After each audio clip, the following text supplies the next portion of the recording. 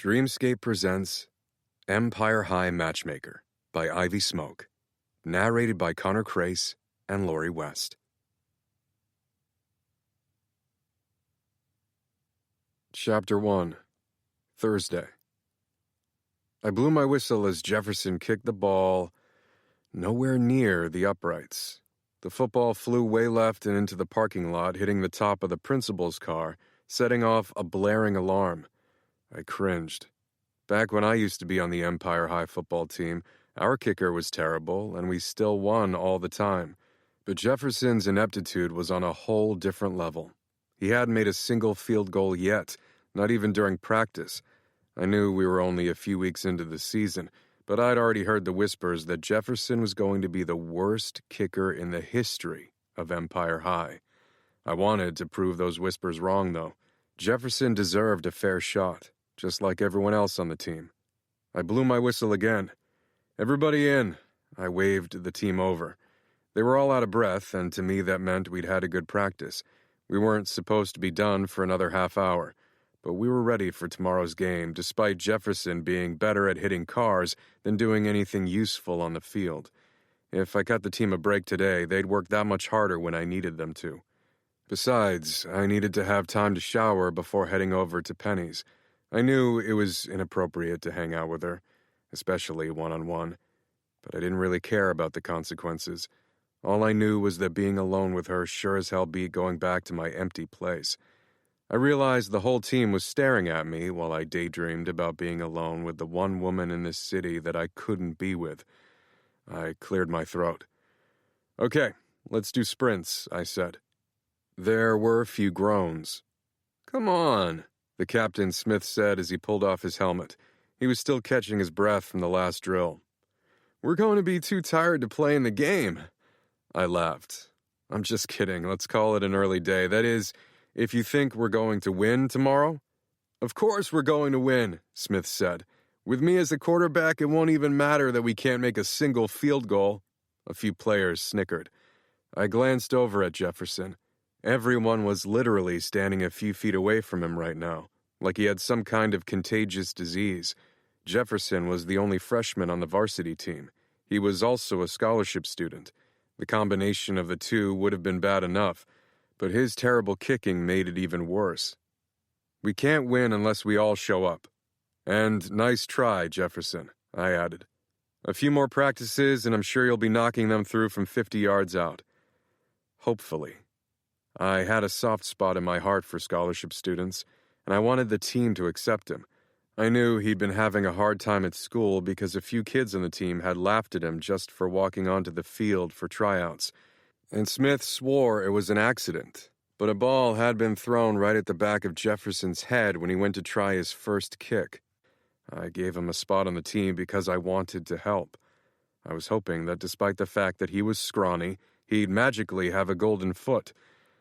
I was wrong, and I was pretty sure being on the team was just making his social life worse. Jefferson pushed his glasses up. The kid was beaming.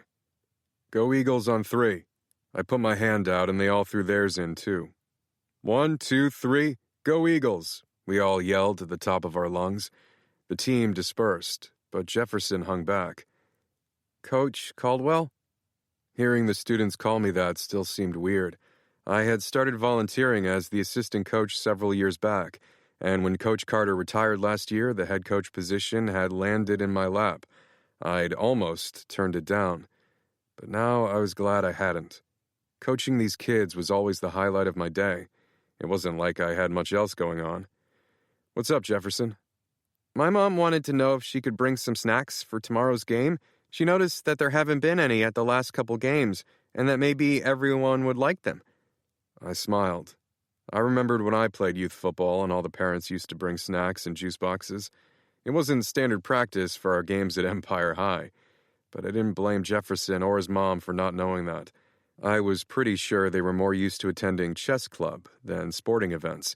And honestly, what could some snacks hurt? Surely the other players would like that. Maybe it would help. Although the combination of being a scholarship student at this prestigious school and being the only freshman on the team was an uphill battle. In a few weeks, the students would have to accept him, though. All it was going to take was him kicking a last-second field goal to make everyone rally around him. I just needed to figure out a way to make him stop hitting cars. Sure, that sounds great. What's your favorite snack? He asked. Oh, I think my mom kind of wanted to thank you for letting me join the team. It was her idea for me to try out, but I never thought I'd make it. His glasses slid down his nose when he spoke, and he quickly shoved them back up. I see a lot of potential in you. That's why you're on the team. I slapped him on the back. He smiled, even though he lost his footing a bit. I'm sure the whole team will love whatever you bring, and I'll eat anything. With how much I worked out, any extra calories wouldn't be an issue. Another result of having too much time on my hands. Work, coach, exercise, rinse, and repeat. Okay, thanks, Coach Caldwell. See you tomorrow. He hurried off, nearly tripping over his own feet as he went. I shook my head and grabbed the footballs that were left on the field. I shoved them into the equipment bag as I wondered about what else I could do to help Jefferson fit in. More encouragement might just make the other players resent him. Some kind of party, maybe? I shook my head. That was probably overstepping a bit. Hopefully Jefferson's mom would bring something to the game that would make everyone suddenly love him. My mom won people over with her cooking all the time. My stomach growled just thinking about a home-cooked meal. Takeout every night was getting a little old. My phone buzzed in my pocket as I finished zipping the equipment bag. It was a text from Penny. Are you still coming over? I smiled to myself and texted her back. Is this you begging? My phone buzzed almost immediately. Ha ha, very funny, Matt. I'm checking in because you keep canceling on me at the last minute. I don't want to sit here like an idiot all alone on the couch again. I don't like being stood up. I pictured Penny sitting on the couch, looking not at all like an idiot. She couldn't look bad if she tried. She was beautiful, intoxicating. She was a breath of fresh air in this city, and just texting her stirred something inside of me. Her unruly red hair was just begging to be wrapped around my fist, her plump lips begging to be kissed. The last few times we'd hung out, she'd worn these little shorts that showed off just a glimpse of the bottom of her perfect ass. I didn't want her to be alone on that couch. I wanted to be on top of her on that couch. And I was pretty sure I was going to hell, because Penny wasn't mine to be thinking of. She was James' wife. I shouldn't have been thinking about fucking anyone's wife, let alone one of my best friends. Something was seriously wrong with me. I ran my fingers through my hair and sighed. Maybe we should do it a different night, I texted back. Please, Matt, James is working late tonight, so we won't be home for a few hours. It gives us plenty of time. I was pretty sure she didn't even realize how suggestive that sounded. Or had she made it sound suggestive on purpose? For just a second, I let myself think that she desperately wanted me, too. Stop. Penny was fun, and kind, and sweet. And yes, beautiful, but I knew I wasn't actually in love with her or anything crazy like that. My friends teased me about it, but they were all joking because they knew the truth. My heart was too cold for love. I looked up at the stands. Sometimes during the games, I'd look up there, and if I squinted and let the cheering faces blur together, it was like I could make out Brooklyn in the crowd. My high school girlfriend, my fiancée, my everything. Something about being in this stadium brought her back, like I could just reach out and touch her. The familiar sounds of helmets clashing and the smell of freshly cut grass made it seem like Brooklyn was here with me, smiling and cheering, alive, happy, mine, frozen in time, always frozen in time at 16. I closed my eyes. I lost the love of my life when I was a student at Empire High, and I was just pissed that James had gotten the life I always wanted. It almost felt like he had taken it from me. I thought that feeling would fade over the years, but it hadn't. James had everything. I opened my eyes and stared at the empty stands, and I had nothing. My phone buzzed again, and I looked at Penny's new text. Is it because you're worried I'll tell someone? I promised you I wouldn't. It can be our little secret. I promise, Matt. Yeah, She had no idea how suggestive she sounded. Our little secret. It felt like there was a knife twisting in my chest. It reminded me of the times that I had treated Brooklyn like a dirty little secret right here at this school. She'd been a scholarship student, just like Jefferson. She hadn't belonged in my world. I'd forced her into it. And now? Now she was gone. The cool autumn breeze blew and I felt a chill run down my spine. I loved the fall just as much as I hated it. Brooklyn and I had shared one season together. I'd met her in the fall and she'd passed away before the seasons changed. All I knew was her in the autumn. So I loved the fall because it reminded me of her. But I also hated it because it reminded me of losing her. So I kept myself preoccupied with coaching. Or maybe a part of me was just stuck here at Empire High, frozen in time. Everyone else had moved on with their lives, but I couldn't.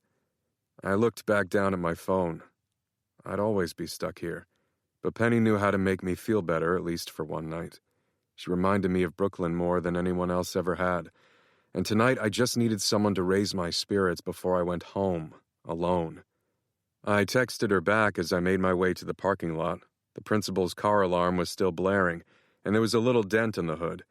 I hurried past it, hoping no one would make the connection that it was Jefferson who had caused the damage. I didn't need anyone else telling me to cut him from the team.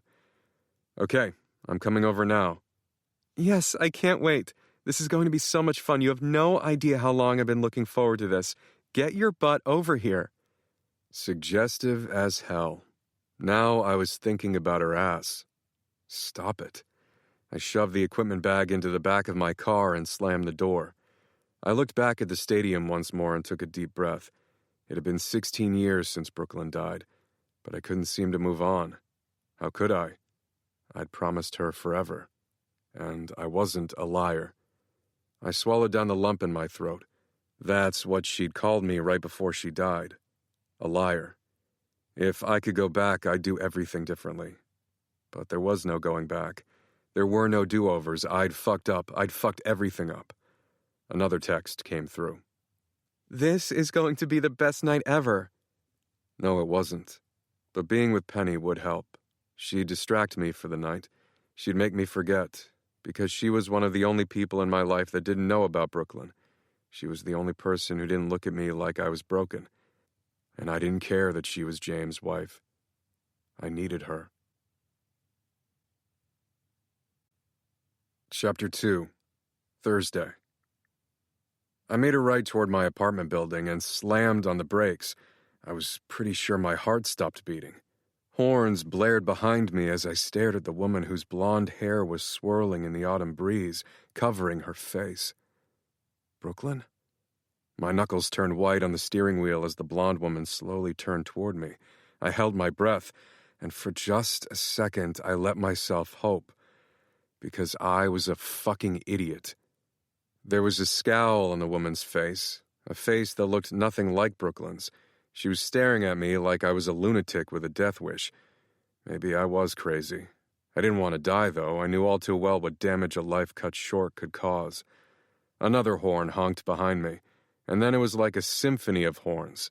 Fuck. A taxi swerved around me, and the driver lifted his middle finger in the air as he blew past me. Asshole. The horns started up again, and I pressed down on the gas. My heart felt weird in my chest, like it was beating out of sync. I made a quick U-turn. I didn't care about changing out of my sweaty clothes anymore. I just needed a drink. It wasn't like I needed to make a good impression on Penny anyway. Her husband was practically a brother to me, which made her practically a sister. My stomach rolled over. I sped into her apartment building's underground parking garage and pulled into one of the empty spots next to James' extensive car collection. I sat there for a few minutes trying to catch my breath. It had been a while since I'd thought I'd seen Brooklyn walking around the city like a ghost. But every now and then, some random woman with blonde hair made me freeze. It was never her. And every time it happened, it messed up my breathing and made it feel like someone had turned me inside out. Breathe in, breathe out. Brooklyn used to get panic attacks all the time. She'd left them with me. Just like she left me with a hole in my heart and an overactive imagination. I ran a hand down my face and then climbed out of my car. A drink would help. I let myself into the apartment building and nodded at the man standing at the front desk. "Good evening, Mr. Caldwell," he said. "Mrs. Hunter's expecting you." Mrs. Hunter. I wasn't sure why it bothered me so much when people called Penny that. I tried to give the attendant a smile even though I was still having trouble catching my breath. I hit the elevator button and stepped inside. Breathe in, breathe out. As soon as the doors closed, I let the back of my head rest against the elevator wall. The doors dinged open far too soon. I walked out onto Penny's floor and looked up at the cameras that were pointed toward the elevator. James' security team would be watching me. It was possible that even James was watching. It didn't matter if Penny promised our meeting would be a secret. It would never be secret here. I should have turned around right then, but I knew on the other side of that door was a Scotch and someone who wouldn't make me feel like I was crazy. I knocked. Penny opened the door with a huge smile on her face. "You came!" It was like her cheery words caught in her throat and died at the sight of me. "Matt, are you all right?" "Fine." I stepped past her. "I just need a drink." "Okay," she said, following me into her huge kitchen. I could feel her eyes on me as I took out a glass and poured myself some scotch. I knew I was being rude, but I took a huge sip anyway before turning back to her. "Sorry, do you want some?" I set the glass down on the counter with a clink when I realized my hand was shaking. She laughed.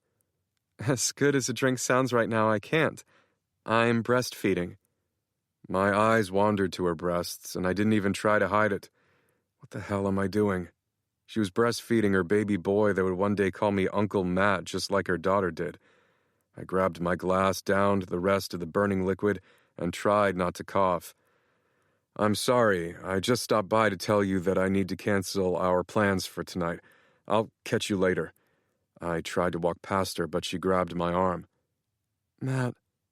Her voice was laced with concern, but I barely heard it because it was like the fire in my throat had somehow transferred to where she was touching my skin. I pulled back. "Penny, I've had a really shitty day, and I don't want to pretend that everything is fine. You know I don't want to do this." "I'm not asking you to pretend anything. And I thought you did want this." She pulled her arms across her chest, like she was hugging herself, like she was trying to protect herself from my wrath. "I'm sorry, Matt. I didn't mean to pressure you." She shook her head. "I didn't realize I was doing that. I thought... I just..." Her voice trailed off. "I'm sorry." Fuck. I hadn't meant to upset her. She was blinking fast, like she was about to cry. I noticed her doing that more and more recently, like there was something in her life that was making her unhappy. She was hiding something, and her secrets drew me closer. It was one of the reasons why I'd agreed to meet with her like this. I wanted her to let me in, even though I wasn't the person she should be opening up to. She blinked faster, and all I wanted to do was pull her into my arms and kiss away the tears before they had a chance to fall. I took another step back from her. She hugged herself even tighter and forced a smile onto her face. "I'm sorry you had a bad day. It's okay if you want to go. I have a little work I need to finish up anyway." I just stared at her, because I didn't really want to leave. "But I'm here if you want to talk about it," she added. I pressed my lips together. It was a bad idea. My breathing had finally evened out, but I still felt shaky. The last thing I needed was for Penny to see me like this, but I found myself nodding. "Okay." "Okay, you'll stay?" "Yeah. I'm going to need another drink, though." "Do you want something to eat, too? Ellen made a delicious chicken casserole for dinner last night, and we have some leftovers." Her housekeeper, Ellen, was a great cook, and the thought of a home-cooked meal made my stomach growl. I nodded. "Great. Go sit down, and I'll warm some up for you and grab you another drink." She turned her back to me. I retreated to the living room, not just because I needed a minute to calm down, but it seemed like she needed a minute to compose herself too. I sat down on the couch. I was still in my sweatpants and t-shirt from practice. I'm pretty sure I smelled from running sprints with the team, and I probably looked like death after thinking I saw the dead walking along the busy streets of Manhattan. I leaned forward, placing my elbows on top of my knees as I stared at pictures of Penny's happy family on the wall. There were several framed pictures from James and Penny's wedding day. I was standing right next to James with a huge smile on my face. A fake one, but I wasn't sure anyone could tell. It should have been me. I looked down at my hands. I wasn't a homewrecker. I wasn't actually here to sleep with Penny, despite my wandering thoughts. The only reason she'd invited me over was because she'd offered to help me with online dating. I didn't want to date. I didn't date. Ever. But I couldn't pass up spending more time with Penny. We rarely ever hung out one-on-one, and here she was, offering. She'd even said she wouldn't tell anyone about it. Our little secret project. One I figured I could drag out for as long as I wanted, because we didn't have the same end goal. Penny pictured me having a life like her and James, happily married with 2 kids. But I didn't want that. I would never get married, and I'd never have kids. I'd given up on that dream when I buried the love of my life. "Here you go," Penny said, setting down my glass and a plate piled high with steaming deliciousness. "Thanks, Penny." I grabbed the plate of food instead of downing another glass of scotch. I practically sighed around my first bite. Definitely better than takeout. "I thought you were coming from work," Penny asked. I did. She stared at my sweatpants but didn't say anything else about it. "So, bad day at the office?" I shrugged. "Something like that." She sat down next to me and pulled her legs up beneath her on the couch. "I was really excited about tonight. Honestly, I've been looking forward to it for months, and when you finally didn't ditch me, I figured it meant you were excited too. But we don't have to set up a dating profile for you tonight. We can just talk." I really would prefer just talking to her. "How are you doing?" I asked. She'd been through a lot. We'd almost lost her. We'd almost lost her baby boy, Liam, and I could see it in her eyes. She was still holding on to something there. And I think maybe when we almost lost her, it reminded me of losing Brooklyn. Maybe that's why I kept feeling like I saw Brooklyn on the streets, like my past was somehow swirling with my present. "I'm good." She laughed and pretended like she meant it. "I kind of thought we'd talk about why you're upset today." She leaned back on the couch, resting her head in her hand. "Or why you keep postponing trying to find your soulmate." Soulmate. The word sounded bitter instead of hopeful. I took another bite of casserole to stall, because talking led to the truth. I wasn't going to talk to her about Brooklyn. One of the reasons I liked hanging out with Penny was because she didn't know about my past. "No, let's go ahead and set up this dating profile you're so obsessed with. Besides, actually going through with this was the best pretense I had to keep coming back here and hanging out with her." "Really?" A huge, crazy smile spread across her face. Fine, she didn't really look crazy. She was always beautiful, and I could easily imagine pushing her back on the couch, my fingers tangled in her hair, that blush on her cheeks just for me. I'd kiss that smirk right off her perfect face, and I wouldn't need to go on some stupid dating app and play pretend. I knew for a fact that I'd never find someone, but it wouldn't be half bad having Penny to keep my bed warm. I hated that I wanted that, but I couldn't deny it was true. She reminded me so much of Brooklyn. She was sweet and kind and hopeful despite everything she'd been through. Her laugh filled a room in the same way Brooklyn's had. Her voice even sounded similar. I wasn't sure if it was a slight Delawarean accent or what, but when she spoke, I always found myself drawing closer to her. Like she could help me remember everything I'd lost, even if just for one night. Yeah, I knew I shouldn't have been thinking about James' wife in that way, but I didn't feel like chastising myself right now, and I couldn't sit there and deny that she was hot. Gorgeous, with a whole lot of crazy currently directed at me. "Stop it," I said. "Stop what?" she asked, but her smile didn't disappear. If anything, it grew. "Stop staring at me like you're about to do something weird." Penny laughed. "I'm not doing anything weird. You came to me for help." She rubbed her hands together in evil joy. "So what dating app were you thinking? I'm a little out of my depth here. James and I met before this whole online dating thing had gotten popular. I never got to experience any of that." I thought you said you knew what you were doing. I do. She laughed. Forget everything I just said. I'm a very skilled matchmaker. You came to exactly the right place, and I know which app I want to use. I saw a commercial the other day about compatibility and percentages. Apparently, True Love... True love, give me a break. Yeah, I'm out, I joked and pretended to start to stand up, but I wasn't going anywhere. Joking around with her was one of my favorite things. Matt... She caught my arm, and I tried to ignore the spark that her touch ignited on my skin. Again. It kept happening, and I wanted to pretend it was nothing. But it didn't feel like nothing to me. It had been a long time since I'd felt something like that. A really long time. It was one of the reasons I'd come over here like an idiot, pretending to ask for her help. But she felt it too, right? My eyes locked with hers. We both stood frozen for just a few seconds. I wanted to kiss her. I ran through the consequences in my head. James would hate me.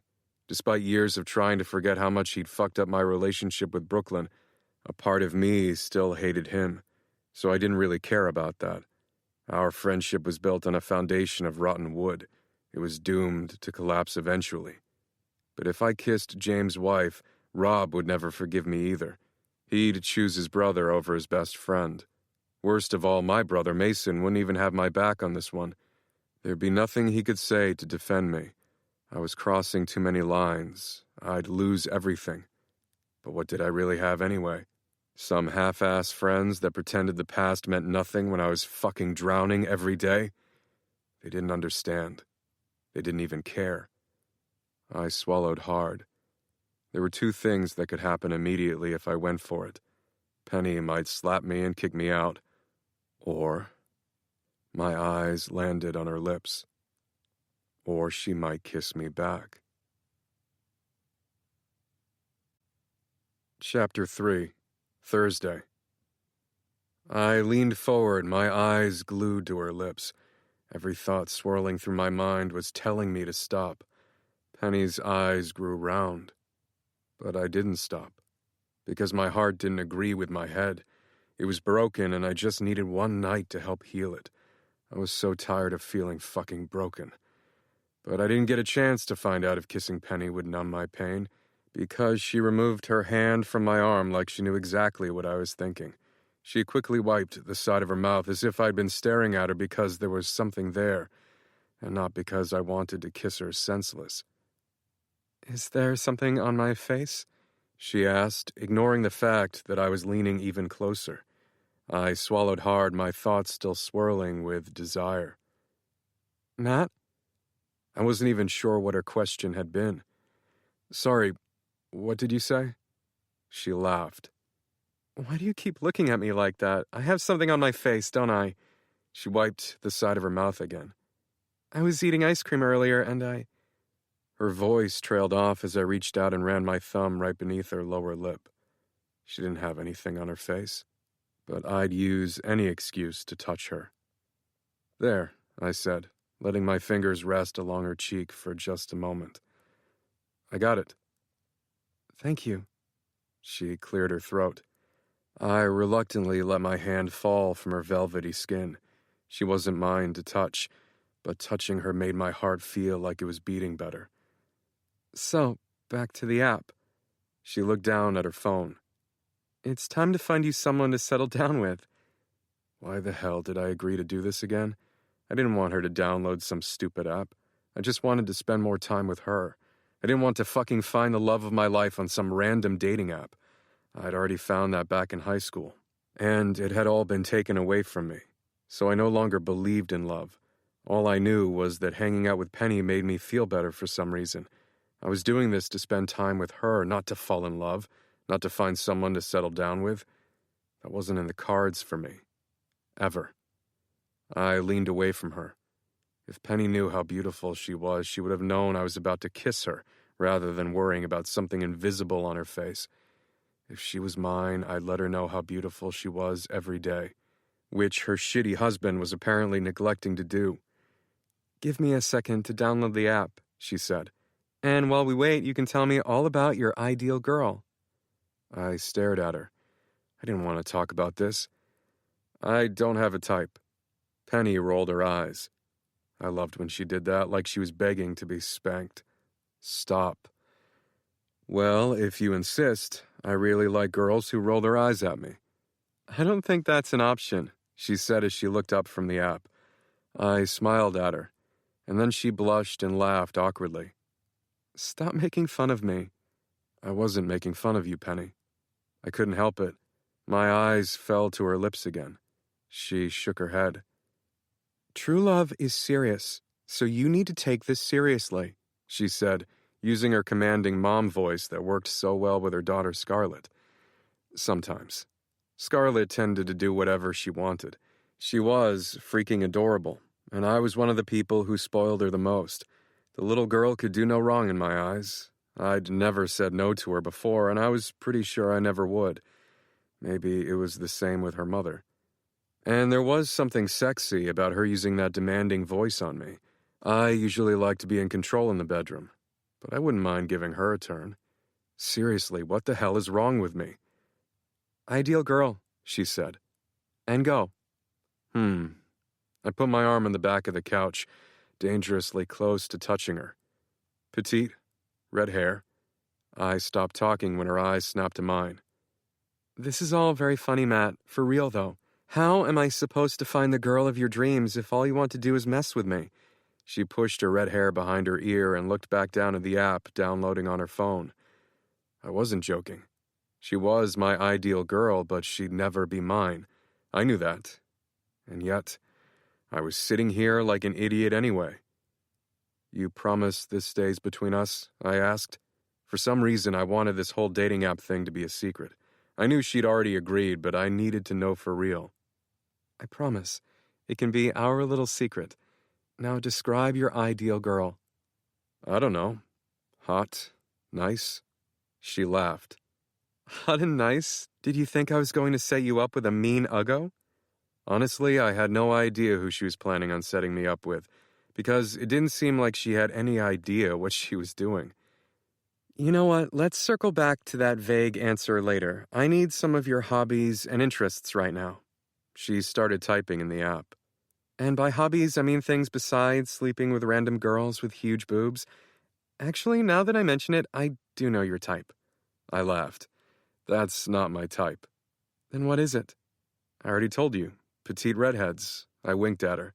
She grabbed a pillow and threw it at me. You're incorrigible. I easily caught the pillow before it smacked me in the face. I liked when she was feisty. Hobbies, huh? Well, my voice trailed off as I thought about it. I like to work. She shook her head and typed something into her phone. I need more than just what you do for work. Tell me something you do for fun, other than being the best babysitter in town. I smiled. I was a pretty badass babysitter for her kids. Rob's, too. But I didn't really know what else she wanted me to say. I like to work out. Work and work out. Do you have any hobbies that don't involve the word work? I'm the head coach for the Empire High football team. It's a volunteer thing, so you can't say that's work. She lifted her head and stared at me. How did I not know that? You never asked. You sit in our living room every Sunday watching the Giants. You never thought to mention you were a volunteer football coach at your old high school? I shrugged. Interesting. She typed something into her phone. That's actually really good. I can work with that. Smile for me. What? She snapped a picture of me with her phone with my mouth open in mid-question. She looked at the picture and smiled. Perfect, she said. Are you using that as my profile picture? Yep, it'll do. Let me see it. I reached out for the phone. She laughed and pulled it away. No, it's fine, I swear. I tried to reach around her, sandwiching her between me and the couch. You're sabotaging me. I'm not sabotaging you, she said with a laugh, trying to squirm away from me. She pushed on my chest to try to shove me away, and for just a second, I let myself relish the fact that I was on top of her, on the couch, just like I'd pictured countless times in my head. I could smell the scent of her floral shampoo.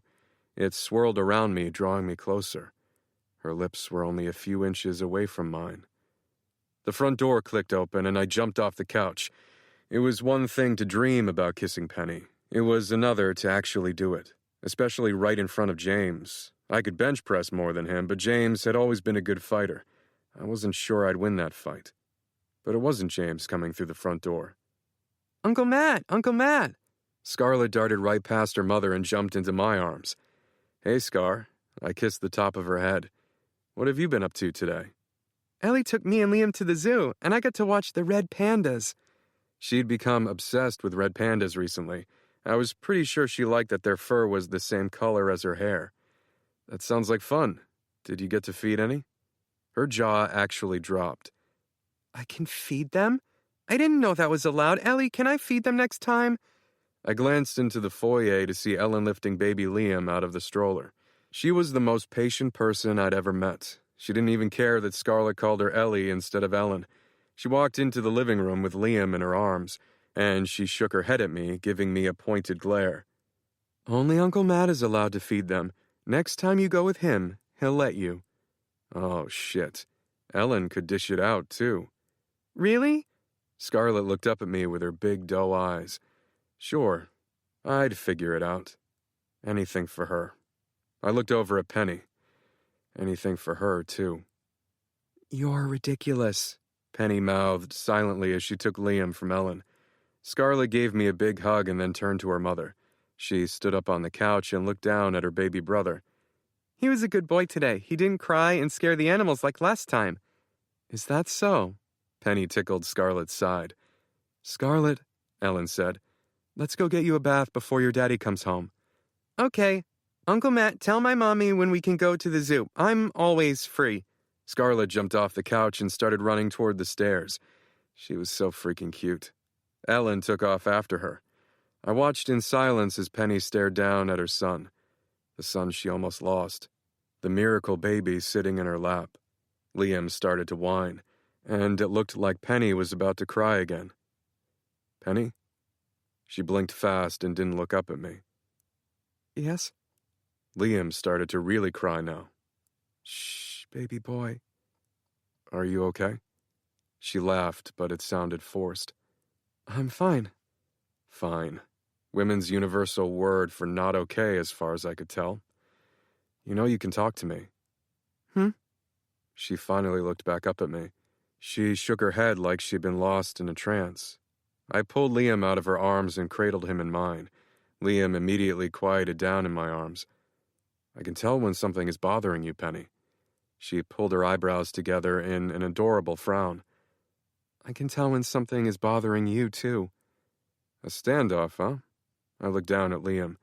He looked just like James, a head of dark hair and a rather serious face, but he had blue eyes like his mother. I used to want kids, and this was the closest I would ever get. This should have been my life.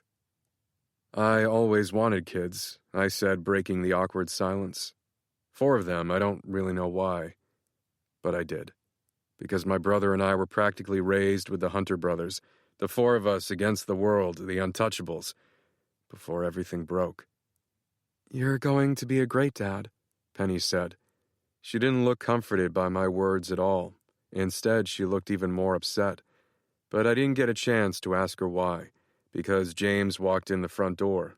Penny plastered a fake smile on her face. I could tell.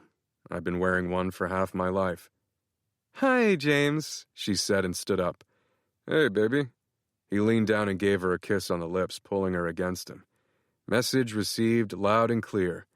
I turned away. Hey, Matt, James said. I thought our dinner was Saturday night. It is. I stood up. I just stopped by to say hi. James gave me a weird look and pulled Penny closer. I clenched my jaw as much as I was tempted to. I wasn't going to ruin his life. Not like he'd ruined mine. Since you're already here, you're more than welcome to stay for dinner, James said. I'm sure Ellen made enough. I already ate. I gestured toward the plate of leftovers. And I actually have plans tonight. I didn't. But I didn't want to sit here as the odd third wheel, or like I was one of their kids. Penny looked up at James. Did you know that Matt volunteers as the head coach for the football team at your old school? Yeah. What? How did everyone know this but me? She turned back to me. When's your next game? Maybe we can come. I've never even seen your high school. It'll be so much fun. Tomorrow night, I said. James ran his fingers through his hair, a nervous tick. I have a lot of papers to grade tomorrow. That's okay, Penny said. I've been meaning to get together with the girls anyway. I'll ask them to go with me. I bet Bea and Daphne would love to see Empire High. She was right. I was sure Mason and Rob's wives would love to see where we used to go to high school. And honestly, that sounded better than having the guys there. None of my friends had stepped foot back in that school after graduation besides me. I think they were terrified of the ghosts of their past. And they'd all moved on. I was the only one who kept going back. I was the one who was stuck there. This is going to be so much fun, Penny said. She was smiling for real again, and I was happy it was because of me. Great. I'll see you tomorrow, Penny. I winked at her. James frowned at me, but Penny's smile grew, and that was all I cared about. She waved goodbye, and I left before James could pull me to the side and tell me to fuck off. It wasn't like Penny and I were going on a date. I'd be on the field the whole time, and she'd be with our friends. There'd be zero funny business going on. No, I didn't kiss Penny, but I still felt a million times better than I had after practice. Penny was the breath of fresh air I needed. When I was in the hall, my phone buzzed in my pocket. I pulled it out and saw the name flash across my screen. Mr. Pruitt. My blood ran cold. Why the hell wouldn't he leave me alone? I clicked out of the text without reading it. I knew exactly what it would say. He sent me the same text every few months for years, telling me we needed to talk, that it was important. But nothing that came out of that man's mouth was important to me. My heart started beating the same way it had when I thought I'd seen Brooklyn walking around the streets of the city. None of my ghosts were leaving me alone tonight. I needed another drink, and to talk to someone who actually understood, someone who hadn't frozen me out. I fired off a text and headed to the closest bar. Chapter 4, Thursday. Hey, man, Tanner said and slid into the stool next to mine. What's up? I could always count on Tanner. No matter what he had going on, if I said I needed to talk, he'd show up within 10 minutes. Honestly, I didn't know how he managed it with the ridiculous traffic in this city. It was like he could teleport or something. I didn't respond. I just downed my glass and slammed it on the bar top. Tanner grimaced. That bad, huh? I nodded. My parents had forced me to go to therapy after Brooklyn died, and I did that whole thing for years, but it didn't help. I just needed someone I trusted to talk to. Back and forth. Not someone staring at me taking notes. My best friends growing up didn't want to talk about Brooklyn, or anything high school. I got it. I was pretty sure they felt as guilty as me, but they'd all moved on, and I couldn't. Tanner was my only friend who seemed to care to listen, and he'd become my therapist of sorts. He never seemed to mind me talking about the past. He liked talking about his, too. I slid my phone over to Tanner. He looked down at the text from Mr. Pruitt. Again? What a dick. It's like every time you start to move on, he pulls you back into this shit. It was kind of Tanner to say because we both knew I was never even close to moving on. Maybe you should just answer him and get it over with, Tanner said as he ordered us another round. I have nothing to say to him. I know, but he clearly has something to say to you. He handed me my phone back. I looked down at the text. I could practically hear Mr. Pruitt's voice. Matthew Caldwell, it's Richard Pruitt. We need to talk, it's urgent. Please stop by tomorrow at 7 p.m. The staff is expecting you. He even put his address. Pretentious prick. Why would he just assume I was free tomorrow at 7? I wasn't, and I knew his freaking address. His apartment was ingrained in my head, no matter how hard I tried to forget. The last place I ever saw Brooklyn. Her crying in the foyer. I'd left her alone with that monster. My stomach turned. Tanner leaned over to see some of the previous messages. Today's message is different than the others. Apparently now it's urgent. Everything with Mr. Pruitt is urgent. Tanner laughed. Why do you still call him Mr. Pruitt? Tanner was weird about titles. It was respectful to call someone Mr. or Mrs. that was older than you, especially someone that I grew up around. I'd never heard Tanner call anyone Mr. or Mrs., even if they were 50 years older than him. I just always have, I said. I hadn't spoken to Mr. Pruitt since the funeral. He let me take a few of Brooklyn's things. And that was it. He was going to be my father-in-law, and now I wanted nothing to do with him. Because, as much as I blamed myself for what happened to Brooklyn, he was the real reason she was dead. And even though Brooklyn was his daughter, I was the only one that seemed to care that she was gone. Mr. Pruitt could go to hell. Want me to set his car on fire or something? Tanner asked, without a hint of humor in his voice. I laughed, even though he definitely seemed serious. Car fire sounded a lot more like something Mr. Pruitt would do, and I didn't want to stoop to his level. Maybe some other time. Tanner shrugged. Just let me know. In the meantime, maybe you should change your number again. I'd changed my number 5 times. Messages still came. Mr. Pruitt was officially stalking me. I'll just ignore it. You can't ignore it if you get this shaken every time he texts you, said Tanner. Living life in fear is no way to live. I'm not living my life in fear, and I'm not shaken. Whatever you want to call it, these messages clearly get under your skin. And if I've learned anything in my time on this earth, harboring resentment is no way to live. His grand proclamation was a little shaky since he was a few years younger than me. It's not just his text that's bothering me. I stared down at the glass the bartender had just placed in front of me. I thought I saw her again. I didn't tell him that I almost got in an accident because of it. Tanner winced. I'm sorry, man. Did that thing happen again? Where it was hard to breathe? I nodded and lifted the glass. I hate the autumn. All the memories came flooding back every fall. It was like she was still here. It'll get better. The memories, they won't feel so painful soon. One day you'll be able to appreciate the way the fall reminds you of her. That was another reason why it was so easy to talk about Brooklyn with Tanner. A girl that he was dating died when he was pretty young, too. He didn't grow up around here. All I knew was that it had something to do with an arranged marriage. His parents were old-fashioned or from a different country or something. He never gave me all the details. But I saw the ghosts in his eyes, too. It was fine that he didn't want to talk about it. Sometimes I didn't want to talk about Brooklyn either. You're sure you shouldn't see a doctor about that? He asked. The trouble breathing thing. It was nice to have one person in my life other than my mother that was concerned about me, but I had a handle on this. I'm not going to see a doctor about having panic attacks caused by visions of my dead girlfriend. They'd lock me up. Besides, I knew how to make them pass.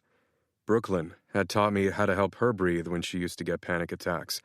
Now I could help myself. I didn't need anyone's help. They won't lock you up. Tanner took a sip of his drink and stared straight ahead, lost in thought. So, did you hang out with Penny tonight before texting me? How did you know that? You always run to Penny when you're sad, and to me after because you feel guilty about hanging out with her. Fair enough. I sighed. Yeah, I did. Tanner's eyes lit up. Don't tell me. You finally got the balls to kiss her. Unlike the rest of my friends, Tanner had no loyalty to James, and he had this weird thing about true love, like what was meant to be was meant to be. Destiny, fate, all that. I laughed. No, I pressed my lips together. Almost, I don't know, she seemed so sad tonight. What the fuck is wrong with me? Tanner clapped his hand on my back. Nothing is wrong with you. It's normal to not want to be alone when you're having a shitty day. And Penny's probably sad because she's in love with you and trapped in a terrible marriage. If you sleep together, you'll know for sure. I wasn't sure if that was true. I knew I loved Brooklyn long before we'd slept together. But Tanner had this philosophy that you had to sleep with someone in order to know if it was true love. I believed the opposite. To me, sex had nothing to do with love. No strings attached. Just the way I wanted it. Speaking of which, I scanned the bar and locked eyes with a tan brunette, laughing with her friends. I could use a distraction tonight. She caught me looking and flashed me a mischievous smile. So, if you didn't kiss Penny, what did the two of you do? Tanner asked. She's setting up a dating profile for me on some stupid app. What? Tanner leaned forward so that I'd stare at him instead of the brunette with sex eyes. You're going to start dating? Why didn't you tell me? You don't need a ridiculous dating app. Those things are useless. Their algorithms know nothing about true love. Delete it. I know plenty of single women to set you up with. Tanner pulled out a binder from somewhere. I blinked. I was pretty sure that binder hadn't been there a second ago. Where the hell did that come from? I asked. Did you walk in here with that thing? Of course I did. Tanner flipped open to a random page. But you... I shook my head. He continued scanning the pages, ignoring me. I'd had too much to drink, but I was sober enough to know that I didn't want to go through this binder, because each page he flipped past contained a headshot of a woman accompanied by a detailed profile. Ah, right here. Tanner pointed to some rando on the page. I'm really not interested in your weird binder full of women. I pulled it away from him and closed it. I didn't want Tanner's rejects. Hell, I didn't even want to date anyone, so this conversation was pointless. I'm not actually looking for anything. You know that. It's just a ruse to hang out with her. Oh, well, that's brilliant. You get one-on-one time with Penny to get her to fall in love with you. Nice plan. I shrugged. I was pretty sure it was more idiotic than brilliant, and it wasn't really about her falling in love with me. I just liked spending time with her, and constantly dreaming about fucking her. Yeah, it was a problem, but for some reason I had no desire to squash it. Well, if you do go on any dates, make sure you introduce me to the girl before you sleep with her. I looked over at him. Why? He shook his head.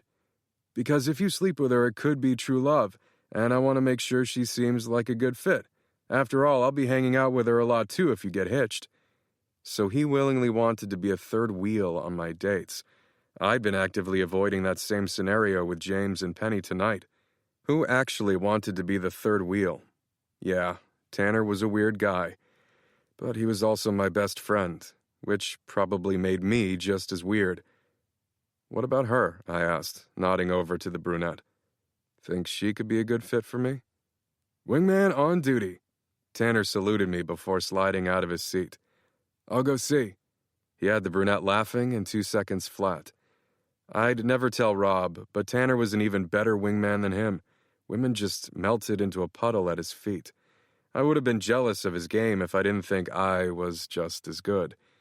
Tanner whispered something in her ear and she laughed again, and then he walked back over to me without the girl on his arm.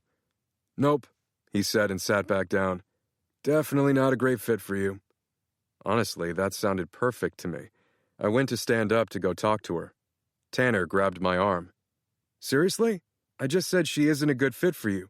I told her you owned a finance firm and she asked what a finance firm person does. He blinked at me. Finance firm person? Who the hell says that? It doesn't matter if she understands what I do. I'm not going to marry her, I'm just going to fuck her. Tanner shook his head. I don't get it. You had young love, you know how wonderful it felt to have that, and now you just never want it again? Don't you miss it? Do you? He exhaled slowly and then took another sip of his drink. Yeah, every fucking day. He didn't offer any more. I sat back down. Then why aren't you trying to find your true love? I sounded ridiculous saying it out loud, but actually, unlike most people, I did believe in it, because I'd had it and lost it, and I'd never have it again. He took another sip of his drink. I just haven't found her yet. Tanner dated a lot of women. Every time we went to any high society function, he had a beautiful woman on his arm. Always a different beautiful woman. Same as me. So I wasn't sure why he was judging me here. Well, same with me, I said. He narrowed his eyes at me. Sometimes I hated that he was part friend, part therapist. Fine, I said. Every woman I go on a date with is someone I 100% don't see myself with. Happy? No, that doesn't make me happy. What would make me happy is if you let me find you someone instead of Penny. Well, not instead of. If you want Penny, I'm all for that. I just mean, if you are actually looking for someone, you should let me handle it instead of her. She has zero experience. She's an amateur. I thought you liked Penny. I do, but she's not a matchmaker. She kind of helped push Mason to be and Rob to Daphne. In a weird, roundabout way, she didn't actually introduce any of them. Great. 2 sort of success stories. And even that's stretching it. I've introduced hundreds of happily married couples. I lowered my voice so no one nearby could hear us. Tanner, you own a sex club, not a matchmaking service. It's not a sex club. How many times do I have to tell you this? It's a club to find true love. If you would just come and see... I laughed. I was just messing with him. It was hilarious that he truly thought he didn't own a sex club. I was in charge of all his finances, and there was no other way to describe those expenses. I have to politely decline the offer, again. Yes, I was pretty sure it was a sex club, but the way Tanner talked about true love did freak me out a little.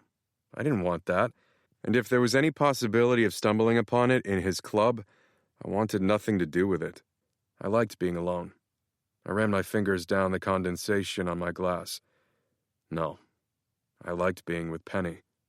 He shook his head. Excited for your game tomorrow? I didn't mind the change of subject. I'd heard enough about true love for one night, and it was actually really nice that he always came to my games. Mason, Rob, and James never stepped foot in our old stadium. Yeah, it's going to be fun. Penny's coming, and Bea and Daphne, I think. Great, I'll sit with them. You can't harass Penny about the dating app thing. It's our little secret. I wasn't even supposed to tell you about it, and I don't want anyone else knowing about it either. I wasn't going to harass her. I might ask her some questions about how she feels about you, though. He downed his drink and stood up. Please don't do that. He laughed and picked up his binder full of women. Just you wait and see. I'm going to matchmake her to you before she can matchmake you to some rando. Tanner, I have to get going. I'm going to be late for a date at my sex club. He put the last two words in air quotes. Let me know if you change your mind about the car fire, he said a little too loudly as he started walking away from me. I'll see you and the lovely Penny tomorrow. He waved his hand through the air and disappeared out the door as quickly as he'd come. I would have gone after him, but he left me with a check. I knew how much money he had because my firm was responsible for investing it. Yes, I was rich, but he was a hell of a lot wealthier than me. Cheap asshole. Chapter 5. Friday. I should have been watching the team warm up, but my eyes kept wandering toward the stands. The last time I'd been this nervous for a game was way back when I was playing, specifically homecoming game sophomore year. I remembered that day perfectly, when I was more focused on winning Brooklyn back than winning the game. I'd won both. Although Coach Carter had almost made me sit out the second half after my stunt in the homecoming parade. It was all worth it, though, to see Brooklyn smile. Just thinking about her made my chest hurt. But for the first time in ages, my eyes weren't scanning the crowd for a ghost. I was searching for Penny. So far, though, Tanner was the only person I recognized in the crowd. He waved at me and walked over, stopping on the track that circled the field. Ready to impress Penny? He asked, but then frowned. Whatever are you wearing, dear boy? I looked down at my gray sweatpants and Empire High t-shirt. My whistle dangled around my neck and I had a clipboard tucked under my arm. I wear this to every game. It was pretty much my coach uniform. Exactly. Every game, but this one is important. He shook his head like I was ridiculous. The coach over there is wearing a fitted suit. He pointed at the douchey coach for Calver Academy. It doesn't matter what I'm wearing. I thought you were trying to woo Penny. Speaking of which, is she here yet? I want to sit with her and her friends. You are definitely not sitting with them. Why? Because you'll talk too much. I'd sworn Penny to secrecy about the whole dating app thing, and I'd gone and blabbed to Tanner about it. I was seriously regretting both things right now, because if she found out that I'd broken our code of secrecy, who knew who she would tell? Actually, I knew exactly who she would tell. She'd tell James and his brother Rob. Tanner laughed. Exactly, I'll find out everything you need to know about her. I know everything about her, except what her lips tasted like and how her body felt beneath mine. There's plenty you don't know about her, Tanner said. Like all of the important things. What important things don't you know about who? Penny asked. Tanner and I both froze. We hadn't seen her walk up. Bea and Daphne weren't with her, but she was balancing Scarlett on her hip. The blonde over there, Tanner said, hitching his thumb over his shoulder. Matt has the hots for her. What the fuck? I was pretty sure he was pointing at a high school student. Penny just laughed. Hi, Tanner. It's good to see you again. Tanner smiled at her in a way that had me frowning. Hi, Mr. Tanner, Scarlett said very politely, but then she turned to me with a huge smile on her face. Uncle Matt! Hey, kiddo. I ruffled her hair. Have you ever been to a football game before? No. She shook her head. But Mommy said I could have a hot dog if I came with her. I laughed. She's correct. I pointed over to the concession stand. There's hot dogs and even soft pretzels. I knew how much she loved soft pretzels. Pretzels? Mommy, I need one of those too. Scarlett turned back to me. Mommy said I could have whatever I wanted so she wouldn't have to sit alone. Penny shook her head, but she looked a little embarrassed. Bea and Daphne were both busy. I tried not to stare at the blush crossing her cheeks. God, she was beautiful. No problem, Tanner said. I'll sit with you ladies. This is going to be so much fun. Fuck me. Oh, that'll be great, Penny said. Let me go get Scarlett the hot dog and soft pretzel I promised her, and then we'll meet you in the stands? Perfect. Good luck, Penny said to me. I hope you guys win. We'll definitely win, I said. Penny whispered something in Scarlett's ear. Oh yeah, go Eagles, Scarlett yelled. Did I do it right? She looked up at Penny. Exactly right. Penny kissed the top of her head, gave me a thumbs up, and headed over toward the concession stand. What the hell was that? I asked Tanner when Penny was out of earshot. What the hell was what? I thought that went really well. You told her I have the hots for some random high school student. Oh, that. Tanner shrugged. I wanted to see if she got jealous. It didn't seem like it to me, but I promise I'll get to the bottom of it over the next couple hours. I don't want you to talk to her at all, especially about any of that. But I'm your wingman. We can't forgo this opportunity. When else will I have a chance to decipher all her secrets? Scarlett looks like she's around the age of a kid that will probably need a nap after all that food, which gives me a couple hours to talk to Penny one-on-one. I've got this. Trust me. I usually trusted him, but I didn't want him to do any of that. Tanner. Go Eagles, he said and started walking away from me. Tanner, I hissed. He ignored me, walked up into the stands, and sat down where there was enough seating for 3.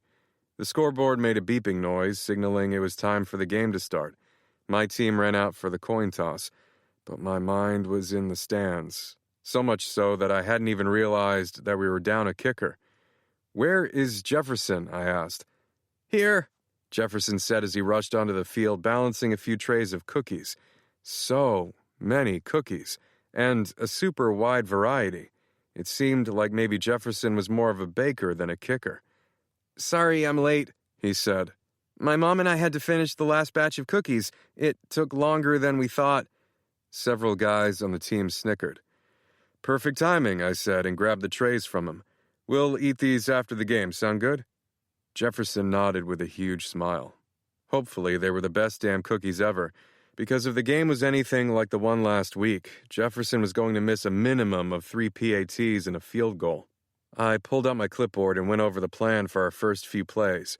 Now let's get out there and bury Culver Academy before halftime. Smith nodded. We got this, Coach Caldwell. I knew that they did. I just really hoped that this time Jefferson would be a part of that victory, and that for once we didn't win in spite of him. Go Eagles on 3. I put my hand out, and they all threw theirs in too. 1, 2, 3, go Eagles! We all yelled at the top of our lungs. It was really distracting having someone I cared about in the stands. Not that I didn't care about Tanner. He came to all my games, which was really nice of him. But I didn't care about him the same way I cared about Penny. Mason and Rob teased me about having a crush on her, so much so that I knew Penny had worried about it before. She'd even confronted me about it. But I'd told her they were idiots, and that the two of us were just friends. It was mostly true. I fantasized about her, but I knew it was just a patch on a wound. I didn't love her. I didn't love anyone. My friends refused to drop it, though.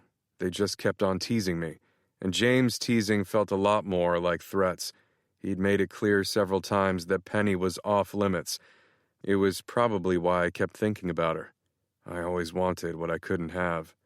Although, in this case, maybe I could have Penny, because I could feel her staring at me, and it made the hairs on the back of my neck rise. I turned around to look at her, but instead of Penny staring at me, there was another woman's gaze pointed at me. She looked vaguely familiar, but I couldn't place her. A smile crossed her face, and she lifted her hand and waved to me. Fuck. I swallowed hard. I remembered. Specifically, I remembered that hand around my cock a few months ago. We'd met at some bar, we'd fucked at a nearby hotel, and I'd left in the middle of the night like I always did.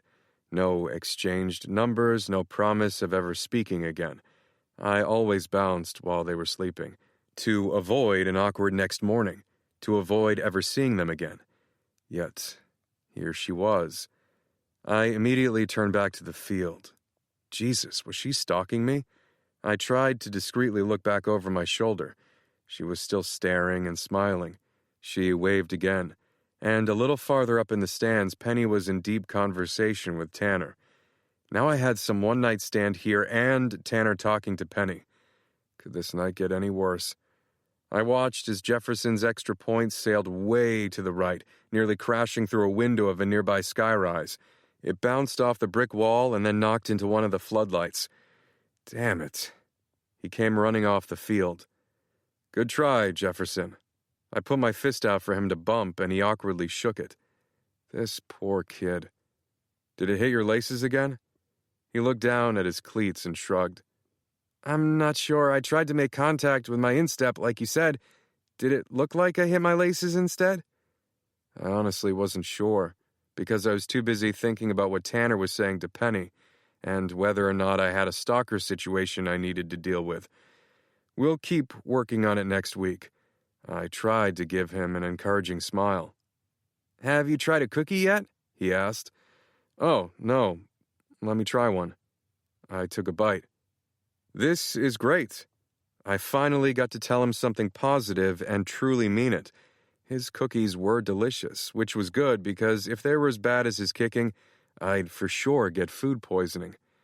The rest of the game was painfully slow. Tanner and Penny had not stopped talking for a second. And to make matters worse, Scarlett was sound asleep on her lap, which meant Tanner was probably grilling Penny about her sex life or inviting her to his sex club or something else wildly inappropriate. Empire High won by 2 touchdowns, but only by 12 points, thanks to missed PATs by Jefferson. As the team came off the field celebrating, I gestured toward the cookies. Great game, guys. To celebrate the win, Jefferson brought us all a treat. Go Eagles! If only he could kick a field goal, someone said under their breath. I didn't see who said it, or I would have called them out. It's a team win. We celebrate as a team. Jefferson sucks, added someone else through a fake cough. The whole team laughed. We're celebrating our team win together right now, I said more firmly. Smith rolled his eyes at me, and not in a cute way like Penny did, but in a disrespectful way. Everyone eat a damn cookie or I'll have you running sprints until Monday morning. I wasn't sure what made me snap. Maybe it was the frustration of not being able to help Jefferson fit in, that it just kept making it worse somehow. Or maybe it was the stress of who was in the stands. I didn't know. But I did know what it was like to be on the team. They'd all be going to a house party tonight. Drinks, drugs. They didn't want cookies. I'd basically set Jefferson up for failure. I grabbed a cookie and bit into it a little more violently than necessary. Now, I added and pointed at one of the trays. The team slowly obliged, but I knew I hadn't helped Jefferson at all. I just made myself look like a dick and showed favoritism toward everyone else's least favorite player. Jefferson pushed his glasses up the bridge of his nose as he watched everyone grab a cookie. These are really great, I said with my mouth full. He smiled, but it didn't look like he believed me. I felt defeated. I was trying my best, but I was just making his life at Empire High worse. There had to be a way to improve his game. I just didn't know what it was. I patted Jefferson on the back. We'll keep practicing next week, okay? I know you've got this. He nodded, and then went to pick up his trays of cookies, one of which had gone entirely untouched. Great game, Penny said as the stands emptied.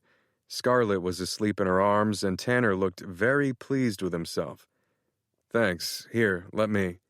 I lifted Scarlett up. She really was getting heavy. I felt someone staring at me. I looked over to see the one-night stand no longer smiling. Actually, she seemed rather horrified. She looked back and forth between me and Penny and then retreated into the crowd. Weird. I looked down at Scarlett. Oh, she thought... I lifted my gaze to meet Penny's. That woman must have thought that this was my family. Scarlett, my daughter, Penny, my wife. And for the first time in ages, I wanted it. I wanted a family, a wife, a fucking life. I immediately pushed the thought away. I'd made a promise to Brooklyn to love her and only her. And despite what she thought before she died, I wasn't a liar. It was like I could feel the guilt twist around my chest. I don't want a family. I don't want a wife. I'm fine. Do you guys want to grab milkshakes or something to celebrate? Penny asked. I know there's a diner down the street. I could really go for a chocolate milkshake right now. It feels very high school. Tanner laughed. Sounds good to me. Although back in my day, milkshakes didn't... He cleared his throat. Sorry, something in my throat. They weren't popular, I mean. And then he nudged me in the ribs, which in Tanner speak meant he had something to tell me, which meant he'd grilled Penny. And he had answers. Yeah, let's get out of here. I needed those answers, and I needed to be as far away from this stadium as possible tonight, because I couldn't stand here thinking about a possible future without feeling like a monster. Chapter 6, Friday. So Tanner has a few ideas about your potential dating prospects, Penny said. I choked on my milkshake. She started talking again, oblivious to the fact that I was going to die a slow, painful milkshake death. And it will be kind of nice to have his help because James doesn't exactly like us hanging out alone. He's got it stuck in his head that you want to sleep with me. She laughed like the thought was ridiculous. It wasn't. It really, really wasn't. Don't worry, I promised him that you don't have feelings for me like that, she said. But he's being really stubborn about this. You know how he gets a little overprotective sometimes. Oh yeah, Tanner said, slapping me on the back to help with my choking. Sorry, I forgot to give you a heads up. During the game, I found out that James knows about Penny helping you find true love. Clearly. How the fuck did James find out? What the hell was going on? It's cool, Tanner said. We have a solution to work around that, a loophole, if you will. I ignored him. Penny, you promised you wouldn't tell anyone, I said. Right, any random person, or like one of our friends, but I tell James everything. You know that. I don't know how to keep a secret from him. Besides, we have cameras all over our apartment. He wanted to know why you were there, and don't look at me like that. Tanner was the one that brought it up at the game, so we're even. I told my husband, and you told your Tanner. My Tanner. I didn't have time to digest how gay that sounded, because James was going to kill me for sneaking around behind his back with his wife. I was having dinner with him and Mason and Rob tomorrow night, which meant I probably wouldn't live to see Sunday. I'm sorry, she added. I really am. James asked, and I couldn't lie. You know I'm a terrible liar. She was, but still. Fuck. Tanner cleared his throat. Anyway, back to what I was saying. Penny's going to let James know that I'm helping you find true love too, so it's no longer an issue of the two of you hanging out. If he said true love one more time, I was going to snap. I'd told him that this stupid dating app thing wasn't about finding true love. It was about getting to hang out with Penny one-on-one, not hanging out with her and Tanner. What was he doing? Penny took a sip of her milkshake. And for a second, as her lips wrapped around the straw, I forgot that I was pissed at her. God, I just wanted to feel those lips around my cock. Stop. It's a good thing you did tell Tanner, Penny said. He told me he has a whole binder full of potential suitors. She frowned. No, that's not the right word. Suitresses, maybe? Tanner nodded. Yes, it's a bit of a dated term, but sutress is the female equivalent to suitor. I'm impressed that you knew that. I haven't heard the term in years, and I do indeed have a binder full of sutresses. I didn't need his binder full of women. We'd literally just talked about this last night. Did he have severe memory loss or something?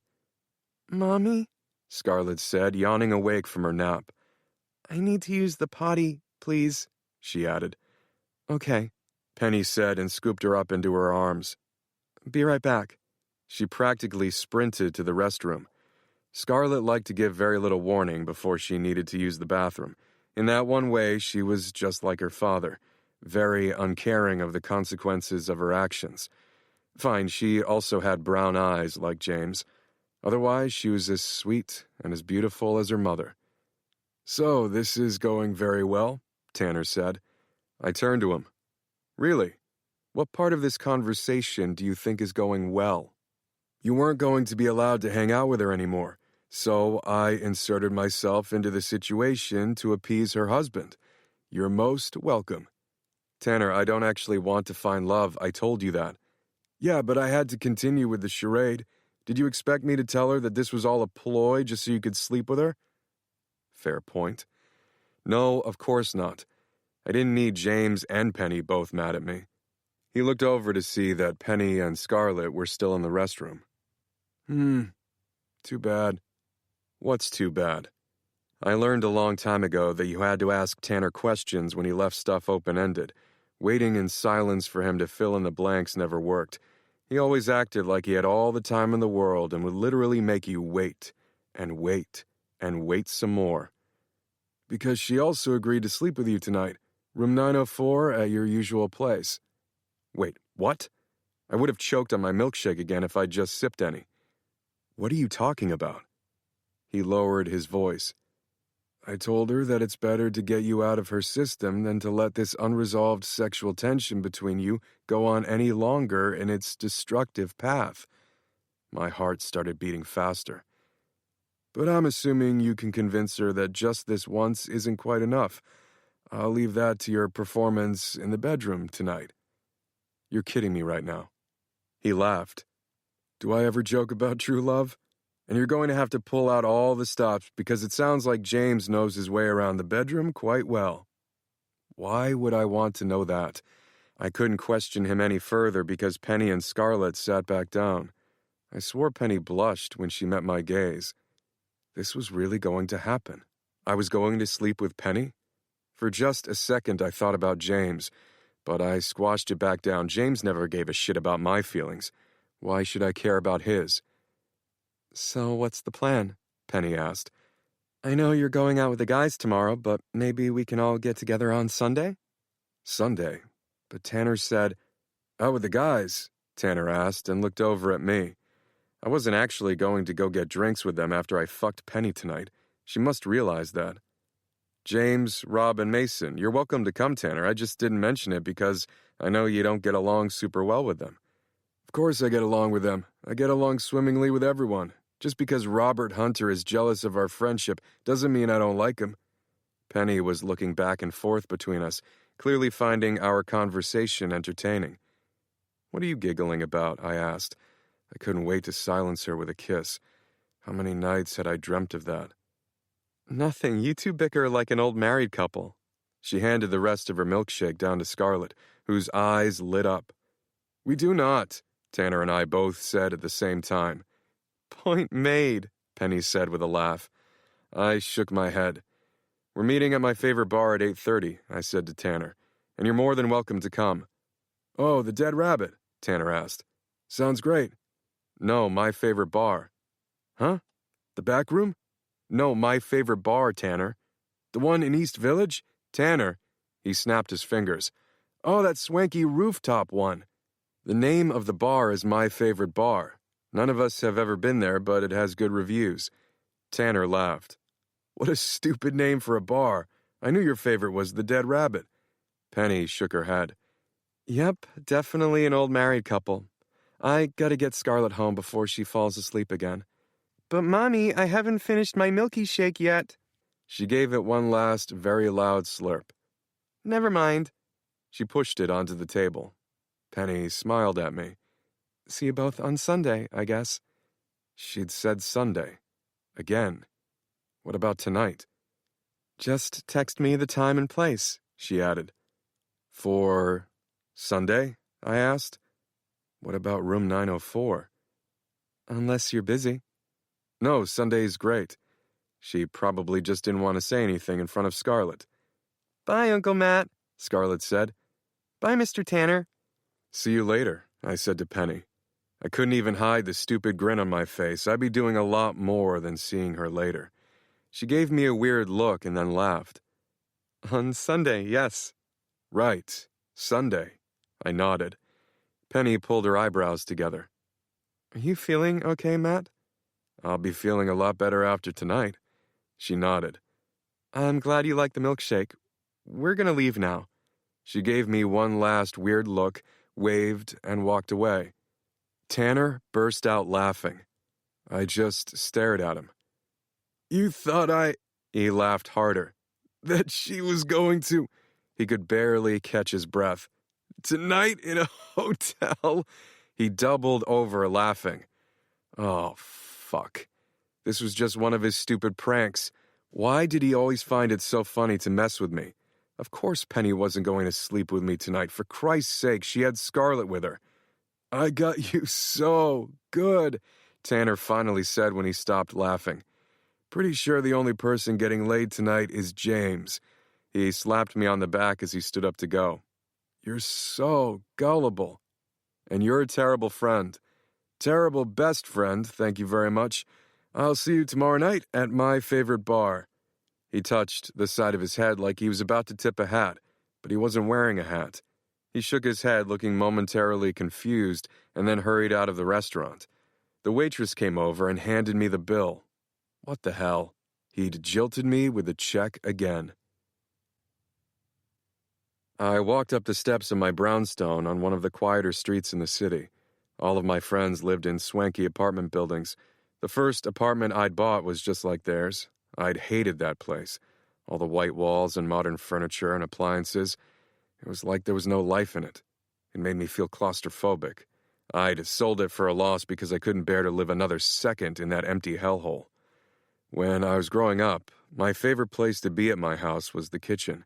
It was warm and light and happy. I think I'd been chasing happiness my whole adult life, even though I knew it wasn't possible. So I bought a place that felt like a home, but it still felt like I was suffocating. I unlocked the door, switched on the lights, and tossed my keys onto the little table in the entranceway. The place was a steal when I bought it, a complete fixer-upper. There'd been a freaking hole in the ceiling of the dining room with no explanation. I'd been sold, and I'd been fixing it up in my spare time for the last several years. It was better when I kept busy. But now I'd almost successfully fixed everything that needed fixing. The kitchen was brand new, the 3 bathrooms too.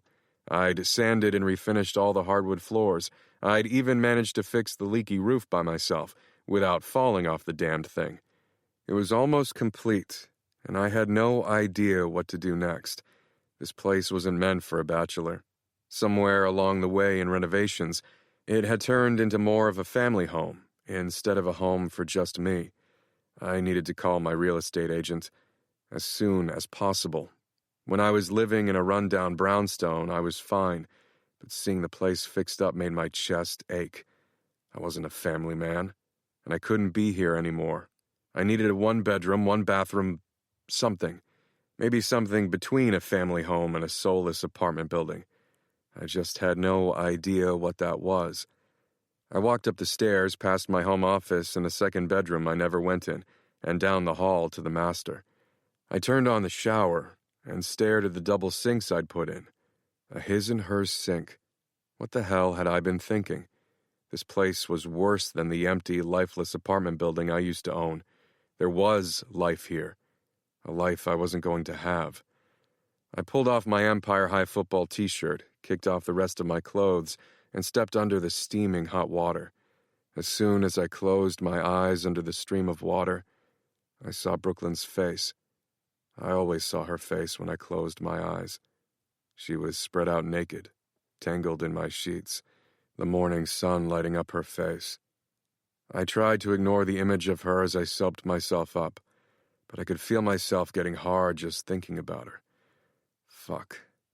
I pressed my forehead against the cool tile. Yes, I saw Brooklyn when I closed my eyes, and whenever I thought of her, I either got angry, mopey, or desperate to have her. I found it best to get her out of my system as quickly as possible, despite how I felt. When I was angry, I'd go for a run. When I was mopey, I stuffed that emotion down by focusing on work. And when I wished she was beneath me, I wrapped my soapy hand around my cock, picturing her hand instead. No, her mouth. God, her perfect little mouth. Her looking up at me innocently, because I was the only person she'd ever sucked off. I was her first and only everything. Seeing how hard she made me used to get her off. The first time she spread her legs for me was because she knew how badly I needed her. I pictured that first time, in her skirt that was too short, in her blouse that was cut too deep, showing off the tops of her large breasts. I'd been doomed since the first time she'd walked into Empire High. She'd been mine before we ever spoke, and we both knew it. I stroked myself faster, picturing her with me in the shower, her back pressed against the tile, her tits against my chest, her screaming my name. I should have tried to think about anyone I'd fucked over the past few months instead. The girl from the cafe down the street, or the random woman stalking me at my games. But all I saw was Brooklyn. Her legs wrapped around my waist, her fingers buried in my hair, her trying to stifle her moans so we wouldn't be caught. Fuck. Stream after stream of my cum landed on the tile floor. My breath was ragged as my hand stopped. I didn't want to open my eyes. I didn't want to leave the image of her alone in the shower. I didn't want her to disappear. That was the other thing about thinking about her when I was hard. As soon as I wasn't, the mopey shit started. My arousal gave way to guilt. If I'd protected her, she'd still be here. I could still touch her, hold her, kiss her. I was sick. I was lusting over a ghost. I pictured her when I was alone. I pictured her face when I closed my eyes with other women. I saw her everywhere. I felt my stupid tears mix with the water falling down on me. I knew I needed to stop thinking about her, but I couldn't. I just needed to focus my energy on something else. I'd call my real estate agent. I'd find a new place to fix up, a smaller place with less room to grow or just another flip, and I'd get back to work. Mac International didn't grow itself. I took a deep breath as I rinsed the soap off myself. That was the best part of owning an international finance firm. You could work all night. Chapter 7. Saturday. I looked out the window at the city speeding by. All my friends had personal drivers, security, the whole shebang. I had the money to live their lifestyles, but I preferred to take a taxi or drive myself. I preferred to do a lot of things differently than my friends. And the thought of someone following me around all day, watching me unravel more each day, I couldn't stand it. Matt? I shook my head. I'd spaced out while listening to my real estate agent, Bill, go over some details on the phone. Yes? Are you sure you want to sell? Bill asked. I was under the impression that you were fixing it up for yourself. I didn't realize you'd be looking again anytime soon. I kept my eyes glued out the window as the taxi sped up. I outgrew it. I found myself scanning the people walking along the sidewalk, looking for... I didn't really know what I was looking for anymore. It's 3 bedrooms, isn't it? That's a lot of room for growing. Yeah, but I use one for an office and one for storage. I want a home gym. It has a basement. Are you going to help me sell it or not, Bill? My voice came out sharper than I meant for it to. I'd spent my whole Saturday working at the empty offices of Mac International. The last thing I wanted to be doing was driving to go meet my friends for drinks. I just wanted to go home, or to a hotel. Maybe a hotel would be better. Of course I'll help you sell it, but if you hold on to it for a few more months, the market will be better. The spring market is saturated. Will be one of the premier listings of the winter. Okay, Bill said. I'll get the paperwork started. Do you have a number in mind? The taxi pulled to a stop outside the bar. Whatever you think is good. You don't have a specific number. I know you put a lot of work into the place. It doesn't matter. There was an awkward silence as I stepped out of the car. I knew my request was unusual. People flipped houses for a profit, not for whatever the hell I was doing. I just did it for fun, I added. I don't care about the return. I stopped outside the bar. The wind had picked up, and I wished I'd worn a warmer jacket. So let me get this straight, Bill said. You spent all your weekends and free time the past several years renovating a house for fun? Yeah. It was a lie, and I was pretty sure we both knew it, but I wasn't about to tell him that I needed to stay busy just to keep from drowning, that I meant to stay there forever, that I stupidly renovated it into a family home without even realizing it until it was too late, that being there made me feel even more alone. Well, I'll need to come see it to get a proper listing price. I haven't even seen the bathroom renovations yet. Can I stop by tomorrow? As long as it's before noon, I'm going to be preoccupied the rest of the day. I wasn't sure how long Penny would want to hang out, but I hoped to have her attention for as long as possible.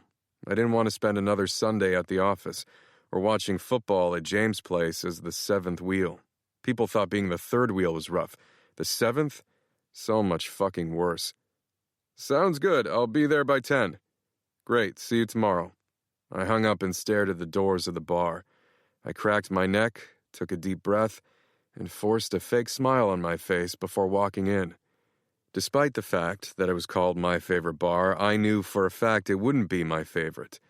It was too bright, too cheery. I liked to drink in peace. Mason and James were already sitting at a high top in the back corner. I made my way past a table of drunk bridesmaids. One of them backed up, almost falling into me. I grabbed her arms to help steady her before her drink could spill down the front of my shirt. For a few seconds, she just stared up at me with dilated pupils. You okay? I asked. I am now. She blinked up at me, batting her eyelashes. Not happening. She was clearly plastered, and I had enough on my mind with a fist fight I was about to walk into with James. Sex was not a priority tonight. The woman didn't move to stand on her own, so I politely tilted her upright and stepped away from her before she could say anything else. Hey, I said and slid onto the bar stool next to Mason. Mason looked over at the girl I'd rejected and then back at me. You feeling okay, man? I'm fine. He nodded. You look tired. You look like shit too. He laughed. Touché. I'm trying to land a new client who has these ridiculous requests. He's impossible, and I've been spending way too much time in the office. I was at the office all day today, too. I could feel James staring at me, but I didn't turn to him. A problem with one of your clients? Mason asked. No, just catching up on some stuff. He nodded. It looked like he wanted to ask me another question, but instead, he took a sip of his drink. I'd first learned to master my fake smile around my family. Mason had been really concerned about me after Brooklyn died, and I hadn't wanted to talk about it. So I pretended I was fine, and I was pretty sure that he pretended that he thought I was fine. But it worked for us. I lifted up the scotch they'd ordered me and tried to ignore how awkward it was that James hadn't said a word since I'd arrived. Did you finish all those papers you had to grade? I finally asked him, hoping to break the awkward silence. Yep, James said, his eyes trained on me, but he surprisingly didn't look mad at all. If anything, he looked happy? Why did he look so happy? I was pretty sure it was because he was about to try to break my nose. How was the game last night? James asked. Good, we won again. Undefeated so far.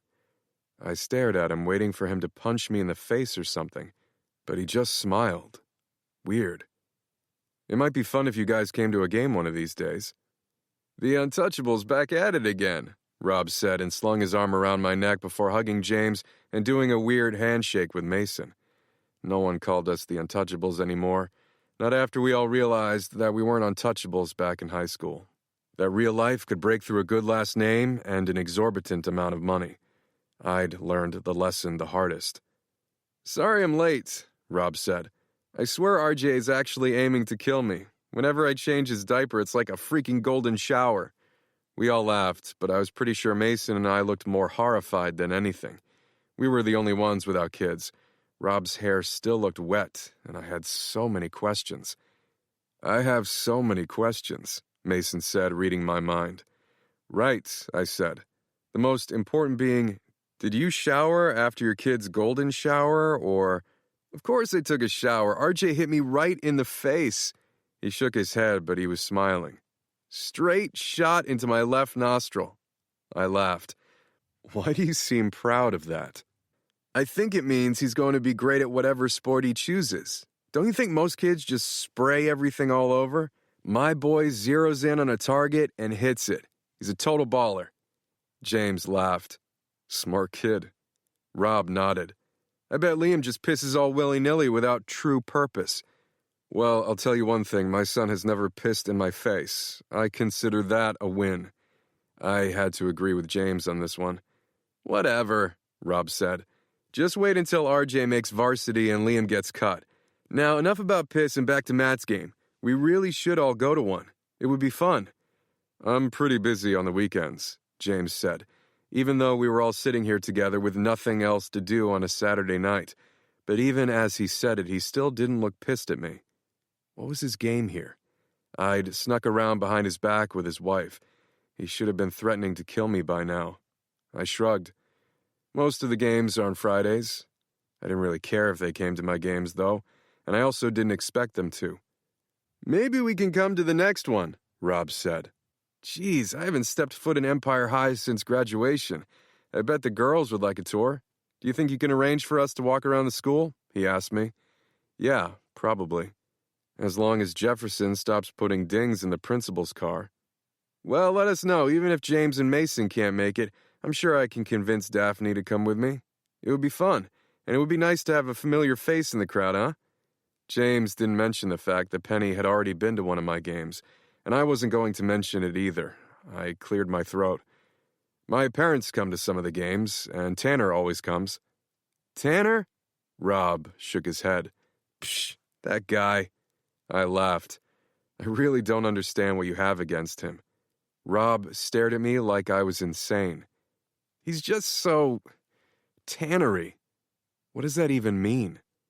I know you guys don't believe me, but I swear I've seen him rocking a man bun walking around the city in a neon green tux and these weird little goblin shoes. Goblin shoes? The ones with the curvy tops. Elf shoes? James offered. Whatever you want to call them, weird little goblin elf shoes. The guy is clearly bonkers, Rob said. I've only ever seen him in normal colored tuxedos, I said, and normal shoes, and I don't think his hair is long enough for a man bun. The sides of Tanner's head were shaved, and even though his hair was long on top, I'd never even seen him touch it, let alone pull it into a bun. It was him, I swear it was. He's up to something sketchy, I'm telling you. Of course he's up to something sketchy, Mason said. He owns Club Onyx. But you didn't strut around in weird clothes when you owned it, Rob said. I'm telling you, Matt, I really don't think you should be hanging out with him. The guy's hiding something. I laughed. Yeah, it's like Mason said, he's hiding something. Club Onyx is literally a secret club. I'm not talking about Club Onyx. He's hiding something else, I'm sure of it. And I think it would be best if you stop seeing him. Stop seeing him? What are you, my mom? Nah, I'm not as good of a cook as Mrs. Caldwell. No, he most definitely was not. Could you just try to be nice? Tanner is supposed to join us tonight. I looked over my shoulder to see if he'd arrived yet. Tanner was rarely late, but he was nowhere to be seen. You invited him here? Rob sighed. To hang out with us? So much for a fun night. Rob, give him a chance, Mason said. Yeah, he's a little different, but he's a nice guy. Rob mumbled something under his breath. James cleared his throat and turned to me. Help me grab another round, Matt? I looked down at his glass that was still full. I'd been waiting for him to pull me to the side and threaten me to stay away from his wife. Might as well get it over with. Sure. I followed him to the bar. He didn't say a word as he waved down the bartender for our order. Everything okay? I asked. His fingers drummed along the top of the bar like he was nervous. You could have come to me, you know. For... I had no idea where he was going with this. To ask his permission to fuck Penny? That was a pretty weird request. Were they swingers? Or was he talking about something else? I used to be your wingman, he said. That was a long time ago. James hadn't been my wingman since we were teenagers. Rob had been more of my wingman before he'd met his wife. Now my only wingman was Tanner. And why did everyone I know keep wanting to insert themselves into my lack of a love life? It doesn't mean I couldn't help you with this stuff now, he said. I didn't need help, especially his help. The bartender dropped off our drink order, but James didn't move to go back to the table. Is Penny really the best person to ask for help with this? James asked. She doesn't really know anything about what you've been through. What I've been through? That was a very cordial way to say that my fiancé had died, but I knew he was implying more than just that. Penny was one of the only people in my life that hadn't met Brooklyn. Penny didn't know I was in love once. She didn't know I had been engaged. She didn't know about any of it. I picked up my fresh drink and took a hearty sip. No one knows what I've been through. And that includes you. Matt. He didn't say anything else. He just lowered his eyebrows at me as I took another sip of my drink, like he was worried that I was an alcoholic or something. Hadn't he gotten the memo? That was him. I really don't want to talk about this. I took another sip. You don't want to talk about dating? Or Brooklyn? Hearing her name out loud felt like a punch in the gut. Great. He was here for me now. But he hadn't been there for me when I'd needed him to be. He'd flirted with Brooklyn behind my back. He'd kissed her. He'd fucking proposed to her. He didn't get to stand here and pretend he had my back when his favorite pastime in high school was stabbing it. I'm not talking about her with you. It's been 16 years. It doesn't feel like that long ago to me. It felt like yesterday when I'd held her in my arms. I downed the rest of my drink and waved the bartender over to top me off. James was the only one of my friends that ever tried to talk to me about Brooklyn. We'd all made a promise not to bring her up until I said I was ready. James kept breaking that promise a few times every year. I wasn't ready 12 years ago, or 5, or fucking now. We both knew that he didn't really care. James still didn't touch his drink. Penny said that you told her you wanted to settle down. Is that really what you want? I wanted a lot of things I could never have, but mostly I wanted out of this conversation. I'm not going to talk about this with you. But you'll talk to my wife. I clenched my jaw. That's fine. If you think she can help you move on, I want that for you. He was supposed to be mad at me right now, not overly caring. So you don't care if I hang out with Penny one-on-one for hours at a time. I was purposely pushing his buttons and I didn't know why. Maybe I was the one that wanted to fight. I was under the impression that Tanner would be there now too. But when you put it like that... He shook his head. What do you want me to say, Matt? That I'll fucking kill you if you ever touch her again like you did the other night in my home? Because I'm pretty sure that's always implied. It's creepy that you watch Penny 24/7. He didn't acknowledge my comment with a response. You and I are friends, so stop acting like we're not. I know you lost Brooklyn. I know she loved you, but it doesn't mean you were the only one who lost something the day she died. She was my friend. Your friend? Do you always kiss your friends? Do you? I shook my head. I hadn't kissed Penny. Yeah, I'd wanted to, but I didn't. He'd kissed Brooklyn 16 years ago, though. I wasn't the dick here. He was. We were just kids, James said. And I've apologized a dozen times. Maybe try apologizing a dozen more. I'm sorry I kissed Brooklyn 16 years ago out of revenge. I'm sorry. I'm sorry. He said it a few more times, and I laughed. You can stop. I get it. You're sorry. Honestly, I believed him. I was sorry for a lot of things, too. I am. He rested his elbows on the bar, not showing any intention of going back to our table. And I do see it. The similarities between Penny and Brooklyn. I get it. But Penny isn't Brooklyn. I knew that. I looked down at my glass. Are you going to tell her about Brooklyn? He asked. No. Okay. He finally took a sip from his glass. I looked up at him. You really haven't already told Penny about Brooklyn? He shook his head. It's hard for me to talk about Brooklyn, too. And I made a promise to you that I wouldn't bring her up. Then why do you keep bringing her up to me? Because you're the only one back in high school that seemed to realize that I had a problem. I think I'm the only one that sees that you have one now. I wanted him to be saying I was an alcoholic, but we both knew what he was implying. Because I felt it. I was stuck. I couldn't move forward because I was haunted by the past, and even worse, I had no intention of fixing any of it. Every day felt like I was drowning. Looks like Tanner is here, James said. Tanner had just walked in. Despite what Rob said, Tanner wasn't wearing a man bun or goblin elf shoes, but he did have some blonde chick on his arm. What was he doing? I'd told him this was a boys' night. Chapter 8. Saturday. I hurried back to our table before Rob could say anything rude to Tanner. Hey, I said, slapping Tanner on the back. Glad you could come. Rob didn't say anything snarky, but he squinted his eyes at Tanner. I ignored him. Me too, Tanner said. Have you met Abigail? He touched the blonde's lower back, gesturing her forward, almost like he was giving her to me as an offering, which was weird because she was clearly his date.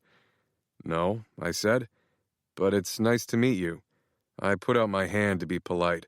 Not that it was necessary. Tanner went through women even faster than I did. I'd never see this girl again. Instead of shaking my hand, she laughed and gave me a hug. Nice to finally meet you, she purred in my ear. Tanner told me you were handsome, but his words didn't do you justice. I did not hug her back. Why the hell was Tanner telling his date that I was handsome? Tanner gave me a thumbs up when Abigail didn't move from my arms. Holy hell, he wasn't seriously trying to set me up with this chick during boys' night. I'd told him I didn't want to actually meet anyone, several times. What do you say we get out of here?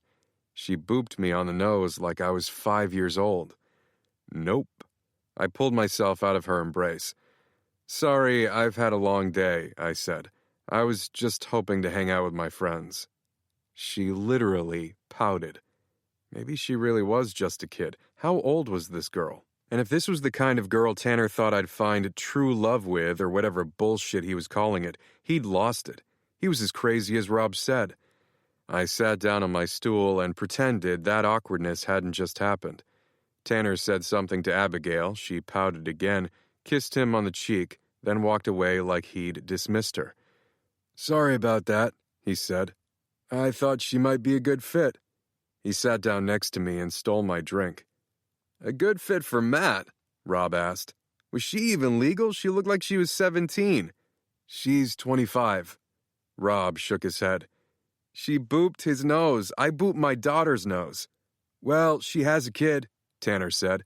She's probably just used to hanging out with little Timmy all day. Anyway, how is everyone? It's been forever. It really has, Mason said. B and I have been so busy. How is Club Onyx going under new management? Don't worry, Tanner said. It's still running as efficiently as ever. You'll have to stop by sometime. It's been far too long, and I've made some very interesting changes. But no business talk tonight. What about you, James? How are you? Good, James said. Penny and I have been busy too, but not with work. Liam isn't sleeping through the night, but at least he doesn't pee in my face.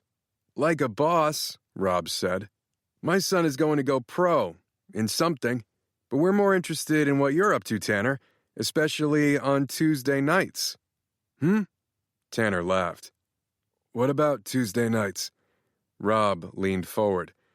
Don't play dumb with me. I saw you rocking a man bun and a leopard print tux last Tuesday outside of 157, and a few Tuesdays before that, a maroon tux with black paint splatters all over it. A man bun? Tanner laughed again and ran his fingers through his hair. I don't think I could pull that off. It was you. Tanner shook his head. I promise you, young sir, it wasn't. Young sir? Rob was older than him. But it looked just like you, Rob said. Except without the glasses, and obviously your clothes and hair were more extra. Maybe I have a very extra twin running around town then. But, Rob, come on, I said. Stop interrogating him. Besides, Tanner was with me on Tuesday night. Wait, was he? Or was that Monday? Actually, Tanner usually was busy on Tuesday nights. And Thursdays, too, now that I thought about it. But I doubted he was gallivanting around the city in weird suits. He owned like a million businesses. He was just a busy guy. Enough about me, Tanner said. And more about Georgia. He said Georgia like he was the host of a game show. The state or the country? James asked. The woman. A girl I hadn't seen a few seconds ago melted into Tanner's side. Sorry I'm late. I had a meeting. On a Saturday? What was she? A stripper? She was certainly dressed like it. You must be Matthew, she said and stuck her hand out for me. Tanner has been telling me all about you. I didn't take her hand because at the same time another girl walked up to our table. Oh, I'm so sorry, Tanner. Am I early? I'm always early. She laughed awkwardly. You must be Matt. I'm Stacy. She gave me a huge smile. I turned to Tanner. Tanner? A word? I didn't wait for his response. I just walked over to the bar to get another drink, since he'd stolen mine. What's up? Tanner said when he joined me. What's up? What the hell are you doing? Hanging out with the guys?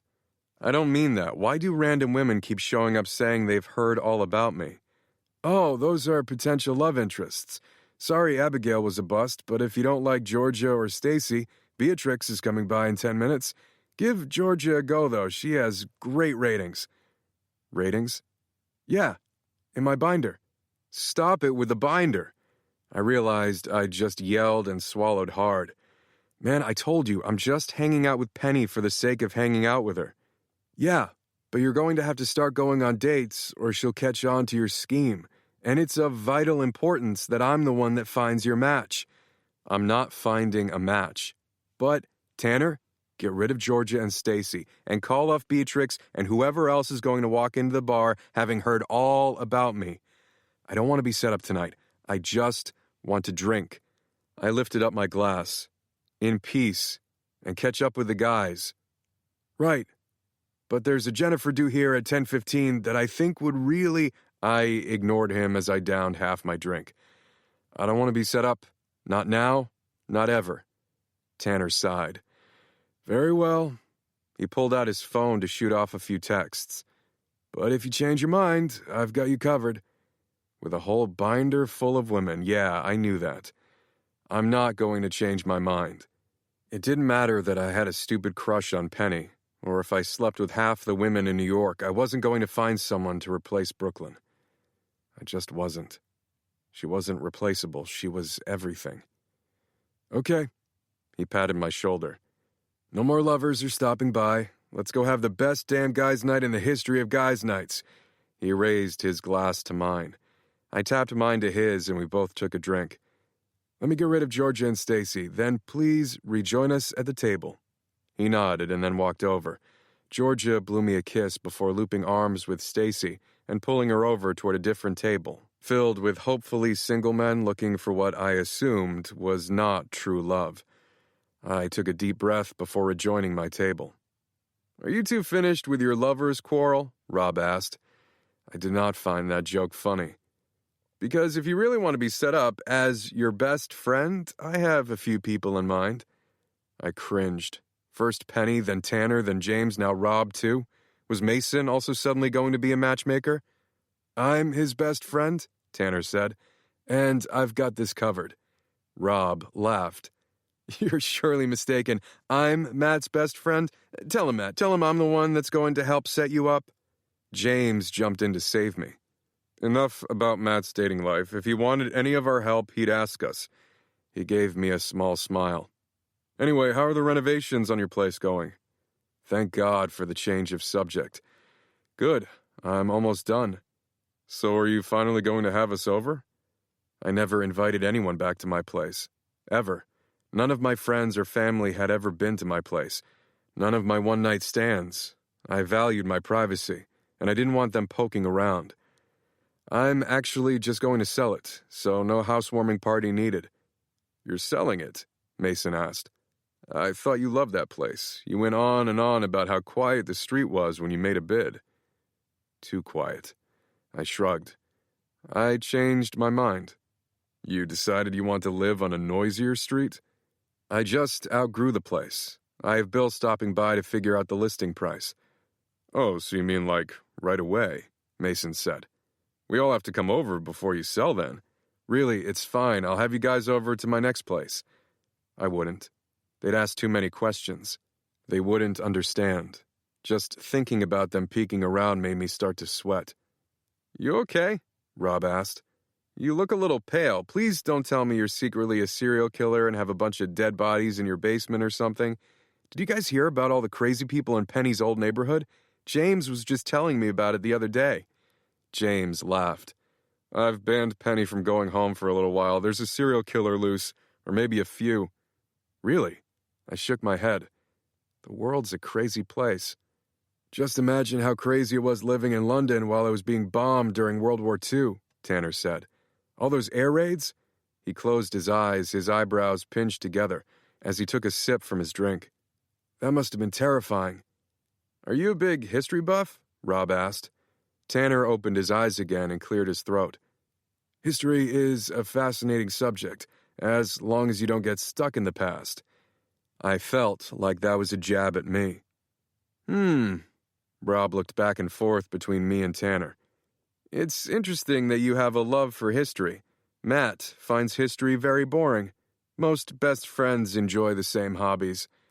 History isn't a hobby, I said. Can we have a word in private, Matthew? Rob said. God, I was sick of all these sidebars. I followed him over to the bar. If you called me Matthew, I must be in trouble. I need you to tell Tanner once and for all that I'm your best friend. This isn't funny. It's a little funny, I said, smiling as I took a sip. Rob punched my shoulder a little too hard. Ow! Who's known you the longest? Who was there for you when you had food poisoning sophomore year at Harvard and were projectile vomiting everywhere? That was a gross night. Who had sleepovers with you every weekend growing up and acted like an idiot so girls you'd like would choose you? You did that on purpose? Shut up. Whose kids call you Uncle Matt? James do too. This isn't about James. This is about you and me. I was your wingman.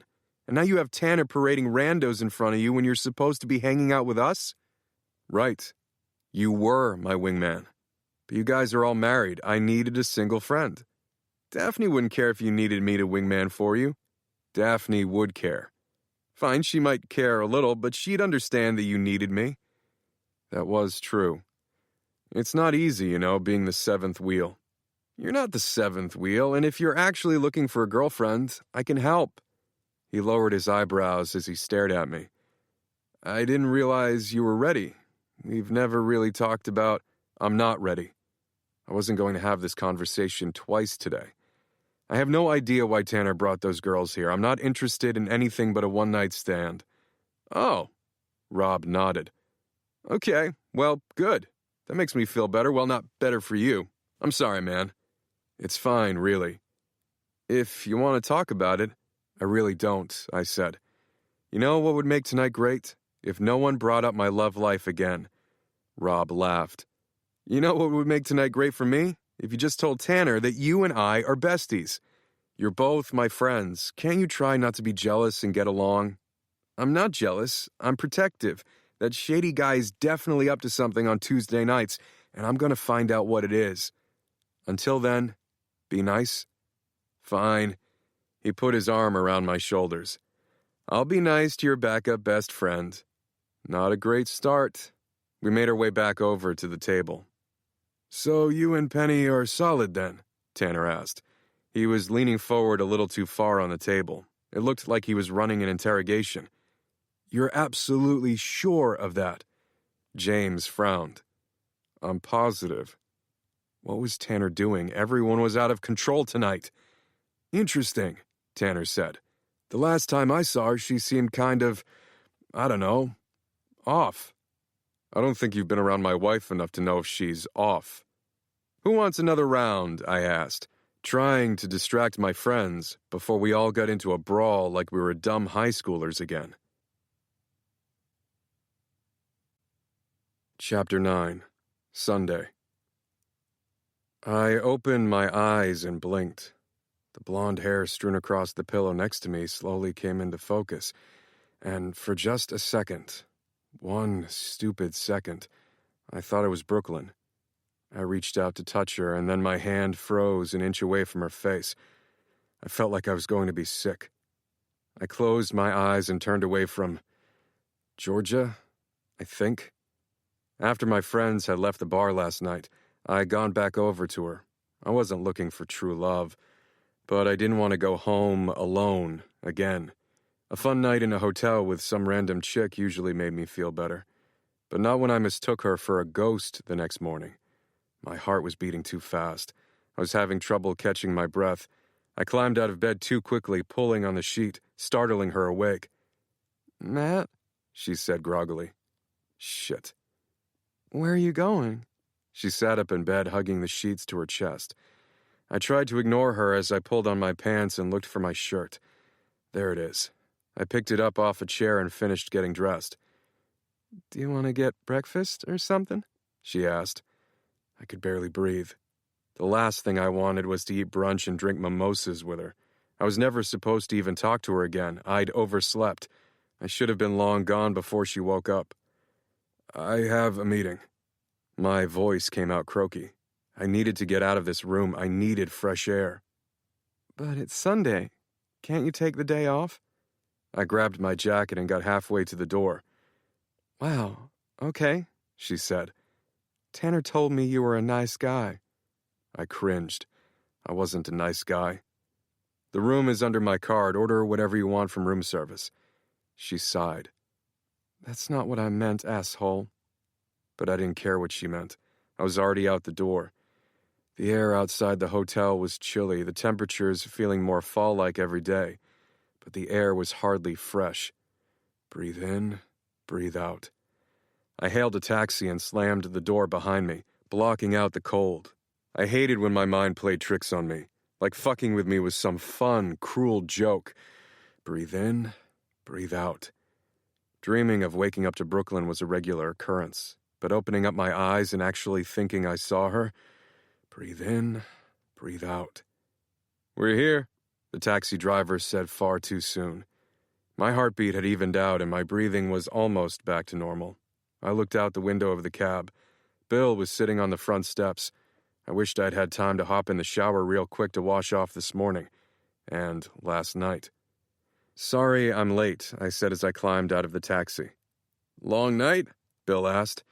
Something like that? I pulled out my keys and let him in. I needed a glass of water and a shower, and maybe some aspirin. I took off my jacket and hung it on one of the hooks in the entrance. Bill whistled. Are these new floors? Just refinished. They're impeccable, and the molding. He ran his hand along the molding of the archway that led to the kitchen. This is impressive work. Thanks. I went into the kitchen and grabbed a glass from one of the brand new kitchen cabinets. Want something to drink? I'm good. He tapped his knuckles against the countertop. Granite? I nodded and downed half the glass. It felt like I'd just run for miles instead of panicking in the back seat of a cab. My heart had been racing faster than when I did sprints. Bill shook his head. You're really sure you want to sell the place? He was staring at the custom stone mantel above the refurbished fireplace. It's gonna go quick, so if you're not sure... I'm sure. Let me just check out the bathrooms. He walked out of the kitchen, but I didn't follow him. Bill knew his way around, and he knew what he was doing. He didn't need me breathing down his neck. My phone buzzed in my pocket. I pulled it out to see a text from Tanner. Georgia, good choice, but I checked, and it wasn't true love. Sorry, man, maybe next time. Rob was right. Sometimes Tanner was really freaking weird. I know it wasn't true love, I texted back. That's why I fucked her instead of asking her on a date. Interesting. Well, it was worth a shot. I went to slide my phone back into my pocket when another text came through. Also, I called Penny and let her know I wasn't feeling well enough today to hang out. I did the whole fake cough thing to really seal the deal. She believed me, so it'll just be the two of you. That was nice of him to bow out like he'd promised, But I wasn't really feeling up to anything today. Maybe I should just cancel my plans with Penny, too. I pulled up her name on my phone, but my thumb paused. Would hanging out with her make me feel better or worse? Another text from Tanner popped up. "And I have another surprise for you. You're welcome." I waited a few seconds, but of course he wasn't just going to tell me without asking. I wasn't falling for that again. What exactly am I grateful for? You'll see. It's a surprise, but you'll know it when you see it. I shook my head. Does it make up for the fact that you purposefully pissed off James last night? When did I piss him off? When you kept asking him all those questions about Penny. Oh, that. I don't think he minded. James definitely minded. Just for future reference, when he does that whole thing where he lowers his eyebrows, it means he's pissed. I don't think so. It means we're having an engaging intellectual conversation.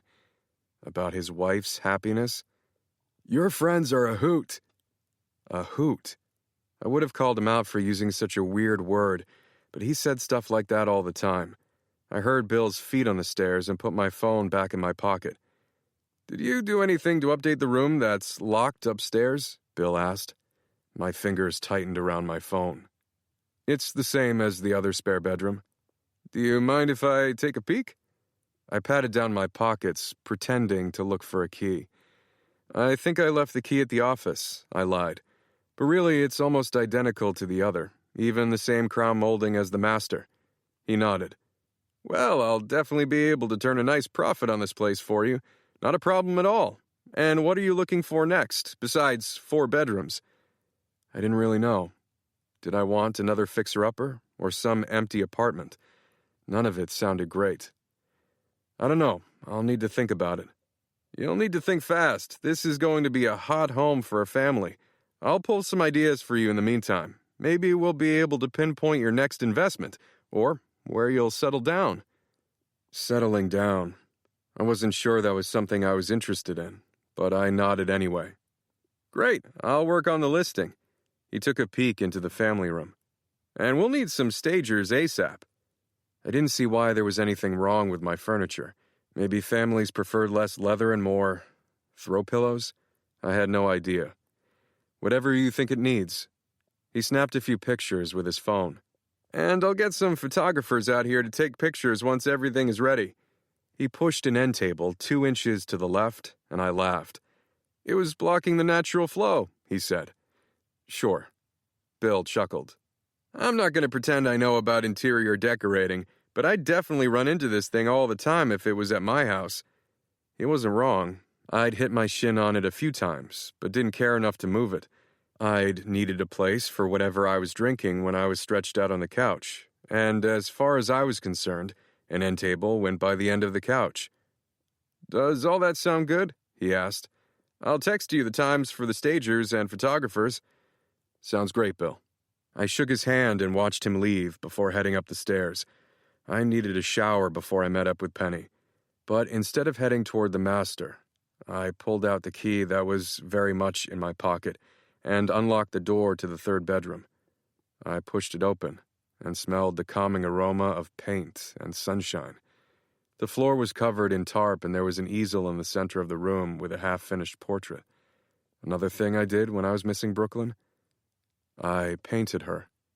I stepped into the room and looked at the canvases stacked along the wall. Dozens of them, everywhere. They almost filled up the whole room. If I could paint anything else, I would. But I only ever came into this room when I wanted to think about her. Some days I couldn't look at the pictures of her without falling apart. Other days, I felt like I couldn't remember her face. On those days, I'd come in here and look at old photos, and sometimes I'd paint her face from them. It was all I had. An old photo album and some memories. This room was the main reason I didn't have anyone over, because if any of my friends or family saw this, they'd look at me the way they did after Brooklyn died, like I was broken. I hated when people looked at me like that, even if it was true. I stared at the painting on the easel. I was best at capturing Brooklyn's eyes, sad, yet full of warmth, full of love, for me. She'd given me paints, brushes, and an easel as an early Christmas present the day before she passed away. I'd told her I used to love to paint with my aunt.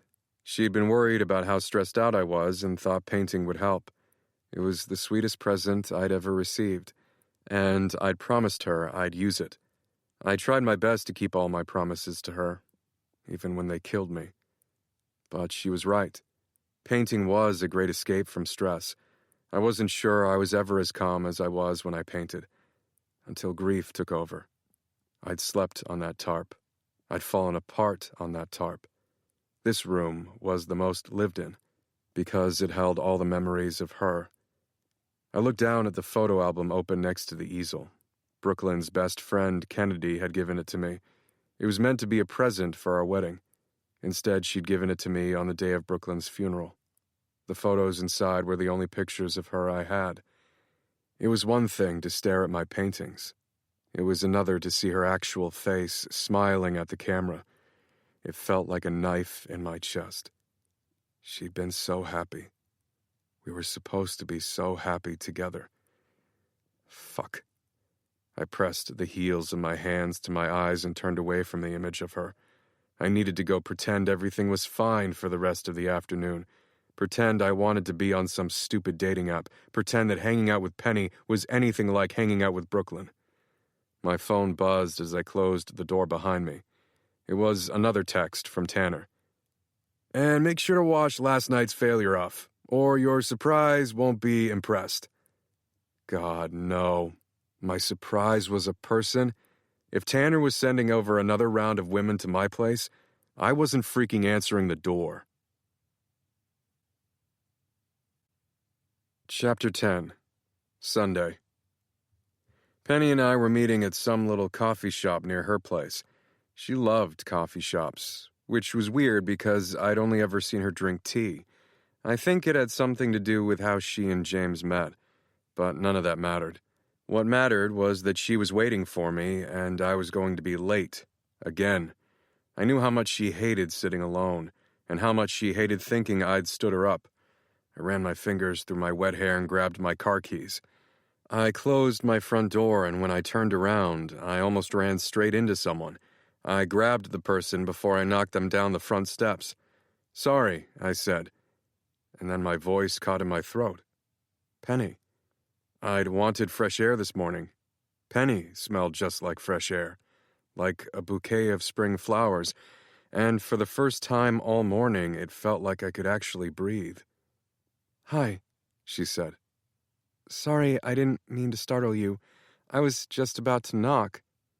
I let my hands drop from her arms when I realized that she was here, at the one place she should never, ever be, the one place where I didn't want to hang out with her.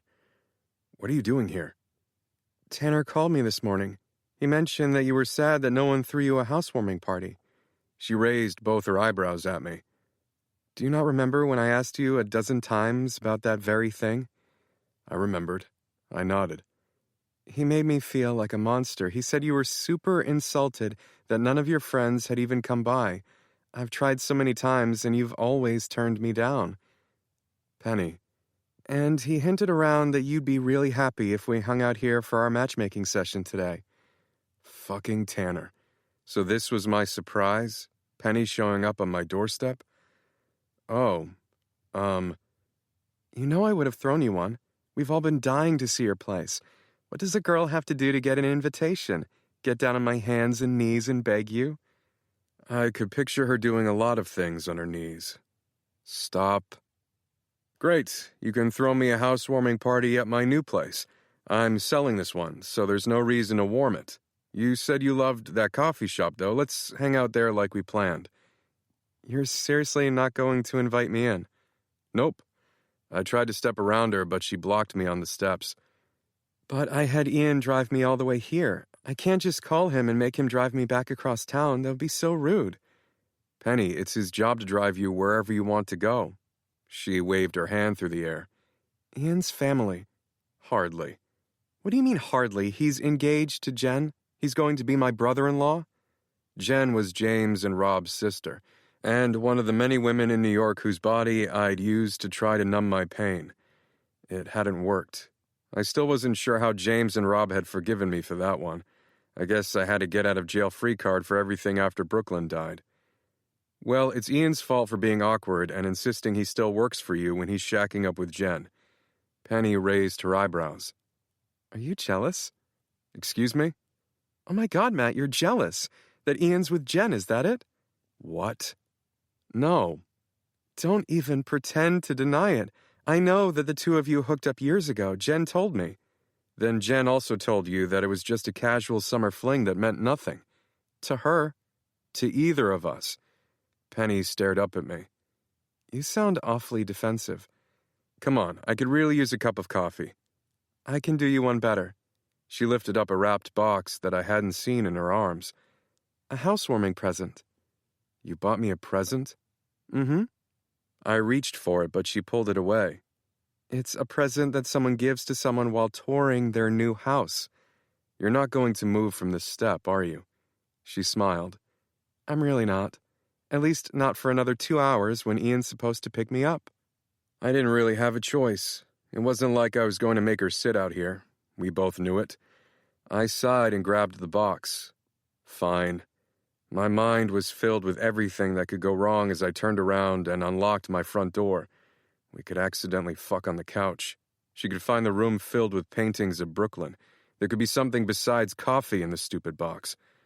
But it was easy to forget about all the reasons why she shouldn't come in when I saw her face light up. Wow! She spun in a circle in the small foyer, her skirt lifting higher on her thighs as she took in the family room and kitchen. Matt, this place is so... She looked up at me. So what? So not what I expected. Her smile grew as she stared at me. I laughed. What did you expect? A bachelor pad, of course. She walked into the kitchen. And that's not what this is. She shook her head as she looked at the dishes in the drying rack. Nope. She turned back around. It's a home. Something twisted in my gut. Well, not a home for me. Really? I can't understand why you'd want to sell it. The street is so peaceful, it almost feels like you're not even in the city. It's like an escape from all the chaos. Is that why she was here? To escape from the chaos, from James? I made myself stay on the opposite side of the kitchen island from her. I like chaos. She rolled her eyes. What is it with you guys? I love New York, but only because it's where everyone I care about is. If we could all pick up and move literally anywhere else together, I'd do it in a heartbeat. The suburbs are boring. She laughed. Fair point. Here. She slid the present across the counter at me. I caught it and just stared back at her. Open it. I pulled the bow on the top and ripped the paper. The box staring back at me was absolutely not coffee. You brought me a teapot? It's a kettle. I figured you didn't have one. Yeah, because I don't drink tea. It's for guests, Matt, like me, and maybe for a special someone in your life after I set you up. Here, I'll show you how to use it. She opened the box and started washing the tea kettle. She moved around the kitchen with ease, humming some tune I didn't recognize. And as I watched her, I felt the strangest sensation. Familiarity, maybe. My mom always hummed in the kitchen too, but it wasn't really that. Maybe it was more of a longing. Because I could get used to this. A woman in my kitchen.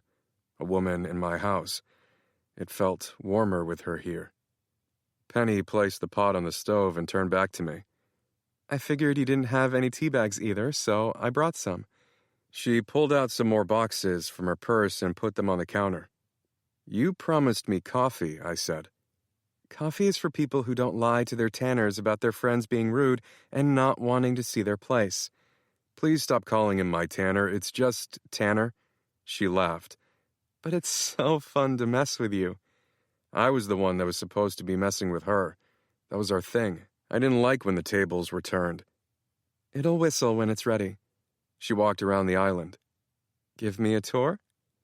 It was actually cute that she didn't realize how suggestive she always sounded. A tour usually meant straight to the bedroom. Or is that what she meant? I tried to shake off the thought as I showed her the family room and downstairs bathroom.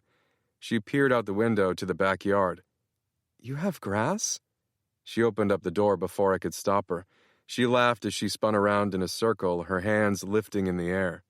It's like a little slice of Central Park. It was such a small yard that I couldn't help but laugh, but I'd made it look nice. There was a small stone patio with a grill and some chairs, and some flower beds along the back fence. Scarlett would love this, she said. You can bring her next time if you want. Next time? Bring another person? What the fuck was I doing? I didn't want anyone here. You're inviting me back. She looked so happy. I don't know how to say no to you. She laughed. Show me the rest. I didn't know how to feel as I showed her up the stairs. She peered into my office and into the hallway bathroom. What's in there? She asked, pointing to the closed door. I stepped in front of her. The only room that's still a work in progress. You can show me next time, then. She wandered down the hall and into the master bedroom. Wow, it's so much bigger than I expected. That's what she said. She laughed. Perv. The first thing you said when you stepped foot in my bedroom was that it was bigger than you expected. You walked right into that one.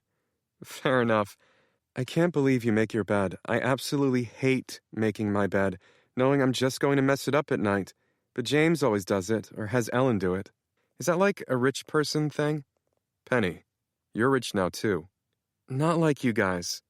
Exactly like us. You're one of us. I made a point to make sure all my friends' wives felt like they were part of this world, because I'd failed on that before. I wasn't naive. I knew we weren't untouchable, but I wanted them to know that they belonged, especially Penny. Her smiles suddenly looked shyer. Thanks, Matt. She peered into the bathroom. You're very neat.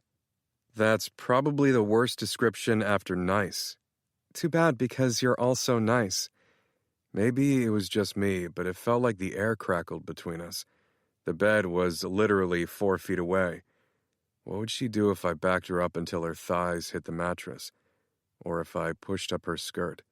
Or if I kissed that shy smile right off her face? Would she tell me to stop? Beg me for more? Because I couldn't stop picturing her on her knees, begging, ever since she'd graciously put the image in my head outside. The damned tea kettle started whistling. Which is why I'm going to find you a nice girl. She patted my chest as she walked by. Come on, we have tea time and plans to discuss. That sounded like the gayest thing ever. What were we, 2 women at a 1900s luncheon? But I followed her out of the bedroom anyway. I wasn't sure why, but I'd follow Penny anywhere. Maybe it was the smell of her perfume, or her subtle Delawarean accent that reminded me of Brooklyn, or maybe something else entirely. I watched her pour the boiling water into mugs and place tea bags into each. Do you have any honey? She asked. I shook my head. Oh, first-time tea drinkers should really have honey. What about sugar? I shook my head again. I guess I was wrong before. This is a bachelor pad. You'll just have to tolerate it without any sweetness. She sat down on one of the stools at the kitchen island and blew at the steam coming off her mug. God, those lips. My cock twitched to life. Matt? Sorry? I hadn't realized she'd said anything. Do you want to see some of your matches? What? How can there be matches already? I barely told you anything the other night. But I already know you, so I typed up the rest of your profile and filled out all the necessary info, minus the fact that you suddenly love redheads, she said with a laugh. I'd teased her enough about that the last time we talked about this stupid app. She tapped the stool next to her so I'd sit down. Here, you just swipe when you see someone you like. Oh, this girl is pretty. She doesn't have red hair. I tried to hide my smile. Penny hit me in the ribs with her elbow as she swiped past the girl. And the next girl, who looked like her face was half human, half horse. She paused on another woman who looked fully human. What about her? She looks really sweet. And lots of the women I've seen you with have blonde hair. I felt like she'd elbowed me in the stomach. I didn't think I'd made a habit of dating blondes. But maybe I had. Brooklyn was blonde. Penny passed by a few more girls, and by a few, I mean dozens, and I never said a word, because I didn't want to date any of them. I tilted my head so I could stare at her instead of at the screen. Yes or no? Penny asked. I didn't bother looking. Pass. This kept going for a while. Penny was super patient. She didn't seem to care that I literally hadn't liked one match. I was pretty sure I'd said the word no more than I ever had in my life over the next hour. Oh. She stopped. She sounds perfect. Her profile is cute. She seems really fun. Then why don't you date her? Penny looked up at me. Why are you suddenly acting so hostile? This is supposed to be fun. How would you feel if I forced you to look at a bunch of men you weren't interested in? Confused? Because I'm married? She smiled, waiting for me to laugh, but I didn't. Matt, you asked for my help. Why do you always get so mad whenever I follow through? Because I don't want any of this. I hadn't expected her to have already finished creating my dating profile. I thought we'd spend today joking about ways to describe me, and telling her things she didn't know about me. Fuck, I didn't know what I expected, but I didn't feel like swiping through a bunch of blondes that I wanted nothing to do with. Can I at least see the profile you made for me? Penny pressed her lips together. But it's more fun to look at the matches. You did something weird. What? She looked shocked, but in an over-the-top way. She was definitely lying. You put something weird in my profile, didn't you? I did no such thing. I grabbed the phone from her and she squealed. I clicked through to my profile and laughed. The most eligible bachelor in the city. I looked up from the screen. That's the corniest thing I've ever heard in my life. You're a Caldwell. Everyone's going to recognize you from your picture anyway. I thought we might as well lean into it. I shook my head as I read through all the nonsense. Great with kids. Are you kidding me? You are great with kids. Scarlett freaking loves you. But you made it sound like I'm looking for divorcees with children. Well, you are over 30. I glared at her. Would that be so bad to have a family? Yes. Yes, it would be. I couldn't have a family. I couldn't have a wife. I'd promised Brooklyn it would only ever be her. I'd promised. I'm good with your kids, not my own. Take that part out. And also get rid of the part about me volunteering at Empire High. But you do volunteer at Empire High. I thought about the woman in the hotel room this morning. Tanner had told her I was a nice guy. I needed to lower expectations here. It makes me sound like too much of a nice guy. Matt, you are a nice guy. What do you want it to say in your profile, that you're looking for a one-night stand? Yeah, kind of. But that didn't exactly work with the false pretense of why we were hanging out. Get rid of all that crap and take down my picture, too. I don't want people to say yes to a date with me because they know who I am. I think the picture might be required. I snapped a photo of the tea that I hadn't even tried and handed her phone back to her. Just use that picture.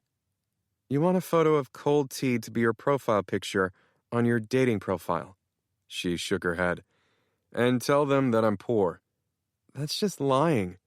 It's all about low expectations, Penny. Why? Wouldn't you rather a girl be super nervous and excited to go on a date with you? Looking forward to something is pretty great. She immediately looked back down at her phone, and I swore she was blinking a little faster. You know what? I'm just going to find you someone and let you know when your first date is. Well, that sounded terrible, but I was a little more concerned about the fact that it looked like I'd almost made her cry. Ian just pulled up. See you for the Giants game? I didn't exactly feel like hanging out with everyone tonight. I shook my head. But I wasn't sure she'd seen because she was already walking toward the door. Bye, Matt, she said without looking back. Great. I ran my hand down my face. Penny was setting me up with someone I couldn't even veto now. And I'd made her cry. Chapter 11. Monday. Here you go, said my administrative assistant as she placed a hot cup of coffee down on my desk. Thanks, Mary. I'd come back to the office after football practice to get some more work done, and I desperately needed some caffeine. Your mother left another message about getting together with you for lunch. What do you want me to say to her? My mom always bugged my assistant when I didn't answer her texts. She got overly concerned about me every fall. And I tried my best to avoid her until the holidays. I didn't want to talk about Brooklyn. I just wanted peace. Don't worry about it, I'll call her. Eventually. Okay. Is there anything else I can get you before I head out? I looked down at my watch. I hadn't realized it was after 6. No. Have a nice evening. She didn't move to leave. You know, I heard a rumor the other day. It was something about... She lightly tapped her chin and pretended like she was trying to remember something. Oh, right. Sleep is actually really important. Who would have thought? I laughed. Mary, I've been sleeping. Tell your face that, and you forgot to change after practice? I scowled at her, but only in jest. I usually did change back into a suit after practice, but over the last few weeks I'd stopped. No one else was here this late anyway. Maybe try some chamomile tea. What was with women forcing me to drink tea? But I didn't know how to say no to her. I'll give it a try. Penny may have left some of that. You have a good evening, Matthew. I'd been telling her for years to call me Matt, but she refused. She said businessmen didn't have nicknames. It was the only thing we ever bickered about. Mary was the best administrative assistant ever, and even though she did flirt with me sometimes, it was all in fun, because she was 67. She kept threatening to retire, so I kept raising her salary. Soon she'd be making more than most of upper management, but they didn't need to know that. Mary closed the door behind her as I stared at another set of spreadsheets. The lines kept blurring together. I pinched the bridge of my nose and leaned back in my chair. I was exhausted. Mary was right. I'd barely slept at all last night. All I could think about was Penny's face when she'd left. Why did she always seem so sad recently? How could I make it better? There was a knock on the door. "Really, Mary, I'm fine," I said. The door opened, but it wasn't Mary standing there. I immediately stood up. Poppy. I hadn't seen her in years, but she hadn't changed at all, probably because her face was more Botox than skin. It was like seeing another ghost, but not a sweet, innocent one like Brooklyn. Poppy was almost the spitting image of her cousin, Isabella. The brunette hair, the way she stared at people with disdain, the way she made my skin crawl. I was lucky enough not to know Poppy very well. Unlike her undearly departed cousin, there wasn't a day that went by that I wasn't grateful that Isabella was dead.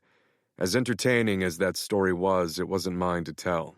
That honor belonged to James and Penny. But standing here now, it felt like Isabella was staring back at me.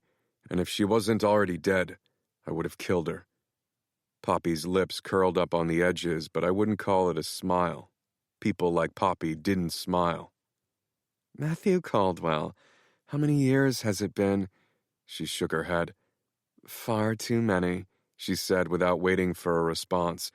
She walked into my office uninvited and started looking around. Poppy, what are you doing here? She ran her finger along the edge of my desk like she was looking for dust. You didn't respond to Uncle Richard's texts. Richard Pruitt had been sending me texts for years, and I never answered. That was our thing.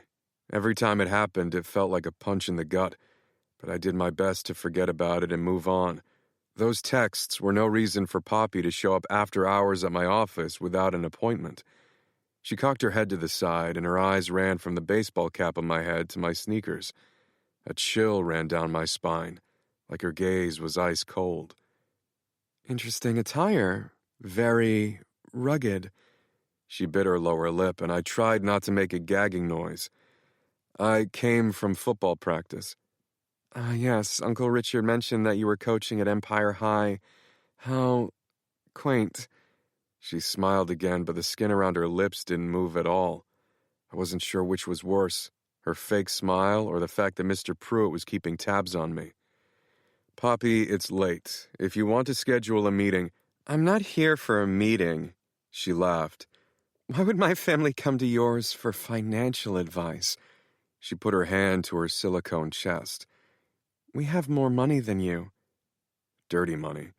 Everyone in the city knew that Mr. Pruitt was into some shady shit. The guilt felt like bile stirring in my stomach.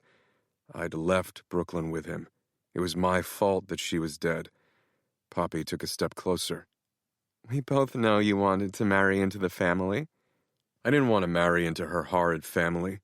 I loved Brooklyn despite the fact that Mr. Pruitt was her birth father, not because of it. But for several years, I'd wondered about the contracts I'd signed when I was dating Brooklyn. Mr. Pruitt had called them relationship contracts. I'd never read the fine print. But I knew he loved to sneak sketchy, unrelated stuff into all his contracts. That had haunted me.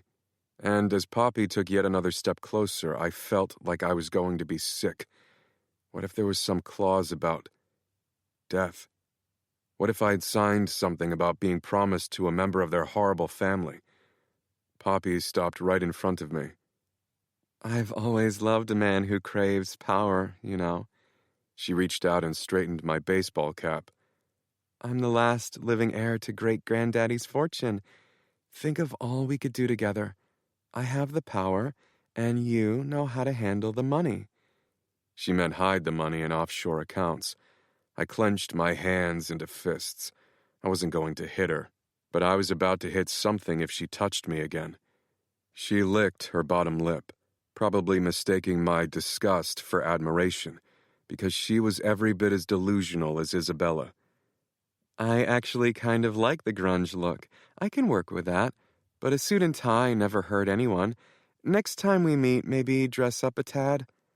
I was definitely going to be sick. Get out of my office, Poppy. She pouted. Uncle Richard won't be happy to hear that you didn't receive me graciously. I don't give a shit about what your uncle thinks. Is that so? She lifted a picture frame off my desk. It was a framed one of me with all my friends, their wives, their children. Uncle Richard has allowed certain allowances in the past years. He still thinks of you as family, you know. I shook my head. That man was no family of mine. You're going to want to talk to him, or he might start being less forgiving. What the hell does that mean? My heart started racing because I knew what it meant. We both know what Uncle Richard is capable of. Terrible things. He'd fucking killed my wife-to-be. He was heartless. He was a monster. And there had been things that happened that I thought for sure would have resulted in retaliation. Like when Isabella met her untimely end. For some reason, there hadn't been any repercussions. Aw, isn't she cute? Poppy said and pointed to Scarlett in the photo. I heard she really likes to open doors for strangers.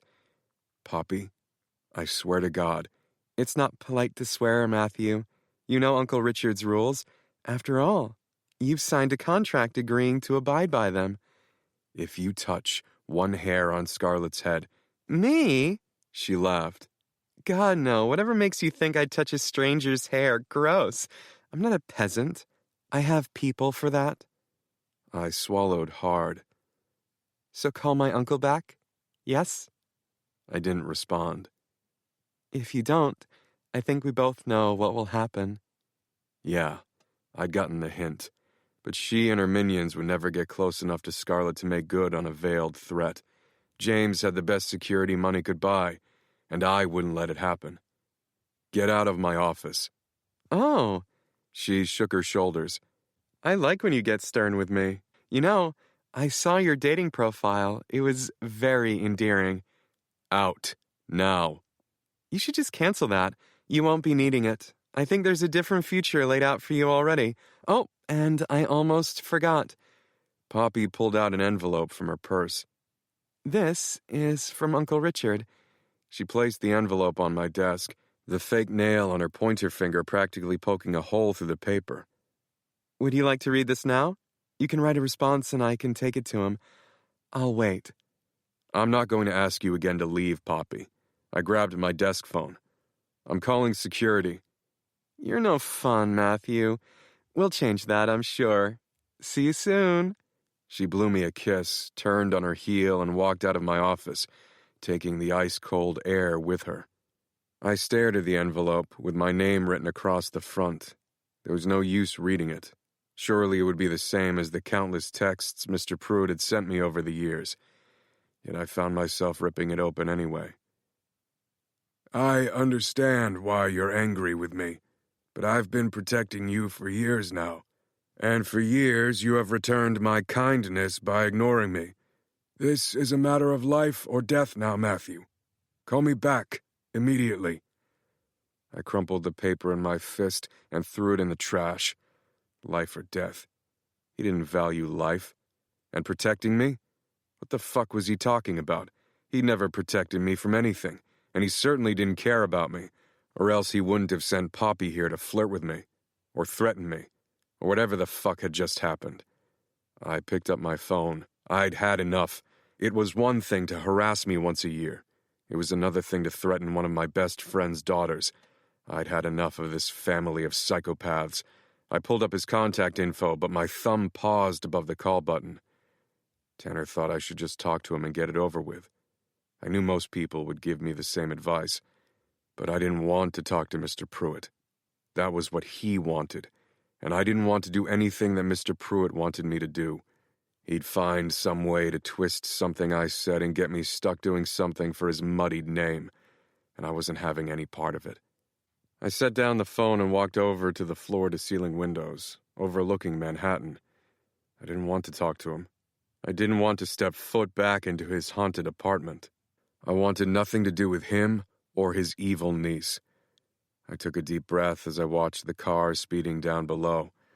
I needed to put a stop to him trying to insert himself into my life. And the answer was right at my fingertips. It was my job to sort out financial messes, which meant I knew exactly what to look for if I needed to, I don't know, find proof that someone was laundering money. And Mr. Pruitt was definitely laundering money. He had to be. He had a few legitimate businesses, but not enough to make him one of the wealthiest men in New York. I was just a kid when Brooklyn died. Back then, I couldn't do anything about it. But I could now. And I didn't care what I needed to dig up. Richard Pruitt deserved to rot in prison for the rest of his life. I didn't care what the cops and private investigators said. He was a murderer. And I'd find a way to make him pay. Chapter 12. Friday. I cringed as Jefferson kicked the extra point and actually fell over. It wasn't even muddy. How was this kid capable of slipping on dirt? The football flew in the air, and for just a second I held my breath. But then the ball fell like it had gotten struck down by lightning, landing short from the uprights. Super short, like 15 feet away. Jefferson gave me thumbs up as he got to his feet. I tried not to grimace and gave him what I hoped was an encouraging thumbs up in return. Every piece of advice I gave him somehow made it worse. But honestly, I hadn't been the best coach this week. I'd been late to practice. My mind had been a little preoccupied trying to dig up dirt on Mr. Pruitt, only to find nothing. And that wasn't the only thing weighing on me. My stalker was back in the stands tonight, and after my visit from Poppy on Monday, I was worried she had been sent by her, or maybe even Mr. Pruitt. Either way, I could actually feel the hairs on the back of my neck rise whenever she looked at me. What the hell was she doing here again? What did she want? I turned around to see her in the stands, but she was gone. I shook my head. I hadn't been sleeping either. I'd tried the freaking chamomile tea and it didn't work. Maybe I was imagining the whole thing. But the worst part about this shitty week? Penny hadn't spoken to me since leaving my place. My eyes traveled up the stands. She'd shown up tonight with James and everyone else, though. Mason had his arm around Bea. I'm pretty sure they were laughing about that awful kick. Rob had just pulled Daphne onto his lap and was tickling her side. And Penny was staring up at James with the biggest smile I'd seen on her face recently. For him, not for me. Tanner waved at me. He was sitting with them too. It was great that they were all here, supporting me. It should have felt nice. But them being here made my skin crawl, like they were evaluating me or something. I turned back to the field. I needed to talk to James about Poppy's threat. I knew that. But I was hoping to have a solution first. I'd already waited a week, though. A week too long. If something happened to Scarlett before I could tell James, I'd never be able to forgive myself. Coach Caldwell? I looked down at Jefferson. What's up? We were up by 3 touchdowns minus the 3 extra points he'd missed, and I knew he felt the embarrassment of those misses more than the joy of our victory. Do you think maybe we should start going for 2-point conversions instead of extra points? He looked so defeated, and it broke me. I was supposed to be present enough to figure out how to help him, and all I was doing was worrying about literally everything else possible. Absolutely not. I slapped his back and his glasses slid down his nose. We're going to figure out how to make you the greatest kicker Empire High has ever seen. He smiled. Thanks, Coach Caldwell. Now I just needed to make good on my promise. There had to be a way to get through to him. But as the game ended, I was no closer to a solution. And all the high fives in the world didn't pull me out of my head. I felt the little hairs in the back of my neck rise again and turned around. My stalker was standing on the edge of the field, just staring. As soon as our eyes met, she quickly walked away. She was definitely up to something. I tried to remember the night we spent together, but it was a little fuzzy. Why had she slept with me in the first place? Did she have some kind of ulterior motive? Had Mr. Pruitt actually sent her? Had she stolen something from me? Or copied my keys or something?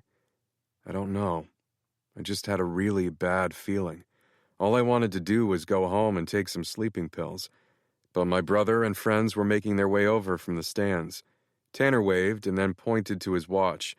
I waved back, knowing that meant he probably had a date or a late meeting, and it was probably best that he was in a hurry to leave, because I didn't need any more my Tanner jokes right now. Just like old times, Mason said. But he wasn't really talking to me. He was staring out at the field. I couldn't tell if he looked sentimental or just sad. You were great, his wife Bea added and gave me a hug. I can't believe I didn't know you coached at Mason's old school. I would have gotten Mason out here way sooner. I didn't really have anything to say to that, because no one outside of Mason, Rob, James, and I knew why none of us wanted to step foot back on this campus. Maybe reminiscing about high school was fun for some people. I wasn't one of them. And judging by the look on Mason's face, I wasn't the only one. This school is unbelievable, Daphne cut in and slapped Rob's hand away so she could give me a hug too. It looks more like a museum than a high school. Rob said we might get a tour? Mm-hmm. I really didn't want to walk through those doors. I'd somehow avoided doing that very thing. I wasn't the gym teacher, so there was no reason to go inside. I even bought all our practice equipment and donated a shed to keep it in. Thinking about walking into the school made my heart start to race. Where are all your kids? I asked. If someone could put a smile on my face, it was Scarlett. Or Rob and Daphne's daughter, Sophie. She was just as funny as her dad. Ellen's watching them, James said. Great game. Thanks. I looked over to the school. The side doors are unlocked if you guys want to head in. I have a few things to clean up. Mason grabbed Bee's hand and guided her away from the stadium, like he couldn't wait to get out of here. The school brought back more memories, though. He'd figure that out soon enough. Penny gave me a small wave before James put his arm around her shoulders and pulled her away. I'm going to stay and help Matt clean up, Daphne said. You go ahead. Penny was easy to talk to, and we always laughed together. Bee was encouraging. It was hard to leave a conversation with her without feeling motivated. And Daphne? It was like she could somehow sense pain from a mile away. She always wanted to help, and she was normally really good at it. But I think I was like a puzzle she couldn't solve, like she knew that I needed her, but I'd never tell her why. Rob kissed her cheek. Hey, wait up, he called to the others as he ran after them. I didn't really have anything to pick up. There were no practice balls, and Jefferson hadn't brought snacks again this week, because they hadn't been well received. Another thing to add to my list of recent failures. I busied myself by looking at my clipboard, even though I had all the plays memorized.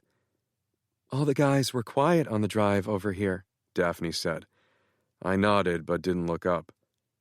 I've looked at Rob's old yearbook from senior year. He got class clown, and you got most likely to succeed. I remembered trying to get out of taking pictures for the superlative. I didn't want to be most likely to succeed. It felt like a sick joke. Being nominated for something pertaining to my future was meaningless when my real future, the only future that mattered, had been cut short the second Brooklyn took her last breath. You were all popular, so why does Rob never talk about his time here? Why don't any of you guys? I sighed. Because high school sucks for everyone. She laughed. For people like me, not for people like you. Penny had said something similar to me the other day, and I hated when any of my friends' wives said shit like that. You're one of us. I'd never gotten a chance to make Brooklyn my wife, but Daphne got to marry Rob, Bea got to marry Mason, Penny got to marry James. You know what I mean. I was a nerd in school, Matt. I didn't get any superlatives, but I still have good memories of high school. It's like none of you do.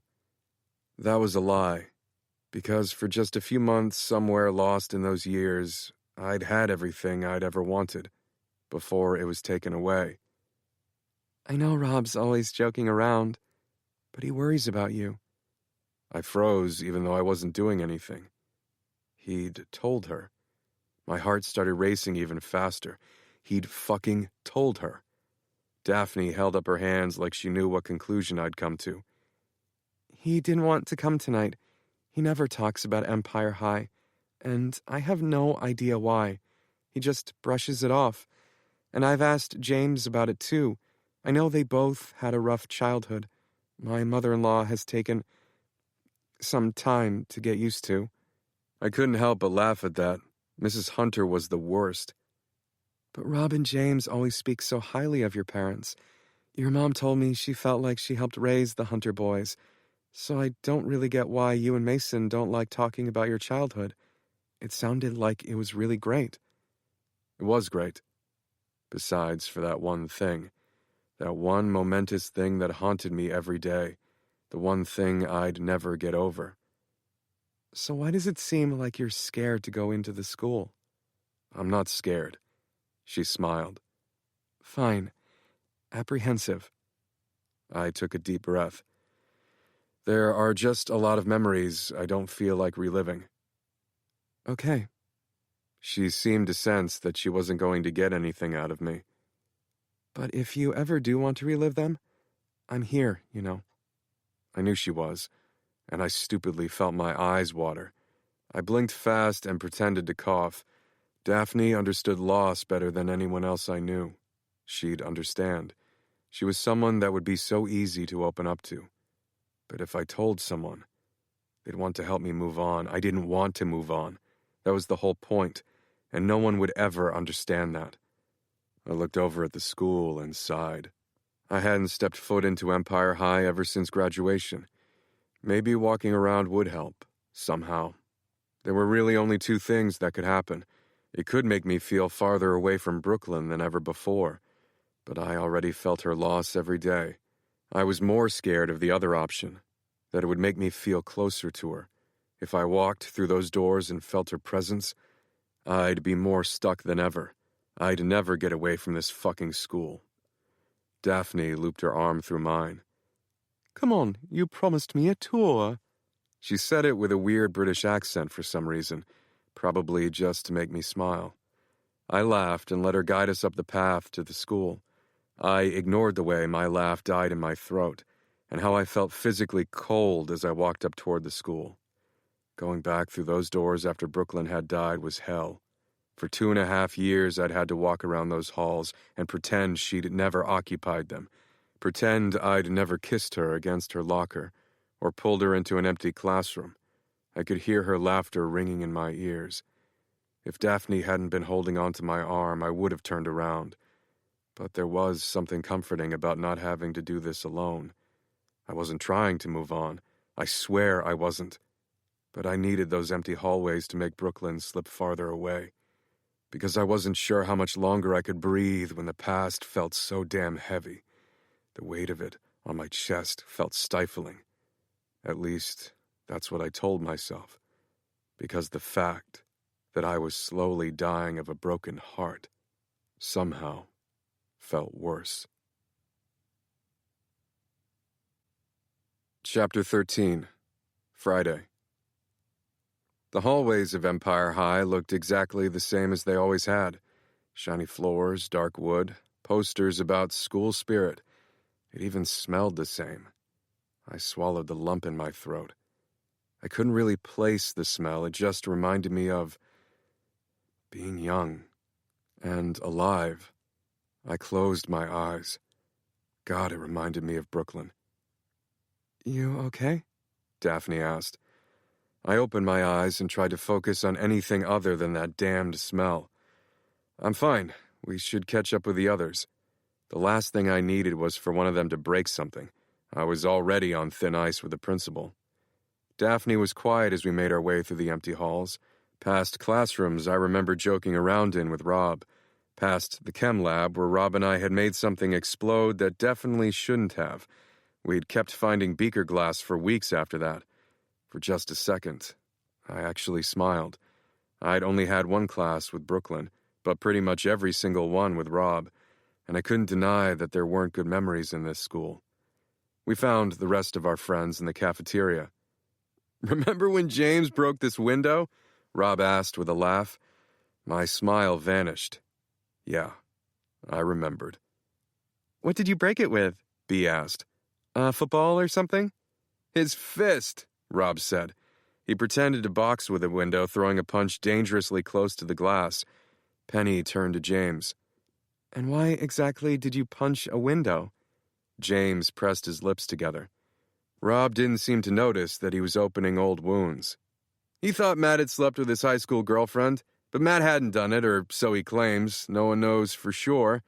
We know for sure, I said. I didn't sleep with Rachel, it was just a kiss, and she was the one who threw herself at me. But Isabella had gotten a picture of it, and then James had believed her over me. I still fucking hated James for not believing me over that witch. I hated him for making my life a living hell when I should have been focusing on my last days with Brooklyn. Penny was staring at me, but then she looked back at James. Why did you never tell me about all that? She asked. Because it's ancient history. James put his hand protectively on her waist. It wasn't ancient history to me. My whole fucking life had stopped right here, and I was pretty sure they all knew it. It was crazy, Rob said. I took James' side, of course, and Mason took Matt's side. It was an epic Hunter Caldwell feud. He laughed. God, and homecoming? That was the craziest night. I'm scared to ask, but what happened at homecoming? Daphne asked. James retaliated by kissing Matt's girlfriend, and then we all got into this huge fist fight. We almost got kicked out of school. Daphne shook her head. I can't believe you did that, Penny said to James, but she didn't push him away from her for literally being the worst. She didn't move at all. She let him keep his arm around her. I wasn't in a good place, he said. Mason cleared his throat. I wonder if the principal's office looks the same. I knew he was trying to get our group to drop the subject and move along, but no one moved. I really wished Tanner had stuck around. He'd be able to ease the tension in some way. That's awful, Penny said. What made you guys make up? Brooklyn's death. Rob finally closed his big mouth. He wasn't going to say it. No one was going to say it. But my fiancé had died, and they'd felt bad for making my life any shittier than it already was. They felt sorry for me. Not because they believed me, not because they cared. The cafeteria was filled with complete and utter silence. I looked over the tables. They were still organized the same way they were back then. The Untouchables table, and then the one that Brooklyn always sat at, before we were an us, before I stopped sitting at the stupid Untouchables table for good and joined her where I should have always been. Because we're family, James said. You don't turn your back on family. I looked over at him. You just stab your family in the back? I should have been over it. And maybe I would have been if things had gone down differently. If I had Brooklyn wrapped in my arms like they all had their wives and theirs. Yeah, maybe I would have been more forgiving then. Well, I'm glad you all made up, Penny said. She looked over at the window that James had punched, like she was lost in thought. There wasn't much to think about. She was married to an asshole. I actually need to go check on something, I said. I'll be back. I walked away before I had to add something to my lie. I didn't need to look at anything, and I wouldn't be back. I needed to get the fuck out of this school. But before I could reach the front doors, my feet seemed to guide me to the auditorium. I looked over my shoulder like I was scared someone was going to catch me going in, but no one was following me. I pushed the door in and let it close behind me with a thud, bathing me in darkness. Brooklyn and I had kissed for the first time right here. She said I'd stolen the kiss, so I promised her I'd steal all her firsts. I closed my eyes, trying to remember what it felt like to have her beside me, but all I felt was cold.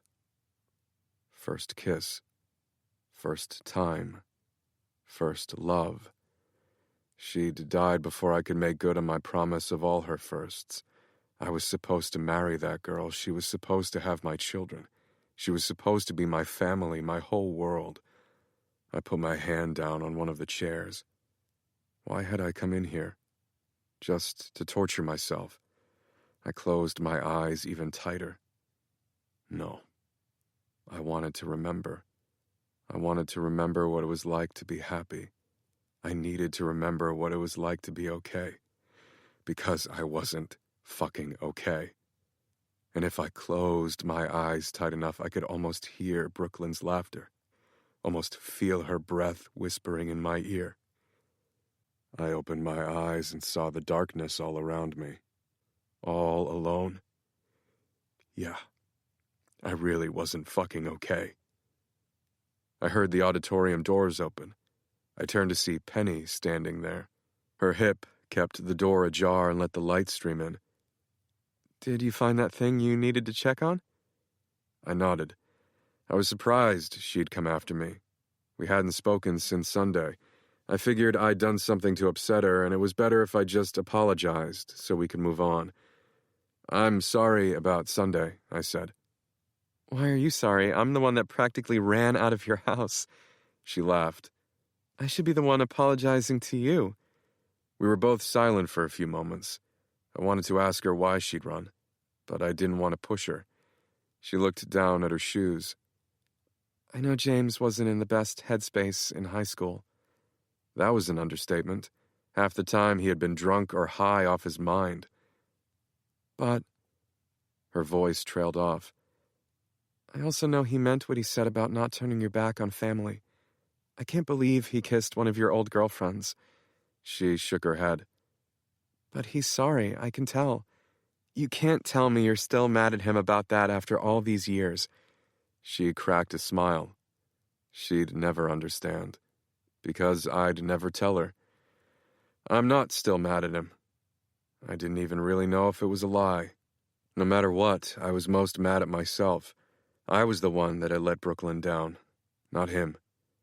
Penny stared at me like she was waiting for me to add something, but I didn't have anything to add. Don't tell me you broke up with that girl because of what James did. No. I never broke up with Brooklyn, and she still owned my heart. I'd always be hers. Well, that's good. Penny smiled. She probably just thought that meant my high school girlfriend and I broke up for some other reason. It was an easy mistake to make, because Brooklyn wasn't standing beside me. It was the only reasonable conclusion to jump to. And God, I wished it was true. That she was still alive. It would have killed me for her to be with someone else, but it would be a little easier to breathe knowing that she was breathing too. And speaking of girls, said Penny, you have a date tomorrow night. I blinked. What? The last thing I wanted to do was go on some stupid date with some woman who wasn't Brooklyn. Not after tonight. Not ever. Penny wasn't an idiot. She could tell I was hurting, but she was way off base for thinking this was going to help. I'm not going on some random date. Actually, you are, because I already made a reservation under your name at Giordano's. Then cancel. But I think she's exactly what you're looking for. What does that even mean? She had no idea what I was looking for, because despite her asking repeatedly while swiping through random chicks for hours, I hadn't ever answered her seriously. You told me what you wanted. I found her. I'd only joked about wanting Penny. No one else. I didn't want any of this. Penny, I know, you're welcome. You can thank me when you two hit it off. That was not at all what I was about to say. And before you ask any more questions, I'm not telling you anything about her. No stalking her before the date and backing out. And she doesn't know what you look like either, because I used that picture of the tea you swore you wanted for your profile. She looked happier and happier as she talked. It's the perfect blind date. I swear I have a really good feeling about this. I just need you to trust me. Damn it. I did trust her, which made my stomach churn, because she probably found someone really great, someone in another life that might have been a perfect match for me. But there was no way in hell it could work. She'll meet you there at 8. I found myself nodding. I couldn't say no to Penny, not when she looked so happy.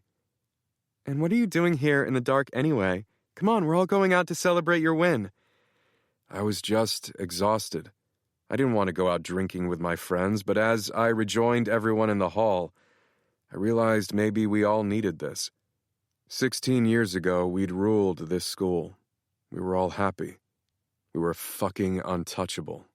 And now, Rob was staring at me seriously and had abandoned his jokes. Mason looked like he literally wanted to run out of the school, and James was staring off in the distance, looking almost as depressed as me. Coming here was like stepping into a time capsule. And yes, there were a lot of good memories at Empire High, but they were tainted with what had happened, and the secret I'd made them keep. They'd promised not to ever talk about Brooklyn again, not until I was ready. And they'd kept their promise. They'd kept the secret from all their wives, and I was pretty sure it was eating away at them almost as much as it was eating away at me. And the worst part, Brooklyn would have hated seeing us like this. She would have wanted all of us to be happy.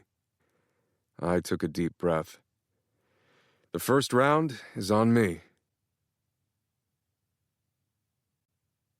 Chapter 14, Friday. I took another sip of my beer. I needed to talk to James in private.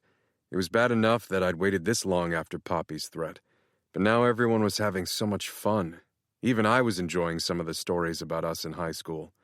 I hated to break up the party when everyone was smiling and laughing so hard, and I was pretty sure B was more than tipsy, which was hilarious because she always laughed at everything when she was drunk.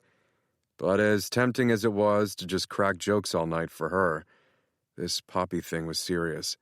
I was just about to ask James if we could talk for a second when Tanner slid into the empty stool beside me. "Sorry, I'm late," he said. "What did I miss?" He somehow already had a beer in his hand. Had he been here for a while? "I didn't realize you were coming," I said. "Yeah, the gang invited me."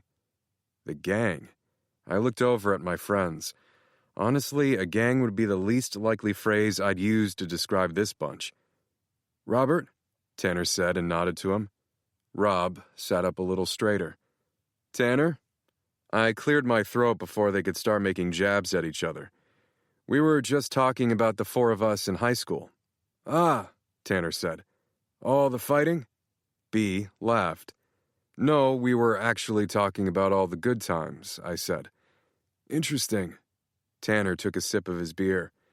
"From a slightly outside perspective, maybe it would be better if we did dive into all the fighting, though, yes? In order to move on?" "We have moved on," Rob said. "Or else we wouldn't all be sitting here right now hanging out." "Have you, though?" Rob stared at him. "Yes, I just said that." "But have you, though?" "We have," James said. He looked over at me. I pressed my lips together. I knew James wasn't really a dick. Yes, he'd acted like one when we were teenagers, but he'd had my back ever since. It was fall, though, and I was always more likely to snap on him in the fall, because it reminded me so much of Brooklyn. So yes, we'd moved on as best as I was able to. I couldn't offer any more. Tanner put his glass down on the table. "If you were all really over it, why did Matt drug you during your bachelor party, James?" B started laughing harder. "You what?" Penny said. It's not a big deal, James started, but Penny cut him off. Yes, it is a big deal. Why the hell would you do that, Matt? She was using her authoritative mom voice that always made me feel in trouble, but also slightly aroused. I opened my mouth and closed it again. I wanted to say I didn't know why, but I did. It was because James had been about to get married, and I was jealous. I felt like he'd robbed me of that with Brooklyn, like he had the life I was supposed to have. And I had been drunk myself that night, and maybe a little high, and maybe a lot an idiot. Did he really? Penny asked Daphne. Daphne had been at the same resort as us during James' bachelor party. It's where she and Rob had officially met, so she'd unfortunately seen all the shenanigans firsthand. I winced when Daphne slowly nodded. Look, we all went a little overboard that weekend, Mason said. Bea tried to glare at him through her laughter. What does that mean? I couldn't tell if she was actually upset or she was doing an over-exaggerated glare because of her intoxication. Mason laughed. It was a bachelor party. She continued to stare at him, and even though it looked like she was seconds away from exploding with laughter again, the last thing I wanted was for Bea to be upset with Mason because he was trying to cover for me. The bachelor party had actually been very tame and very lame. I'm sorry, okay, you guys, I said. Tanner clapped me on the back. That's a good start, Matt, but I have an idea. James, you should just get him back. It's best just to get even. Who has some drugs? James shook his head. I'm not going to drug Matt. Leave it to me then, Tanner said. I don't want you to drug him either. Noted. I'll think of something better. Tanner snapped his fingers. Revenge is a dish best served hard, if you know what I mean. He raised his glass. I literally had no idea what he meant. Served hard? Bea giggled. You mean cold? Rob said. Tanner looked confused. The phrase is revenge is a dish best served cold, Rob said. Tanner shook his head. I don't think that's how it goes. That's definitely how it goes. Who serves a hard dish? Dishes are made from glass. They're all quite hard, young Robert. Have you never been hit by one? He started to wave down a waitress as if he was going to order a plate to break over Rob's head. I grabbed Tanner's hand to lower it. We didn't need a waitress to bring over any plates for him to throw at Rob. I'm trying to help, he whispered back. By offering to beat Rob with plates? By fixing your friendships, and yes, possibly teaching Robert a lesson along the way? I looked over to see everyone staring at us. I cleared my throat and removed my hand from Tanner's arm. This conversation was ridiculous. We were all fine. Tanner was pushing buttons unnecessarily, and I still needed to have that conversation with James before it got any later. James, can I talk to you for a second? Yeah, sure. He went to stand up, but paused when his phone started ringing. 1 second, he said. Hi, Ellen, is everything okay? There was silence as he listened to her. Pumpkin, did you steal Ellen's phone again? Penny shook her head with a smile. Mommy and I are out right now. Be a good girl and let Ellen tell you a bedtime story. He listened to Scarlett intently. She does do the voices. I've heard her do them. He smiled at whatever her response was. Is everything okay? Penny mouthed silently. James nodded. Okay, Pumpkin, we'll be home in a few minutes. Love you too. He hung up. She's refusing to go to bed without us reading her bedtime story, and she's keeping everyone else up too. I think Ellen might have a revolt on her hands. Rob laughed. Sophie and Scarlett are going to be such a handful when they're older. Rob was right about that. Scarlett was a little baller for refusing to go to bed without a proper bedtime story, and Sophie seemed like she enjoyed a good revolt too. It was possible she was the one leading the troops. We should probably go get Sophie and RJ too, Daphne said. It's getting late. She grabbed her coat off the back of her chair. Is it okay if we have that chat another time? James asked. No, not really. But I just nodded. They were going home to Scarlett right now. Nothing bad could happen to her tonight. Rob, Daphne, James, and Penny said their goodbyes. Have fun on your date tomorrow, Penny whispered and gave me a quick hug. I watched her duck under James' arm and giggle at something he whispered in her ear. You okay? Tanner asked. Now he was concerned about me, moments after trying to get James to drug me. Luckily, I didn't have to answer him because Bee was laughing harder than ever, drawing everyone's attention to her. So just me, Bee said, but I could barely make out the words through her laughter. I hadn't caught the start of her conversation with Mason, but it looked like the two of them were having the time of their lives. Yeah, our mom definitely didn't walk us to the bus stop in high school, Mason said. We usually rode with James or I drove myself. Bee finally stopped laughing long enough to breathe. Not all of high school, just until junior year when I finally snapped. Mason was staring at her with stars in his eyes. Your mom is amazing. More like mortifying, Bee said and covered her face. Mason lowered her hand and kissed her temple. I turned away and took another sip of my scotch. Out of all my friends, Bee looked the most like Brooklyn. Sometimes it was hard to look at her for too long. I wondered if Mason saw it, but I didn't think so. Unlike James, he hadn't had a crush on Brooklyn, and I wasn't even sure if James really had either. I was pretty sure he had only pretended to like her to mess with me. But I'd never know, because I'd never bring her up. I swirled the ice around in my glass. At least I wasn't the third wheel tonight, because Tanner was here too. I actually preferred hanging out with Bee and Mason the most because they didn't have any kids. It was just adults talking. I loved my friends' kids, but I didn't need to talk about them non-stop like parents always seem to. What was Mason like in high school? Bee asked me. I shrugged. The same. Bee laughed. I'm pretty sure I had an awkward stage between 1st and 12th grade. Unlike you guys with your amazing Caldwell jeans. I hope our kids get them. I was pretty sure my fingers tightened on my glass.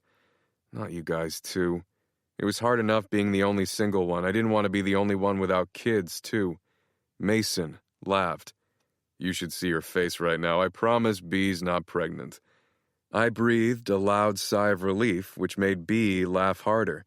She lifted up her glass. I've had like 3 glasses of wine. Definitely not pregnant, Matt. But really, would it be so bad to be an uncle? I am an uncle. I mean like a real one, a blood one. It didn't matter that I wasn't a blood relation to James and Rob's kids. I still love those little brats. Are you guys really thinking about it? Maybe next year, Bee said and looked over at Mason. A few years ago, he would have looked as shocked as me. Instead, he just shrugged. I silently cursed. They were definitely about to pop out a dozen babies and leave me behind. To be young and in love again, Tanner sighed. He was still young.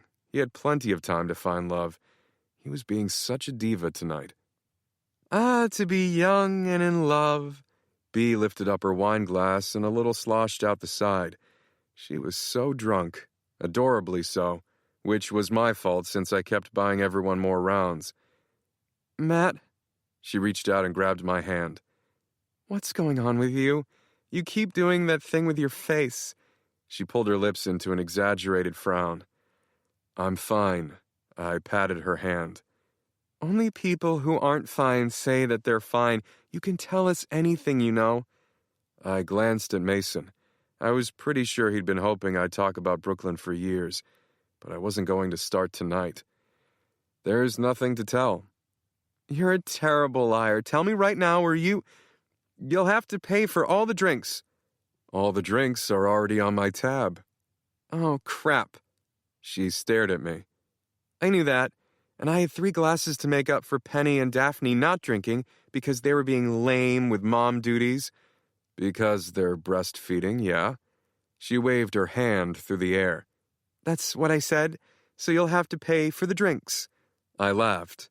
I just told you the drinks are all on my tab anyway. She nodded. Right, so tell me the truth or I'll... She looked down at her glass of wine like she was about to say I'd have to pay for drinks again, but then her head snapped back up. Or I'll do something terrible to you in your sleep. What the hell does that mean? When have you ever been near me while I'm sleeping? She shrugged. Wouldn't it be scary to find out? Yeah, she was definitely drunk. If something is bothering you, we are here to listen, Mason said. I pressed my lips together. I actually did need some advice. I looked back at Bea. There was a 50-50 chance she wouldn't remember any of this anyway. I cleared my throat. It would feel better to get this off my chest. Poppy visited my office this week. Mason raised his eyebrow. Poppy, as in Isabella's cousin? Yup, that one. Isabella has a cousin? Bea said, way too loudly. Oh, God, is she as awful as Isabella? I hadn't thought so until this week. Now I was worried she was, somehow, worse. I didn't even know that Richard Pruitt had a niece, Tanner said. Why didn't I know that? Because she wasn't important. I hadn't seen her in over a decade. Wait. Tanner slammed his hand down on the table. Wasn't important? That implies that she is now? Did you sleep with her? Ugh, no. She's freaking devil spawn. Whew. You had me worried there for a second. Remember, you have to introduce me to any lucky lady you're planning to bed. Why does Matt have to introduce you to women he's to bed with? Bea asked. So I can approve of them. Bea laughed. You're so funny, Tanner. That was one way to put it. Really, everything you say is so funny, and... Her voice trailed off. God, I have the perfect word. It's on the tip of my tongue. Why can't I think of it? Mason put his arm around Bea's shoulders. I think we should probably head out before Bea remembers that other word. Hey! She elbowed him in his side. But yes, take me home. I'm tired. He smiled down at her. Your wish is my command. He grabbed her coat and draped it over her shoulders. He was about to lead her out of the bar when he turned back to me. Sorry, Matt, what was your story about Poppy? Why did she stop by? I didn't know why I'd brought it up. I didn't want to worry him. No reason, it was really random. Huh. He shrugged his shoulders. Well, have a good night, you two.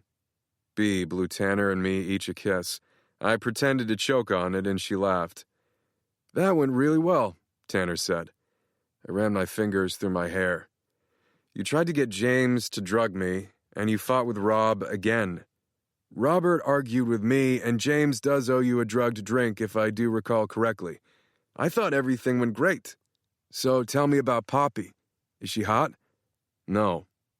No, she's not hot, or no, you're not going to tell me about her? Both.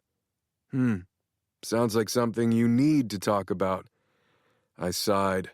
He knew me too well. Mr. Pruitt sent her because I didn't respond to his texts. Well, he did say it was urgent this time. I have an idea. How about I come with you when you go see him? That way nothing bad can happen. That would just ensure that bad things would happen to both of us. He shook his head. Nonsense, he wouldn't mess with me. Mr. Pruitt messes with everyone. But no one messes with me. I stared at him. He looked dead serious. Yes, Tanner had more money than anyone else I knew, including the Pruitts, but I knew that money didn't make him untouchable, and it certainly couldn't protect him from Mr. Pruitt's line of work. Just think about it, Tanner said. Like I told you before, it would probably be best just to get it over with, and this way you wouldn't have to do it alone. You'd have me. Yeah, maybe.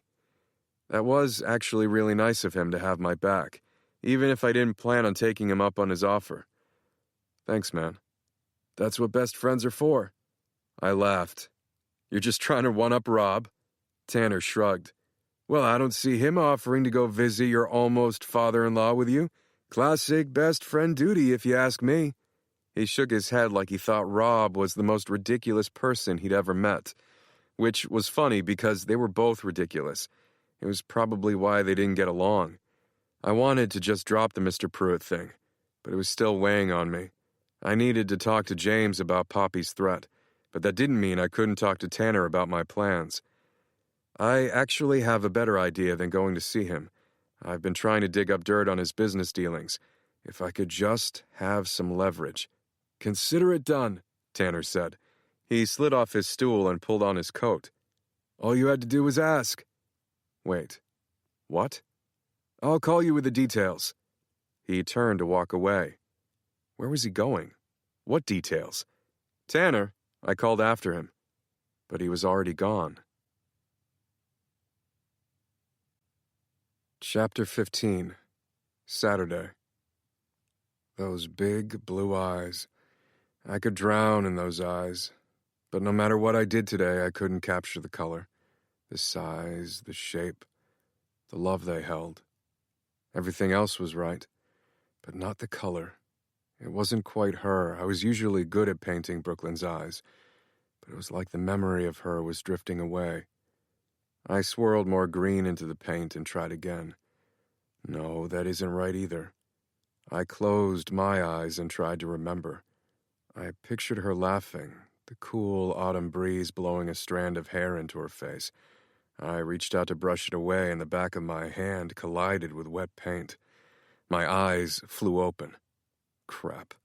I grabbed a paper towel off the roll and wiped off my hand as I stared at the smeared paint. It looked like some kind of abstract portrait of Brooklyn crying. My fingers paused on the paper towel.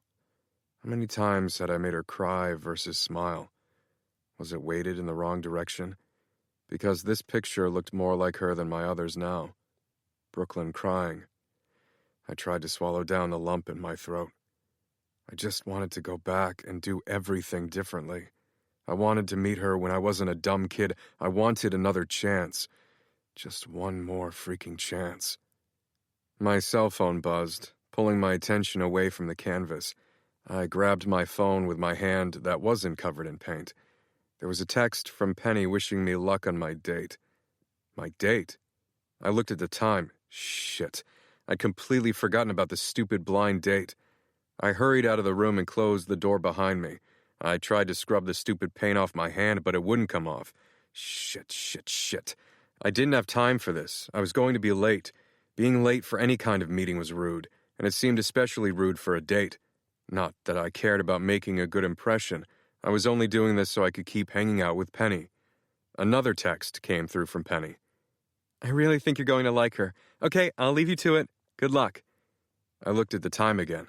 I had only 15 minutes to get across town, which wasn't possible. I didn't bother responding to Penny, as I changed into a pair of dress pants and a white button-down. I was out the door in a matter of minutes, without having bothered to shower or get the rest of the paint off the back of my hand. I had no idea what my date looked like. I didn't even know her name, but I still found myself looking around the restaurant instead of going to the hostess stand. There was a brunette in the far corner that was alone. Nope, a man had just joined her with a kiss. If that was my date, we weren't off to a great start. My eyes kept scanning the restaurant. Everyone was paired off. It was like flourishing couples came here in droves. There were candles on each white tableclothed table, giving the restaurant a romantic glow. Why had Penny chosen such an intimate restaurant for a first date? Or maybe my blind date had chosen it. Either way, I didn't see anyone else seated alone. Wait. I leaned forward to see a girl with mousy brown hair reading at a table. That had to be her. Penny loved reading. It would make sense for her to choose someone else who enjoyed it too. But I didn't want to walk over just in case I was wrong.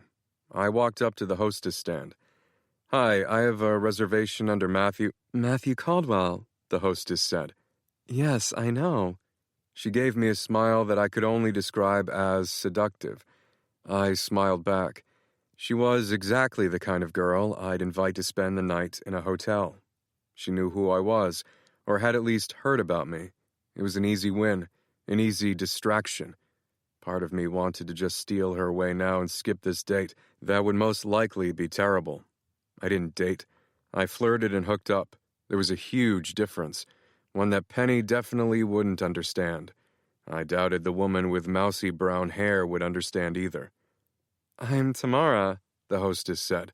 And if there's anything at all you need tonight, I'm your girl. I bet you are. Tamara got me.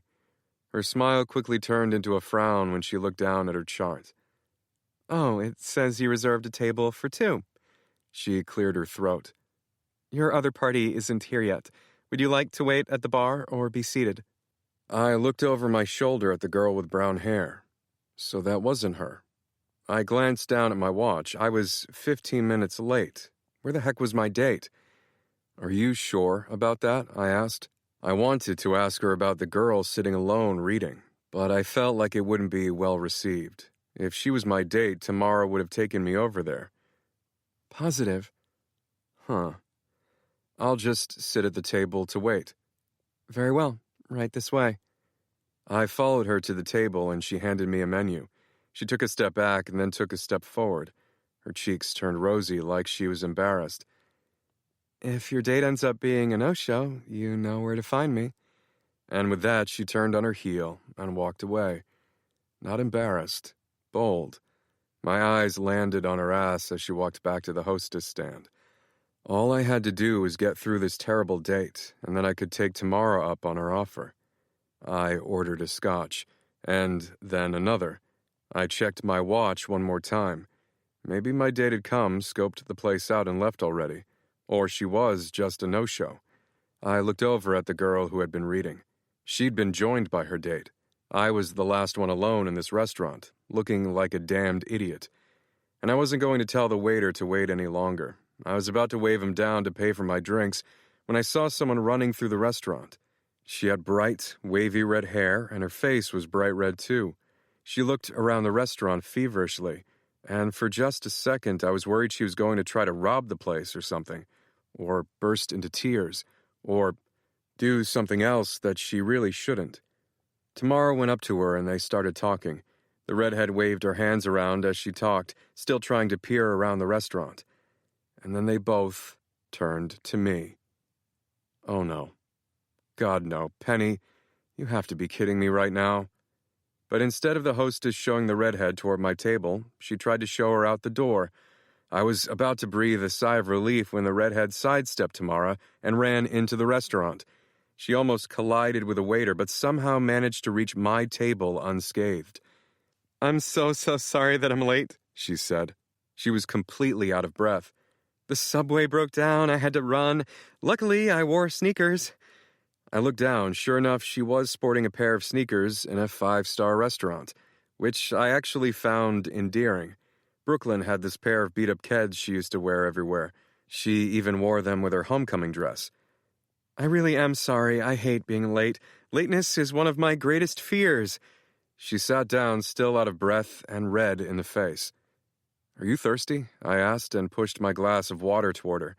So thirsty, but have you already put your lips on that? Because I really don't like germs. I'm not like a germaphobe or anything like that. I'm not actually scared of germs, but I am scared of dying from some kind of contracted virus. Okay, yeah, I'm a little scared of germs, but it's a lot lower on my list of fears than lateness, and I don't know why I'm telling you all this. I'm just really nervous, and when I'm nervous, I tend to ramble, and I think being late is making everything worse. I can tell. She eyed the glass of water longingly. Sorry, I forgot to answer your question. No, I haven't gotten any virus germs on it. I only touched it to push it over to you, I said. Oh, thank God.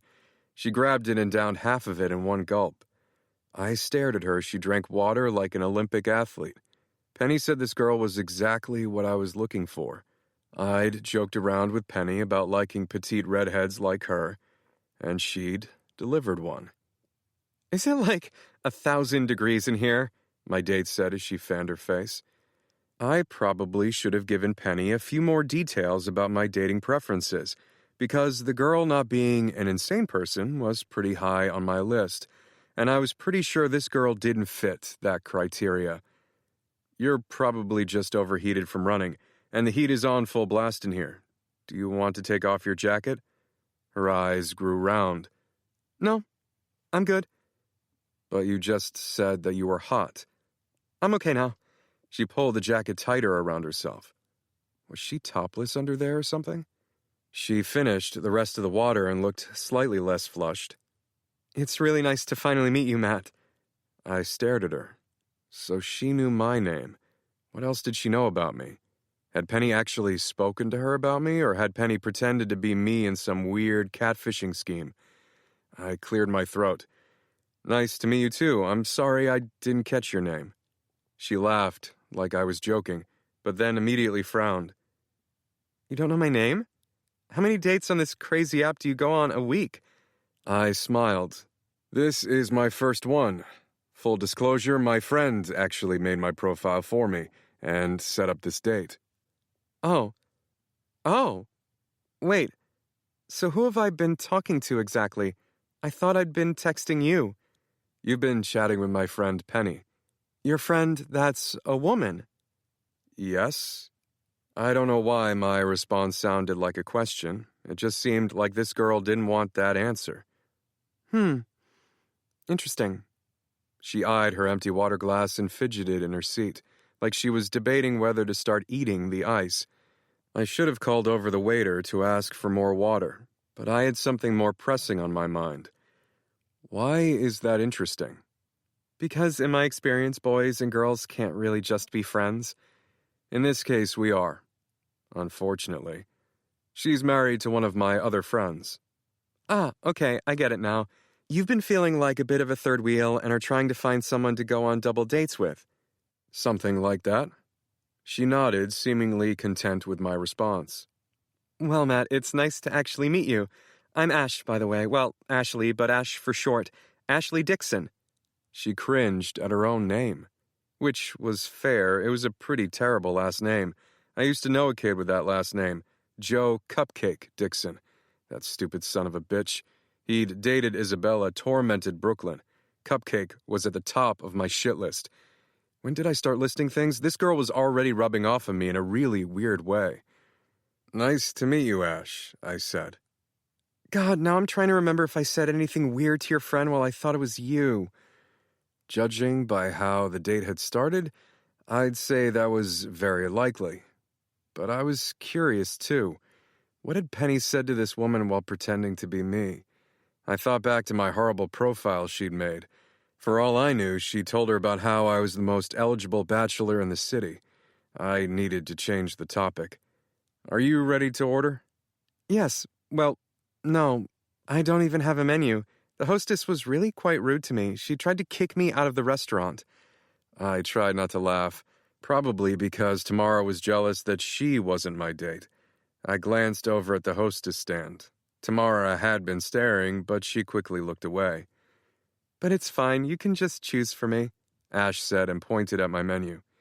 You want me to pick what meal you're having? Yeah, sure.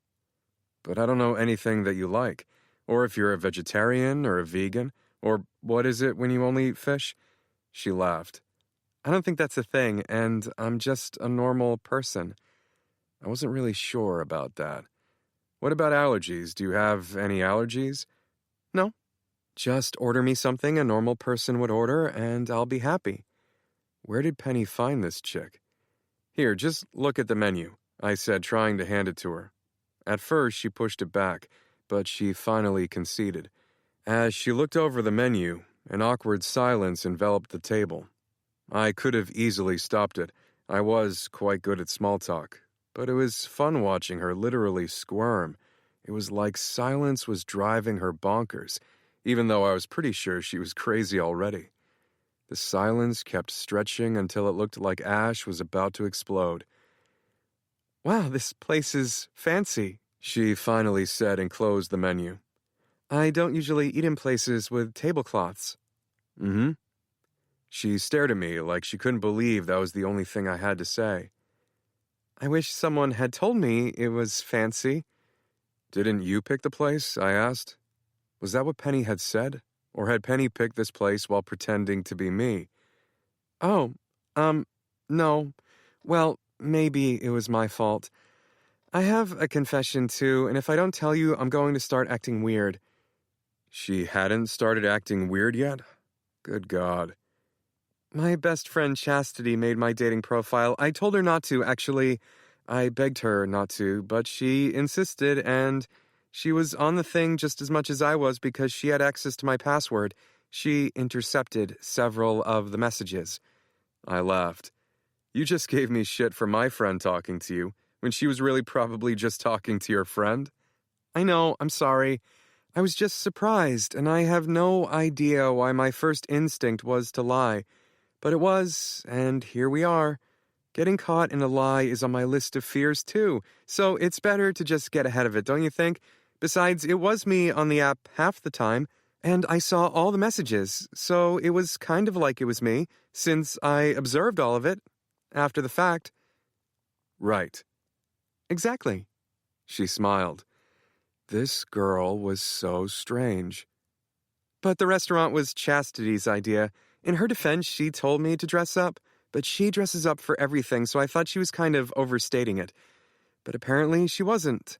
I would have looked it up ahead of time, but she told me I was being paranoid and that it would be more fun to just go in blind, Since it was kind of already a blind date, since your profile was weirdly a cup of tea, I kind of thought you'd look like a monster. But you're not at all what I expected. And I'm super underdressed. I was pretty sure there was a compliment in there somewhere. I actually really like the sneakers. She smiled. Really? I nodded. Thank you. So now that I know that you're underdressed, why don't you go ahead and take your jacket off before you faint? I'm wearing an old sweatshirt and jeans, and I ran miles to get here. So now I'm not only underdressed, but I'm super sweaty, too. Just for the record, I had on a nicer shirt, but I spilled coffee all over it just when I was about to walk out the door for our date. And it's laundry day, and this sweatshirt happens to be really comfy. I laughed. It's fine. Take it off before we have to call an ambulance. She laughed too, and finally pulled off her jacket. It was, indeed, an old sweatshirt. There was even a hole on one of the elbows. But I was mostly distracted by the huge sweat stains under her arms. The light gray sweatshirt did nothing to hide them. If anything, it accentuated them. Oh, God, she said. I need to use the restroom. I'll be right back. She got up and ran, almost knocking into another waiter. I held in my laughter as best I could until she disappeared into the bathroom. She was adorable. Adorable. I shook the thought away. She was a walking disaster. The waiter came over to ask for our order, but I sent him away. After all that, Ash hadn't even told me what she wanted. I looked at my watch, ordered another drink, started fidgeting in my seat. What the hell was she doing in there? She'd been gone for over 10 minutes. I pulled out my phone and sent Penny a text. Who the hell is this person? Penny's reply came almost immediately. Isn't she cute? And she's exactly what you're looking for. I wasn't sure why she was so sure about that. How is she exactly what I'm looking for? You described your ideal girl, and I found her for you. You're welcome. Are you being nice? Yes, I'm being nice. Good. Now stop texting during your date. It's rude. I ran my hand down my face and waited a few more minutes. Had Ash left? I pictured her climbing out of the window and running away. Honestly, it seemed exactly like something this Ash person would do. I just didn't know whether to check the restroom or the alleyway first. Chapter 16. Saturday. After a few more minutes passed without Ash returning, I threw my napkin down on the table and went toward the restrooms. It was better to check there first. If she was planning a great escape, she was probably already gone. There was no reason to look outside for her. But if she was stuck in a stall or something and needed help, it was at least polite to check. Ash, I said, and knocked on the door to the women's restroom. No response. Ash, I said a little louder. No response. For fuck's sake, did she really ditch me? I opened up the door just to check and saw Ash standing in the middle of the restroom with her sweatshirt off. Just standing in a public restroom with nothing on but a bra and her jeans. She was trying to dry the sweatshirt underneath the hand dryer, while at the same time blotting it with paper towels. No, he's gorgeous, Ash said to no one at all. She talks to herself, too? Why didn't you tell me he was gorgeous? Ash practically cried as she hit the hand dryer button again. Then stop hiding in the bathroom and get out there, said someone else. I looked over to see where the other voice had come from. Ash's phone was balancing precariously on the edge of the sink. I'm assuming this was her friend Chastity encouraging her through the speaker. I can't go back out there. I look like a homeless person. I couldn't help the smile that spread across my face. I'm sure you don't look homeless, replied Chastity. I do. I'm wearing my binge-watching sweatshirt. You are not, gasped Chastity. I told you to dress up. What is wrong with you? I don't know. Ash blotted the pit stains with more paper towels. Seriously, though, who is this guy, Chastity? He looks like he walked out of the pages of a magazine. You told me he wasn't going to be cute, that this was just a practice run for getting back out there. You're a dirty liar, because he's the definition of perfection, and now he thinks I have some sort of explosive diarrhea because I've been in here for 14 minutes, offered her friend. He definitely thinks you shat your pants. No, Ash said and slammed her fist against the hand dryer again. Chastity, tell me, how can I undo this? I cleared my throat. Ash's eyes grew round when she saw me. She slapped her phone off the counter instead of simply ending the call. Then, for some reason, she threw the sweatshirt on the ground like it was contraband, and then she yelped and put her hands directly onto her breasts to hide her bra. I burst out laughing. I couldn't help it. For a second, I thought she was going to cry or scream. Instead, she started laughing too. This is the worst date in the history of dates, she said, half sobbing through her laughter. I couldn't deny that fact. It's not off to a great start. God, what is wrong with me? I'm half naked in a public restroom. I should be arrested. Your secret is safe with me. How about you put your sweatshirt back on and meet me back out there? She laughed again. Are you serious? You're not going to report me? I'm not going to report you, but I might report this place for pests. Did you just see that centipede run under the sink? Ash screamed at the top of her lungs and threw herself at me. Save me! She almost knocked me over, but I somehow managed to catch her without slipping on the tiled floor. She was half naked and pressed against me. Her breasts practically shoved in my face, and somehow my hands had wound up on her ass. Is it gone? She shrieked. I tried to tilt my head to see. I don't see him, although I was very distracted by her breasts in my face. He could be anywhere by now. Centipedes are at the very top of my list of greatest fears. Why do they have so many legs? No bug should need so many legs when 4 or 6 are plenty. I laughed. It's fine, Ash. I don't think he's coming back out. Okay. But she didn't let go of me. If anything, she gripped my shoulders even tighter. It had been a long time since someone had needed me like this. I swallowed hard and put her down before I did something stupid, like kiss this maniac. I'm so sorry that this date is such a disaster, she said. There is literally no way to come back from this, unless I drop to my knees right now. Her eyes grew huge. Which I'm not going to do, because I don't even know you. I don't blow strangers in bathrooms, I swear. I'm not that kind of girl. Unless that's something you... Nope, pretend I didn't offer to do that. Oh my God, please say something so I can stop talking. She put her hand on her forehead. And that's when I noticed the engagement and wedding rings on her freaking ring finger. You're married? I said. What in the hell was happening right now? No, I mean, yes. God. She threw her hands up. I'm separated from my asshole soon-to-be ex-husband. This is the first date I've been on since college. I'm a little out of practice and a bit of a walking disaster, okay? Happy? There was a knock on the door. Is everything okay in there? Said a male voice. The door started to open, and Ash threw her half-naked self against it, blocking whoever was on the other side from coming in. I need some privacy, she yelled. Are you okay, miss? I heard yelling. Diarrhea! She shouted and then cringed as she looked at me. You better stay away for your own sake. Okay.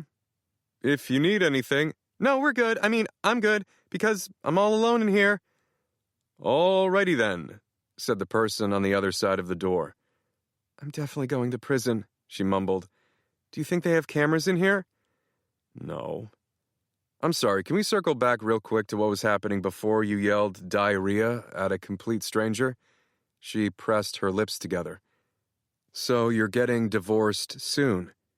The lawyers are working on it. We no longer live together, and we definitely no longer speak. Trust me, if I could speed the whole thing along, I would. I fucking hate Joe Dixon with a fiery passion. Joe Dixon? She couldn't possibly be talking about the same prick I went to high school with. Cupcake Joe Dixon? She lowered her eyebrows. I mean, he sells cupcakes, but no one calls him Cupcake Joe Dixon. Wait, do you know Joe? Does his dad own Dixon and Sons Sugar Cakes? Joe owns it now. She shook her head. Please, God, tell me you're not friends with my ex. What the actual hell is this date? I laughed. No, I'm not friends with him. I hate that guy. She looked significantly calmer. I hate that guy so freaking much. I smiled. This poor girl had clearly been through enough crap if she'd been married to Cupcake. The least I could do was buy her dinner. How about we go back out there, and you can tell me all about what happened between you two? She laughed. How have you not run away from this train wreck of a night yet? I shrugged. I'm actually having a great time.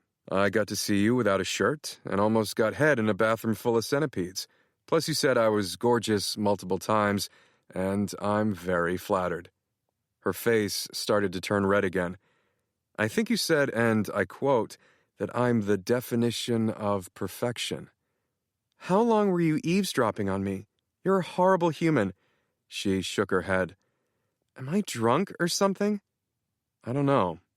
Honestly, I wouldn't be at all surprised if she was. Well, I need to be. Stat. Here's what we're going to do. You're going to put your sweatshirt back on, and I'm going to go back out there and order you some... Wine? Any wine. I usually drink it out of a box, so seriously, just order the cheapest thing on the list. I laughed. Okay, you got it. See you in a few. Nice to meet you, screeched the phone. Damn it, Chastity, Ash said and lifted it up off the floor. Why is everyone eavesdropping tonight? You didn't hang up. I thought I was supposed to stay on the phone in case he was a murderer or something. Are you a murderer? Yelled her friend to me. No, I said. That honestly wasn't very convincing, Ash said. I shook my head. I promise I'm not. I'll let you two finish up. I waved my hand around the bathroom. Gossiping, getting dressed, screaming about centipedes. I honestly had no idea what I'd just witnessed. Ash gave me a small smile as I left. I figured there was a good chance she'd still climb out of the bathroom window and run away. But if she didn't, I really needed to hear about how the hell she'd married an asshole like Joe Dixon. I went back to the table and sat down. The waiter came over and I ordered a bottle of white. That wasn't the cheapest one on the list, because I actually could be a nice guy. And I went ahead and ordered us some food, too, because I was starving. And she told me to order something a normal person would eat. I could handle that request. A few minutes later, there was a glass of wine, but still no Ash. I glanced towards the bathroom. Her sweatshirt had seemed mostly dry. Maybe she was still trying to get advice from her friend. This had to be the craziest date I'd ever been on. I was almost positive that Ash was nuts, but I was actually having fun. Or else I would have walked out already. I needed to hear her whole story. Plus, it would be great to relay this whole disaster to Penny. The more details, the better. Several minutes later, Ash sat down across from me, fully clothed again. I really wish I could say that I was drunk right now, but I am decidedly not. Give me a few minutes, and we can pretend I was drunk the whole time. She took a huge sip from her glass of wine, then shimmied her shoulders slightly and took a deep breath. Okay, try two. Sorry about that, she said very seriously. Now, where were we? I just blinked. You were telling me about your husband. Soon-to-be ex-husband. Right. Whatever possessed you to marry a guy like Joe? She sighed and took another sip of wine. It's a long story. I have some time. You are so weird, she said. Me? I raised my eyebrows. She had to be kidding me right now. Yeah. What are you still doing here? I basically just sexually assaulted you in the bathroom. I should have been arrested 10 minutes ago. I was waiting for the cops in there. I told you I wasn't going to report you. Oh. She nodded. I thought maybe you were joking. I shook my head. Honestly, I'd just found the whole scene hilarious. I would never call the cops on her. Well, in that case, can we just start over and pretend the last few minutes didn't happen? Let's pretend I just walked in and sat down, and pretend I'm wearing a nice dress, too. Use your imagination. She cleared her throat. Hi, I'm Ash. She offered me her hand. At least the pit stains on her sweatshirt were gone. I reached out my hand and shook hers. Nice to meet you. I'm Matt. Her smile was so big that I couldn't help but smile too. So, Matt, tell me all about yourself. I really wanted to talk about Joe instead, but it wouldn't hurt to play along. I had all night. Chapter 17, Saturday. It sounded like Cupcake hadn't changed at all, and the innocent yet slightly crazy woman in front of me definitely deserved better. She'd told me the whole story of how they met and how he'd proposed, but never in her story had she said she was in love, because it was Cupcake. How could she be? So you married him? I asked and shook my head. What was I supposed to say, no? She tore off a piece of the complimentary bread and dipped it into the olive oil. Her eyes lit up when she took a bite, and she immediately tore off another piece. Yes, that's exactly what you were supposed to say. Ash laughed as she finished her second glass of wine and her second roll. In hindsight, I really wish I had. But he was my first boyfriend, and I used to suffer from a severe lack of self-confidence. She seemed to sit up a little straighter to prove that was no longer the case. But I wasn't so sure. Most self-assured women didn't get naked in a public restroom and offered to blow a stranger a few minutes after meeting them. I wasn't complaining, though. Ash was freaking hilarious. I was having a really great night, just not in the way that Penny had hoped. Ash and I could be really great friends, but nothing more. And I was pretty sure she felt the same way. Our conversation flowed easily, but there wasn't any sexual chemistry. I was simply curious about her. She laughed.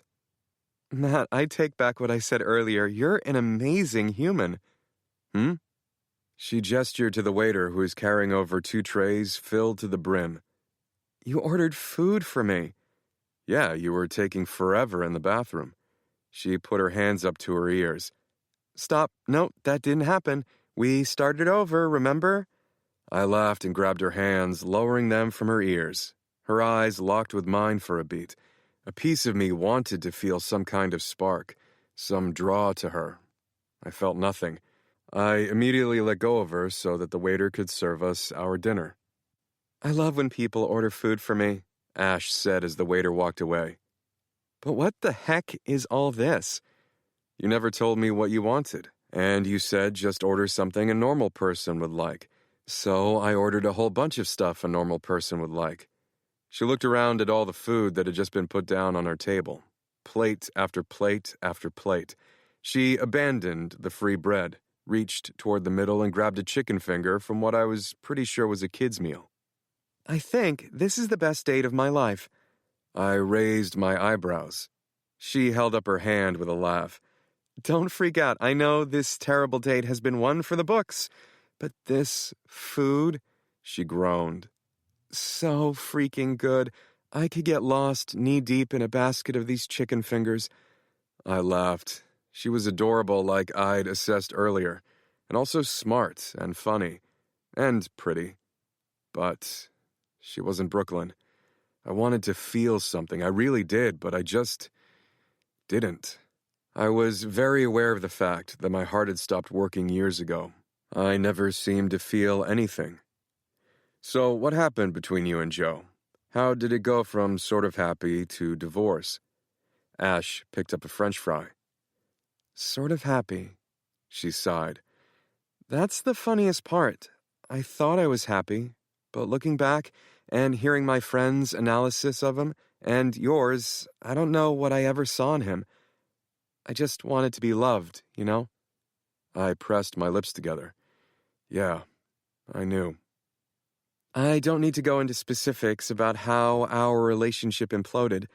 The gist is, Joe cheated on me with an Insta model, and even though I totally fixed his family business for him and made us a small fortune in the process, he's trying to leave me with nothing. Have you hired a good lawyer?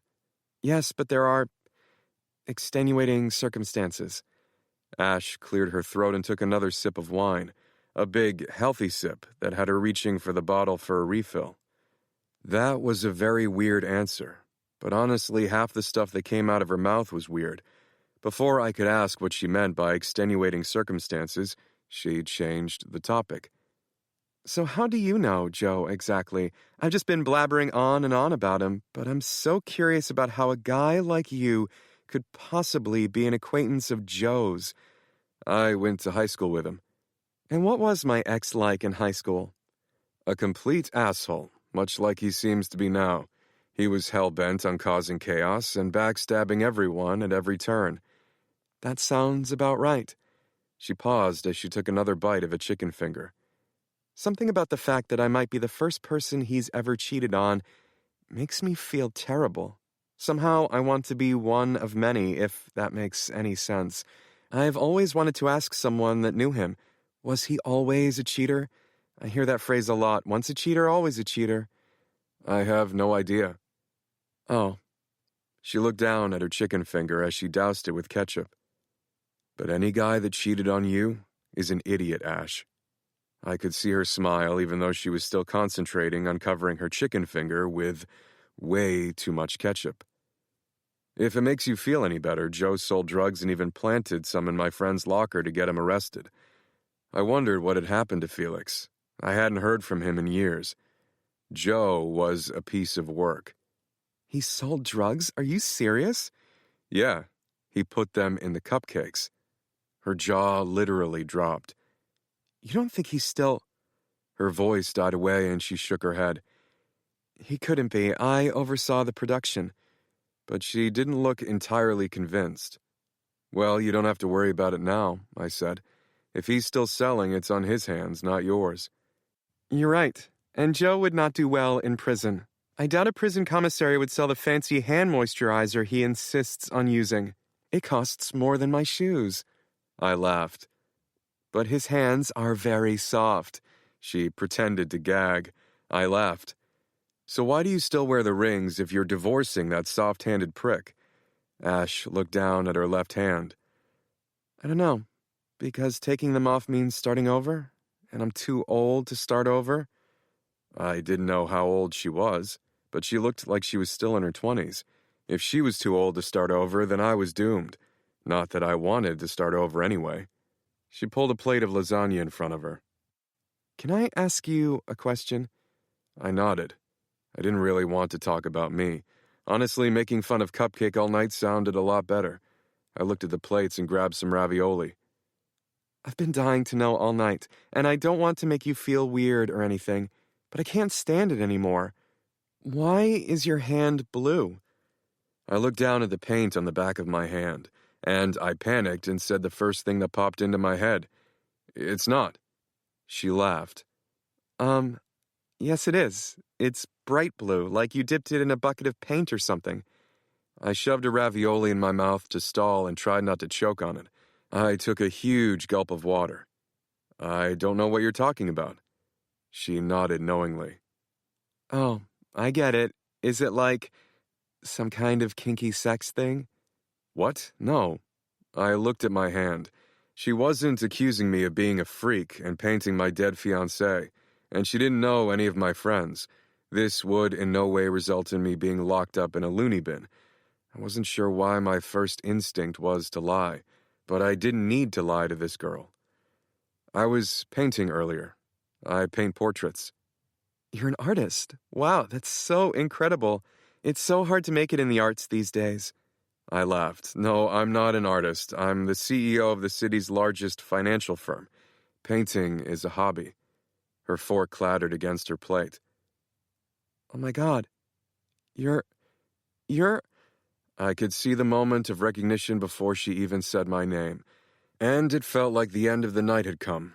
One of the only reasons I'd put up with this crazy night was because she didn't know who I was.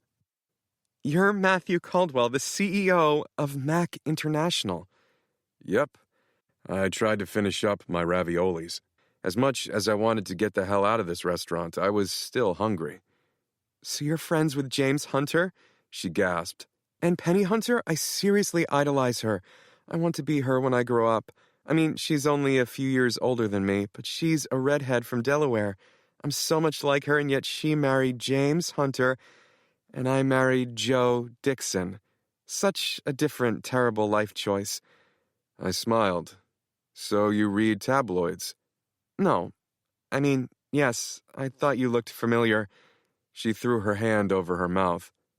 Wait, your friend that set up the dating profile for you? That was Penny? Penny? Yep. Oh my God, I casually flirted with her because I thought it was you. Chastity is never going to believe this. I had a sinking feeling in my stomach. No, she didn't know my friends, but she knew of them. What if the painting thing somehow got back to them? They'd have a million questions. They'd want to see the portraits. They'd think I was crazy. Do you think you could introduce me to them? She asked. Shit. No. It came out way faster and harsher than I meant for it to. She bit her lower lip and looked down at the smorgasbord of food on the table. Right. Sorry. Date from hell and all that? That's not it. But honestly, it kind of was. Was it because of the bathroom incident? Because I really didn't mean for you to see me without my shirt off until at least the third date. That's like some kind of rule, right? I've heard that somewhere. Honestly, I'm a little shaky on dating rules these days. When is nudity allowed?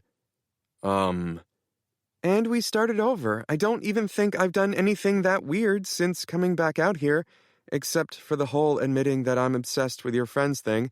I mean, don't get me wrong, I like you too. But I read all about that huge scandal with James and Penny a few years ago. It was all over the news, and then their wedding night? Oh my freaking God, I couldn't stop watching the news. Yeah, I get it, I said. They're famous. She was silent for a moment. Are you jealous of them or something? I laughed. No.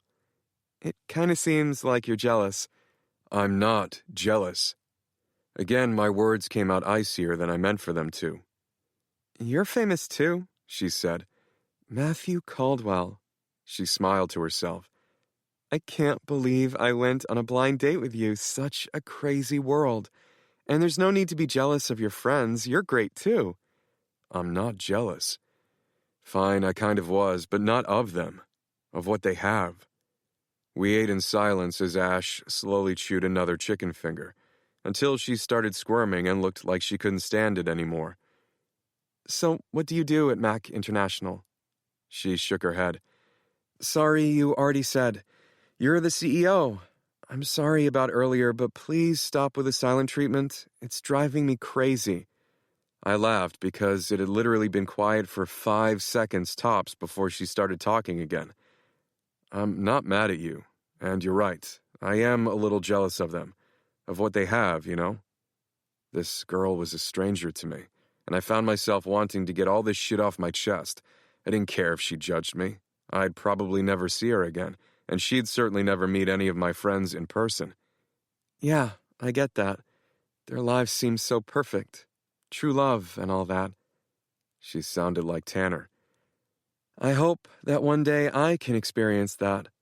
She sighed and dropped her chin in her hand. Don't you? I have. I wasn't sure why I said it. I hadn't gone on a blind date to talk about Brooklyn. Honestly, I don't know why the hell I was on a blind date. You have? What happened? I took a deep breath. What was the worst that could happen if I told her? I might feel better. Maybe worse. Maybe this was just what I needed, a stranger to talk about Brooklyn with. She passed away. Oh my God, Matt. She reached across the table to grab my hand, but before she reached me, she knocked over the candle in the center of the table with her elbow. It fell into the olive oil and the whole plate burst into flames. Ash screamed at the top of her lungs. Before I could throw water on the fire, she grabbed the side of the tablecloth, I think to smother the fire, but she pulled too aggressively and flung the fiery oil directly onto my dick. I don't know if it was her screaming again or a high-pitched scream came out of my own mouth. I stood up as my pants lit up like a Christmas tree. Ash grabbed her glass of wine. Ash, don't! She flung the contents at me. Luckily, she missed completely because she would have made the fire way worse, but the wine somehow went right into my face. Fuck! Ash! I screamed as I blindly reached for the tablecloth to smother the fire. She finally seemed to understand and started whacking the front of my pants with the tablecloth as I wiped the wine out of my eyes. Oof! It felt like I was about to barf as her hand collided with my nuts, hard. I looked down as she continued to slap my junk with the tablecloth. I'm so sorry, she said when the fire was finally out. I think it's okay. She moved the burnt-up flap of my dress pants to the side to see my barely singed boxer briefs. It feels like it's okay. I think your pants took the worst of it. She patted the front of my boxers and then seemed to realize what she was doing. She froze with her hand pressed against me. And we both just stood there, me with wine dripping from my eyelashes and half-singed-off pants. The whole restaurant could see my boxers and her hand on me. I'm just going to... She removed her hand from my cock and pointed over her shoulder. And then she ran away as fast as she could. I didn't call after her. She'd just tried to set my fucking dick on fire. This was why I didn't tell people about Brooklyn. Chapter 18. Sunday. All our friends were here to watch the big Giants-Eagles game, all paired up in couples. Today I was lucky to be the 11th wheel. 11th. I wish I was kidding, but the games at James and Penny's place always included all my friends, plus Penny's old college friends, Tyler and Melissa, and their significant others. At least James and Rob's sister, Jen, wasn't here with Ian. Then I would have been the 13th wheel. I'd extended the invite to Tanner, but he was busy today. Something about a Club Onyx emergency. I was pretty sure he was just trying to get me to offer to come help. He'd been trying to get me to join Club Onyx for ages, but I wasn't really interested.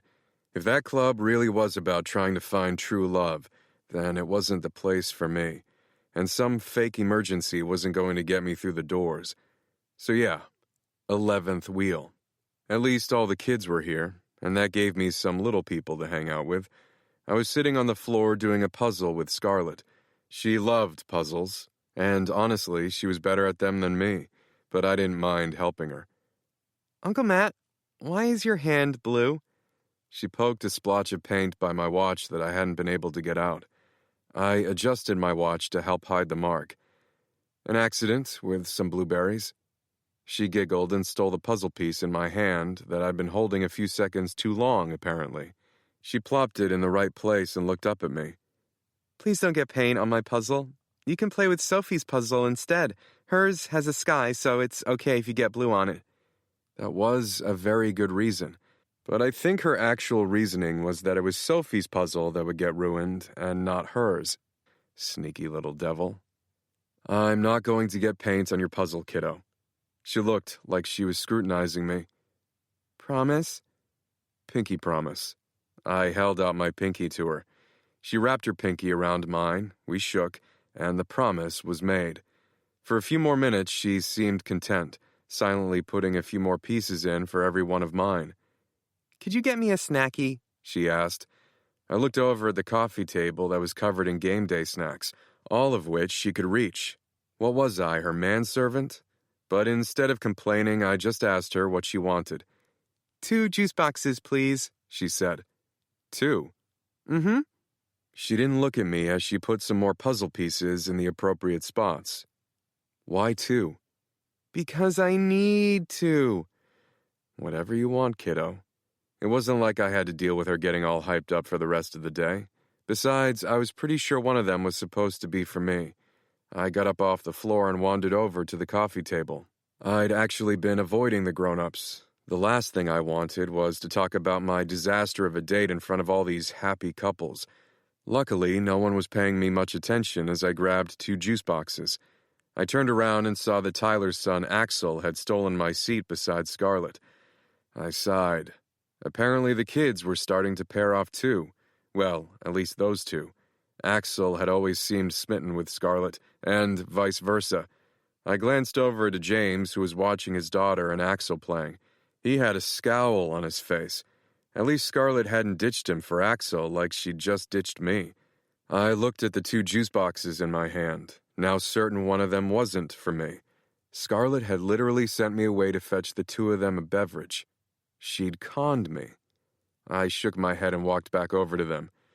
"Your juice boxes, madam," I said with a slight bow. She giggled. Thank you. She grabbed both and then handed one to Axel. Ouch. I wasn't really offended. It was actually cute. Even though she was a manipulative little thing, she'd probably waved him over as soon as I stood up. "Let me know if you two need anything else," I said. I sat down next to Rob's daughter, Sophie, instead. "Hey, Soph." She'd abandoned her puzzle. Well, kind of. She was building a 3D house with the pieces instead. I lifted up a piece to help. She grabbed my hand. Uncle Matt, don't. You'll make it fall. I laughed. "I'm not going to make it fall, Soph. Look." I gently placed a piece on top of her makeshift house, and the whole thing fell over. Shit. "Sorry, let me—" I reached for a piece to start the building over, but instead of letting me take one, she reached both her arms out and raked the pieces back toward her. No, thank you, she said. "Come on, I won't make it fall again. I was just getting used to it." Go play with my daddy instead. He's bad at houses, too. I couldn't help but laugh. I knew when I'd been dismissed. Soph and Scarlett had both refused to entertain me today. Apparently, I was the outcast in this social group, too. "Later, Soph," I said and patted her head. She ignored me, her little tongue sticking out of the corner of her mouth as she concentrated on her construction.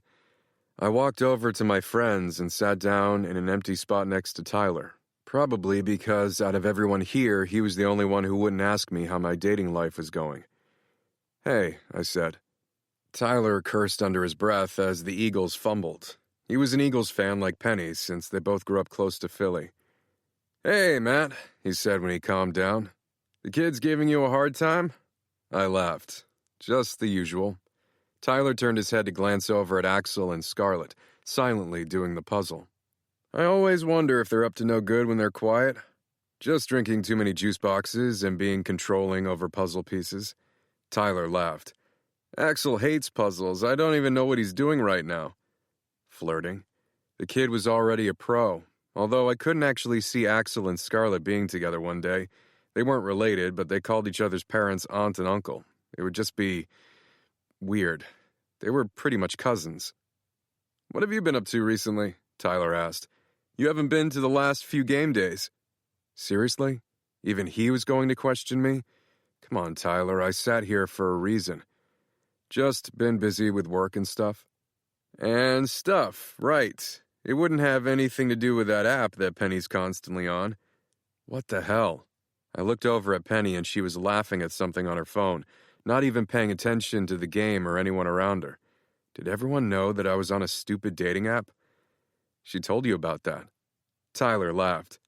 "No, I happened to see her screen when I was grabbing a drink, and she was texting some girl and they were talking about you. I think it was safe to assume Penny is not on a dating app as herself, hitting on other women." Fair. If Penny was looking to date someone that wasn't her husband, it would be me. "I thought you didn't really date," Tyler said. "I don't." "So the dating app thing?" I sighed. All Penny's idea. "That woman is relentless," he said with a smile. Yes, she is. If you'll excuse me for a second." Penny had just gone into the kitchen and I needed a word with her, in freaking private. I followed her through the archway. She was laughing quietly again as she texted. She was completely oblivious to the world around her. For just a few seconds, I watched her smiling down at her phone. Her red hair fell like a curtain over one of her eyes. God, she was beautiful. And I shouldn't be staring at her like this. "Penny." She jumped and slammed her phone down on the counter. "Hi, Matt. What's up?" She pressed her lips together like she was about to burst out laughing. "What's up? What are you doing?" She pressed her lips harder together. "Give me your phone." "What? No." She pulled it away from me. I tried to grab it, but she ducked under my arm. "I'm talking to Ashley, okay?" She held the phone tightly to her chest. "The girl from my date last night?" "Yeah, she rated your date, and I needed to know why it was such a low number." "She rated me poorly." "Mm-hmm." "I didn't even realize you could rate a date. Give her a 0 then." I tried to reach for Penny's phone again, but she sidestepped me. I'm not giving her a 0, Matt. That's not very nice. If anything, she wasn't very nice. She literally ran away halfway through the date. Probably because of something you did. Wow. Okay. Did she not tell you what happened? We were just getting to that. She said she was late and things were a little awkward the whole night. I don't get it. You're great at small talk. Why was your date so awkward? Because she was freaking awkward. How dare Ash call me awkward? I wasn't awkward in the slightest. I'm just trying to figure out what happened, Penny said.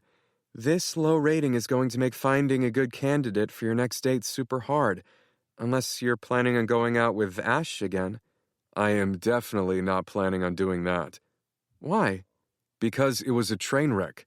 But she's exactly what you're looking for. She smiled because she knew I'd just been messing with her. You requested a petite redhead, so... It's not just about looks, Penny. I know that. So tell me what happened. Regardless of her appearance, I thought she was perfect for you. She seemed funny and sweet. It was just a bad date. I need more than that, Penny said. We can file a request to get this 1-star rating removed. 1 star? Fuck that. Just tell me what happened. She tried to set my dick on fire. I heard Rob laugh and turned around. All our friends were standing in the archway staring at us. So we only caught the last bit of that, and we're all going to need this whole story, Rob said. Who did what to your dick? For fuck's sake. Penny sent me on a blind date from hell, and the girl knocked over a candle into that complimentary oil you dip bread into. It burst into flames. Then she proceeded to fling the flaming oil right onto the front of my pants. On purpose? James asked with a straight face. No, I laughed. Huh. Maybe. Mason slapped me on the back. We've all been there, man. I've never set your dick on fire, B said. I just meant going on a blind date from hell. B slapped his arm. The two of them met on a blind date. As their story went, it wasn't a perfect start, but in no part of their blind date had Mason's dick been set on fire. Not sure they would have gotten married if that was the case. Unless they were into some weird shit I didn't know about. Maybe your second date will be better, Mason said. Oh, God. Was he seriously insinuating that Ash and I were meant to be, just like him and B? He couldn't be more wrong. B was a sane person. So let me get this straight, Rob said.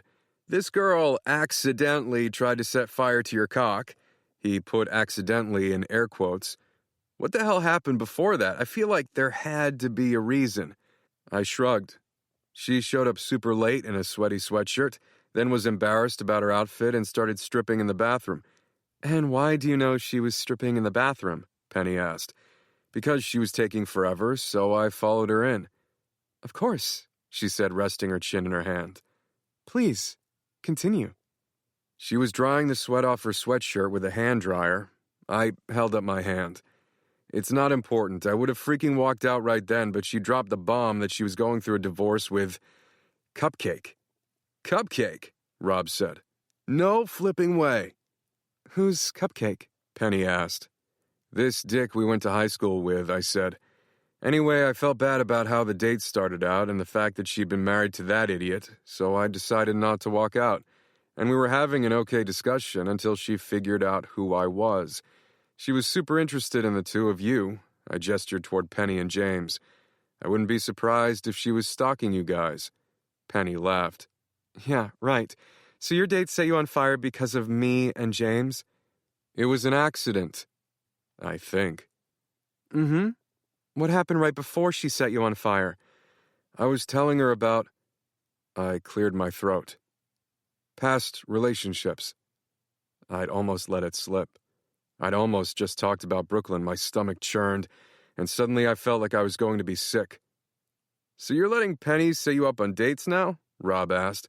Why? I just offered to be your wingman again. I waited for Penny to blab to everyone that I was on a dating app, or James, or Tyler, because apparently he knew too, but everyone stayed eerily quiet.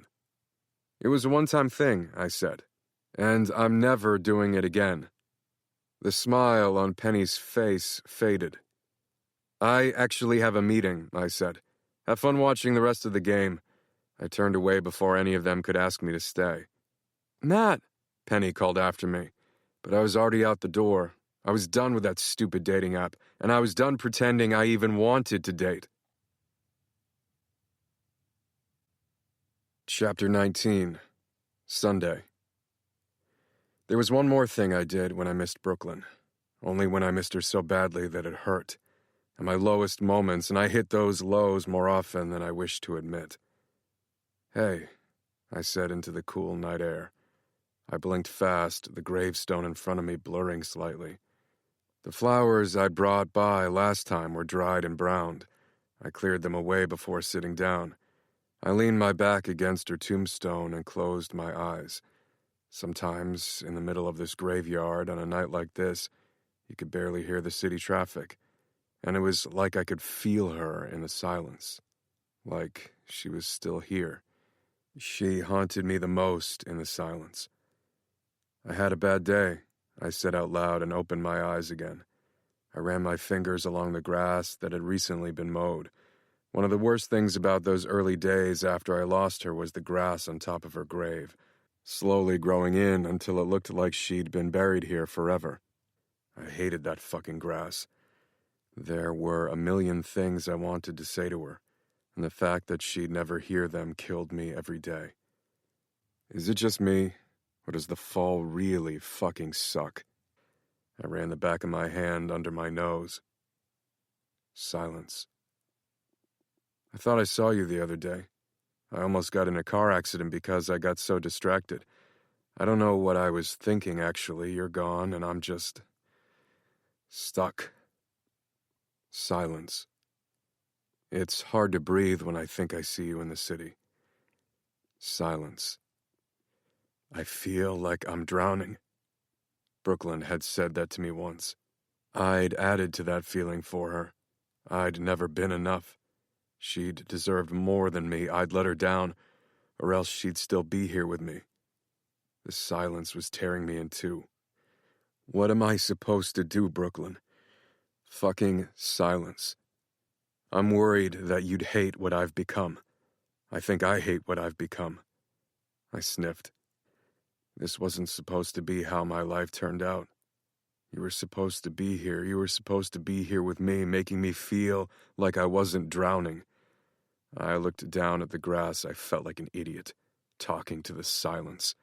But it was impossible not to talk to her when I came here. I tried drinking chamomile tea.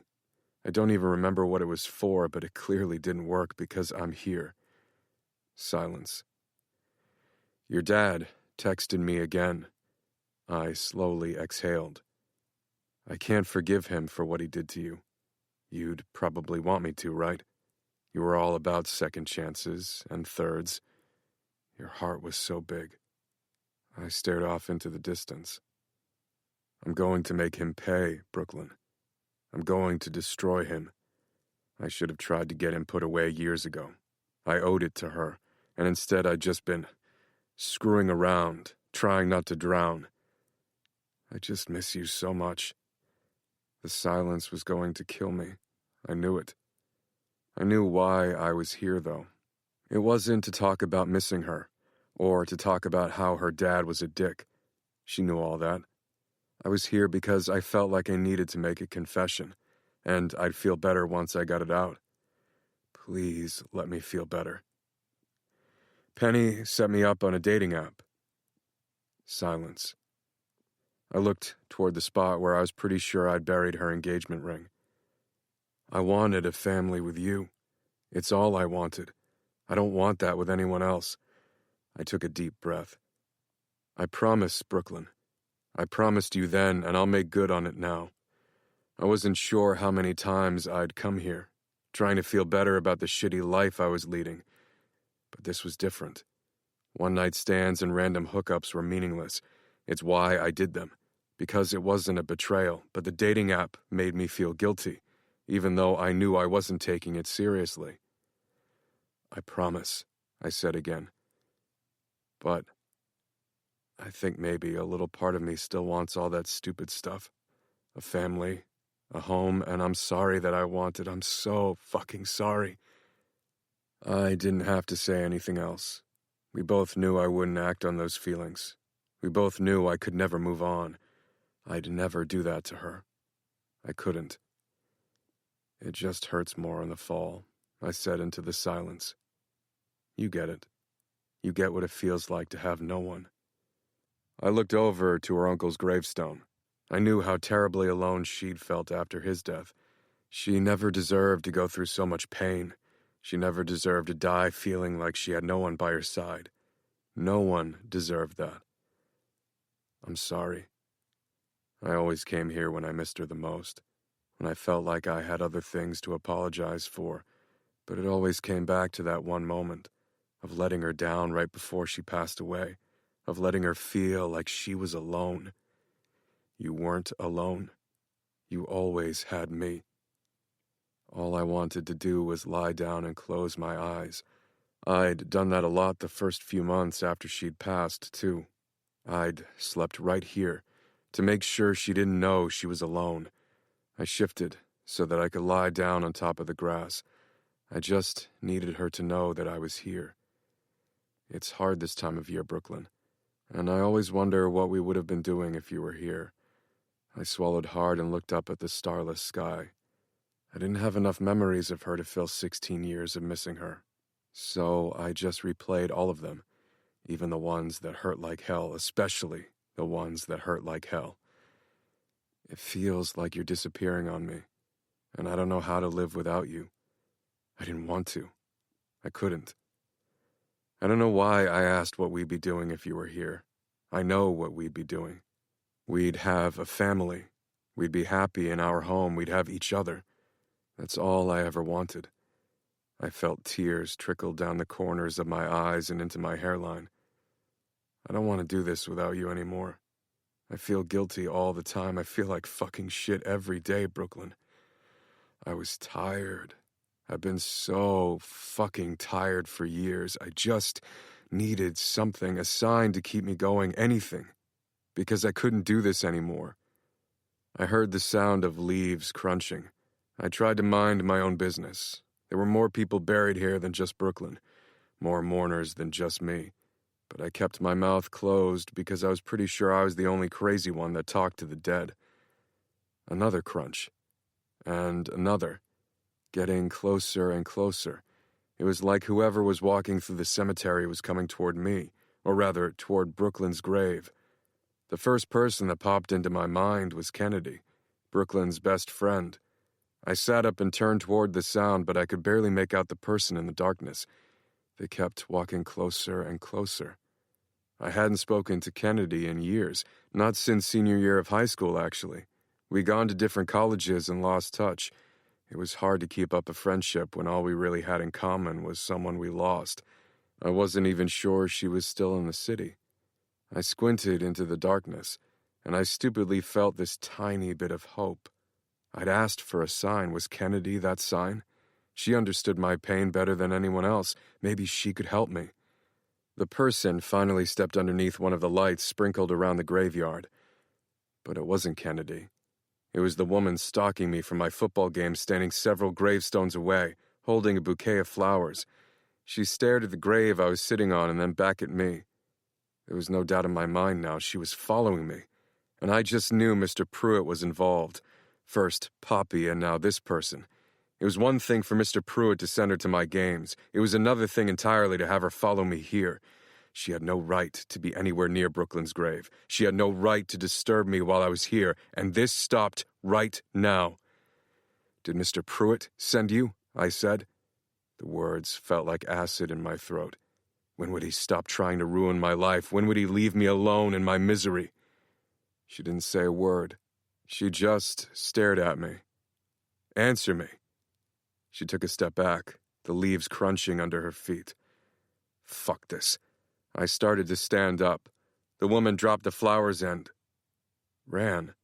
Faster than I expected her to in high-heeled boots. She was a freaking sprinting ninja in disguise. "Hey," I called.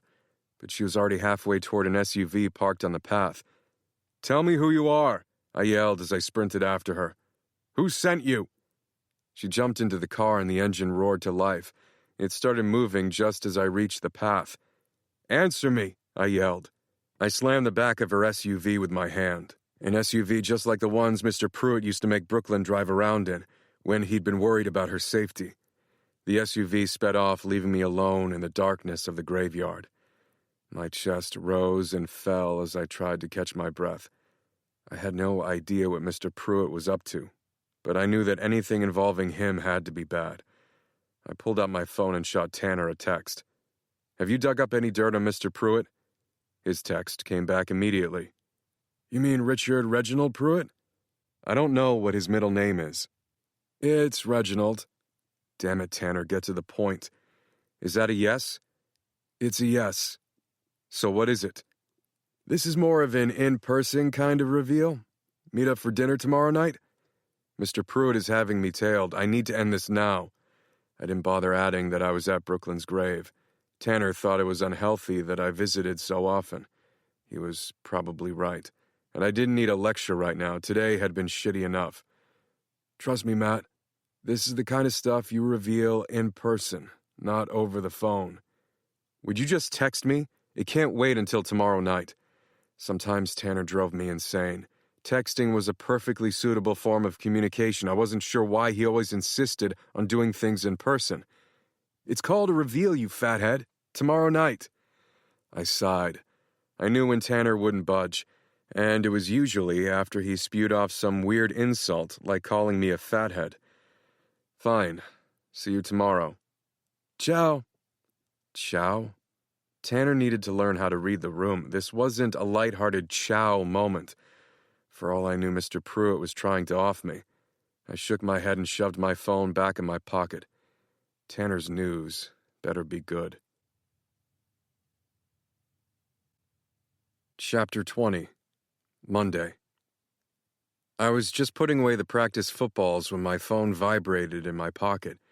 I pulled it out expecting a text from Tanner, but it was Penny's name on my screen. I clicked on the message. "I'm sorry about the other night."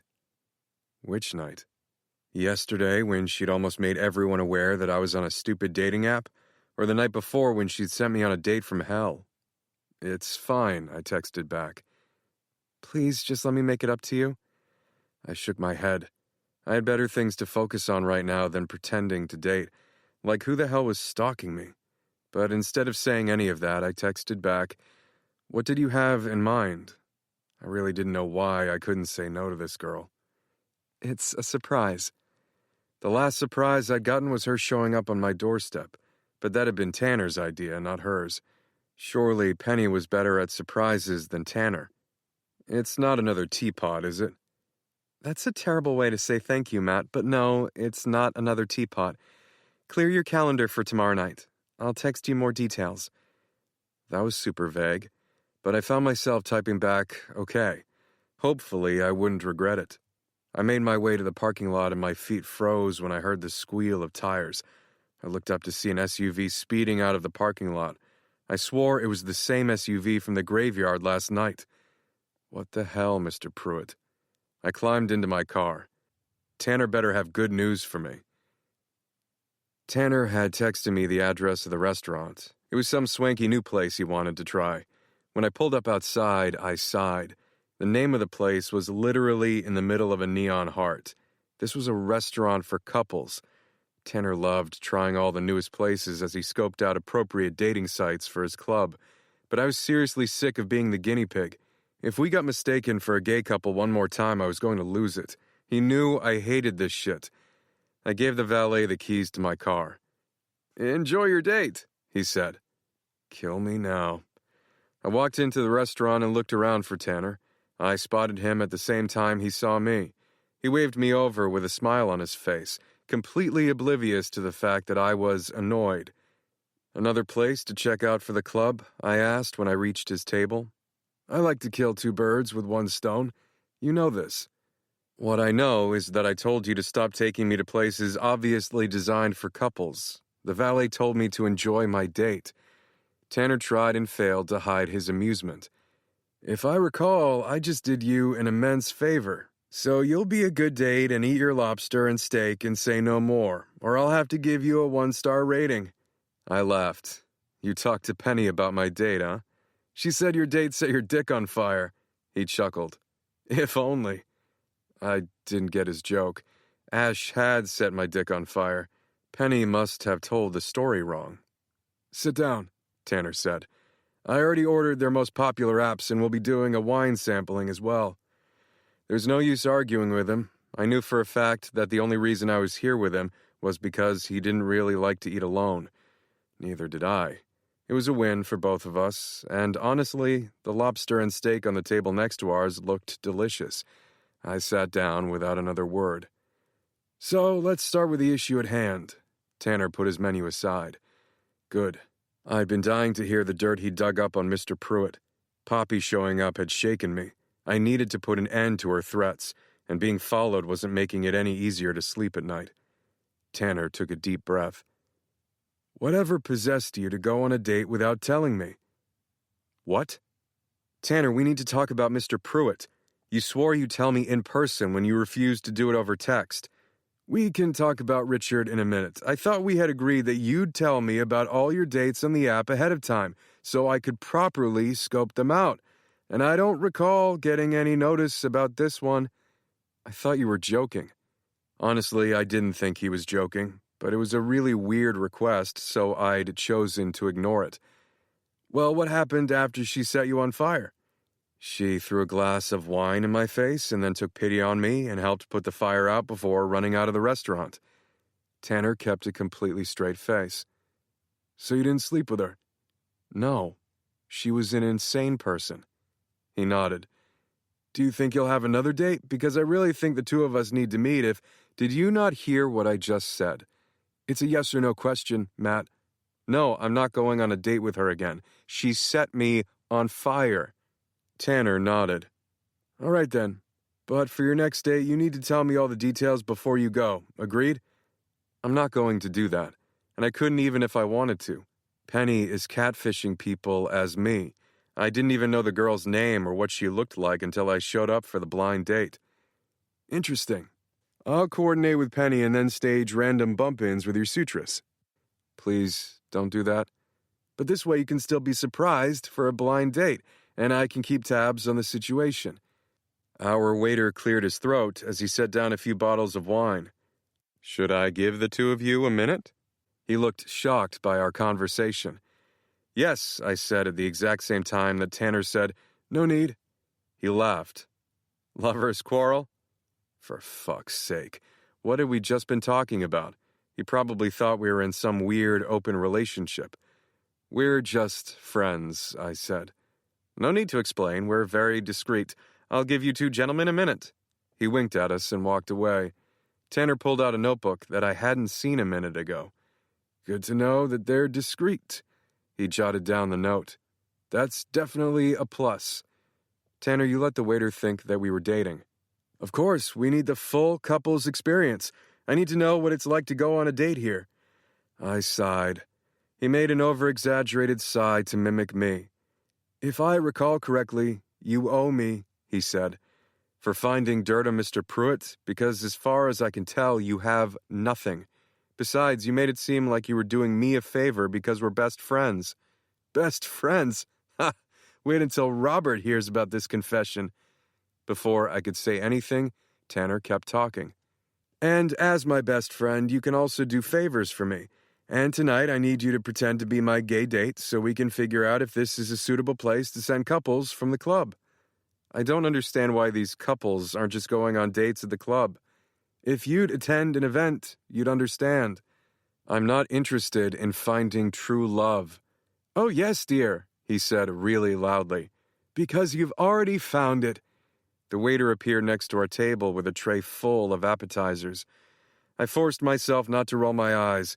It didn't hurt me to be his gay date for restaurant scouting purposes.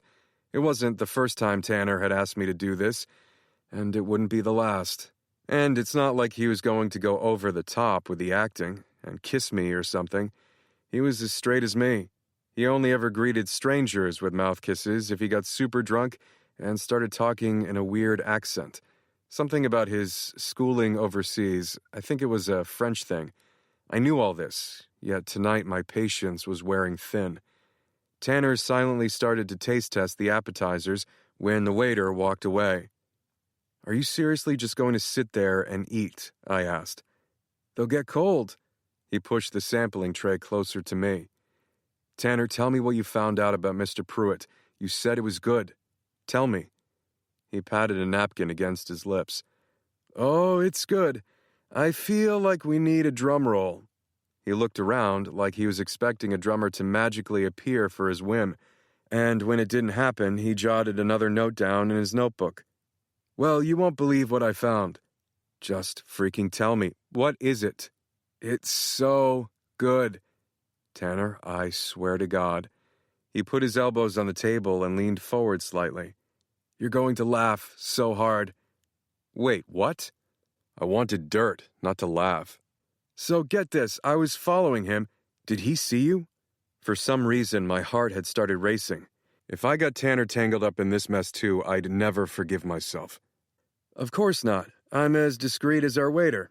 I followed him into this old-timey theater that shows classics during the day, and in my humble opinion, Titanic is pushing the whole classics thing since it feels like that barely happened a year ago, but this theater is particularly lenient in their classifications. I think they were even airing—" "Tanner, focus."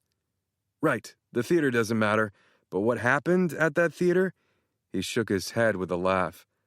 "I saw the unthinkable. I mean, I've been trailing the guy all day. He's a little rough around the edges, but as he watched Leonardo DiCaprio let go of that wooden door, he started bawling." I blinked. "That's the dirt you dug up? That he cried during the Titanic movie?" "Like a baby, buckets of tears." He waved his hands in front of his eyes to show me like I didn't understand. "Yeah, I got you, but how does that help me out of this mess?" "It doesn't. But it's hilarious, come on. Picture Richard in his crisp little suit all stoic watching a romantic movie and then crying at the end when everyone I've ever known is sensible enough not to go on a floating death ship. The propaganda around that boat, I don't know why anyone bought into it. I still don't trust cruise ships." He shook his head. "Regardless, Richard was clearly embarrassed about the whole ordeal, and I got a first-hand witness of the events." How the hell am I going to use Mr. Pruitt crying during the Titanic against him? "Well, I'm sure he's embarrassed, or else he wouldn't have been all alone in the middle of the day in a theater so far away from his apartment." "Tanner, I have a freaking woman following me everywhere, and Poppy threatened Scarlett. I need leverage, or answers, not whatever that is. You have to admit, it's funny." He popped an appetizer into his mouth. "Almost as funny as this poor excuse for foie gras." He started writing in his notebook again. "Titanic." He laughed to himself. "You should have seen it." I tried to picture Mr. Pruitt crying during a movie, and I couldn't. Mr. Pruitt was heartless. "Buckets," Tanner said with a giggle. And I couldn't help it. I started laughing too, not just at the thought of him crying over a romantic movie, but also just over the whole situation. Should I really be so worried about Mr. Pruitt? He'd had years to do something to me, and he hadn't. Why was I still scared of him? The man cried over Titanic, for God's sake. "See?" Tanner said. "Hilarious. Now, I have an important question for you. What do you think this restaurant's nudity policy is?" He looked around like he thought a streaker was about to run by. "What?" "I'm assuming they don't allow it. It's a restaurant." "That's a darn shame." "Tanner, is that really it?" I asked, hoping to steer the conversation back to whatever he found out about Mr. Pruitt. He looked down at his notebook. "Well, I have a few more questions, but the nudity thing really is a bummer. The food is really going to have to make up for that deficit." "I'm not talking about the restaurant's nudity policies. I'm talking about Mr. Pruitt. Is that really all you found? There has to be something else." "Oh, well, yes. But the rest isn't quite as funny, though. I think it's more of an after-dessert kind of discussion, if you know what I mean." "If you don't tell me right now, I'm going to leave before we even eat." Tanner sighed. "As you wish, but I did warn you, this might ruin your appetite altogether." He pulled out a few pictures from his notebook. Before Richard went to the theater, he had some sketchy meeting. I couldn't get inside the old warehouse to see what was going on, but I did see one of the men that came out afterward. He poked the top image. I stared at the image of a guy with a deep scar under one of his green eyes. I did some digging. His name is Isaac Russo. He's a known hitman. Richard recently paid Isaac a large sum, and there was another equal amount that popped up. He moved the picture of Isaac to the side to show another intimidating hitman. This is Isaac's brother, Antonio. He's been in and out of prison over the last 2 decades, but no verdict ever sticks, if you know what I mean.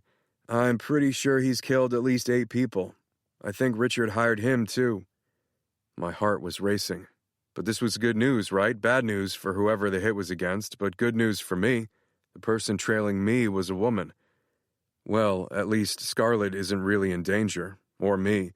Maybe we can use that money trail to pin a few murders on Mr. Pruitt. Yeah, maybe. Although I got all this information illegally, so probably not. And I wouldn't say you and Scarlett are in the clear yet. The Russo brothers are good at what they do, but not great. Or else Antonio never would have even stepped foot in a prison. The real problem is that there's one more hire. The worst hitman of all, or should I say, hit woman. You know, because she's a woman. I swallowed hard. Where's the picture of her? I pushed the picture of Antonio to the side, but there was no other printout. No known images of her, I'm afraid. But she was paid recently too, so she's definitely going through with a hit soon. And I'm assuming she's really good because Richard dropped double the amount on her. The woman that's following me. Do you think that could be her? All I know is that she's a woman, and she's good at her job. That's probably why I couldn't find a picture. Shit. Why the hell didn't you tell me this last night? I could have been killed. Richard's been pretty insistent that he wants to speak with you. I doubt he'll go through with your hit before you've given him the last word. Maybe that was true, but that had nothing to do with Scarlett. I have to go. We haven't even gotten to the main. I heard the lobster really is quite lovely. I still can't believe I wasted so many years of my life not eating lobster. He shook his head. I didn't have time for Tanner to tell me for the 10th time that lobster had only recently become a delicacy, and that he was making up for lost time by eating loads of it. He never made any sense. My parents had served lobster for years. It hadn't just recently become a delicacy. I need to tell James everything. I stood up and pulled on my coat. It's about time you told him you're still upset about what happened with Brooklyn. I'm surprised it's taken you this long. I really think harboring all these feelings of resentment and bitterness aren't doing you any favors. Not that. I'm talking about Poppy's threat regarding Scarlett. I should have told him right after it happened. I don't know what I was thinking. Oh yeah, you should really get on that. Let's just finish up here. This was a little more important than a fake date night. I'm sorry, Tanner, but I have to go. We'll do dinner another night. I was already hurrying out of the restaurant before he could respond. The valet looked up at me. I'm in a hurry, I said. Bad date? He asked as he looked for my keys. Something like that. Why was he taking forever? I could see my keys from here. Top right, 1 row down. Ah, here we are. Let me just go. I grabbed the keys from his hand. I can get it. I pressed the button and heard a beep somewhere to the left. I took off running. It didn't take me long to find my car and hop in. I started the engine, pulled out onto the street, and almost ran right into a pedestrian. My foot slammed onto the brakes just before my car collided with... Tanner? Where the hell had he even come from so quickly? Had he jilted the waiter with a check instead of me? Tanner patted the front of the car and shook his head.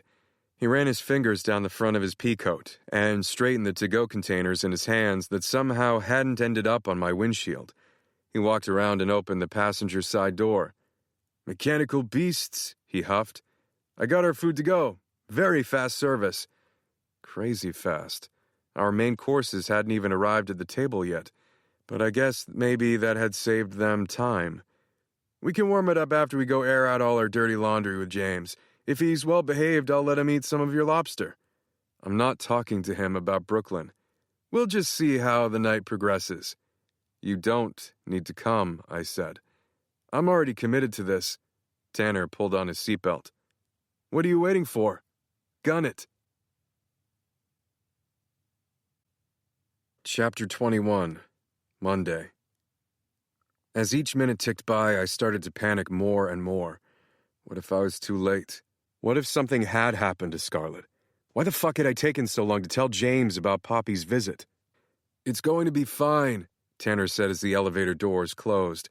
I'm pretty sure you would have heard if Scarlett had been abducted by one of Richard's crazed relatives.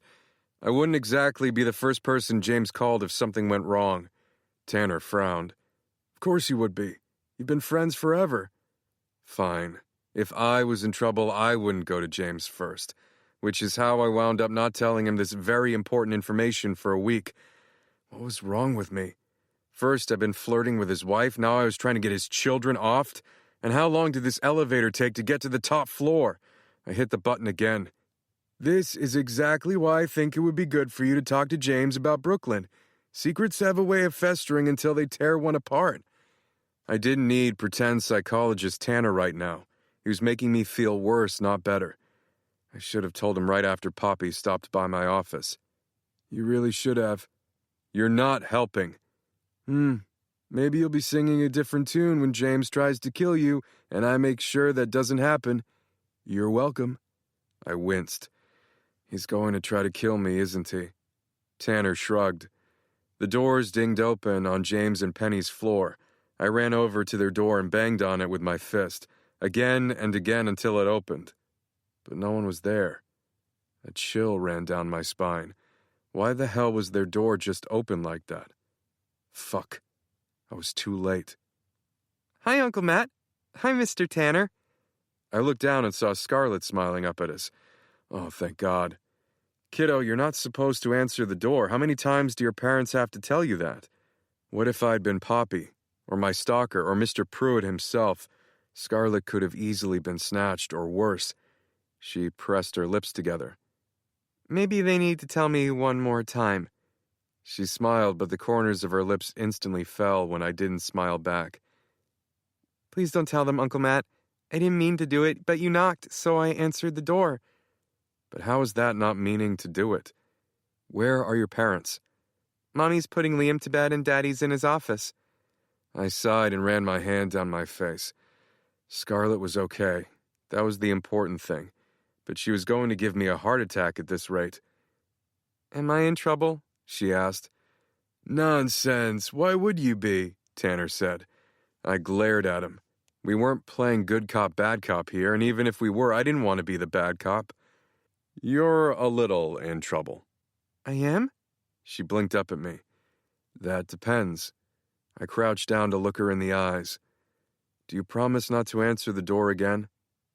Yes. Scarlett, you're going to have to sound a little more affirmative than that. But I don't know what formative... I don't know what that word means. Say it with conviction, Tanner said. She shook her head, not knowing what that word meant either. Kiddo, I just need you to promise me for real this time. Promise me you won't answer the door by yourself ever again. She looked down at her socks. Okay. I'm sorry. She sounded like she was going to cry. I didn't mean to, Uncle Matt. It was an accident. She was such a dirty little liar. But I hated when she was upset. I put my arms out. It's all right. She ran into my arms and hugged me. I stood, lifting her up with me. Where did you say your dad was? In his office. She pointed toward the hall as if I'd never been here before. The three of us walked to James' office. I knocked on the door before opening it. Hey. Matt, what are you... Oh, hi, Tanner. What are you guys doing here? James usually only wore his glasses when he wasn't getting enough sleep. He looked tired and stressed. He looked how I felt. And clearly Tanner was wrong about my friendship with James, because something was clearly wrong and he hadn't come to me for help. I need to talk to you, I said. James nodded, and then his eyes fell to Scarlett in my arms. Scarlett, you're supposed to be in bed. What are you doing down here? I got thirsty. Give me 1 second, he said to me and lifted Scarlett out of my arms. Pumpkin, it's called bedtime for a reason. I don't know what bedtime means, she said. He laughed. Yes, you do. He disappeared down the hall. Tanner stepped into James' office and started wandering around. He stopped at a picture of Mason, Rob, James, and me while we were at Harvard together. He picked it up and laughed. That haircut is no good. That surfer shaggy kind of style was in. He looked over at me. But you're not a surfer. Have you ever even been out on a wave? I hadn't, and I was pretty sure he knew that. He put the framed picture back down. I've been through many a bad haircut as well. You wouldn't believe how frequently popular haircuts come and go. It's impossible to keep up with the times. Okay. I was pretty sure Tanner hadn't changed his hairstyle once since I'd known him. Unless you counted the fake sightings Rob had of Tanner prancing around the city in fluorescent suits and a man bun. There was no way his hair was long enough for a man bun. I think. I shook my head. Scarlett opened the door for you guys, didn't she? James asked as he came back into the room. I didn't want to betray Scarlett's confidence, but her safety was more important. Yeah, she did. James sighed. She's as impossible as she is adorable. He shoved his hands into his pockets. So, what's going on? I'm assuming the two of you didn't just stop by to get Scarlett in trouble? She said it was an accident, Tanner said. James laughed. How was it an accident that she opened the door? I don't know, but she's too cute not to believe. That's the whole problem. James sat down on the edge of his desk. I give in to her too much. With everything that's happened over the past few months, I just wanted to be happy. James' family had been through enough devastation, and I couldn't be the reason for any more. I need to tell you something. About Scarlett? No. Well, yes, actually. I should just start at the beginning. Ever since Brooklyn died, my voice caught saying the words out loud. Mr. Pruitt has been sending me texts, a few a year, sometimes more often. He always says he needs to speak with me, and I never reply. James pushed himself off his desk. Why didn't you tell me about this? Because I was mad at you, because you married his psychotic daughter? The list was endless. I don't know. I didn't think it mattered. I didn't care about what he wanted. But the last few texts he sent said it's urgent. I didn't respond to those either, and I started noticing a woman following me around. At first, I thought she was just some woman I'd slept with. You slept with her? James asked. Months ago, I think. Actually, that night's a little foggy, but she looks familiar. And that doesn't matter. What matters is that she started showing up at my games, and she was at the graveyard the other night. James pressed his lips together. He didn't need to ask why I was at the graveyard. Tanner did some digging, and Mr. Pruitt hired a few hitmen recently. One of them is some woman who's really good at her job. We think it might be her. Jesus. James shook his head. Okay, well, we'll figure this out. No need to panic. Do you want to spend the night here? I can let my security team know about the woman if you give me a description. And maybe I can call Mr. Pruitt. I expected him to hate me after everything that happened with Isabella, but he was surprisingly understanding the last time we spoke. That's not everything. Poppy showed up at my office. She actually may have mentioned something about Mr. Pruitt making certain allowances with my friends because he still thinks of me as family. James lowered his eyebrows. I got how that sounded. I had never technically been part of Mr. Pruitt's family. James had, and he was probably insulted by that, but I didn't care how insulting Mr. Pruitt was right now. I only cared how violent he was. Poppy said that if I didn't return his texts, he wouldn't be as forgiving. She threatened Scarlett. The color drained from James' face. So what did Mr. Pruitt say when you called him?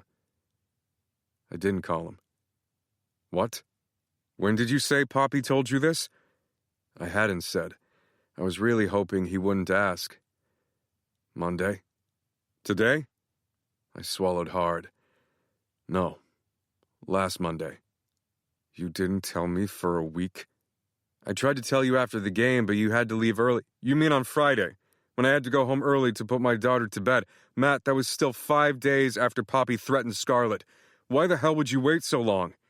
He pulled out his phone and sent a text. You won't be happy until you destroy my family, will you?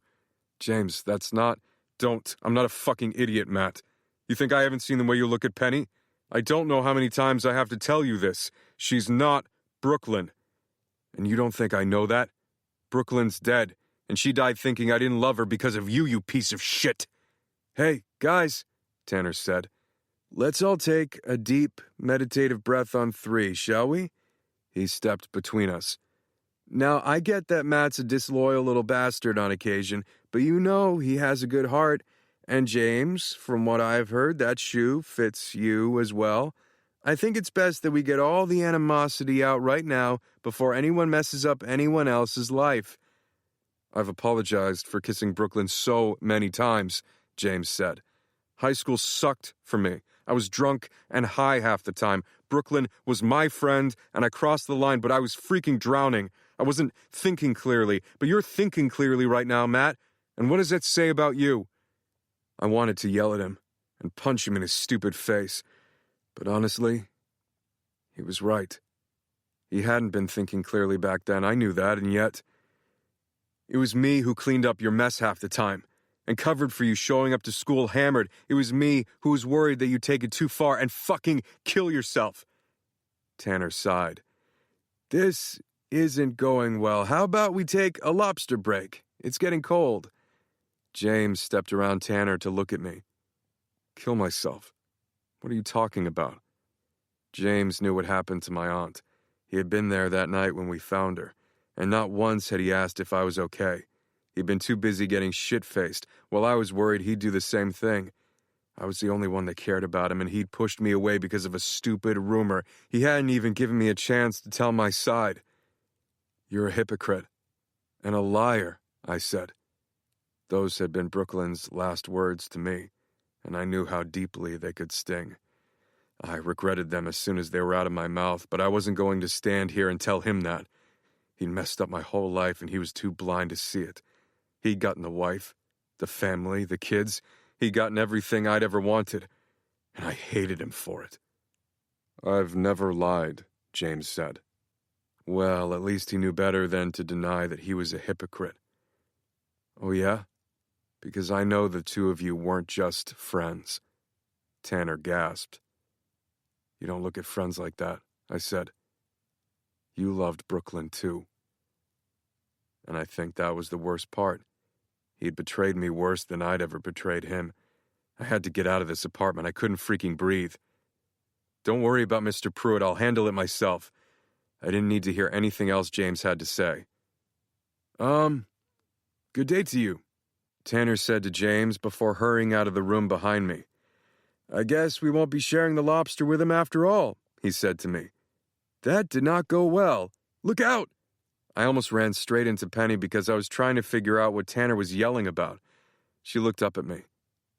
Matt, what's going on? How much of that conversation had she heard? Ask your husband. Maybe if he'd sobered up enough in his 20s and not married that witch, we wouldn't be in this mess. I walked past her without another word.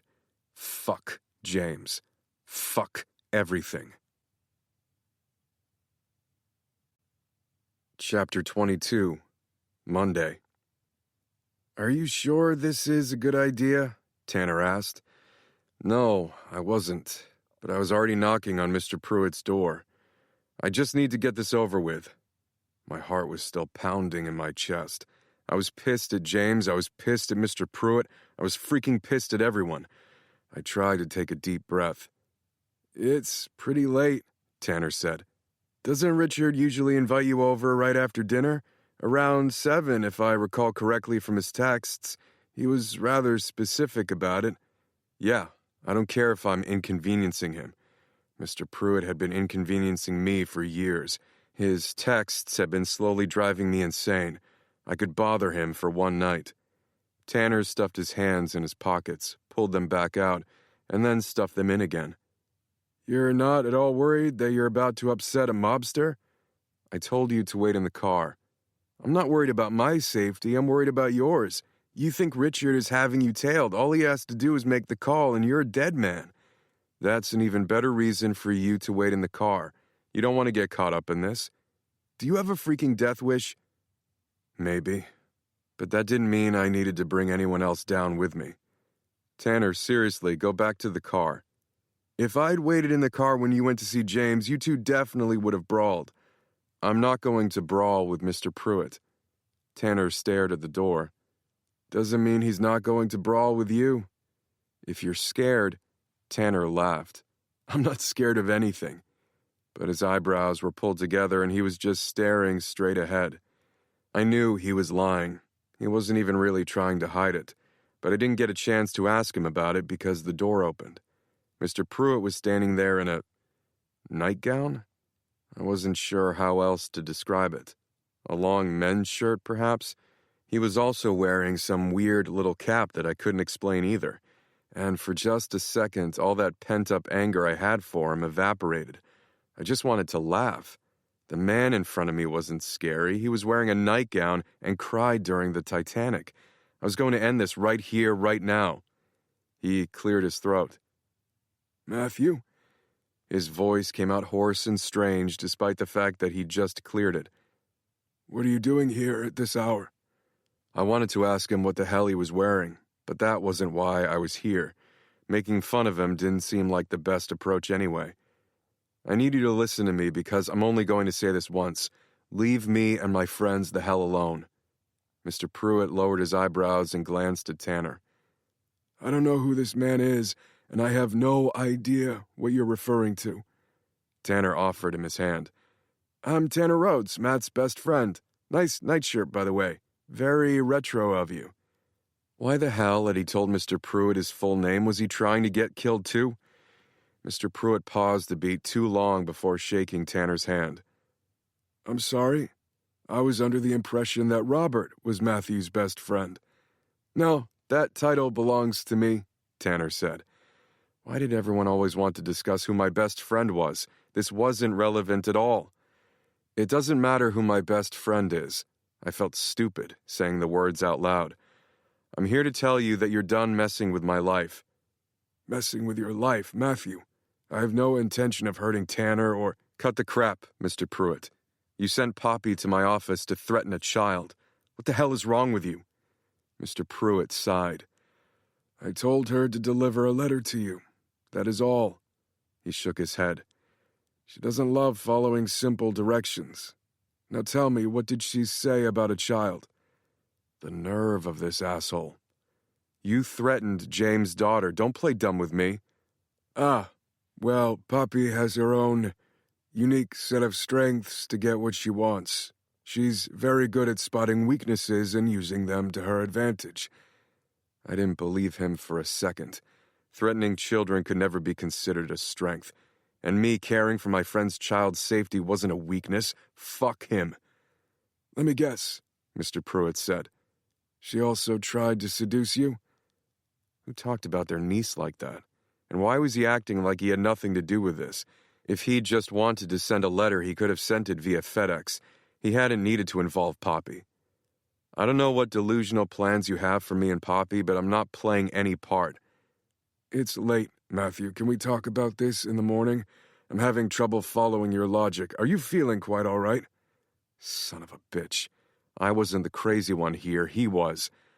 I know you're having me tailed. I know you hired hitmen to come after me. Maybe Richard is right, Tanner said. Why don't we come back in the morning after we've calmed down a bit? He tilted his head in the direction of the elevators and gave me angry eyes.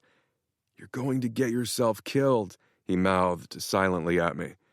I'm never stepping foot back into this cursed apartment, I said. Mr. Pruitt sighed. Matthew, stop texting me. Don't send crazy people to my office with letters and threats. Don't contact me in any way. We're done. We're not done.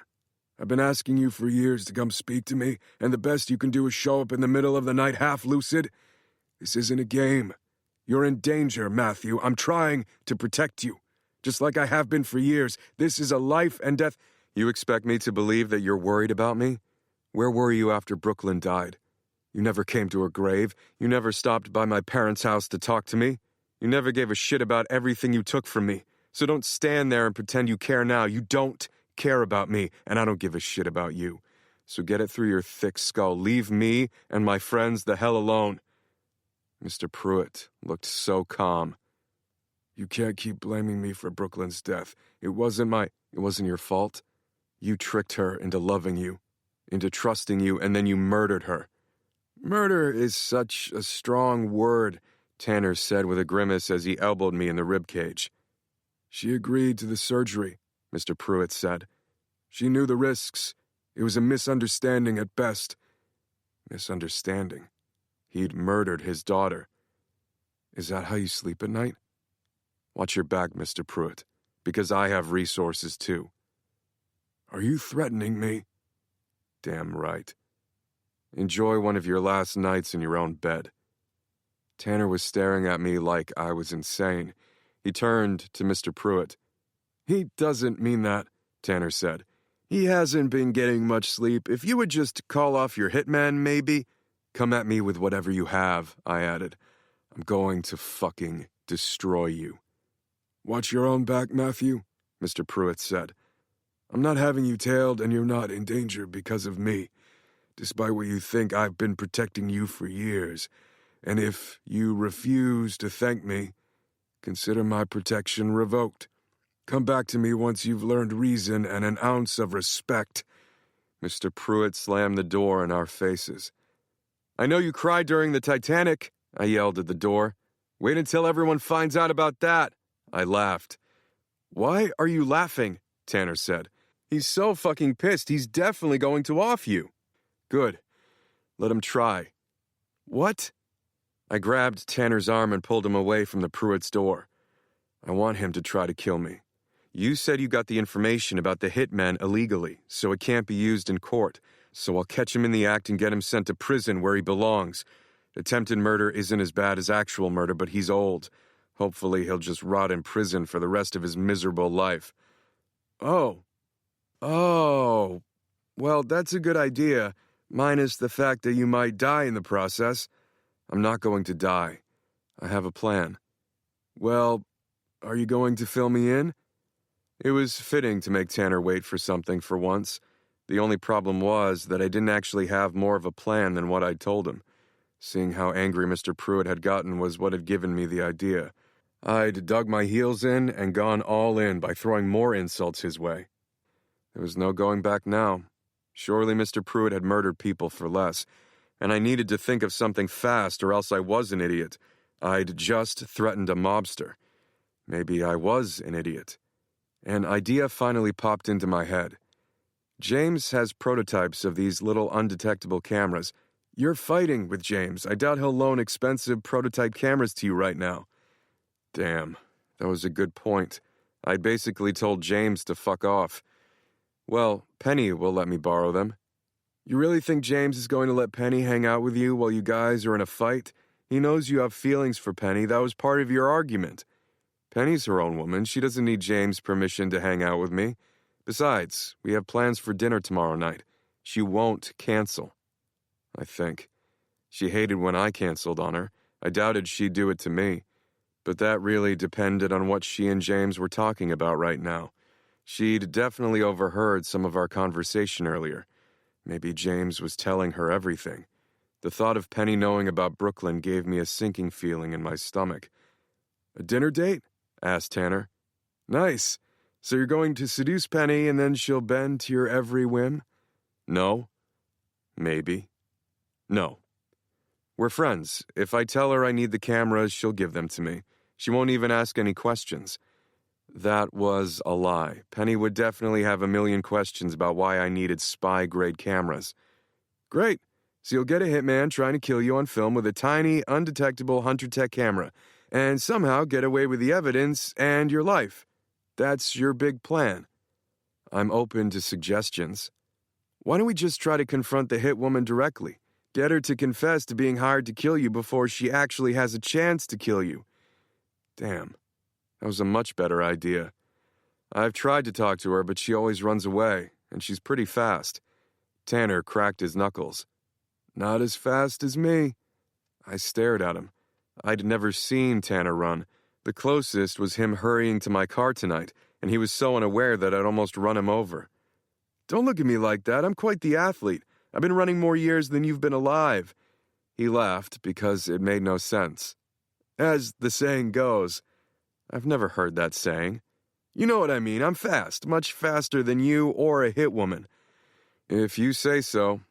I would have sworn I was faster than a hit woman, too. Maybe the heels on her boots were somehow powered to make her move faster or something. Or she was a retired track star. She shows up at your games sometimes, right? Tanner asked. Yeah, I think she was even at my practice today. I saw her SUV hightailing it out of the parking lot this afternoon. Perfect. You get the cameras tomorrow by seducing Penny, and I'll come to your practice on Wednesday for surveillance. Maybe we can even corner her right away and just get it over with. And don't worry, I'll wear a disguise so that no one is the wiser. Now, let's go eat that lobster before it turns. It's been sitting in the car for a while. Maybe we should skip the spoiled seafood and just grab some drinks? You can't toss lobster. It's a delicacy now. It'll be fine. Come on. We'll go back to my place so we can reheat it and wet your whistle. I internally groaned. Tanner had an awesome place, but his houseboy always made me feel wildly uncomfortable. Chapter 23, Tuesday.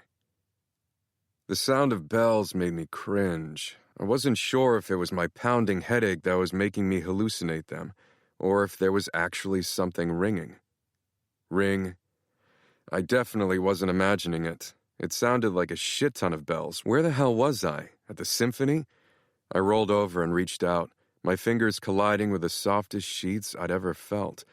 Definitely not the symphony. I blinked my eyes open to see a short little man looking at sheet music, holding a gold bell in each hand. He lifted one of his arms. Ring. I screamed. He screamed and dropped the bells. "I'm sorry, Mr. Caldwell," the man said in a British accent. "Master Tanner said you wanted to wake up to a chorus of bells. I didn't have much time to practice." It took me a second to recognize the little man as Nigel, Tanner's houseboy. I hadn't recognized him because today he was dressed in some weird lederhosen. All the other times I had been here, he'd always been outfitted in a strange Victorian-era butler outfit. Tanner said it was his uniform. I wondered why this sudden change, since all the outfits made zero sense anyway. During the awkward stretch of silence, Nigel looked down at my lap. I followed his gaze to see what he was staring at. What the actual fuck? Why am I naked? I grabbed the sheets and pulled them to my chest, like he hadn't just seen my morning wood. "Master Tanner said you like to sleep that way. It appears as though he was correct." He raised his eyebrows and had a silly little grin on his face. "So you stripped me?" He nodded. "Yes, Mr. Caldwell." "What is wrong with you? Get out!"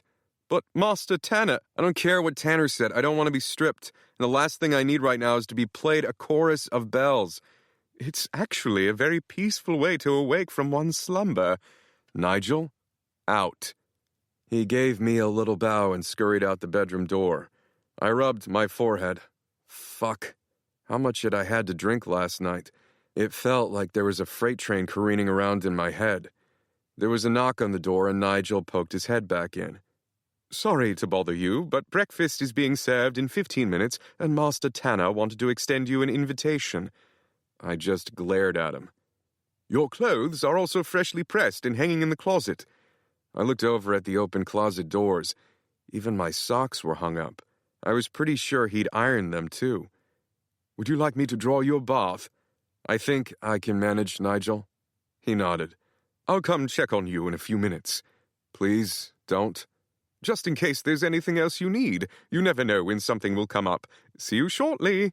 He closed the door. Why did it seem like Nigel just wanted to see me naked again? I'd grown up with a staff, but none of them were as weird as Nigel. Where had Tanner found this guy? I pushed the sheets off me and practically ran to the bathroom. I showered as fast as I could, and somehow managed to have a towel wrapped around my waist before Nigel came into the guest bathroom. "Ah, you're finished." He sounded disappointed. "Shall I help you into your little outfit?" Had he seriously just called my expensive suit a little outfit when he was dressed in what had to be costume lederhosen? "No, I'm good." "It's no trouble, Mr. Caldwell." I swear to God. I took a deep breath, which somehow made my headache worse. "I just need a minute." He did a weird little bow and hurried out of the room.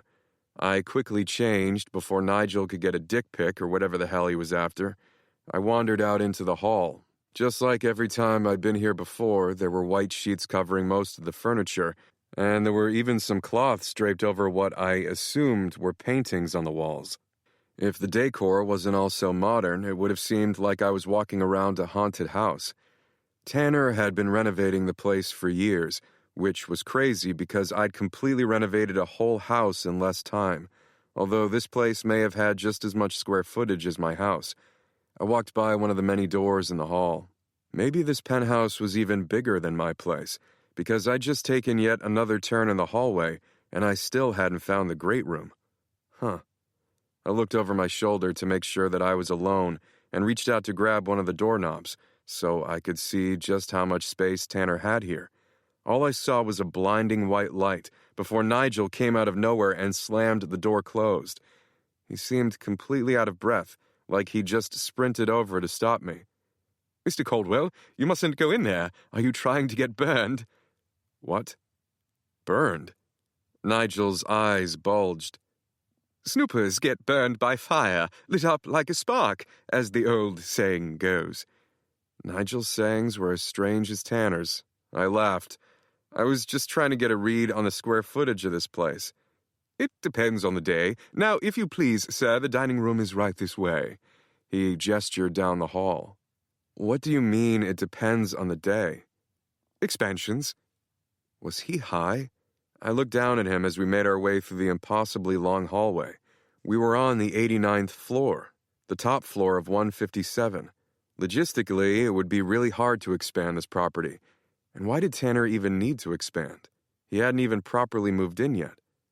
We were almost at the dining room when I had to sidestep a white sheet that was blanketing something tall and wide.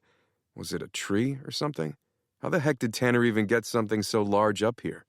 I reached out to push the fabric aside, and Nigel slapped my hand. Ow! I pulled my hand away from the cloth. "Off limits," Nigel said. "Now please, Mr. Caldwell, go eat before you accidentally catch fire."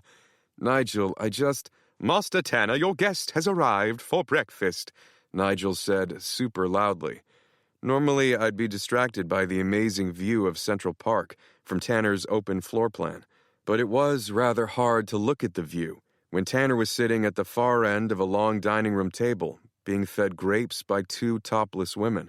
His silk robe didn't look like it had been closed properly, and I wouldn't have been at all surprised if one of those women had just had something other than a grape in her mouth. One of them giggled as she plopped another grape in Tanner's mouth. It honestly wasn't the strangest thing I'd ever walked in on Tanner doing. It didn't even make the top 10 list. I was just surprised the women weren't decked out in weird lederhosen like Nigel. "Good morning, Matt," Tanner said. "Did you sleep all right?" The stupid grin on his face made me think that Tanner probably had a hand in Nigel's antics this morning. The blonde to his left ceremoniously plopped another grape into his mouth. "That depends on if you think waking up to a terrible chorus of bells and finding out a houseboy stripped you in the middle of the night." Tanner started laughing. "I thought you'd find that funny." My headache begs to differ. "Well, I didn't give him much time to practice." He turned to his houseboy. "Good heavens, Nigel, what are you wearing?"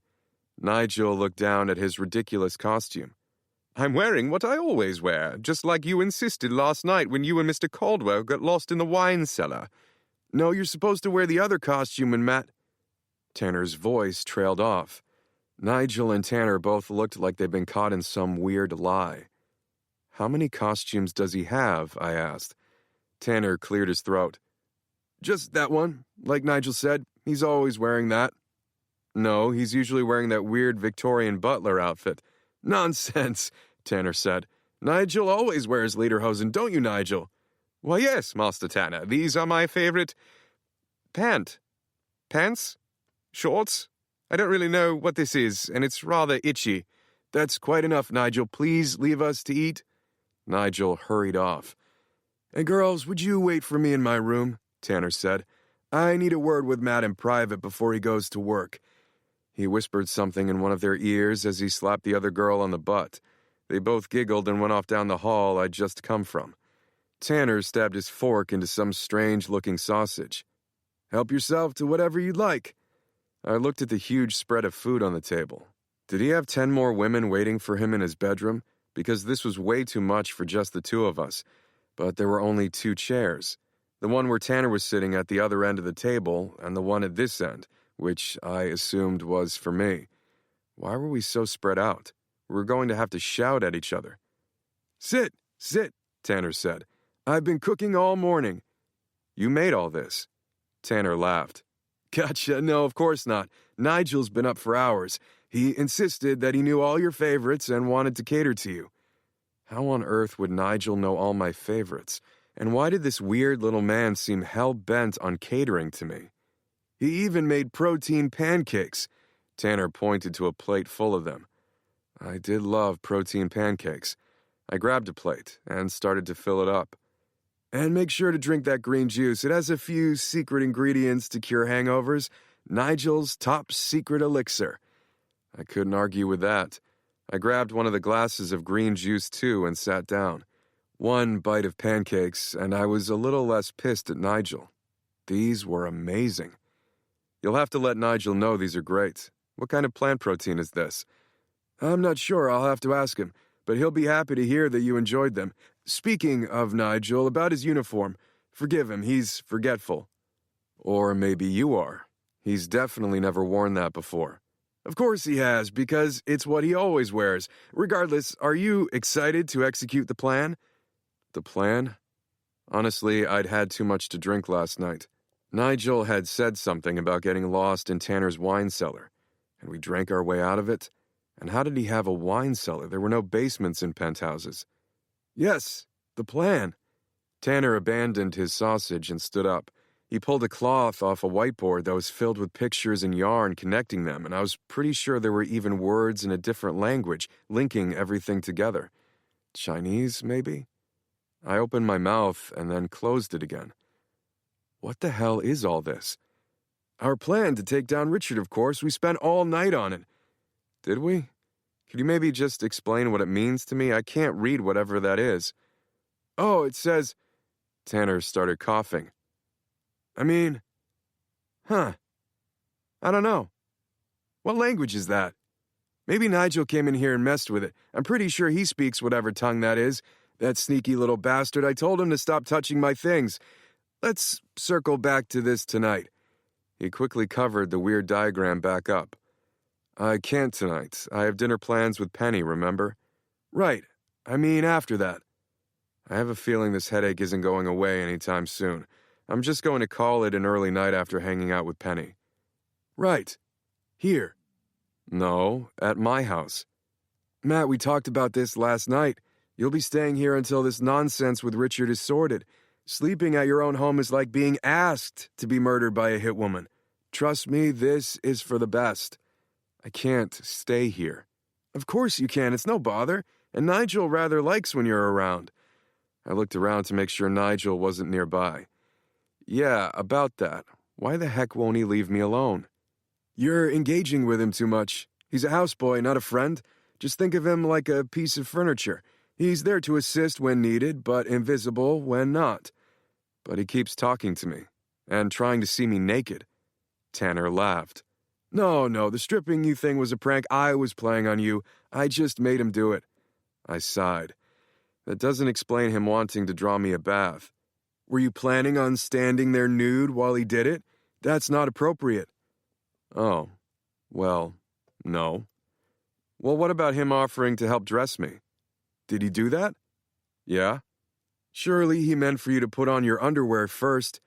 "I don't know. He was staring at my penis earlier." "Why did you have your penis out in front of Nigel?" "Because you told him to strip me last night." "Oh, right." Tanner laughed. "Hilarious. Well, please stop flashing the staff, will you?" "Tanner." "I'm joking. I'll speak to Nigel on your behalf and tell him you're uncomfortable." "Don't tell him I complained. Nigel was already awkward enough around me. I didn't need awkward, angry Nigel." "Then what am I supposed to say to rectify the situation? He doesn't dress me, and I rarely require him to draw a bath. As soon as I mention the situation, he'll know it's about you." "Just don't say anything then." "Very well." Tanner glanced at his watch. "You should get going or you'll be late for work. Do you want a bag lunch? Nigel mentioned packing one up for you." I'm okay. Well, make sure to eat lunch. You need to make sure you're alert, just in case someone tries to murder you. Tanner loaded up a plate and stood up. A biscuit fell off the top of the plate and rolled on the polished hardwood floors. Aren't you going to work too? I asked. I have company to attend to. Now don't forget to drink that juice before you head out. Trust me, it'll make your headache evaporate in a flash. I'll see you tonight. He disappeared down the hall with his big plate of food. I stood up and took a quick sip of the green juice, expecting it to be bitter and gross like green juice usually was, but it was actually delicious. It tasted just like a strawberry banana smoothie. I wondered if those were the two secret ingredients. If they were, my headache wouldn't be gone in a flash like promised. I quickly downed the rest. Before I even put the glass down, I took a deep breath. What the hell? I touched my forehead. My headache was gone. I blinked. Actually, I felt amazing, like I'd just slept for days instead of a few hours. I eyed the glass. I was going to need that recipe. But not if it involved asking Nigel for it. Who knows what kind of favor he'd ask for in return. I was about to leave the great room when a large cloth draped over something above the fireplace caught my eye. I double-checked that no one was around and pushed the cloth to the side. Beneath the fabric was a portrait of Tanner in a weird Victorian outfit, similar to what he most definitely usually made Nigel wear. Someone loved history a little too much, if you asked me. I looked around the room and wondered how much of the covered wall art featured Tanner playing dress-up. I let the cloth fall back in place and made my way past the kitchen. I stopped when I noticed a brown paper bag sitting on the counter with my name on it. Well, I guess if Nigel had already made me a lunch, it would be just rude not to take it. I grabbed the bag and headed out the front door. Nigel was hanging off the side of the weird little footbridge that went from the elevator to Tanner's apartment door.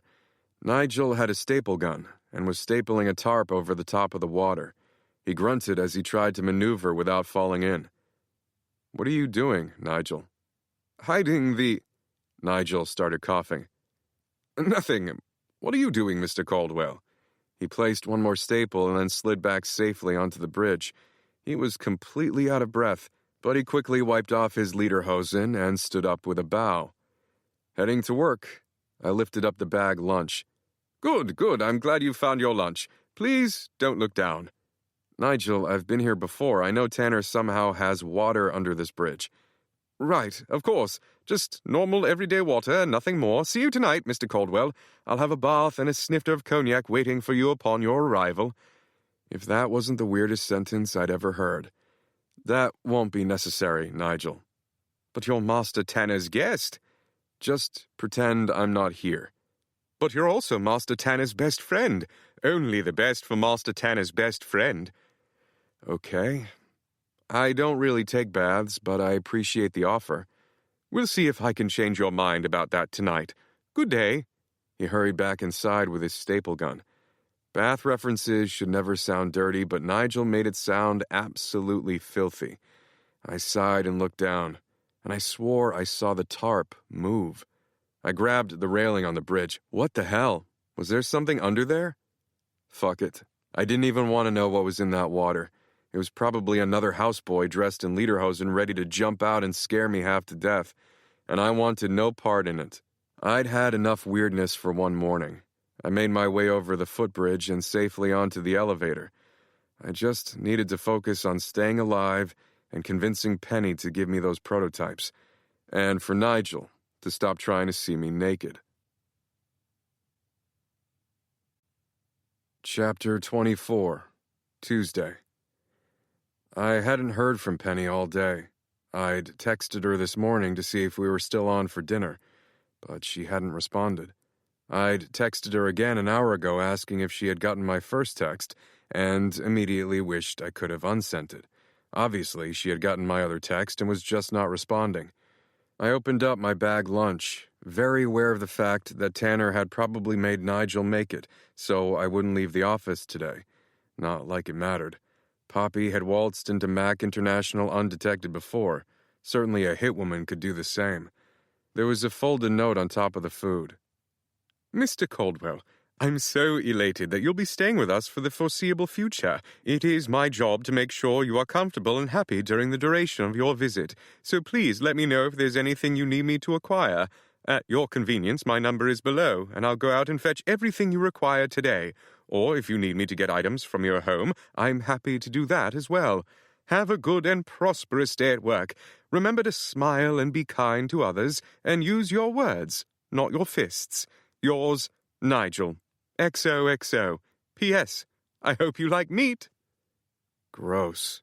Well, the note was gross. The turkey sandwich piled high with lettuce and tomato on rye bread looked excellent. I took a bite and it practically melted in my mouth. What kind of cheese was that? Gruyere? I looked at the note again. There was too many X's and O's from one man to another, and the meat comment could have been innocent, but when it came to Nigel, I had no idea. I wonder how he'd take it if I texted him that all I required was privacy. Probably not well. And then he'd also have my number. I couldn't let that happen. And what was all that weird stuff about fighting and being kind? Did he think I was a petulant child? I pushed the note to the side and tried to enjoy my sandwich. Tanner said that Nigel didn't try to dress and bathe him, so maybe Nigel just had a weird crush on me. It wouldn't be the first time a guy had hit on me. It was flattering, but very much unreciprocated. If he was giving me attention for that reason, I needed to make sure he knew I was straight. Was it rude to just tell him flat out? There was a knock on my door. Not now. Be kind and smile. Maybe that was advice I needed to remember. I mean, yes, I called in a more upbeat voice. My receptionist, Mary, walked in. I'm sorry to bother you, but do you know a Ms. Cannavaro? Poppy Cannavaro. I swallowed down a chunk of too much turkey and cleared my throat. Why? Please let there be news that she died in an explosion or something and that this wasn't about her being outside my office right now. One can hope. I input all your meetings myself, and for the life of me, I can't remember setting one with her. I honestly don't even remember seeing it this morning when I double-checked today's schedule. But I just got an alert saying you have a 1 o'clock with her. And sure enough, I looked and there the appointment is in the system. She shook her head. Maybe she set it up a long time ago and I just don't remember? I doubted that. It was a lot more likely that Poppy had someone hack into our system. Damn it. I looked down at my watch. Poppy would be here any minute. Do you want me to cancel? As appealing as that sounded, canceling on Poppy wouldn't make her go away. She was a pest that just kept showing up. I needed to see what she wanted now and try to squash it. That won't be necessary. I'll handle it. I'm very sorry, Matthew. It's not your fault. I'm sure it was just a glitch. Yeah, maybe. She smiled. You look well-rested today. Did the chamomile tea work? More like the magical green juice. Hell, maybe chamomile was the secret ingredient. Regardless, I wanted to make Mary smile today. It must have. That's wonderful. Let me know if you'd like me to bring you a cup before work ends today, and I'll ring you when Ms. Cannavaro arrives. I nodded and looked down at my sandwich as Mary closed the door. I suddenly wasn't hungry anymore. What if Poppy wasn't stopping by to talk? I swallowed hard. Was this it? Was Poppy going to walk in here with a gun and pull the trigger? Would someone find this weird note on my desk and think I was having a gay affair with Nigel? Would my murder make the late-night news? How would I be remembered? Fuck. James. The last words I'd said to him. I knew better than that. I knew better than anyone that life could be cut short. I didn't want those to be my last words to him. I pulled out my phone, but there were suddenly a million things I wanted to do. I needed to finally call my mom back. I didn't care that she always pestered me this time of year. I needed to tell her that I loved her, and thank Mason for always looking out for me. And I stupidly even wanted to call Rob and make sure he knew he was my best friend too. And Tanner for the same reason. It was okay to have two best friends, and I wasn't sure why the hell this was the last thing I was thinking about before I died. But I didn't have any time to call a soul, because my intercom button was blinking. I hit the light. Ms. Cannavaro has arrived, Mary's voice said through the speaker. Let her in. Mary opened the door and I held my breath. But I slowly exhaled when Poppy walked in, because she wasn't holding a gun, she was holding a toddler in her arms. The first thing I thought of was Scarlet, but there was no cute little "Hi, Uncle Matt," and the little girl wasn't a redhead. She was brunette. "Let me know if you need anything," Mary said and closed the door behind us. As soon as the door was closed, I stood up. "Did you steal that child?" Poppy laughed. "No. I swear to God, Poppy, if you—" "She's mine." "Yours?" I looked down at the little girl and then back at her mother. The resemblance was uncanny. The little girl was even holding her nose slightly in the air like she was looking down at me, even though she literally had to look up at me. "You have a kid?" I couldn't imagine Poppy being a mom. A mobster, sure. A mother? It didn't quite fit. But the little mini her scowling back at me begged to differ. "Funny," Poppy said. "I know everything about you, and you know nothing about me. It's good that I'm here so we can rectify that." She put the child down on the ground. "Go play," she said and gestured toward my shelves that held nothing to play with, and then Poppy sat down without being invited. I watched the little girl walk over to one of my shelves and inspect some of the framed pictures. Why did I have a feeling that she was somehow trained in surveillance, even though she couldn't be older than Scarlet? The way she examined the people in the picture sent a chill down my spine. Poppy cleared her throat. "I heard about your eventful evening." She started straightening a few things on my desk. I just stared at her. "Uncle Richard's angry with me, so I'm here to apologize." I leaned forward, resting my hands on my desk. "It doesn't matter what you say. I don't believe a word that comes out of your mouth." It was like she didn't even hear me. She just blinked and continued on with whatever she'd planned to say. "Obviously, I'm not going to hurt a child. As a mother, I would never." "So you brought your kid here as a prop?" "I brought her here to show you that I'm a caring mother." Well, it wasn't working. She'd barely even looked at her daughter this whole time. "I didn't know that you were married." I wasn't sure why the hell that was what came out of my mouth. I didn't care if this woman was married. For all I knew, the little girl in the corner who looked like she was about to smash a paperweight was just an actress. Poppy raised one of her penciled-in eyebrows. "Divorced, actually. I'm very much single, Matthew, for the record. But I have a feeling that's about to change." I wasn't sure which was worse, Nigel or Poppy hitting on me. Just as I expected, I watched as the little girl dropped the paperweight onto the ground. It shattered, and for just a second, a smile spread across her face. Poppy snapped her fingers. "Behave, Gigi. Children are to be seen and not heard. How many times do I need to give you simple instructions?" Gigi's smile immediately disappeared, and she had her lips trained in a thin line, showing no shock or guilt or anything, like a weird little demon child. "Do we understand?" Poppy asked. "Yes, Mother." "Now apologize to the gentleman." "Sorry, sir." Gigi curtsied, and then just stood there staring at the floor. I knew she'd deliberately smashed it, but I still felt bad for her. Her mom was Poppy. Wasn't that punishment enough? She didn't need to be reprimanded anymore by me. "It's all right, just be more careful. You can keep playing." Her eyes lit up and she turned around to touch more expensive things. I cringed. "So, where were we?" Poppy asked. "Oh yes, I don't hurt children. So, as long as you understand, I'll just let Uncle Richard know you and I are on good terms, and we can move forward from this hiccup of a misunderstanding." "You swear you're not going to hurt Scarlet?" "I don't recall ever saying I would hurt her. You're putting words into my mouth." "Poppy?" "What I implied was more of a kidnapping situation, but alas, I won't do that either, because I'm a mother and all that. You have my word." "That's the whole problem. I don't trust your word." She sighed, looking human for the first time since she'd walked back into my life. "Look, my uncle is really hard to please, as you know. I was just trying to get the results he wanted, and I did. You went to go talk to him, or yell at him, I guess. You didn't give him a chance to tell you the news." "What news?" She smiled. It's not mine to share, and I'm not even sure that you'll care. For some reason, he thinks he will. He's off his game. She looked over at Gigi to make sure she wasn't breaking anything else. Which is why I'll be taking over operations soon. Okay. Just me at the head of the whole business, all alone.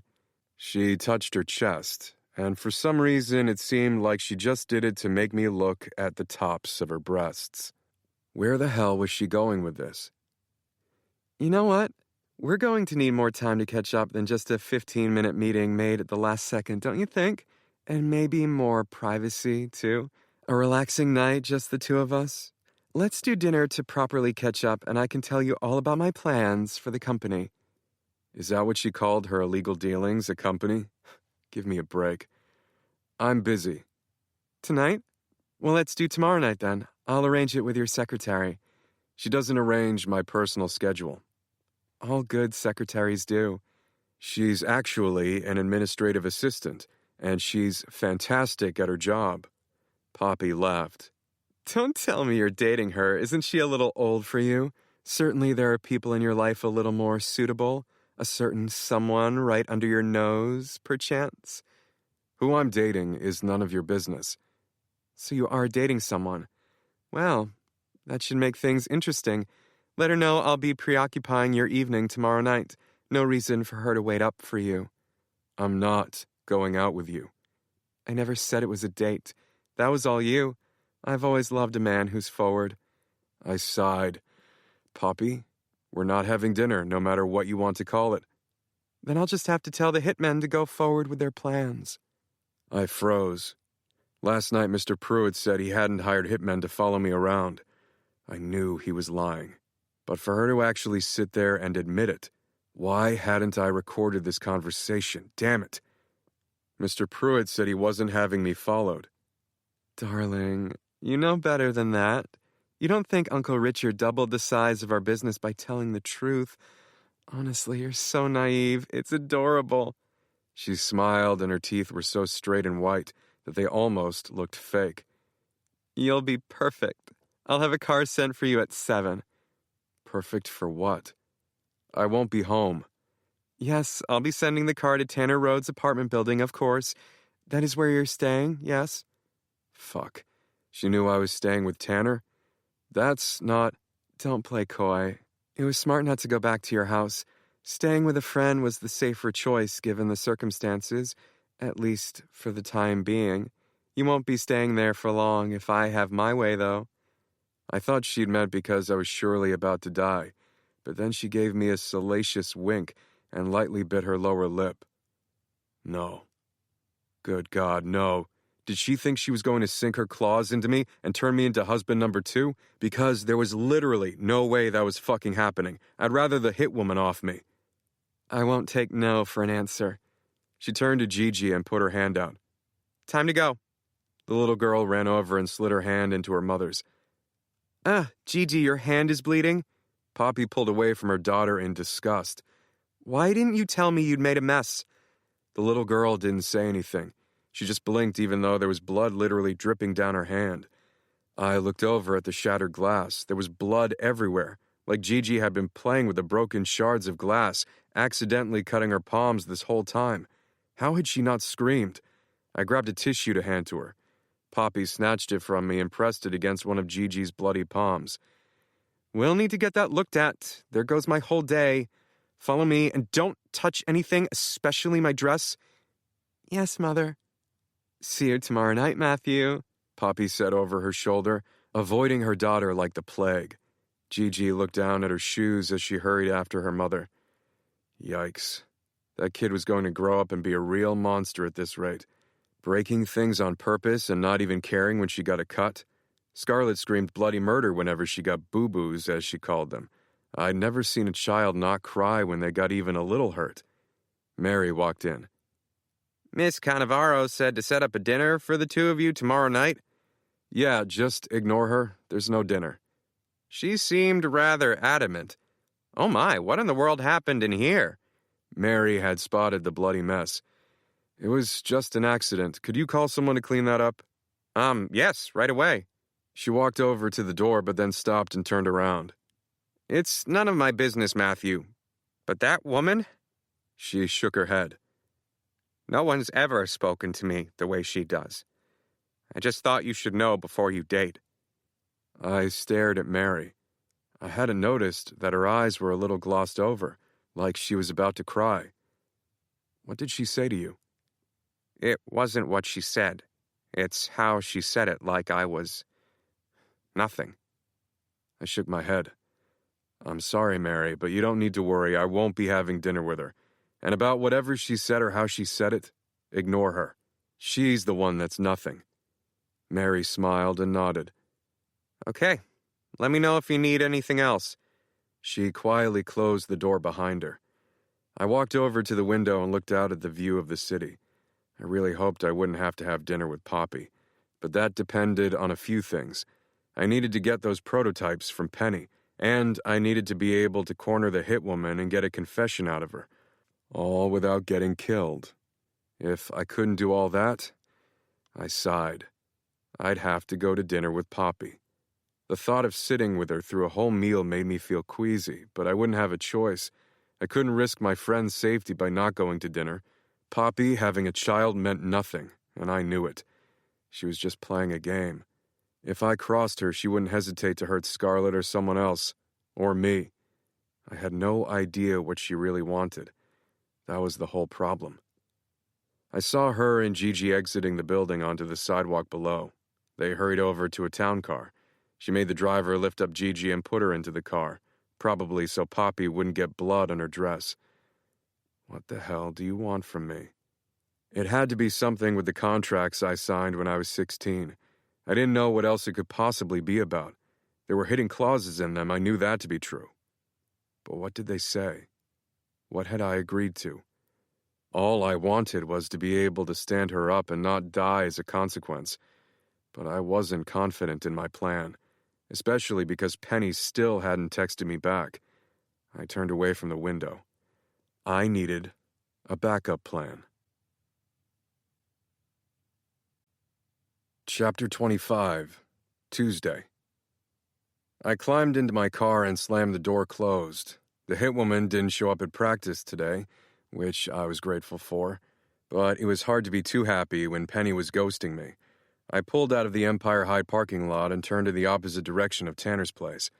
Tanner thought I was hanging out with Penny, so he wasn't expecting me until later.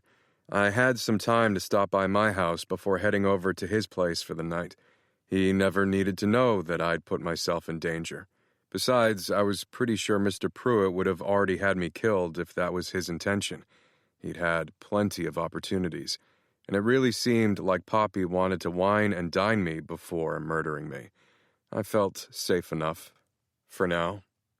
I'd been researching tiny cameras all afternoon. Sure, I could just use my phone to record my upcoming encounter with the hit woman, but it would be just the audio and not the video footage I wanted. Would that be enough? Probably not. I hadn't found any suitable options yet. I needed to find an alternative soon, though.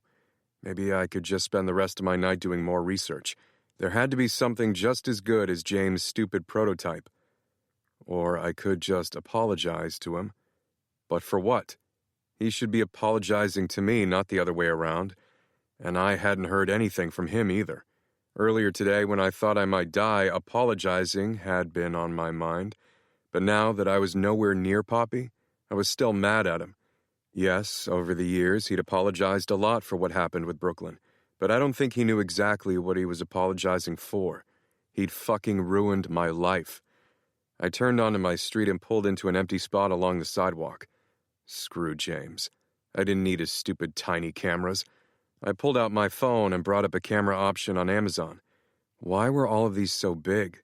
I had typed in discreet. I didn't have the patience for searching for stuff like this. I sighed and climbed out of my car. If Mary wasn't so nosy, I would have asked her to research them, but she would have had tons of questions. Maybe this was why all my friends had a staff, to do stuff like this. Maybe I could ask Nigel to do it. Matt. I'd been so distracted on my phone that I didn't realize there was someone sitting on my front stoop. I looked up at Penny. Her cheeks were rosy, and I could tell she'd been sitting out here in the cold for a long time. But what was worse was that her eyes were slightly red, like she'd been crying. "Hey," I said. Hey? She shook her head. That's all you have to say? What did she want me to say? It was pretty clear that her asshole of a husband had made her cry, but I didn't bother asking her if she'd been crying, because I knew she'd deny it. We were both quiet for a minute, her staring at me from the stoop, and me just standing there like an idiot. I should have texted you. I forgot you have practice after work, and I shouldn't have just shown up. But can I come in? Please? We need to talk, and I'm freezing. I didn't love the idea of needing to talk. That was never good. But I wouldn't make her stand out here in the cold anymore. I quickly opened the door and ushered her inside. She sighed. It's so nice and warm in here. She rubbed her hands together. Let me get you a cup of tea. She smiled, but it looked forced. That sounds lovely. You must have a really smart friend that thought ahead and bought you a tea kettle. A smart and thoughtful friend, yeah. I filled the kettle up with water and turned on the stove. When I turned back to her, she'd peeled off her coat and was sitting at the kitchen counter. I stayed on the other side of the island. I hated seeing her upset, and I knew if I was next to her, I'd touch her. I wouldn't be able to stop myself. I tried texting you earlier, I said. I figured you'd canceled our plans. Yeah, I was going to. She shook her head. I probably should have. That didn't really answer my question. But you changed your mind. She didn't reply. I couldn't read her tonight. Was she upset with James, or was she upset with me? Because it kind of seemed like she was pissed at me. Had James told her about Brooklyn? I didn't know what to say. I didn't know what she knew. I wasn't even sure how much of James and my conversation she'd overheard the other night, if any. It was better to play it safe. I'm sorry that I barged in last night, I said. I should have just called. Called? She finally made eye contact with me. No, Matt. What you should have done was told James and me right away that someone threatened our daughter. Penny, I'm sorry. You could have gotten her killed. She took a deep breath. I'm sure James has already given you a piece of his mind, and you don't need to hear it from me too. But I'm really freaking mad at you, Matt. I swallowed hard. So she was mad at me, not James. Fuck. James is furious with you, but you know I always try to see the good in people. Her voice trailed off. James and I got into a fight, and I just needed to talk to you. So he had made her cry. It was easier to latch on to that idea instead of her being mad at me. James was such an ass. It just made me regret what I'd said to him last night even less. Why did she need to talk to me about their fight? There could only be two reasons. He either told her all about Brooklyn and she was wondering why I hadn't told her, or she was here because she finally realized James was the worst and she was giving into her feelings for me. Because they were definitely there. I could feel it. Couldn't she? The tea kettle started wailing. I pulled it off the stove and poured the hot water into 2 mugs. I handed one to her after putting a bag of chamomile tea in it. Oh, it feels so good, she said as she wrapped her hands around the hot cup. Just you wait. I thought about what else she could wrap her hands around to warm up. Stop. Her eyes were still puffy from crying. All I knew was that if she was mine, she wouldn't be crying right now. I'd fucking worship that girl like she deserved. It was easy to think that was true. But was it really? Because I could never actually love her, and she certainly didn't deserve to be someone's second choice. Are you going to tell me what you two fought about? I asked. Stress? Wait, what? Stress? Yes, stress.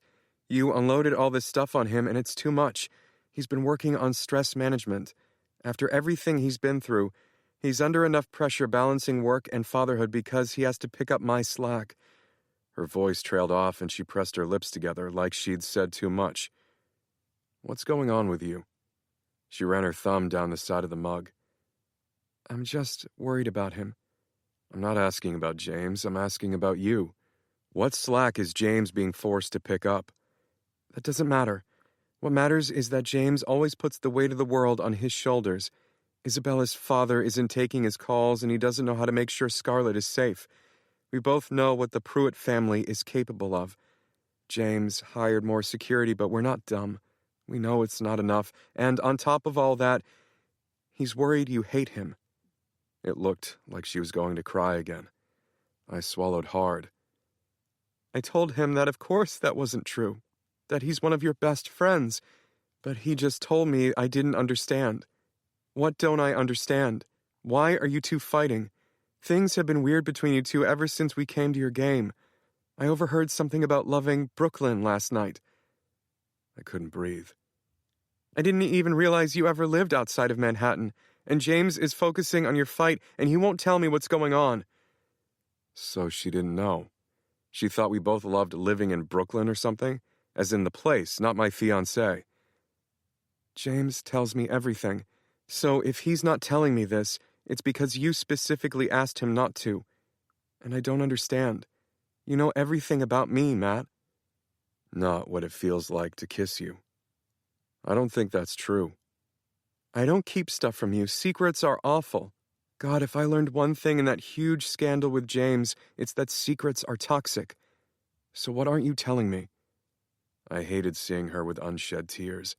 I hated seeing her upset in any way, and I was pretty sure my brain short-circuited, because somehow I'd gotten on the other side of the island and was standing right next to her. I didn't want to talk about her husband. I didn't want to talk about any of this. All I could think about were ways to silence her with my lips. She looked up at me. Just tell me, Matt. Tell me what you're keeping from me. You first. She pulled her eyebrows together. I'm not. You just said how toxic secrets are, but you're hiding something too, Penny. This isn't about me. This is about you and James. Fuck James. That is so far from the answer that I expected. Fuck James? Seriously? How could you even say that? You're one of his best friends. And I'm not here to listen to you hurl insults at my husband. Don't you see that insulting him is essentially insulting me? She shook her head. That doesn't matter. Insult me all you want. I'm here because I love James, and he's upset because of you. I'm here to try to help fix whatever the hell is going on between you two. He cares about you, and I thought you cared about him. He doesn't care about me. He doesn't care about anyone but himself. Excuse me? She pushed her stool away from the counter and stood up. James is right. I don't know how I didn't see it before. You are trying to ruin his life. You're trying to turn me against him. And for what purpose? We're not pawns in some stupid game you're playing. This is my life. James' life. We're two of your best friends. I had your back. I told James that he was wrong. I tried to stand up for you, and I came here to try to help mend whatever is broken between you. But you don't even care. So you know what? She stood up a little taller. Fuck you. I'd never heard her curse before. I'd never seen her as upset as she was right now. I should have just apologized, but instead it was easier to throw more insults. I'm not the one making you sad all the fucking time. You showed up at my doorstep wiping tears off your cheeks because of him. And don't act like it's the first time you came crawling to me when you want to escape from him. She opened her mouth and then closed it again. She started blinking fast, like she'd done the other day before she'd run off without explanation. I'm not depressed because of James. I just stared at her. I never said anything about depression. Was she actually depressed? I just thought she was a little sad. Her words made my stomach twist into knots.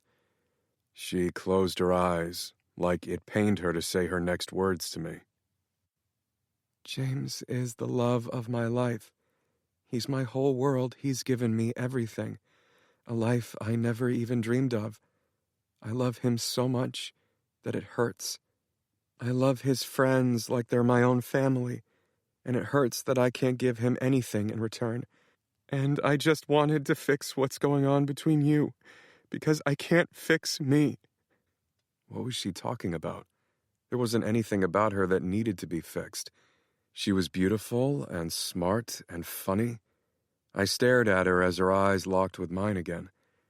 She was perfect, exactly the way she was. There's nothing wrong with you.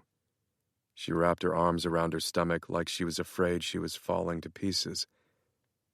I'm not here to talk about me. She took a deep breath. I don't have any siblings, but all of you guys, you're like the brothers I never had. Ouch. I'd been worse than friend-zoned. I'd been brotherized. And I know James thinks of you and Mason as brothers just as much as Rob. And until about 10 minutes ago, I thought you considered him to be family too. I don't know what's going on between you, but I need you to fix it. If you care about him at all, please, Matt. He can't handle any more stress, and I can't lose him. I don't know what I would do if I ever lost him. She'd mope around searching for ghosts on the city sidewalks, just like I did with Brooklyn. Forever stuck. I pressed my lips together. There was no way to work around what she just said. She definitely did not reciprocate my feelings. This wasn't how it was supposed to go. I was supposed to kiss her, and she was supposed to tell me how unhappy she was in her marriage. I was supposed to save her. My heart ached. I'd just wanted to save her. I sat down on one of the stools because I couldn't save Brooklyn. I just wanted to save Brooklyn. Matt? I looked up at Penny. I was so tired of hurting everyone around me because I was so fucked up in the head. I'll call him, okay? She nodded. Thank you. I'm sorry, Penny. About not telling you guys about Scarlett sooner, about stressing James out. Are you going to tell me what all this is about? How did you get tied up with Isabella's father? Do you owe him money or something? Because I don't owe him money. The only thing that matters now is keeping Scarlett safe, and I think I have a way to do that. But I'm going to need one of James' prototype cameras. That was probably the worst segue ever, but I had to ask her before she walked out the door. The prototypes are at Hunter Tech headquarters. Why don't you just ask Rob? It's easier for him to grab them. Rob. Of course. Why hadn't I thought of that? I could have avoided this whole thing. Well, not really. I'd made a mess of everything last night, and it was just like Penny to come to try to pick up all the pieces. Good idea. You really think you'll be able to get out of this alone? Asked Penny. Because you don't have to. It's my daughter's life that's on the line. I want to help. I need to help. If you would just talk to me. Tanner's actually helping me. Oh, well, that's good, I guess. He's a really nice guy. Mm-hmm. I stared at her.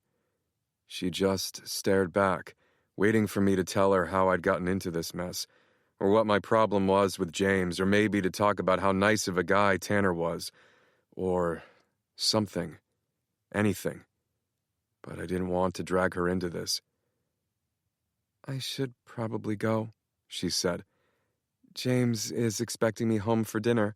I told him our plans were canceled, even though I never told you. I gave her a half-hearted smile. Call him soon, okay? Before she could even turn around to leave, the sound of my front door opening made us both freeze. But it didn't take me long to get moving. I grabbed Penny's hand and pulled her behind the kitchen island. What's going... I put my hand over her mouth to silence her. Don't say a word, I whispered. Penny looked terrified, but she nodded. I didn't know what was going on, but it couldn't be good. No one had keys to my place. Whoever had just come in hadn't come in with good motives. It was like I could hear the seconds of my life ticking down in my head. I'd purposely upset Mr. Pruitt. I'd provoked him into action. And I'd even come to my house despite Tanner warning me not to.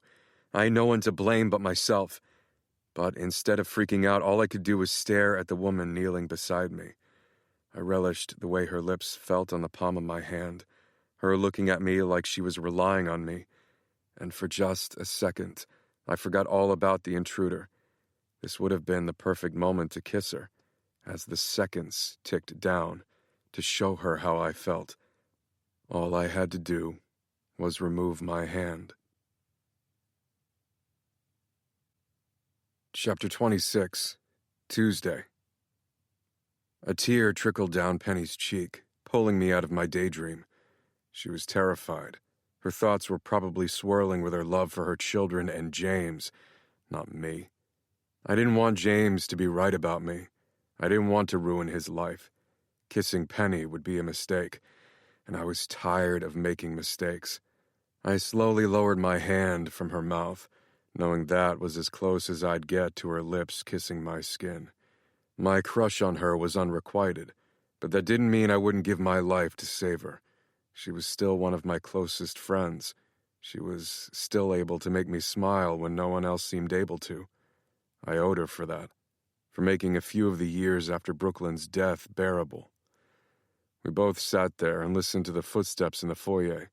It sounded like whoever it was had high heels on, or high-heeled boots, which meant it was probably the hit woman. She wasn't here to hurt Penny, she was here for me. No one else needed to get hurt. I glanced at Penny. Another tear rolled down her cheek. We weren't going to be able to hide in here for long. I hadn't even had time to hit the lights to bathe us in darkness. We were almost completely exposed. I put my index finger to my lips to remind Penny to stay quiet, and then I crawled along the hardwood floors toward the other end of the kitchen island. I reached up and grabbed a knife out of the knife block and then sat back down. The footsteps were coming this way. I couldn't save Brooklyn all those years ago, but I could save Penny now. I grasped the knife tighter in my hand. All I had was the element of surprise. Penny moved to sit next to me, then grabbed my arm and shook her head. I reached out and ran my thumb along her cheek, removing the tears. "Tell James I forgive him," I whispered. She looked confused, but James would understand. He'd know I was talking about Brooklyn. The least I could do was make that right. I pulled my hand away from Penny's face. I peered around the end of the island, but I couldn't see anyone. "Matt," Penny hissed. The footsteps stopped. "Is someone there?" Fuck. I made my way around the side of the counter and poked my head out. I could see high-heeled boots through my vantage point beneath the kitchen stools. They weren't the high-heeled black ones the hit woman had been wearing the other day. They were shorter with a thick heel and kind of beat up in an on-purpose kind of way that I'd never understand. But it had to be her. Who else could it be? I gripped the knife tighter. "Hello?" The hit woman called again and made her way farther into the kitchen. Farther. Farther. Until her feet paused right next to my hiding spot. Before I could convince myself not to, I reached out, grabbed her ankle, and pulled as hard as I could. She yelped as her feet got pulled out from beneath her and her gun clattered to the ground. I climbed on top of her, pinning her to the ground. She screamed and started thrashing beneath me. "Penny, get the gun!" But when I reached out to knock the gun farther away from the woman, all I saw was a high-end camera. A very broken high-end camera. I looked down at the woman beneath me, and for just a second, I lost my breath. Her dark hair was splayed out on the hardwood floors, and she was staring at me like she wanted to kill me. Honestly, it wasn't the first time she'd looked at me like that, and definitely not the only time I deserved that look of disdain. It had been years since I'd seen her. I'd asked Brooklyn for a sign at the graveyard the other day, and when I'd first seen the hit woman there, I'd thought she was Brooklyn's best friend, Kennedy. My sign was a few days late, but here she was. Kennedy? Just as her name left my mouth, she kneed me hard in the balls. Fuck. I rolled off of her and tried not to start crying. Why did women keep trying to maim my member? Couldn't they just slap me or something? "Don't move," Penny said. She'd grabbed a knife too and was holding the tea kettle in her other hand like she was going to throw it at Kennedy's face. It wasn't a bad plan. The metal and boiling water would be enough to hurt her, but I didn't want Penny or Kennedy to get hurt. "Stop," I groaned, but it was barely a whisper. "Put your hands in the air," Penny said. "Who the hell are you people?" Kennedy said, but she didn't try to get off the ground. She just sat there, the look of anger replaced by fear.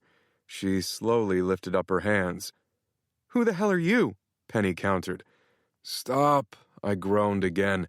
I winced as I tried to sit back up. Penny took another step forward, waving the knife around. "If you don't tell me in 2 seconds who you are, I'll stab you in the face." Penny said with very little conviction. But Kennedy didn't know that Penny wouldn't hurt a fly. She looked as scared as Penny had a minute ago. There were even tears in her large brown eyes. "Penny, put the knife down," I croaked. "I know her, Kennedy. Kennedy, it's me." I gestured to my face, waiting for recognition to hit her. Kennedy blinked, the tears still pooling in her eyes. She didn't seem to know who I was, maybe because my face was distorted in pain. "It's me, Matt," I said. She searched my face. "Oh my God, Matthew freaking Caldwell. Oh my God." She put her hand to her mouth. "I'm so sorry." She reached out like she was going to touch my nuts and then pulled back. "Do you need some ice or something? You two know each other?" Penny asked, her arm still outstretched with the knife. "Penny, would you put down the knife?" I asked again. I watched as Penny put the knife down on the counter, but she was still holding the tea kettle like she was worried I was reading the situation wrong. "I'm so sorry," I said to Kennedy. "I didn't know you were coming. Wait, why are you in my house?" "I had no idea this was your place. I'm here to take pictures for a listing." She looked over at her broken camera. Oh, Bill had said he'd send someone over. I never asked him for details because I assumed it would be during the day when I wasn't home. Not that I was supposed to be home now, either. Kennedy tried to stand up and winced. "Ow, I think I may have twisted my ankle." More like I had twisted it when I pulled her to the ground. She'd offered to get me ice a second ago when she was the one that was actually hurt. "Don't move. We need to get your ankle elevated before it starts to swell. Penny, get me some ice from the freezer." I bent down and lifted Kennedy into my arms. She inhaled sharply, and I wasn't sure if it was because her ankle hurt or because, for just a second, she felt like she'd been transported back 16 years, too. She smelled like her mother's cooking, Mrs. Alcaraz's famous empanadas. She smelled just like Brooklyn had when she lived with her uncle, and then with the Alcarazes. And in the weirdest way, it smelled like home. I held her like that in the kitchen for a beat too long. She looked up at me, her eyes no longer filled with unshed tears. You can put me down now," she said with a smile. "Right." I carried her into the family room and laid her down on my couch. I grabbed a few pillows to prop her ankle up, and then I unzipped her boots. Boots that were perfect for Kennedy. The distressed leather was artsy and stylish on her. I let her boots fall to the ground and ran my thumb down the inside of her ankle. "Does that hurt?" She nodded. For a few seconds, we just stared at each other. The scent of her skin made me feel at ease for the first time in years. Did she feel it too? "Here's some ice," Penny said, rushing into the room. "I'm so sorry I threatened to stab you in the face. I thought you were someone else." She finished wrapping a towel around the ice pack and gently placed it on Kennedy's ankle, somehow knowing exactly what to do. I guess it was the mother in her. Kennedy reached down to hold the ice in place. "Who did you think I was?" "A murderer," Penny said at the same time I said, "No one." Kennedy glanced back and forth between us. "I'm so sorry. I haven't even introduced myself to your wife. I'm Kennedy." She held her free hand out to Penny. Penny looked at me and laughed. "That's not my husband." "It's not that funny." "We're just friends," Penny clarified. "Matt practically grew up with my husband, James." "James Hunter?" Kennedy's eyebrows both raised. I knew what she was thinking. James hadn't exactly been the kind of guy to settle down in high school. He was high or drunk more than half the time. "Mm-hmm," Penny said. "Do you know him too?" Yeah, I used to in high school," Kennedy said. "Wait, you all went to high school together?" "Yeah, we were all friends because Brooklyn—" "We used to hang out in Brooklyn," I quickly corrected. I didn't mean for it to sound so dirty, though. Kennedy opened her mouth, probably to call me out on my bullshit, but I cut her off. "Penny, could you grab some more ice?" I asked. "We definitely need more. I think there's another pack somewhere in the back of the freezer." It was a total lie, but sending Penny on a wild goose chase was the only way I could think to buy time to bring Kennedy up to speed on everything. "Sure thing," she said and stood up. As soon as Penny was out of earshot, I started talking. "Penny doesn't know about Brooklyn. Please don't tell her. She's one of the only people in my life who doesn't stare at me like I'm broken. Kind of like you are right now. Kennedy put her hand to her chest like it hurt. Maybe it did, because mine physically ached. I never looked at you like you were broken. I looked at you like you were grieving. She searched my face. You're still grieving. She didn't ask it like a question. She said it like a statement, like I was that easy to read. Was I really that transparent? Matt, Penny called from the kitchen. I can't find it. Where did you say it was? I'll be right back. I left Kennedy alone and joined Penny in the kitchen. Sorry, Penny, I must only have the one. She kept the freezer door open and leaned in a little closer to me. She's pretty, Penny said. And I didn't see a ring on her finger. I glanced back toward the living room. Yeah. Maybe it's just me, but I can practically feel the chemistry between you two. And now she's hurt and has to spend the night? Penny shrugged her shoulders. Seems like fate to me. Would you stop being a nosy matchmaker for 5 seconds? She's not going to spend the night. Why not? You're always spending the night with random women. Exactly. Random women. Not women like Kennedy. She deserved more than that, and I couldn't give that to her. I glanced back into the other room. I should probably get going, Penny said loudly enough for Kennedy to hear. I don't want to be late for dinner. She winked at me. Ask her out. She left me alone in the kitchen and went back into the living room. Need anything else before I head out? Penny asked. Do you want me to call a doctor? No, I think the ice is enough, Kennedy said. She reached down to readjust it. It was really nice meeting you. Hopefully I'll see you around again soon. Penny turned to me. Don't forget to call James. She patted my chest and was out the door before I could even say goodbye. The door closed behind her and the silence settling around me was unnerving. The last time I'd been alone with Kennedy was at Brooklyn's gravesite. It had been right before we both went off to college, and we didn't know how to say goodbye to the person that couldn't come with us. We promised we'd keep coming back to visit Brooklyn. I'd kept my promise, but I didn't think Kennedy had. Not that I blamed her. I was the only one who seemed keen on staying stuck in the past. Losing a best friend was hard, but losing the love of your life? There was no healing from that. And as much as I wished Kennedy understood what I was going through, she didn't. I glanced up the stairs, and it was a good thing that I was here, because I couldn't let Kennedy see the paintings upstairs during her picture taking. She'd think I'd completely lost it. Chapter 27, Tuesday. Penny seems nice, Kennedy said as I made my way back into the family room. Yeah, she is, even if she is a dirty little meddler. I sat down next to Kennedy on the couch. I thought the silence stretching between us would feel awkward, but it didn't. I'm glad James remarried. When I heard he tied the knot with Isabella, she shook her head. What was he thinking? He wasn't. I didn't need to elaborate. Kennedy knew what James had been like when he was a teenager. He was rarely sober enough to think anything through. You know, sound really carries in this house, Kennedy said. So do you often spend the night with random women? Don't tell me you've become Mason. I laughed. You'll be happy to know that Mason has settled down. Rob, too. Kennedy smiled. The woman married to Rob must have all the patience in the world. She does. They somehow balance each other out perfectly. Daphne also somehow never got mad when Rob was a flirtatious fool. So all the untouchables are hitched, except you. I laughed. No one calls us that anymore. I looked over at the TV and wished it was on to distract us. The last thing I needed was anyone else obsessed with my love life, or lack of one. Penny's been trying to set me up. She has a whole dating profile for me and everything. Wow, I cannot imagine you on a dating app. Any matches yet?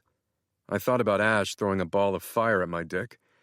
No, not yet. I'm really surprised you're the only one who hasn't settled down. I mean, you were ready to all the way back in high school. We were both quiet for a minute. She rested her chin on her hand as she stared at me. It's been 16 years, Matt. I kind of just figured, Brooklyn was endgame for me, Kennedy. It looked like Kennedy wanted to cry.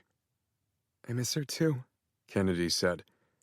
You expect that hole to fill up with something, anything, but she left a damn big hole. She really did. Kennedy pressed her lips together. All those things you said at her funeral, they were supposed to be your vows, not promises to someone whose life was cut short. Kennedy, you can't just go through the rest of your life missing her, keeping her a secret from one of your good friends, pretending she didn't exist, yet letting her death dictate everything you do. Matt, that's not living.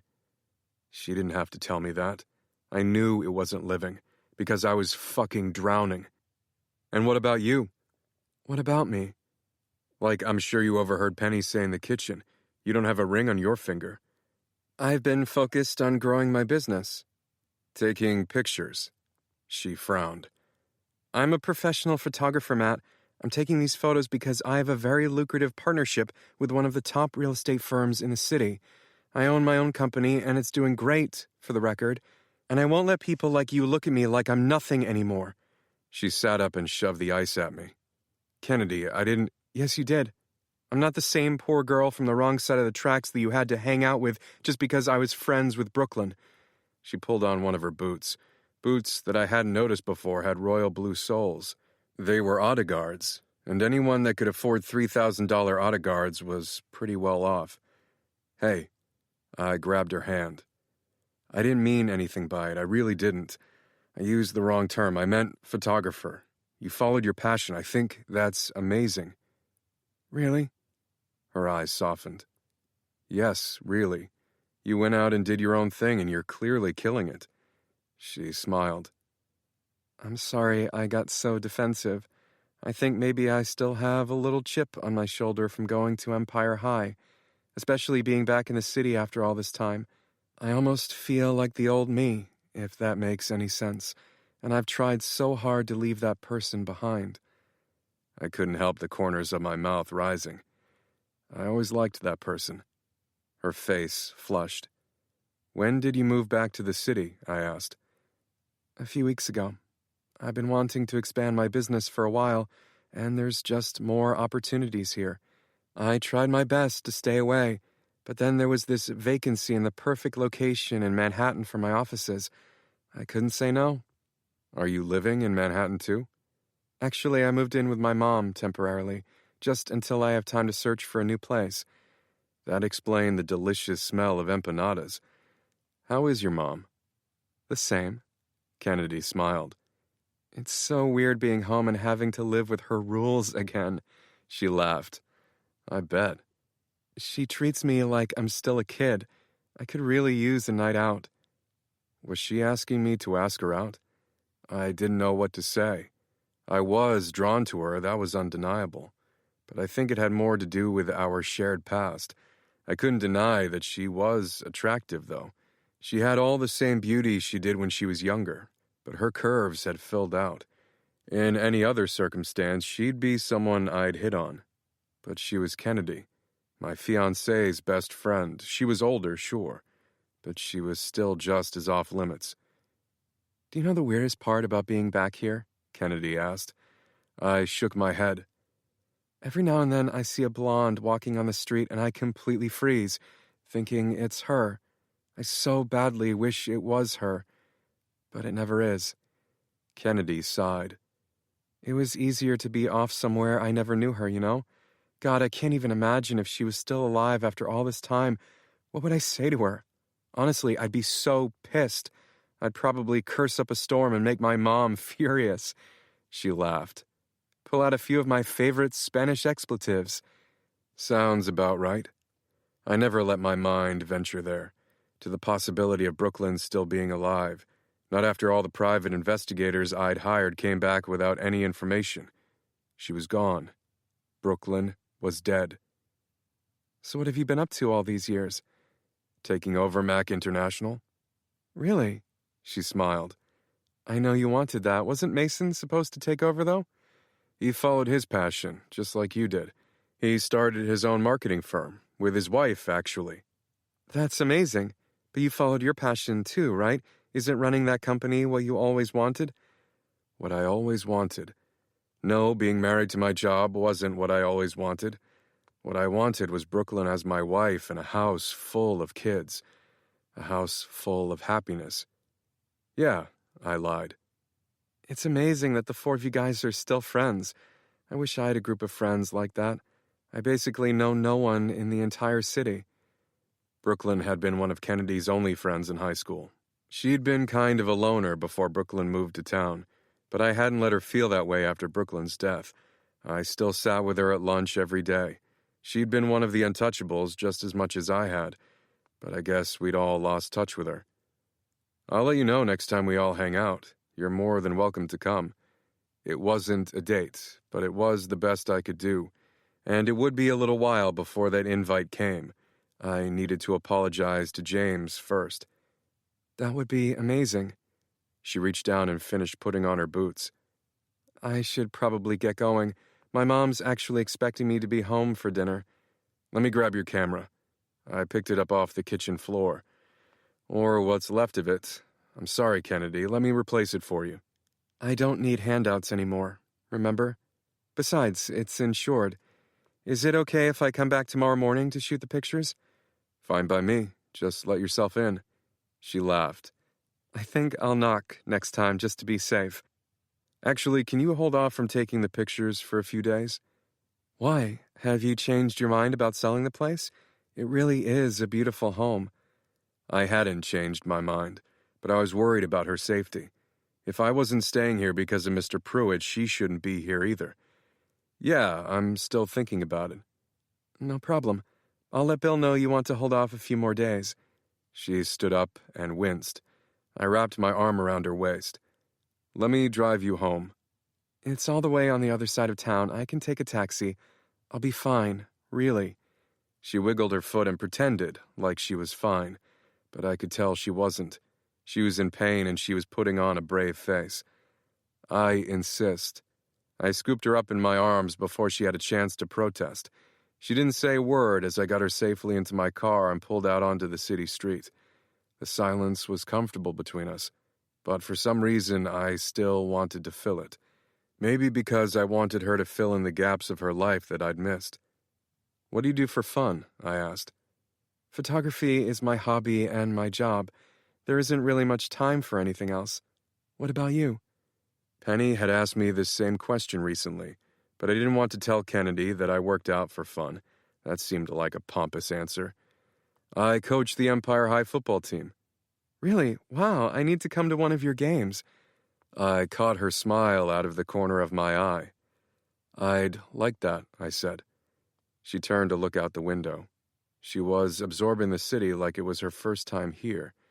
There was something sweet about it. We drove on in silence until I pulled to a stop in front of her mom's old apartment building. Kennedy tried to protest again, but I carried her up the few flights of stairs. I tried not to look at Brooklyn's apartment door. It would be filled with another family now, one not aware of the people that had lived there before. Something in my chest tightened. Mrs. Alcaraz opened up the door like she knew we were coming. Mi amor, what happened? I'm fine, Mama, Kennedy said. Matt's just being Matt. I laughed at that as I laid her down on the couch. She smiled up at me. Matt. Mrs. Alcaraz looked up at me. She looked almost exactly the same, but she had a few lines around her eyes now. She put her hands on both sides of my face. Mi amor, she called me just like she called Kennedy. Why do you look so sad? You're in good company now. She let her hands fall from my face. Let's eat. Dinner is getting cold. I couldn't remember the last time I'd smiled so hard. I used to eat here all the time when Brooklyn and I had dated. Mrs. Alcaraz was the only woman I knew whose cooking rivaled my mom's. Kennedy walked me to the door. Thanks for tonight. It was nice seeing a friendly face in this city. Anytime. My eyes wandered to her lips. I have no fucking idea why. Matt? My eyes lifted back to hers. Give me your phone. I didn't ask why she wanted it, but I handed my phone to her without protest. She typed something in and handed it back to me. You can text me when you're missing her. I bet I'll be missing her too. She shrugged. 2 lost souls in this crazy city could maybe feel a little less alone with a friend. A friend. Right. I shoved my phone into my pocket. I believed that 2 lost souls could feel a little less alone together, in one way or another. You deserve to be happy, she said. So do you, I said. She smiled up at me. How is it that you look almost the same after all these years? How is it that you look even more beautiful? I shouldn't have said it. I was used to flirting, but flirting with my dead fiancé's best friend, definitely off limits. You know what? Hold on one sec. She left me alone standing at the door for only a minute. It's vacant right now, and my mom still had this. She placed a key into my palm. I looked over my shoulder at Brooklyn's old apartment. I couldn't even imagine going in there. It was the first thing I did when I got back. I think being in there gave me a little closure. I doubted it would do that for me, but I closed my hand around the key anyway. She leaned forward to hug me. It took me by surprise, but as soon as her arms were wrapped around me, I sighed. I took a deep breath. Home. God, I wanted to just hold her right here forever. But she pulled back. Good night, Matt. Good night, Kennedy. She closed the door and I turned around and faced the door to Brooklyn's apartment. My mind screamed at me not to go in, but my feet seemed to have a mind of their own as they approached the door, and my hand as I unlocked it. The door creaked open and I stared at the empty kitchen. The whole place seemed so small. I stepped inside, picturing Uncle Jim's warm smile and Brooklyn's big blue eyes. This place was filled with ghosts. I felt a tear roll down my cheek as I made my way into the small living room.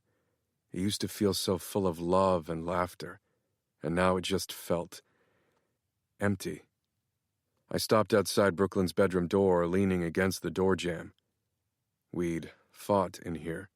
She'd threatened to push me off the fire escape when she was mad, and she promised to love me forever, right there. My knees must have given out, because I was somehow sitting where her bed used to be. I'd held her right here when she'd cried. I'd held her in my arms, hoping she'd feel whole again when she lost her uncle. I promised her forever. Forever wasn't supposed to be only for a few months. This wasn't supposed to be what happened to us. She should have been here with me. My fingers fumbled, pulling my phone out of my pocket, and I texted the one person who would understand. Not my high school friends. Not Tanner. I don't want to feel alone, I texted. Kennedy's response came almost immediately. Are you still in her apartment? I didn't have time to respond before I heard the door creak. She was limping slightly, but she still showed up. She sat down next to me and put her head on my shoulder, just like she always did when we visited Brooklyn's grave. And she didn't say a word when I cried, and I didn't say a word when I heard her sniffling either. Her right hand was resting on her thigh. I reached out, lacing her fingers with mine. How had I been surviving without her? She'd been my rock after Brooklyn died. I looked down at her tear-stained face. I'd asked Brooklyn to send me a sign. Kennedy was it. I knew it. She had to be. I closed my eyes and exhaled slowly, the smell of home surrounding me. I just didn't know what I was supposed to do with this sign. Chapter 28. Wednesday.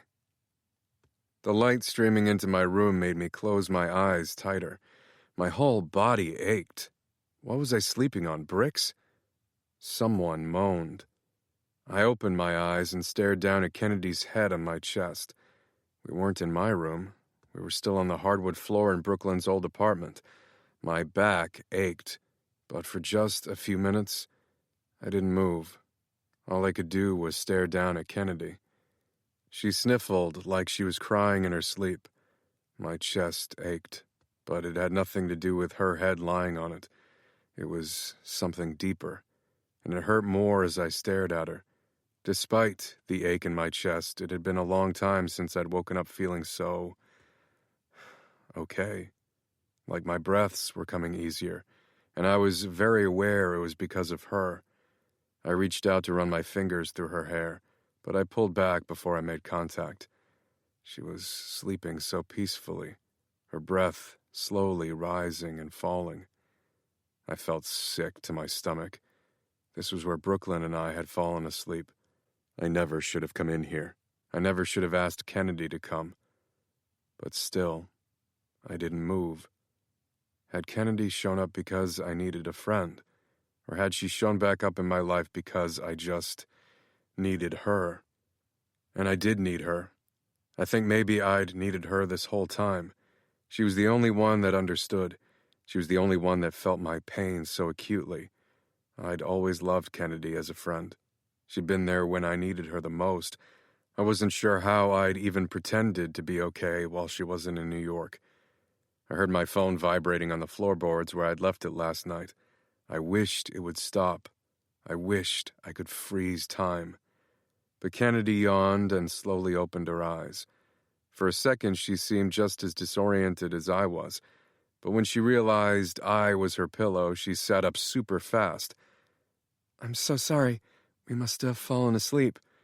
She wiped the side of her face like she was worried there'd be drool or something. There wasn't. She looked beautiful. Honestly, I'd never seen her look more beautiful. Her eyes, rimmed with red, were real, and I always loved real beauty over a made-up face any day. Sorry, she said again, running her fingers through her hair, just like I'd wanted to do a second ago.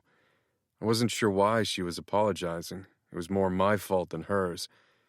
How is your ankle feeling? She rotated her ankle slowly and smiled. It actually feels quite a bit better. I guess a night on a hard floor was just what it needed. She laughed. There was another buzzing sound. Kennedy leaned over me and grabbed my phone off the ground. I was tempted to pull her down on top of me, to hold her like she'd held me last night. Is this the time? She asked. Shit, I have to go. She ran her fingers through her hair again and pushed herself up. I slowly sat up. What time is it? Nearly 7, and you have like 20 missed calls. She handed me my phone. I clicked on the screen. I also had about 50 unread texts, all from Tanner. I clicked on the top one. Where the hell are you? I've been waiting up all night for you. Oh, fuck. He'd expected me back at his house. He was probably worried sick with everything going on with the hit woman and Mr. Pruitt. Everything okay? Kennedy asked. I looked up at her. I hadn't noticed it last night, but sometime after dinner and before my text, she must have changed into a pair of flannel pajamas with little polar bears all over them. She was even wearing a pair of polar bear slippers. Everything's fine. I slid my phone into my pocket. I like the PJs. What? She looked down. I started laughing. Hey, I came over because you texted. I didn't have time to change. I couldn't help it. I just started laughing harder. The polar bear slippers even looked like they were laughing. Don't laugh at me. She tore one of her slippers off and chucked it at me. I caught it and narrowly prevented the polar bear from colliding with my face. Nice to see you still know how to catch, because you've certainly lost your prep school manners. I think, thank you, Kennedy, for being wonderfully supportive would be a more appropriate reaction this morning. You're welcome. You're right. I stood up. Thank you, Kennedy, for being wonderfully supportive. Was that so hard? She snatched her slipper out of my hand. As fun as you laughing at me is, I really do have to go. I'll walk you out. I have no idea why I said it. This wasn't my place to walk anyone out of. I just knew that I wasn't quite ready to say goodbye yet.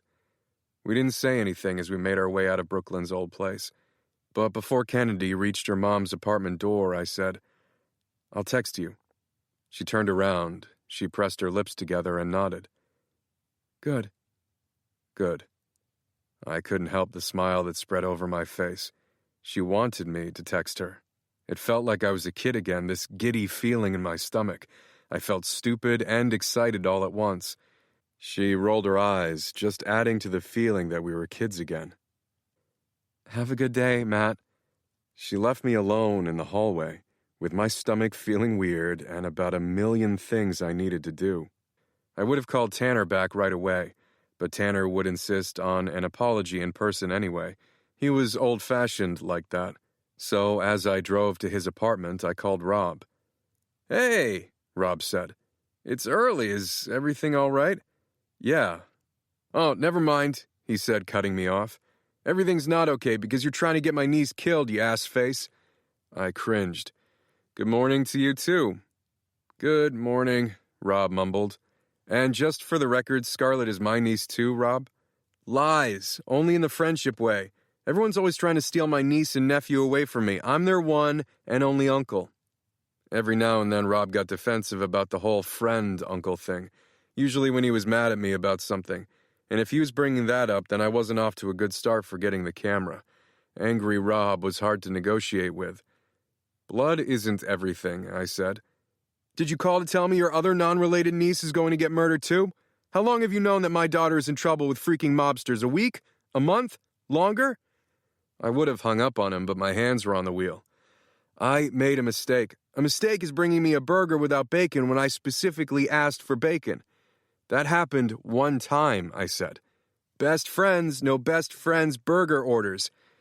"True, which is why it only happened one time. I know you like your burgers without the lettuce and tomato because veggies have no right to be on top of meat and mayo doesn't belong on hot things, which is why you always ask for extra ketchup on the side. And crispy bacon, of course."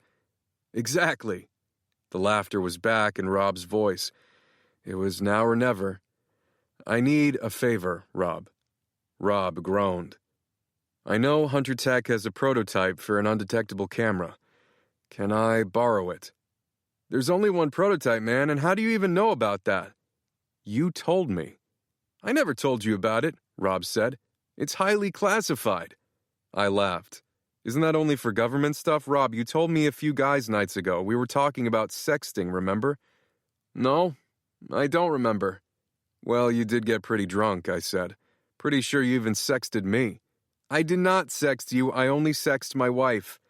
"Rob, you sext me all the time. I have at least a dozen texts of your left ass cheek on my phone." "Fine, I occasionally send you pictures of myself in what some might deem compromising positions, but only because you're the only one that's seen my mole since it first showed up. So who else is supposed to tell me if it's grown? A dermatologist? Psh, I'm not showing a stranger my left ass cheek. And by the way, you should delete those photos after I send them to you. They're also highly classified." I laughed. "So, in exchange for staring at your ass a few times a year, can I maybe borrow that camera? I'll give it back, I swear. I just need it for one night." "Tonight?" "Yes." There was an awkward silence. "I'm going to need more details than that, Matt," he said. "What do you need it for?" I didn't want to tell Rob about my mission to get the hit woman to confess everything. He'd tell me it was too dangerous. He'd tell me not to go through with it. But I didn't really have a choice. Telling him it would help save Scarlett would guarantee me a yes. It's to get Poppy and Mr. Pruitt off my back and keep Scarlett safe.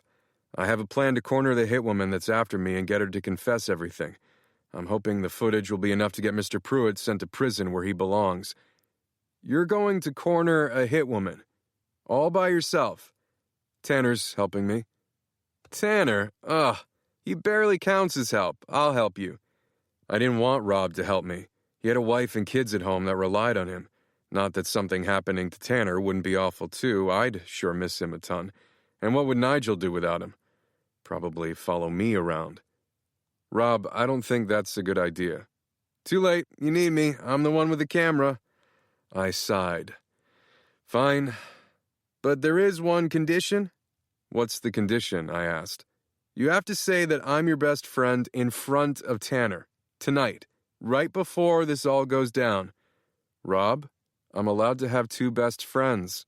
"You are not. It's not a plural term. Accept my conditions or you can count me and my fancy camera out." "Can I just tell you that you're my best friend over the phone?" "No, it has to be in person." Jeez, he was more like Tanner than he realized. Maybe that was why they butted heads so much. "Do we have a deal?" Rob asked. "Fine, come to my practice today." The hit woman has been to a few of my games and practices. We're hoping she shows up again. Done. See you later. He hung up the phone just as I pulled up to Tanner's apartment building. Tanner was going to be pissed about worrying him last night, sure, but he was going to be more upset about Rob joining our secret mission tonight, and completely devastated when I said Rob was my best friend in front of him. Fuck. I slowly made my way inside and onto the elevator. Why wasn't I allowed to have 2 best friends? Honestly, I had 4, because Mason and James were up there too. Crap, I had to apologize to James too. I'd promised Penny. The doors dinged open and I crossed the footbridge, avoiding looking down at the moving tarp. Really, what the hell was in that water? The door was unlocked, so I let myself in. Despite the fact the sun had risen, the apartment was pitch black, and I had no idea where the light switches were. I kept my hand on the wall and tried to make my way into the great room. Seriously, how was it so dark? Did he have blackout curtains in his main living area? And if so, why? I found the corner of the wall and knew I was turning into the great room, but I didn't have to guess where I was for long because a light turned on in the middle of the room. Tanner was sitting in an antique wingback chair that I'm pretty sure hadn't been in the great room last night. The small lamp lit up him and only him. He calmly folded his newspaper and set it on the end table that also hadn't been there before. It was like he'd set up this whole little scene just to make a point. "Do you have any idea what time it is, Matthew?" Oh, no. Whenever he used my full name, I knew he was mad. Kind of like how he always called Rob Robert. This wasn't good. Like 7:30? 7:30? In the morning? I expected you home by midnight, young man. Do you have any idea how worried I've been? I've been up all night waiting for you. I'm sorry. You're sorry. I thought you were dead in a ditch. Tanner, I really am sorry, but I didn't know I had a curfew. Of course you have a curfew. How else am I supposed to know if you're alive? His voice cracked. Tanner didn't look that angry. He looked more sad. And I wondered if this had anything to do with him losing his girlfriend when he was young. He'd never told me much about her. But had she not come home one night? Is that what this was about? I'm okay, Tanner, I said. I just lost track of time. I really am sorry. Just don't do it again, man. I won't. I didn't want to see him look this upset again. I had a feeling that if Tanner suddenly started crying, I'd start crying too, and no one wanted that. He nodded. Where were you? I spent the night with an old friend. Wow, that sounded way more sexual than I meant for it to. A friend from high school, Kennedy.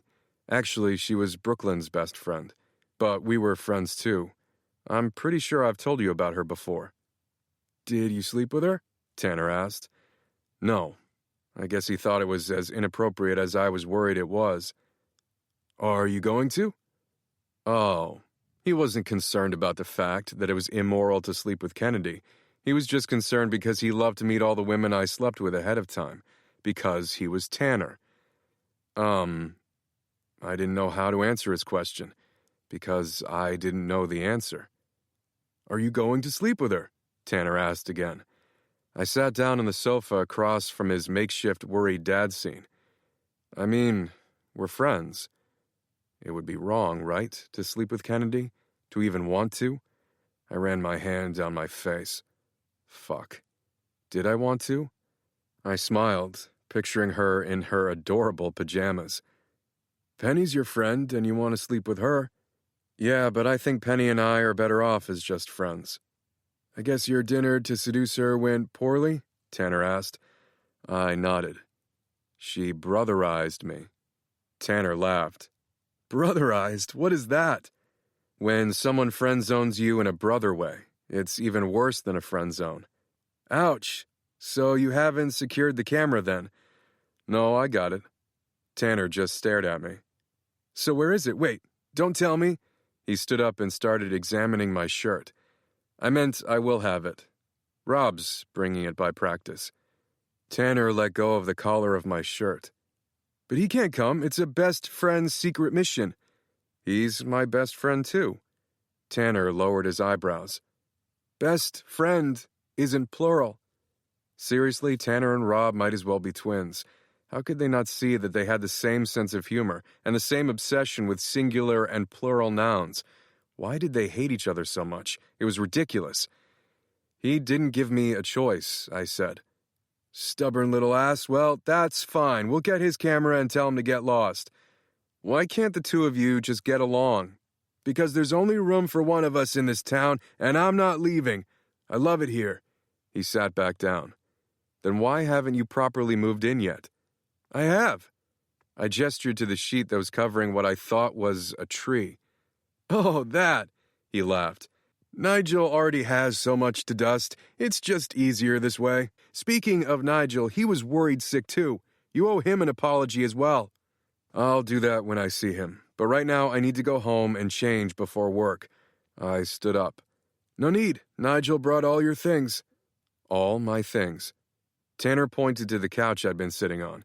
I turned to look at the very familiar couch. Is this my couch? Yes. Nigel has a good eye for these things. As he put it, a leather couch has no business being in photos to sell a family home. He let Bill know you'd need a few more things for the staging. So my clothes, all in your room, here. Okay.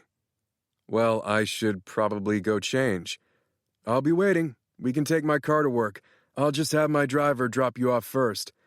I knew Tanner was trying to keep me safe, but I couldn't be in his sight all the time. I left Tanner in the great room and wandered down the hall to the room I'd stayed in the other night. I swear the room seemed bigger, and everything but my couch was in it. Really, how did this room not look more cramped? I opened up the closet to see all my suits, perfectly organized by color, just the way they had been at my house. Mr. Caldwell, Nigel said. I jumped. Nigel, please stop sneaking up on me like that. Sorry, Mr. Caldwell. I just wanted to let you know that I've removed everything from your home and brought it here. I looked around. Actually, there was one noticeable thing missing. All my paintings of Brooklyn. Probably because the room was locked. It was like Nigel could read my mind. Well, everything but the paintings, sir. They weren't my taste. I looked over at him. Not his taste. Maybe he was just jealous that I'd been painting Brooklyn's face and not his. If anyone else had seen them, I would have been embarrassed, or worried they would think I was crazy. But Nigel was staring at me like he always did, and it didn't seem like he thought I was weird or crazy. There was only love in his eyes. A little too much love, but still love. Or was that just the look of a man hoping to get a dick pic? I cleared my throat. Nigel, I'm going to need a minute. Of course. He stepped into the corner of the room and just stared at me. In private, Nigel? Of course, Mr. Caldwell. I'll be right outside the door when you need me. Don't worry about calling for me. I'll be back in exactly 1 minute. He bowed and left me alone. I sighed and sat down in the edge of my bed.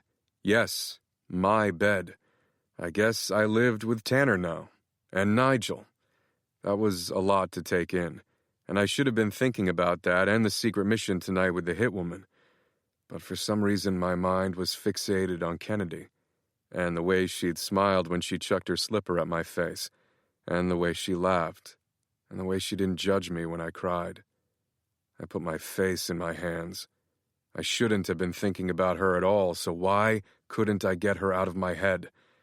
I heard the door open and knew Nigel was staring at me, but I didn't even care. It was better than him staring at me while I was naked again. Chapter 29, Wednesday. Jefferson fell over as he kicked the ball, somehow sending the ball behind him. He was closer to getting it through the other goalpost than his own. How the hell was he getting worse? I'd tried everything. I'd studied videos and read tips and tried to figure out if it was some kind of mental block. But I was seriously out of ideas. Jefferson was a terrible kicker. I ran my hand down my face with a sigh. Jefferson might go down as the worst kicker in the history of Empire High, and no one wanted that title. But how could I fix it if nothing worked? My phone buzzed in my pocket and I pulled it out. There was a text from Tanner. Ready and in place. I texted him back. Where are you exactly? At 7 o'clock. I looked down at my watch and another text came through. Not the time, the direction. at 7 o'clock means behind you." I laughed and turned around but didn't see him. Another text. "Sorry, more like 4 o'clock." I turned my head but only saw a homeless man sitting on the bleachers. The homeless man proceeded to stand up and wave frantically at me. I squinted at him. Yeah, the guy in the frumpy clothes was Tanner, all right, with a big fake mustache. I couldn't help but laugh.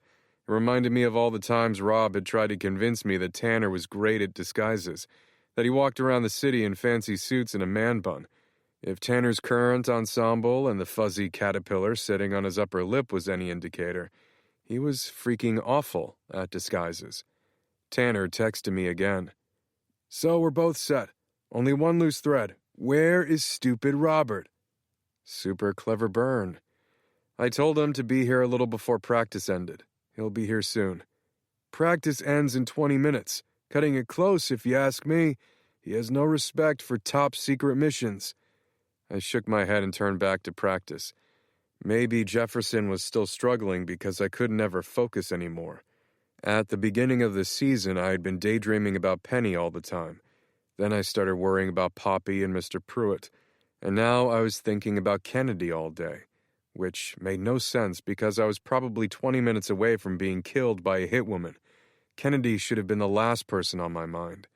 She should have always been the last person on my mind in that way. But seeing her again had been a breath of fresh air. "Just kick the ball," Smith yelled at Jefferson. "It's not that hard." Smith grabbed the football off the ground, placed it in the dirt, and then proceeded to kick a perfect field goal. Fuck. I blew my whistle. "Sprints, now." Smith turned to me. "But coach," I blew my whistle again. I didn't want to hear what smart remark he had. The last thing Jefferson needed right now was to feel even worse. Couldn't Smith see that? "Everyone, now." The whole team groaned, but they started to run back and forth on the field because they knew if they didn't, I'd just demand they do something even worse. "What did the team do to deserve that?" Rob asked as he joined me on the sidelines.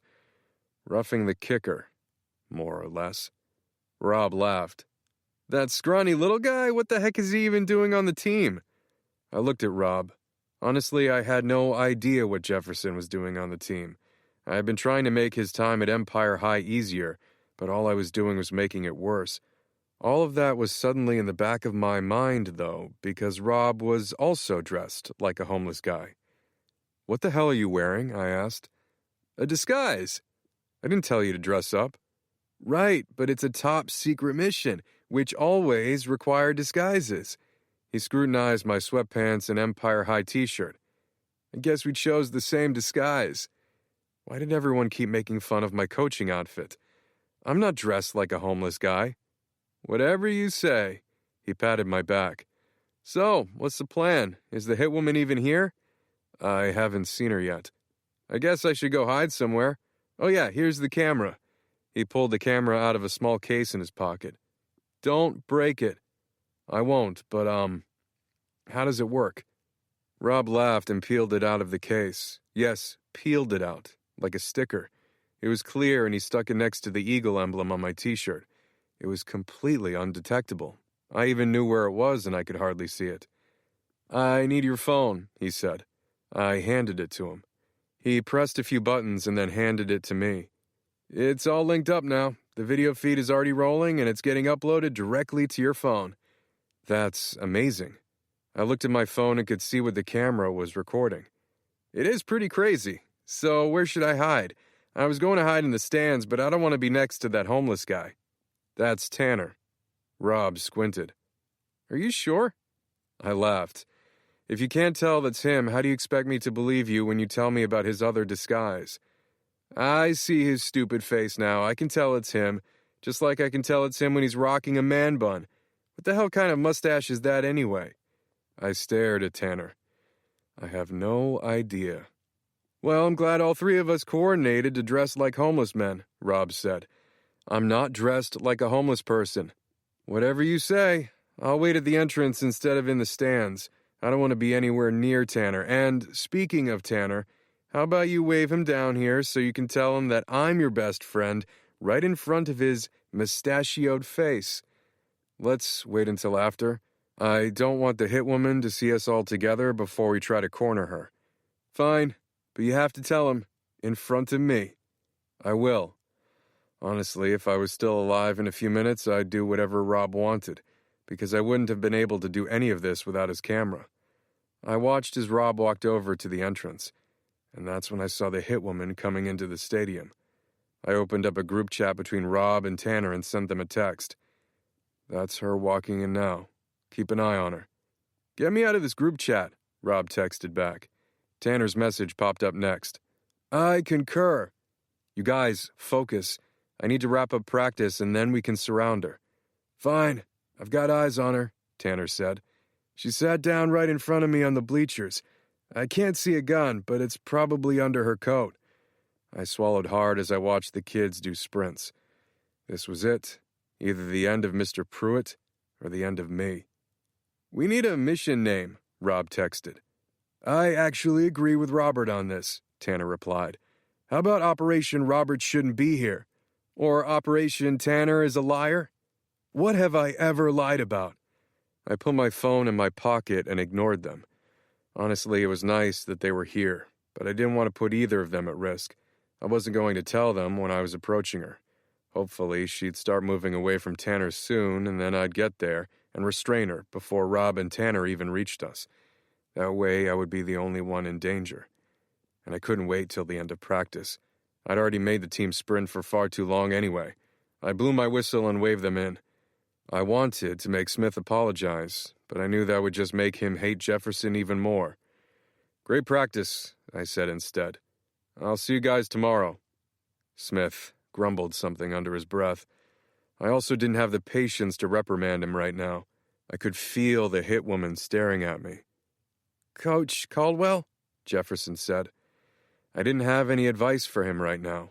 It was back to the drawing board. I'm sorry, Jefferson, I said. I actually have to get going. Oh, okay. He looked down at his feet and started walking toward the stands. What was he doing? Jefferson, wait, I'll talk to you. Just let me clean up this stuff. I'll meet you by my car. He smiled and nodded, then hurried off to the parking lot. The hit woman was already on the move. Shit.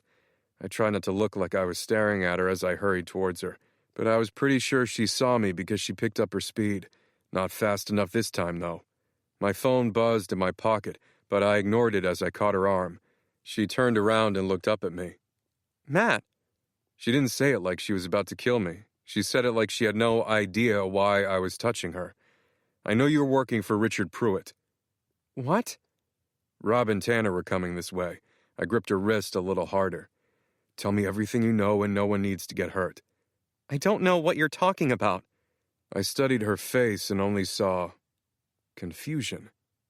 How much money did he pay you to kill me? I demanded. Kill you? What?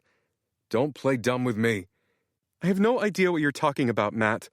She pulled her arm out of my grasp. You have no right to touch me after you never called me. I waited weeks like a freaking idiot. I lowered my eyebrows. So I was right. I had slept with her. But what the hell did that have to do with anything? And the whole time you were with someone else? I don't even want to know if that woman is your wife. I don't want to be pulled into your mess of a life. My wife? I saw you with that redhead and the cute little girl. I remembered the first time this woman had run off, right after she saw me with Penny and Scarlett. Wait, you've been running away from me because you think I'm married? I've been avoiding you because you're a dick. Then what the hell are you doing here stalking me? Stalking you? God, I'd rather be anywhere than talking to you. But I came to see Henry's practice. What? My son, Henry Jefferson, the kicker? This woman was Jefferson's mom? What the fuck was going on? So you don't work for Mr. Pruitt? I have no idea who you're even talking about. Her being Jefferson's mom explained why she'd been to some games and practices, but it didn't explain everything. Why did you follow me at the cemetery? I didn't follow you. I was there to put flowers on my late husband's grave.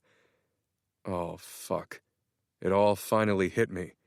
I'd slept with Jefferson's mom? That was so wrong on so many levels, and not only that, but she was a widow. She was absolutely right. I was a dick. And you were the one literally chasing me, she added. I thought you were trying to tell me to keep quiet because of the whole cheating thing. What the hell? Rob said, panting. Freeze! He put out his hand like he would have stopped her from running off. We have you surrounded, Tanner said. Who are you people? She put her hands in the air like she was worried she was part of an actual sting operation. She looked more scared of the homeless men threatening her than she had of me. She backed up until she was practically in my arms. It's fine, I said. They're my friends. She looked even more confused than before, and I didn't blame her. She was probably wondering why I was friends with two homeless guys. I'm just here to pick up my son, she said. Can I please just go? You're not going anywhere with Matt, Tanner said. She shook her head. I'm not this grown man's mother. Look, I don't know what the hell kind of weird stuff you're into, but I want no part in it. If you weren't my son's favorite teacher, I'd freaking report you. Now stop following me. I felt like telling her I wasn't technically a teacher wasn't the right move here. So you're not a hit woman. She laughed. No, but you and your friends are completely insane. She started walking away. Tanner looked like he was about to reach out and grab her, but I told him to stop. She doesn't work for Mr. Pruitt, I said. I let her walk away. I didn't bother telling her that I wasn't married or that I wasn't crazy. Fuck. Am I crazy? Why the hell didn't you tell us Operation Water Buffalo was a go? Rob asked. She could have killed you. That was the name they'd come up with? Why? I shook my head. She's not a hit woman. What the hell am I supposed to do now? Rob cleared his throat. I can think of one thing you can do. He nodded toward Tanner. Did he really think this was the time or place to announce our best friend status? You guys, if she's not the one Mr. Pruitt hired, then who the hell is? The little hairs on the back of my neck stood up, and I turned around. But no one was there. It's going to be fine, Tanner said. We'll figure it out. I'm here for you. Not as much as I'm here for you, Rob said. Tell him, Matt. Tell me what? Tanner asked. I sighed and turned around. It was better just to get this over with. Tanner, Rob's my best friend. Tanner laughed. Sorry, I think you just suffered an aneurysm. What did you say? Rob's my best friend. Knew it, Rob said and shoved Tanner's shoulder. Did Robert force you to say that? Tanner asked. No. Ha! Said Tanner. I knew it. What is wrong with you, Robert? Matt's in distress. This isn't the time for your shenanigans. Matt, you have to say it like you mean it, Rob said. But he doesn't mean it, Tanner said. Rob reached out and ripped Tanner's fake mustache off. Tanner screamed at the top of his lungs. I started laughing because there was nothing else I could do. And laughing and laughing. My legs gave out and I sat down and just stared up at the stands. Are you okay? Rob asked. I didn't reply. He sat down next to me and then Tanner did the same. I put everything into this plan and now I had no idea what to do next. There was probably a hit woman still out there somewhere. Mr. Pruitt was still on my back. And worst of all, Scarlett was still in danger. It's going to be fine, man, Rob said. No, it's not. I had to go to dinner with Poppy now. I had to do whatever she wanted in order to keep Scarlett safe. It was worse than owing a debt to the Pruitts. Poppy Cannavaro owned me, and she knew it. Chapter 30, Wednesday. I hadn't bothered changing for my dinner with Poppy. If she was forcing me to go out with her, I'd put in as little effort as possible until she got bored of me. Hopefully, she'd get bored quickly. Tonight, if I was lucky. But I wasn't feeling very lucky, because Poppy had chosen the one restaurant in the city that I hated. Before stepping into Central Park, I stopped on the sidewalk and texted Kennedy. How's your ankle feeling tonight? I couldn't get her out of my head.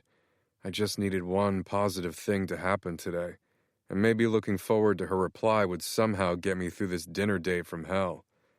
But I didn't have to wait, because before I could even put my phone back in my pocket, her response came.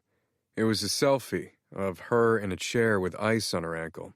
She was sticking her tongue out in the picture, and I couldn't help but laugh, even though I felt guilty as hell. I texted her back. I have a dinner meeting right now, but I can bring you something to eat when I'm done. I'm living with my mom, and she thinks food fixes everything, so I'm literally surrounded by food. So much food. I laughed again. That sounded about right. I pressed my lips together.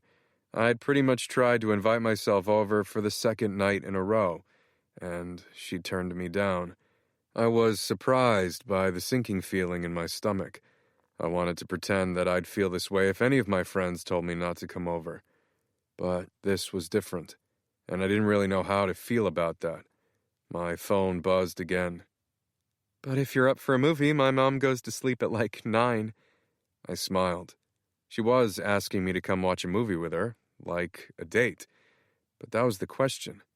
Was it like a date, or was it a date? Unless you want to hang out with her again, in which case come before 9. But you better come hungry because I can't eat all of this. That felt a little less like a date, and for some reason that made me even more confused. I loved Mrs. Alcaraz, but I didn't want to hang out with her again tonight. I just wanted to spend more time with Kennedy. I'll be there after 9. Okay, then. Okay. I shook my head and shoved my phone in my sweatpants pocket. Okay. The word turned around in my head as I made my way into Central Park. I'm pretty sure I just agreed to go on a date with Kennedy. And I did feel okay. I wasn't panicking. I should have been panicking, but my breaths felt easier than they had in a long time. Okay. Or maybe it was just that I was in the one place in the city where the air truly felt fresh. James, Mason, and Rob all loved running through this park, but I preferred running on a treadmill. Being here always reminded me of Brooklyn, and most days I didn't purposely want to feel the knife twisting in my chest. The farther I walked into Central Park, the guiltier I felt. Had I seriously just agreed to go on a date with Kennedy, Brooklyn's best friend? What the fuck was wrong with me? I tried to take a deep breath, but this time my lungs felt weird. I needed to calm down. I counted down slowly from 10 again and again. The last thing I needed was for Poppy to witness me having a panic attack. She'd think I'd be easy to control in whatever game she was playing. But it would have been easier if she'd chosen a different fucking restaurant. I took a deep breath, keeping my eyes trained on the sidewalk, instead of letting my gaze wander to all the places that would remind me of Brooklyn. But I kept looking up, like I was expecting to see Brooklyn's smiling face on the path up ahead. My feet froze on the little bridge I'd come to 1,000,000 times. The corner of my mouth rose as I remembered getting down on one knee. Brooklyn had thought I was going to propose. I'd been able to tell by the expression on her face. She'd stared at me like she was excited, but also like she thought I'd lost my mind. And I was pretty sure it was in that moment that I realized I wanted to marry her, that I couldn't imagine my life without her. And she'd laughed as I pulled a hot dog out from behind my back instead of a ring. That sealed the deal. The fact that she'd seemed just as delighted with a cheap hot dog as she would have with a ring. I stared out over the water. And that's when I saw her. I squinted at the woman with red hair coming out of the nearby restaurant. She was alone and looked upset. Most likely, she had just set some other poor asshole on fire and was making a quick exit. "Ash?" I called. It was definitely her, although she was better dressed than when we'd had our date. She looked up and her eyes grew so round. A few people walked in front of her, blocking my view. I walked across the bridge and she was gone. "Ash?" I turned in a circle. It was weird. When Kennedy had shown up, I had this gut feeling that she was supposed to be some kind of sign from Brooklyn. But what if I was wrong? What if Ash was the sign? Because she'd just shown up when I was thinking about Brooklyn. I looked around once more. Or had Ash shown up? Because she'd literally disappeared. Had I just imagined that? Was I fucking losing my mind now? Probably. I had thought Jefferson's mom was stalking me. But then I heard a splash. I looked at the water, and sure enough, Ash's head was bobbing on top of the surface. "What the hell are you doing?" I hurried over to help her out of the water. "Go away! Pretend you didn't see me!" she yelled, flailing her arms in the water. "Imagine this isn't happening right now. Please, I'm begging you." I couldn't tell if she was drowning or just really upset, but I wasn't going to walk away in case it was the prior. Did you just throw yourself in the lake to avoid me? No. Her teeth chattered. That would be crazy. Her point? Let me help you. I put my hand out. Please, Matt, just let me drown in my misery. I'm not going anywhere until you're out of that water. I'm not actually drowning. I'm just swimming recreationally. She continued to tread water. See? I don't think you're supposed to swim in there. I know that. She looked up at the sky like she was hoping a lightning bolt would come down and just end everything. Then what are you doing? I asked. Fine, I admit it. I was trying to avoid you, so please walk away before either of us gets hurt. I laughed. Let me help you out. She stared at me like she couldn't believe I was still standing there. You're not going to do the gentlemanly thing and walk away because I asked you to? No, I'm not. Man. She sighed so loudly that she scared a duck swimming by. It squawked angrily. Fine, but only because I'm a little scared of birds, only slightly. It's not on my list or anything. Ash swam over to me, avoiding the angry duck, and took my hand. I pulled her out and her body collided against mine. She was wet from head to toe. She'd clearly dove headfirst in the lake just to avoid walking past me. And she was shivering. But instead of letting me run my hands up and down her arms, she pulled back. I am so beyond sorry, Matt. My dick is fine. Yeah, that, but also... She waved her hand in front of me. I looked down. She'd gotten the front of my hoodie all wet and... a little slimy. It's fine, I said. Seriously, why did you throw yourself into the lake to avoid me? Oh, I don't know. She wrapped her arms around herself. Maybe because I was half an hour late for our date, flashed you in the bathroom, and then set your dick on fire? People had been already staring at us as soon as I found her in the water. Now they weren't even trying to pretend they weren't staring. So that wasn't a normal date for you. I couldn't help but laugh. God, you were supposed to just keep walking, not find me and pull me out of the lake. Why would you even look in there? It was such a good hiding spot. I have to go. She turned around. I grabbed her hand. It's okay, Ash. Bad dates happen. It wasn't a bad date. It was mortifying. She pulled her hand out of mine. And in this huge city, what are the odds that I'd run into you again? 1 in a million? Don't answer that. And if you ever do see me again and then you suddenly don't, just keep walking, because it means I'm hiding to avoid you. So do the respectable thing and just keep walking, because I can't relive that date ever again. My best friend already tortures me enough about it. She called me Inferno Dick for a whole week. Inferno Dick. Like I make a habit of setting people's privates on fire. It happened one time! One time! She yelled to one of the people watching us. The guy that had been staring quickly walked away. See? She pointed to the stranger. People are literally terrified of me because of that nickname. A drop of something green and slimy fell from her arm. What is that? I have to go to the doctor. No, I hate doctors. But what if I just contracted something in that dirty city water? Gah, I have to. What the hell is my life? She ran away before I could get another word in. Don't jump in any more lakes because of me, I yelled after her. Then don't make eye contact with me ever again, she yelled back before sprinting over the little bridge, leaving a trail of wet footprints behind her. She really was adorable, and a little crazy, and definitely not a sign from Brooklyn. Besides, I didn't feel drawn to her, not the same way I felt drawn to Kennedy. I sighed. I was going to hell. I turned to the restaurant. Even though Ash was crazy, I wished I was running in the opposite direction of this restaurant like her, because at least she was nice crazy, and not mean crazy like Poppy.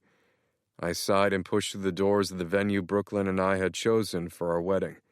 Surely Mr. Pruitt had invited Poppy to the wedding. She knew what this place meant to me, and she was going to purposely shit all over it. Not that it mattered. I hadn't come here since Brooklyn died. Poppy was already seated in the restaurant. She was easy to spot. She was the only one with an evil smile staring directly at me. I was probably crazy, but I would have risked another night with Ash over this any day. "Hey," I said when I reached the table. Her gaze scrutinized me from head to toe. Do you have algae on your shoulder? I looked down at my right shoulder. There was definitely something green on there. I pulled my sweatshirt off and plopped down across from Poppy. "So, what's good here?" I lifted up the menu so I didn't have to look at her. I thought this was one of your favorite restaurants. So she did bring me here to torture me. Not anymore, and I think you know why. She reached out and pulled the menu down so I'd look at her. Matthew, I didn't ask you here to be spiteful. I honestly thought you liked this restaurant. I didn't know what to say to that. Anything Poppy did was part of some bigger scheme. But she seemed different than she had in my office the other day. Her face didn't look as stiff. She almost looked kind. The waiter came over. Hi, Can't you see that we're in the middle of a conversation? Poppy snapped. Wow, okay, not kind then. Sorry, the waiter said. He went to walk away. But we'll have 2 glasses of champagne to start, Poppy said. He nodded before practically fleeing. Champagne? I asked. When the hell did we have to celebrate? It feels like a good evening for champagne. I had nothing to say to that. She leaned back in her chair. You know, both my parents passed away when I was in college. I was starting to wonder if evil people were bad at segues because they were so socially unaware. Or did she think talking about death was a champagne kind of thing? That wouldn't have surprised me. It was a tragic accident, she said. I'd heard about her parents' deaths, and I was sorry for her loss, but it was no accident. Her parents died in a shootout at a restaurant. I couldn't sit here and pretend they were good people. Innocent lives were lost that night. It had been all over the news. Uncle Richard is really the only father figure I have left. I'm sorry about that. And I truly was, because having Mr. Pruitt for a father was worse than not having one at all. She smiled. Why do you hate him so much? He always speaks so highly of you. I'm sure that's not true. It is. Her lips pouted slightly as she stared at me. I mean, I guess he is a little displeased with you right now. About that. If he wants to hurt me, fine, but Scarlett, I really don't want to talk about business tonight. I'm only here to talk about business. Her eyes searched mine. Is the thought of getting to know me that awful? I fell in love with a member of your family. Mr. Pruitt killed her, and Isabella forced one of my best friends to marry her, and then after he finally divorced her, she went even more psycho and tried to have him and his wife. I'm not Isabella. You could have fooled me. She lowered her eyebrows. I know my cousin had her flaws. It was a little more than that. Fine, she was crazy, Poppy said with a laugh. And for some reason, I smiled too. It's a lot of pressure being in this family. Uncle Richard is very hard to please, and honestly, I had no desire to take over the business. It was always supposed to be Isabella. There were even rumors in the family for a few months there when we all thought Brooklyn might be handed the reins. That never would have happened. But here I am. She shrugged. I'm actually kind of good at it, and I enjoy the work. It's given me something to focus on after my divorce. You could just get a normal job. Now where's the fun in that? Besides, you got a legacy job. It's not that different. I earned my position. And it is different, Poppy. My job is legal. So is mine. Did she honestly believe that? I stared at her and she smiled. It didn't look quite as evil as before, but the message was still clear. She wasn't stupid. She knew what kind of business she was about to take over. I'm no accountant, though, Poppy said. Uncle Richard had Isabella study the appropriate subjects in college to prepare, but I was never supposed to take over. You do accounting, though, right? Finance is different. Surely you took similar classes. All business majors do. I was going to be a teacher. I raised my eyebrows. I really couldn't picture her teaching children. She'd been really harsh and distant with her daughter, Gigi. Don't look at me like that, she said with a laugh. I actually love children. Stop, I'm serious, she said with a laugh. I must have still been making the same face. I'm sorry, it just seemed like Gigi annoys me to no end. Well, sometimes. Most people see me when they look at her, but she has her father's eyes and nose, and I can't help but see a cheating scoundrel. I'm going to therapy for that. I don't want to resent my daughter the way I resent my ex-husband. Wow, that was a lot. And way more insightful than I ever expected from her. But I do love children, and I will do my best to make sure nothing happens to Scarlett. Your best? The other day you said you wouldn't hurt her. She shrugged. Like I just said, I'll do my best. But I'm not the one in charge right now. My uncle is. Mr. Pruitt said he didn't know what I was talking about when I brought up Scarlett. And who do you believe more? Him or me? Neither. I'd never trust a thing either of them said. She smiled. So you don't really have much of a choice to go along with this, Matthew. Speaking of which, I'm going to need something from you in return for keeping Scarlett safe. Of course she was going to ask for something in return, and I knew exactly what it was. She'd certainly mentioned my career enough times whenever I'd seen her. The waiter dropped off our glasses of champagne, and Poppy dismissed him with a wave of her hand. Perfect timing, she said, and lifted up her champagne flute. Poppy? Just hear me out. If we start dating, I think Uncle Richard will be more likely to step down. Dating? Honestly, it's suffocating with him breathing down my neck. I'm ready to take over, and if he thinks we're going steady, he'll feel more comfortable. I know it. Like I said before, he respects you, and your business is in my weak spot. We'd be the perfect couple in his eyes. I laughed. I'm not going to date you, Poppy. She put down her champagne flute. But Matthew... She reached out and tried to put her hand on top of mine on the table, but I quickly pulled away. You don't have much of a choice, she said. Unless you don't care about little Scarlett after all. I felt like I was holding my breath, like I'd been holding it for years, and I had no idea if my lungs knew how to work anymore. Not in this shitty world where Brooklyn didn't exist and Poppy held all the cards. What do you say? She said with a smile and lifted her champagne flute again. My phone buzzed. I looked down at a text from Kennedy. Actually, if you do happen to want even more food, I have a craving for ice cream. I would be 100% okay if you wanted to bring some. Something chocolatey, please, and thank you.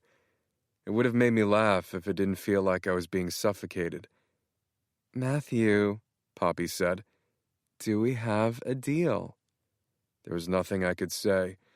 Maybe being this close to her would give me the dirt I needed on Mr. Pruitt. My mind swirled with maybes, but none of them mattered. They didn't change what I had to do.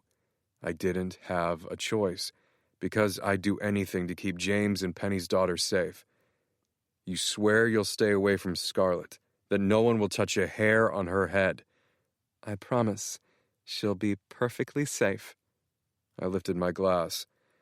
Is there an end date to this charade? Why? Are you seeing someone? I thought about Kennedy, the way it felt to wake up with her head on my chest and my arms wrapped around her. I wanted that again. It was wrong, I knew that. And yet, I wanted it again, tonight. For the first time in 16 years, I felt like I was actually ready for another chance. I stared at Poppy. No, I'm not seeing anyone. What the hell else could I say? Good. That would complicate things. It's all about the image, but obviously I'm hoping this becomes much more than a charade. Wouldn't that be nice? She clinked her glass against mine. I felt like I was going to throw up. I downed my champagne. That did not help. Speaking of which, the photographers will be here shortly so we can get our picture taken for all the tabloids. By this time tomorrow, the whole city will know we're together. Let's make sure our meal is placed so it looks like we're having a romantic dinner. We have to set the scene. Where is that dreadful waiter? She snapped her fingers. And next time, please wear something more presentable. Chapter 31, Wednesday. I'd finished the bottle of champagne before the photographers had even shown up. I could tell Poppy was mad at me, but I really didn't fucking care. I'd had a few scotches after she was done pretending to stare affectionately at me for the cameras. Anyone would have after that ordeal, especially after the awkward few seconds when Poppy had put her lips to mine while the cameras flashed. I was pretty sure I'd vomited a little in my mouth. This was a date from hell, and all that seemed to make it better was scotch. Lots and lots of scotch. Well, maybe something else would too. Or someone. I hit the intercom button outside Kennedy's place. I smiled, remembering all the times I'd snuck into this building back in high school. I took a few steps backwards to see if I'd still be able to jump and pull down the fire escape ladder. It was pretty high, but I totally had this. I cracked my neck and stretched my arms, but before I could leap, the door buzzed open. Score! I took the stairs two at a time and felt a little dizzy by the time I reached Kennedy's floor. I managed to avoid looking at Brooklyn's apartment door and headed straight for Kennedy's. Before I could knock, Kennedy opened the door. "You're a sight for sore eyes," I said and then laughed. I literally had no idea what that phrase meant or why I'd said it, but my eyes did like staring at her. "Shh," Kennedy said with a laugh. "You'll wake my mom." "I don't want to wake your mom." "Then lower your voice," she hissed. I laughed. "You lower your voice." "Oh my God, Matt, are you drunk?" "No," I somehow managed to say with a completely straight face, because I was plastered. "Are you sure about that?" She raised one of her eyebrows in a way I could only describe as overtly sexual. Yep, that was it. Overtly sexual. "Absolutely, positively not drunk," I said. "Here's your ice cream." I shoved the bag into her hands. They had your favorite. I knew her favorite ice cream. Because I knew her.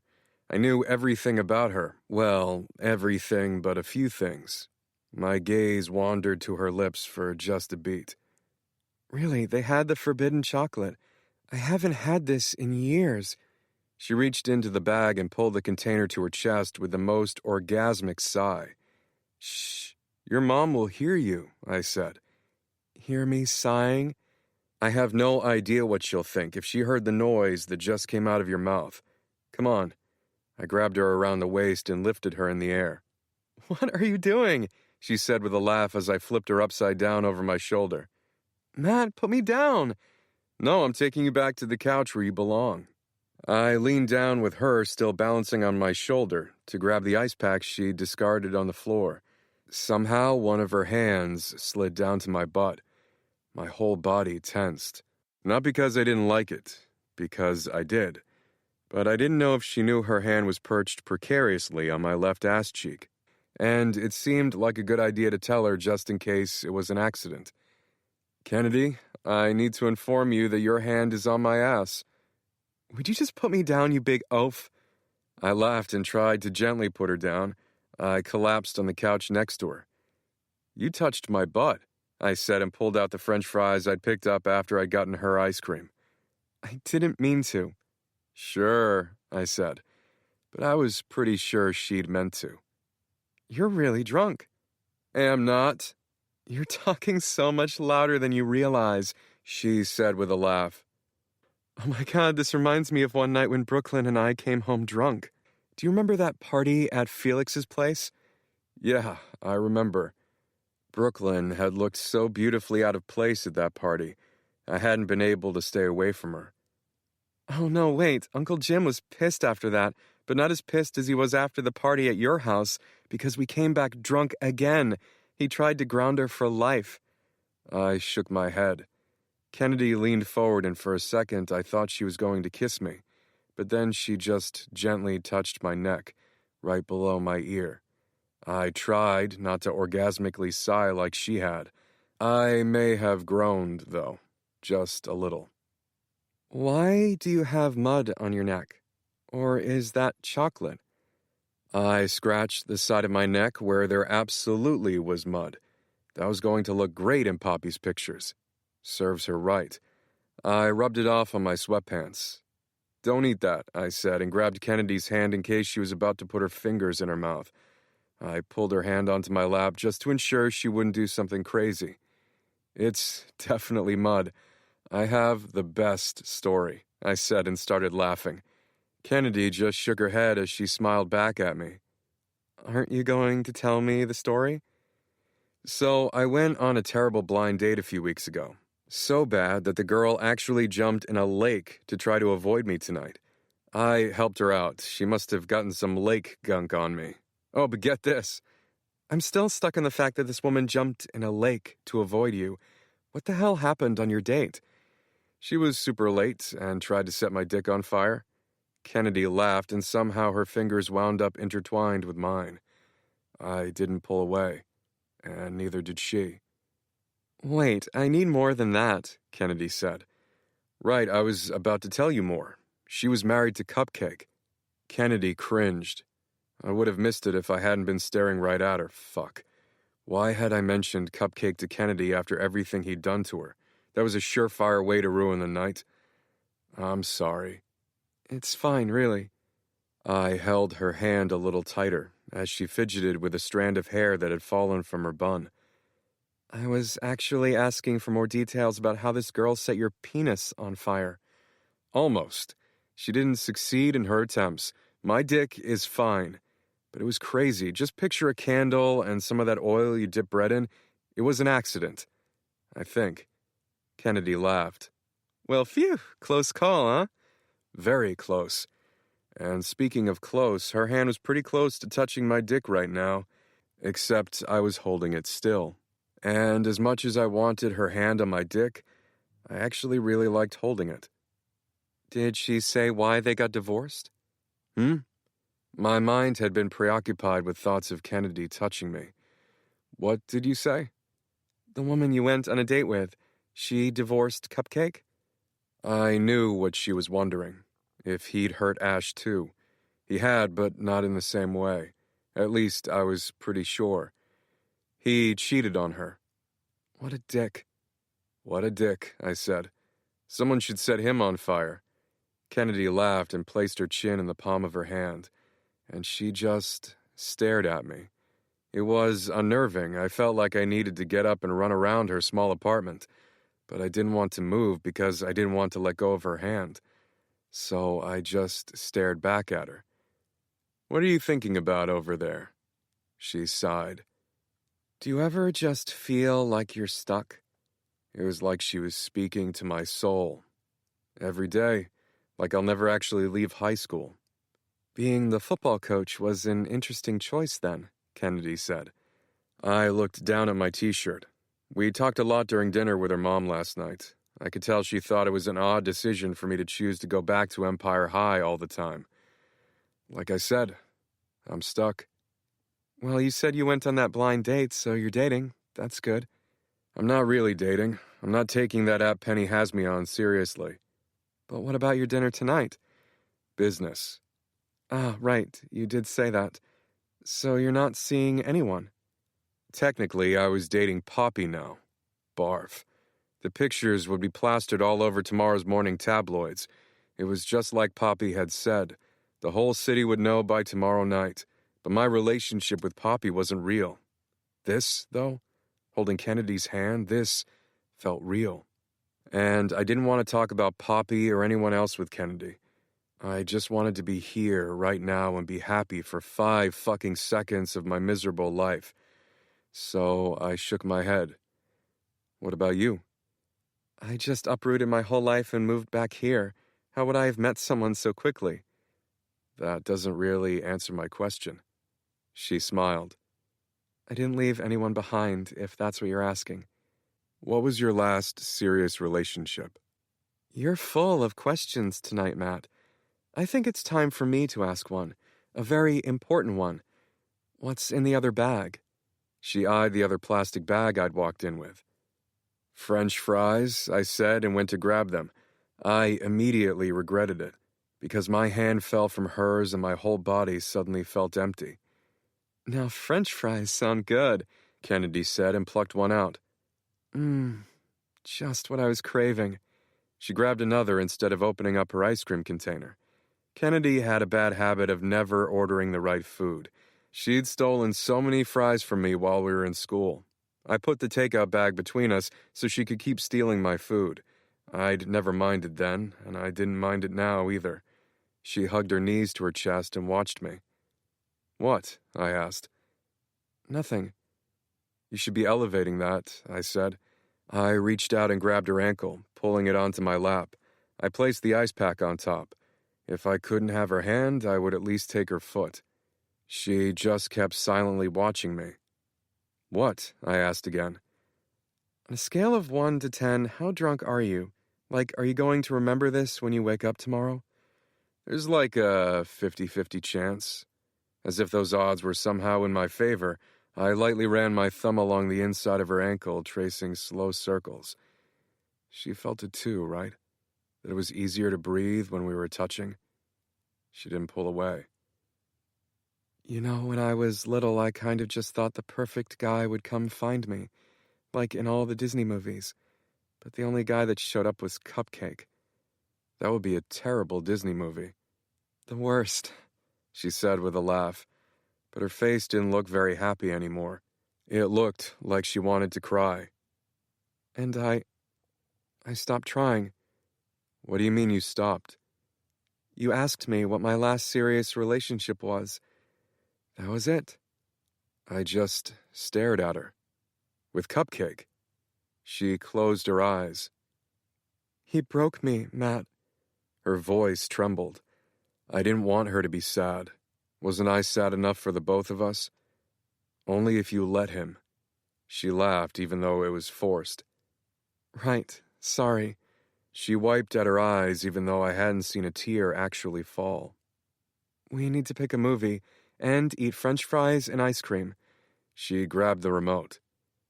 I don't want to do any of those things, I said. But it's forbidden chocolate. I don't like forbidden chocolate. She looked at me instead of turning on the TV. Right. You don't. She scrunched her mouth to the side like she was trying to remember what I'd liked in high school. But I wasn't talking about ice cream right now. What flavor do you prefer? My gaze dropped to her lips. You. The word just tumbled out of me. I couldn't lie to her about why I was here. It wasn't for food or a movie. It was to be with her. She was the only person who understood what I'd been through. And she just admitted it. She was as broken as me. And in some weird, twisted way, it felt like she'd been waiting all this time for me. Cupcake had been her last serious relationship. She'd never been mine back then.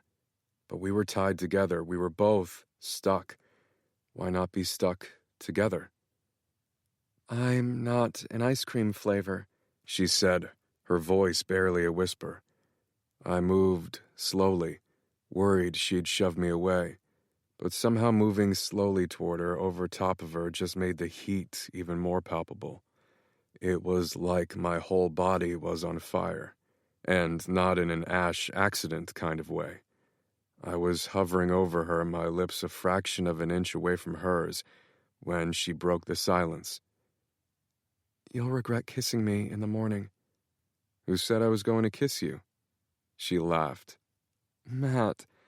I grabbed the side of her face. Fine. Yeah. I'm going to kiss you. There were tears in her eyes now. You can't, Matt. We need to pick a movie and eat ice cream before it melts. But she didn't push me away. I dropped my forehead to hers. I just need to know if you feel this too. The sound of her light breathing was speeding up. Matt, you're drunk. I'm not that drunk. I pulled back ever so slightly and traced my thumb along one of her tears. Why are you crying? Because I'm not her. Kennedy's voice cracked. I'll never be her. You're real. You're here. I can touch you. I let my hand wander down the side of her neck. I can taste you. I felt tears forming in my eyes, too. I'm so sick of chasing a ghost, Kennedy. I don't want to be stuck anymore. I want you. But you still love her. I nodded. I knew what she was getting at, and maybe she was right. But what if she was wrong? I don't know if I can ever love someone else. Why the hell did I say that?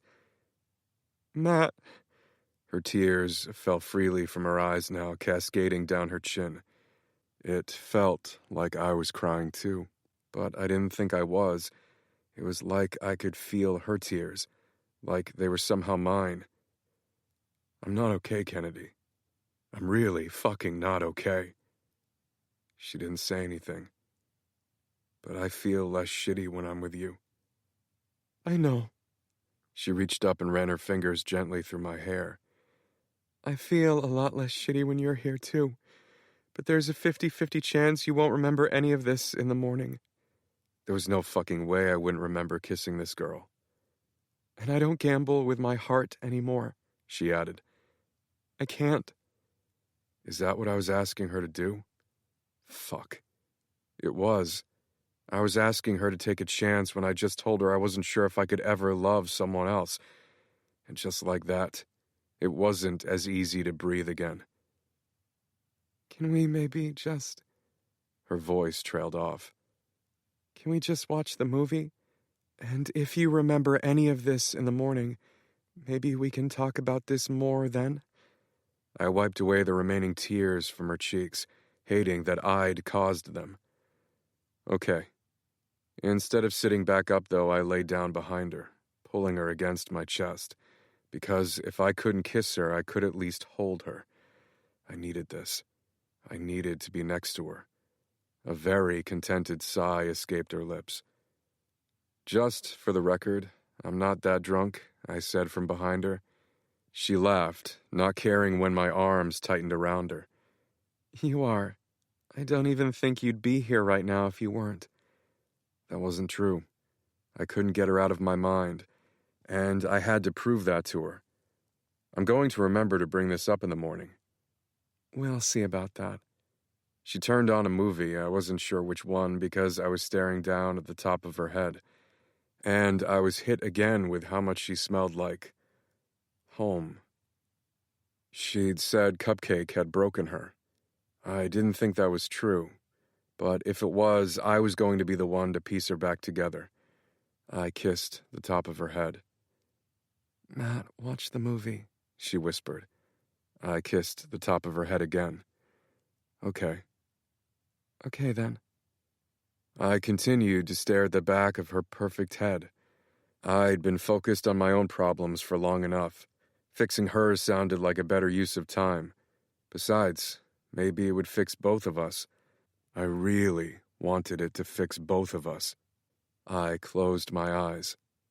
Despite what she thought, I would never gamble with her heart, because I knew how easy hearts were to break. Chapter 32, Thursday. The sound of someone clearing their throat made me slowly open my eyes. Mrs. Alcaraz was standing there with her hand on her hip, staring down at Kennedy and me intertwined on the couch. She was shaking her head back and forth like she couldn't believe what she was seeing. Shit. Mama, Kennedy groaned, stirring in her sleep. 1 more minute. Mrs. Alcaraz raised her eyebrow at me. Omelette? Was she asking me if I wanted breakfast, or did that mean something in Spanish like, I'm going to kill you for sleeping with my daughter? Yes, I replied. Si. She turned away without another word, and I breathed a sigh of relief. Kennedy, I whispered and shook her shoulder. Her eyes flew open, and then she smiled. Whenever I wake up and you're there, it nearly gives me a heart attack. Very funny.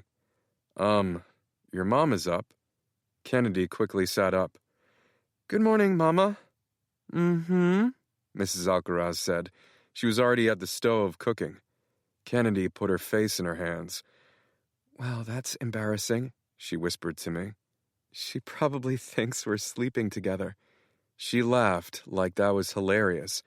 It wasn't funny to me. I pulled her hands away from her face. Is that really that funny? Are you still drunk? She climbed off the couch. I need to go freshen up. Make yourself at home. Don't leave me here. But she was already hurrying toward the bathroom. This was probably the most awkward morning after ever, especially because we hadn't even kissed, let alone had sex. And honestly, I never did mornings after. Normally, I would have been long gone. Shit. I pulled out my phone. Dozens of missed calls from Tanner. He was going to kill me for staying out all night again. I wasn't used to having a stupid curfew. Sit, Mrs. Alcaraz said before I could figure out what to do. I didn't want to tell her no, and maybe this could help me clear up whatever she thought. We just fell asleep watching a movie, Mrs. Alcaraz. She tilted her pan, sliding the omelet perfectly onto a plate, and then handed it to me. Thank you. For a second, we both just stared at each other. Mrs. Alcaraz sighed and then reached out, putting her hands on both sides of my face. Mi amor. She shook her head back and forth. She just came back home to me, por favor. Don't break my Kennedy's heart and send her running. I won't. Bueno. She patted my cheek before letting her hands fall. Now eat. It's getting cold. Kennedy reemerged in a dress that accentuated her long legs, and those worn boots looked perfect on her. I'm running late, she said. I'll have to skip breakfast this morning. Nonsense. Mrs. Alcaraz slid an omelet onto a plate for Kennedy. You eat your breakfast. Kennedy made a funny face at me, then grabbed her plate and sat down. She started eating as quickly as possible. That seemed like the go-ahead on mine. I took one bite, and it was so spicy I could feel my throat closing up. I'd eaten here dozens of times when I was in high school, and never had Mrs. Alcaraz tried to kill me. I started coughing into my hand.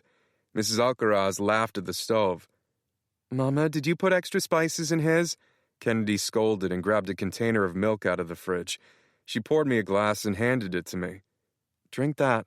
She turned back to her mom as I downed half the glass. It was my fault. We fell asleep watching a movie. Nothing happened. No boys sleep over, Mrs. Alcaraz said. It wasn't a sleepover, it was an accident, and it was my fault. Sweet hell, what was in that omelet? A whole cayenne pepper? I downed half the glass of milk. No boys, Mrs. Alcaraz said. Kennedy sighed. Yes, Mama. I'm so sorry, Kennedy said to me. You okay? I finished the milk and nodded. Yes, I croaked. Kennedy laughed. It's not funny. It's a little funny. She couldn't even hide her smile, which made me smile too. Here. She swapped plates with me and devoured the rest of my poisoned omelet in record time. I was very impressed. How was she not crying? I was pretty sure I'd cried after one bite, but the omelet her mom had made for her was significantly more palatable than mine. Mrs. Alcaraz sat down at the table with her own omelet. Lo siento, she said and patted my cheek. Now off to work, both of you. Kennedy kissed her mom on the cheek before grabbing my hand and pulling me toward the door. She laughed as we ran through the hallway. I had no idea why we were running, but for some reason we kept going, like we were escaping. I'm so sorry, Matt, she said as we hurried down the stairs. She has a no-boys rule when it comes to sleepovers, and obviously we're just friends, so we didn't break it, but... Her voice got stuck in her throat when I stopped her on the stairs. Just friends. She blinked up at me. Yes? I remember everything about last night. I took a step toward her.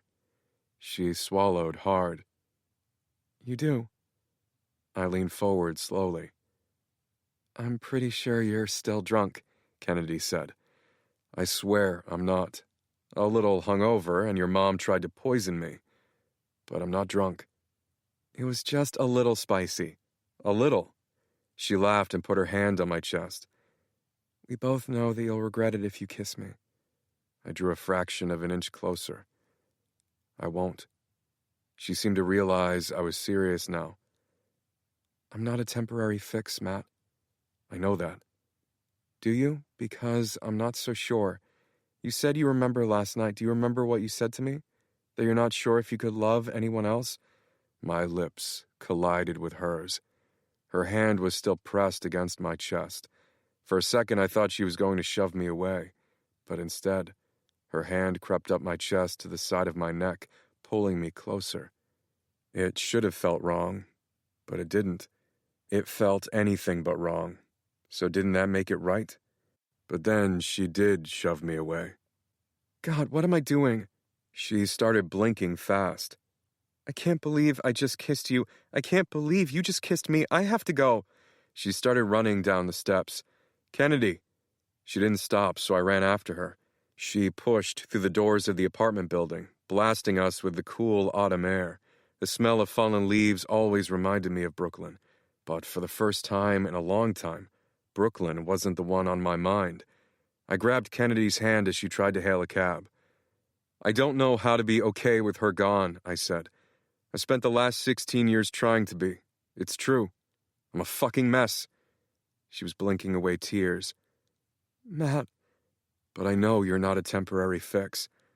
I reached out and touched the side of her face. What if you're the cure? I can't fix you. I'm barely standing after. I kissed her again, because anything I said wasn't helping, but she had to feel this. She had to. And again, she kissed me back. Her lips tasted salty from her tears, and all I knew was that this flavor was way better than anything in that ice cream container. I'd been right. The soft moan escaping from her lips nearly drove me insane. I wanted her. I wanted to fucking rip her clothes off and take her right here in the middle of the sidewalk. I wanted to know what it would sound like for her to moan my name. Instead, I just kept kissing her, and kissing her, and kissing her. I wasn't sure whether it was for a few seconds or a few minutes, but I kept my hands firmly planted on her hips. I needed her to know that I wasn't a schmuck like Cupcake. I needed her to know that I meant what I said, that I thought this was the real deal, that maybe we could both be okay. Her fingers dug into the back of my neck, begging me for more. Fuck. She felt it too. God, I needed her. How long had I been waiting to feel like this again? I could tell Kennedy needed this too. She needed me. And it had been a really long fucking time since I'd felt needed. I pulled away before I accidentally did try to fuck her in the middle of a busy sidewalk. She opened her mouth and then closed it again, tears still on her flushed cheeks. Come to my practice today. I wiped her tears away with my thumbs. What? Come to Empire High. I want to show you that you're not stuck, that we're allowed to live outside those walls. Matt. Do you trust me? She nodded. 3 o'clock, okay? I reached out my hand and hailed a taxi. That was stupid fast, she said as the taxi pulled to a stop right away. I laughed and opened the door for her. For a second, the silence between us felt awkward. Did she regret the first kiss, the second, both? Had I pushed her too far? I never wanted her to feel the way she had with Cupcake.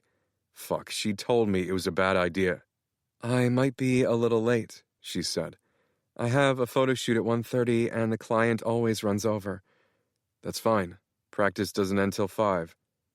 Okay. I smiled. Okay then. She smiled back before climbing into the taxi. I wanted to do some kind of victory dance as the taxi sped off, but my phone buzzed in my pocket. First, I had to deal with Tanner. Tanner's apartment was pitch black again when I walked in. With all the windows, it should have been impossible. It was like he'd installed blackout curtains just for this occasion. I stumbled into the great room and Tanner turned on the small lamp he'd set up yesterday morning. But this time, there were 2 wingback chairs, one for Tanner and one for Nigel. They were both pretending to read newspapers and I cringed, wondering if there was a picture of Poppy and me plastered somewhere in there. You broke curfew again, Nigel said and slammed his paper on the ground.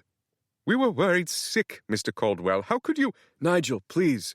You sound hysterical, Tanner said, and folded his paper neatly. Matt, we were worried sick. How could you do this to me 2 nights in a row? He sounded almost exactly as hysterical as Nigel had been. I'm really sorry. Sorry? You're grounded, young man. I laughed. What? Go to your room immediately.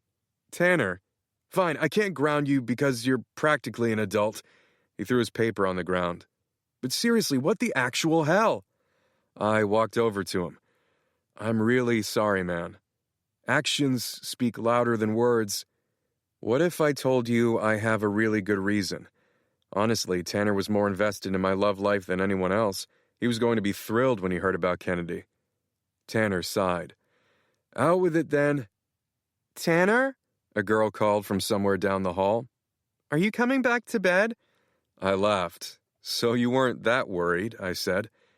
It's better to be distracted while worried. It makes time fly. He turned around. I'll be back in a minute, he called to her.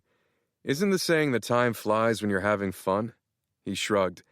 Yeah, distractions can be fun. Tell me your thing. For once, I could make him wait. Yes, I'd kept him worried all night, but he'd been busy with that girl. Surely he wasn't that worried, and he always made me wait for stuff. I'll tell you tonight. What, when you don't come home before curfew? Sick burn, master, Nigel said. He lifted up his hand and Tanner slapped it, but it seemed like Nigel was going for more of a handshake, because he ended up awkwardly grabbing Tanner's hand mid-high five. Nigel, whatever are you doing? Tanner pulled away. High fives are the protocol right now. We've discussed this. Nigel nodded. Yes, master. So weird. Ignore Nigel. He's forgetful, Tanner said. When can I expect you home this evening? Don't answer that. I have the perfect restaurant, and before you roll your eyes, you owe me. I never roll my eyes, I said. Internally. And before you even ask, yes, I'll be scoping out the place for events, and yes, you do have to pretend to be my date, so come to terms with your masculinity and get over it. If you'll excuse me, Veronica needs my assistance. Your assistance? Tanner laughed. I may have tied her up. It's truly refreshing. Women get kinkier and kinkier as time marches on. What, since you were in high school? Yes, exactly. He picked up the paper off the floor. I didn't see any sign of Poppy's forced pictures on the page he'd been on. Nigel will send you the location of the restaurant, Tanner said. 7 o'clock sharp. I don't want to be late for our reservation. He walked away knowing that I wouldn't say no. I was kind of at his mercy here. Here you go, Mr. Caldwell, Nigel said and produced one of those green hangover smoothies. Just in case. Thanks, Nigel. What's the secret ingredient in this anyway? I took a sip and the little bit of pressure in my head faded instantly. It's a secret, Nigel said with a wink. I forced myself to swallow down the sip I'd taken. The way Nigel said it made it really seem like he'd skeeted in it or something. I should get to work. I tried to hand it back to him. Once you finish that and your lunch is packed, I'll draw you another bath tonight, but no rose petals this time. They're a pain to fish out of cold, unused bath water. I'm sorry about the last 2 nights, but I don't need you to draw me a bath, Nigel. We've been over this. It's no problem. I like preparing it for you. Have a good day at work, Mr. Caldwell. He turned on his heel and walked away too. Tanner was really generous for letting me stay with him, but tonight I would fill him in on the deal I'd made with Poppy. As long as I kept pretending to be Poppy's boyfriend, I could be safe back at my place. I wasn't sure how much more I could take of Nigel. I picked up one of their discarded papers and flipped through it. There was a picture of Poppy holding my hand on top of the table. It looked intimate and quite real. I cringed and threw out both papers. I needed to explain this to Kennedy and to my friends before they all jumped to a wild conclusion.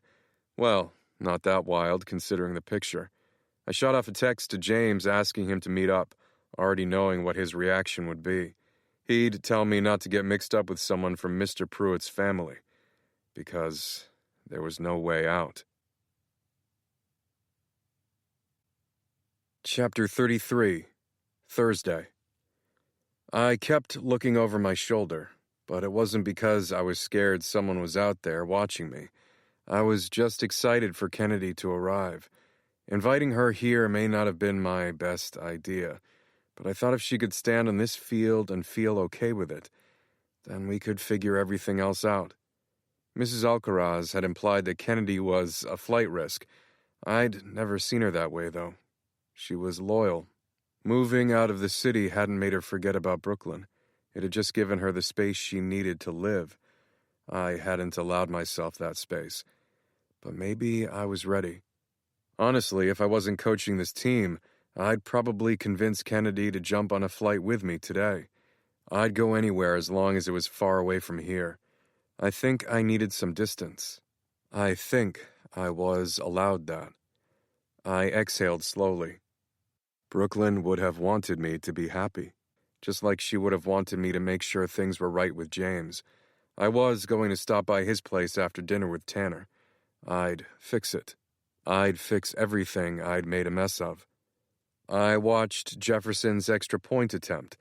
This time the ball didn't even leave the ground. It just rolled along the grass, looking as sad and defeated as Jefferson. I blew my whistle to call him over. "You're hitting your laces again."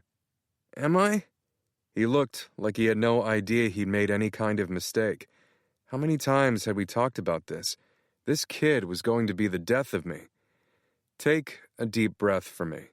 I'd read that meditation could really help with focus. Jefferson breathed in for a second and then sneezed. "Sorry, Coach Caldwell, I have really bad fall allergies." "Of course you do." "That's okay, don't worry about breathing deeply. What I want you to do is go out there, and instead of focusing on kicking the ball, focus on the sound of your breath. In and out." "So don't kick the ball?" he asked. "No, kick the ball, just don't think about it." Jefferson shrugged. "I'll try." He jogged back out onto the field. He stared at the ball like he was concentrating on it even more than usual. "Sorry, I'm late," Kennedy said. "My client was being excruciatingly specific." I laughed and pulled her into a hug. My first thought had been to kiss her, but I didn't want to overwhelm her. Being here was a lot. I knew that. I pulled back, but kept my arm draped over her shoulders. She didn't move away. We both watched as Jefferson studied the football like he had never seen one before. Seriously, what was he doing? That was the exact opposite of what I'd asked him to do. "Breathe, Jefferson," I shouted, my arm slipping from Kennedy's shoulders. He proceeded to sneeze as he kicked the ball. It went way left and into the stands. At least he had some power behind it that time. Jefferson ran after the ball to retrieve it. "Wow, you found someone as bad as Prescott to be your kicker," Kennedy whispered. "Is it like a nostalgia thing, or—" I laughed. "No, it's a popularity thing." I watched as Jefferson leaned over, out of breath from running up the bleachers. "Really? He's part of a new group of young untouchables, huh?" She tilted her head as she looked at him. "Times really do change." I lightly jabbed her with my elbow. "No, I'm trying to make him popular." She raised her eyebrows at me. "I figured if I could teach him how to be an amazing kicker, he'd win some points with the other guys. Maybe get a girlfriend or something. Or just a few friends in general." "And he usually kicks the way I just witnessed?" "It's a work in progress." Kennedy shook her head. "Wait, so let me get this straight. You think that having him on the team missing extra points and field goals—" I rarely let him attempt a field goal. "Matt, how is that supposed to help him? You're making it worse, can't you see that?" I'd had a sinking feeling that was true as the weeks had progressed. "You wouldn't understand because you were born popular," she said. "That's not true. Mason was a golden boy before you even stepped foot in the school. You were a god immediately because of association, and then you topped it all off by being a star wide receiver. Abs of steel, a perfect smile. You had it easy. Don't pretend you didn't." She thought I had a perfect smile? I couldn't help but flash her one. "Just for the record, I've worked really hard on my abs of steel." She laughed and shook her head. "Tell me about your kicker." "He's a freshman. He walked onto the field all on his own. I didn't scout him or anything, but I heard the other kids making fun of him for being a scholarship student, and I didn't want to turn him away." Kennedy's eyes softened. "He's a scholarship student?" "Yeah." "Well, I know that's no fun."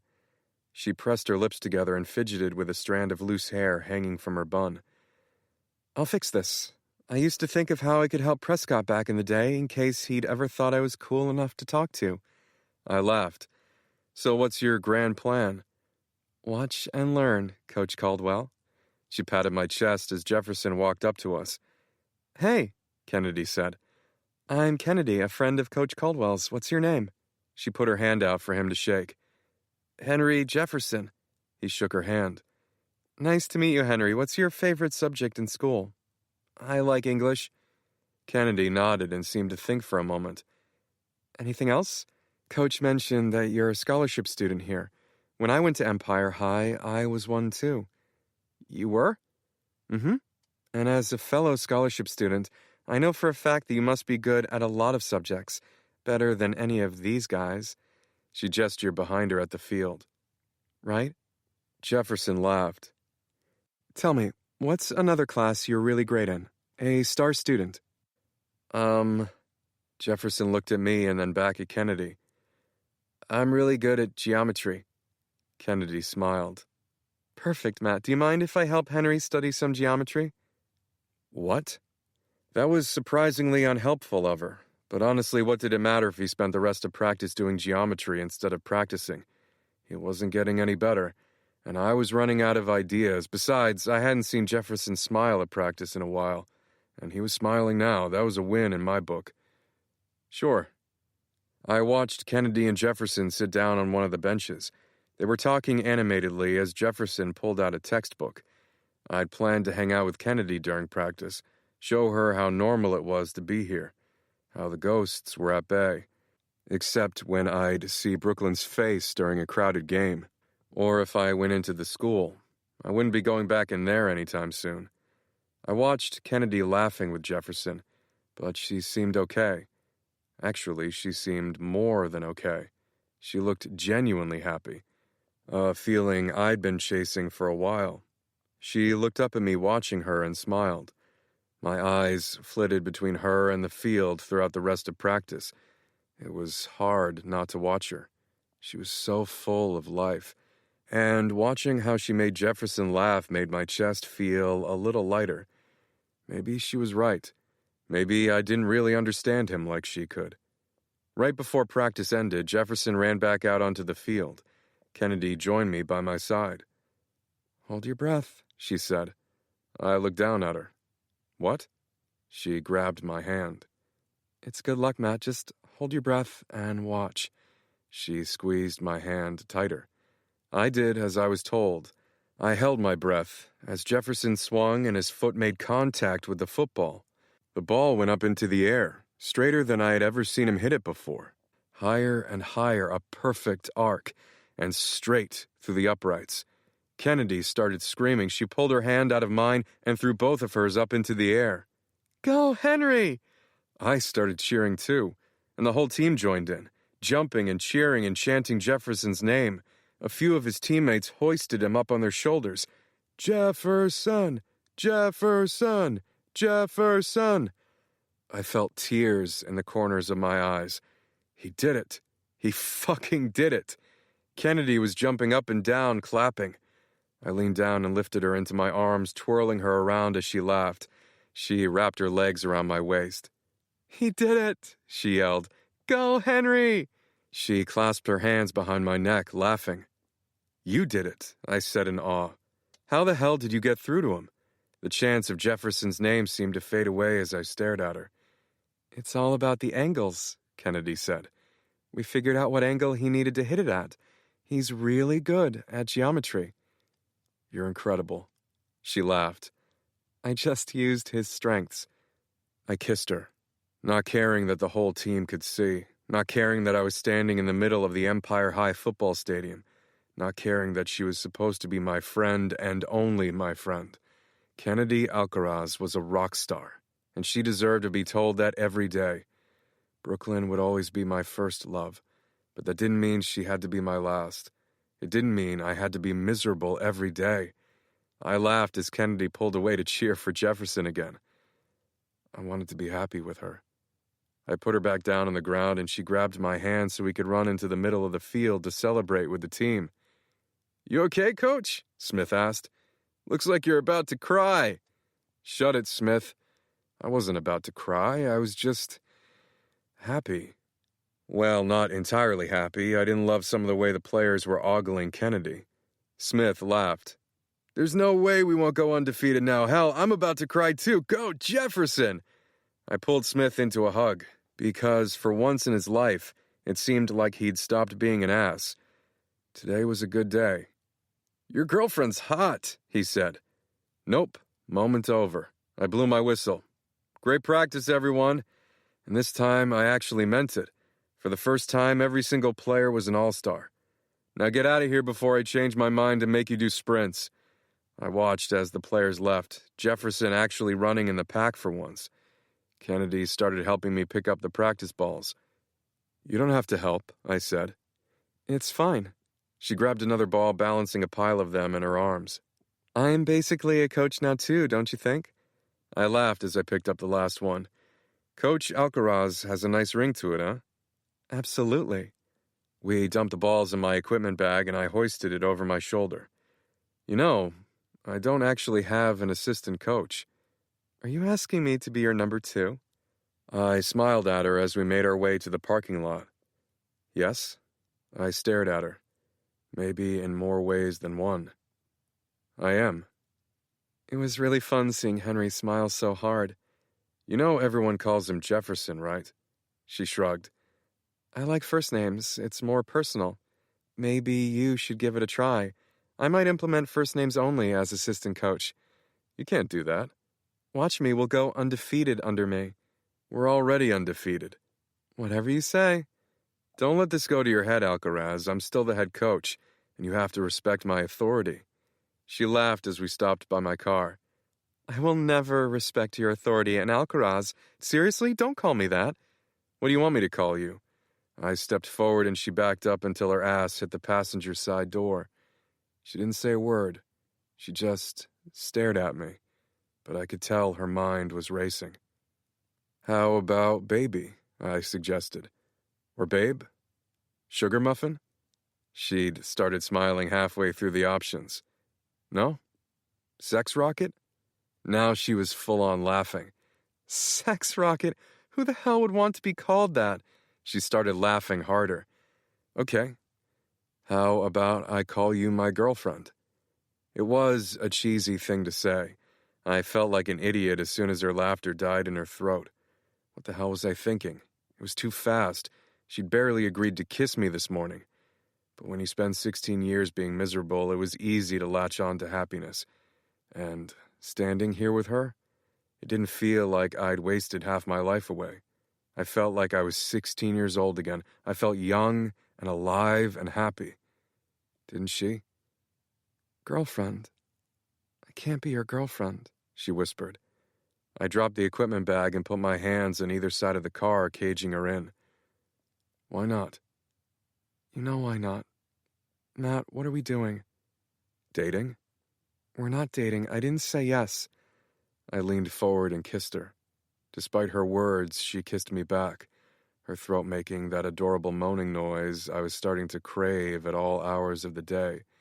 I pulled away just as she started to pull me closer. Then what do you call this? Kissing?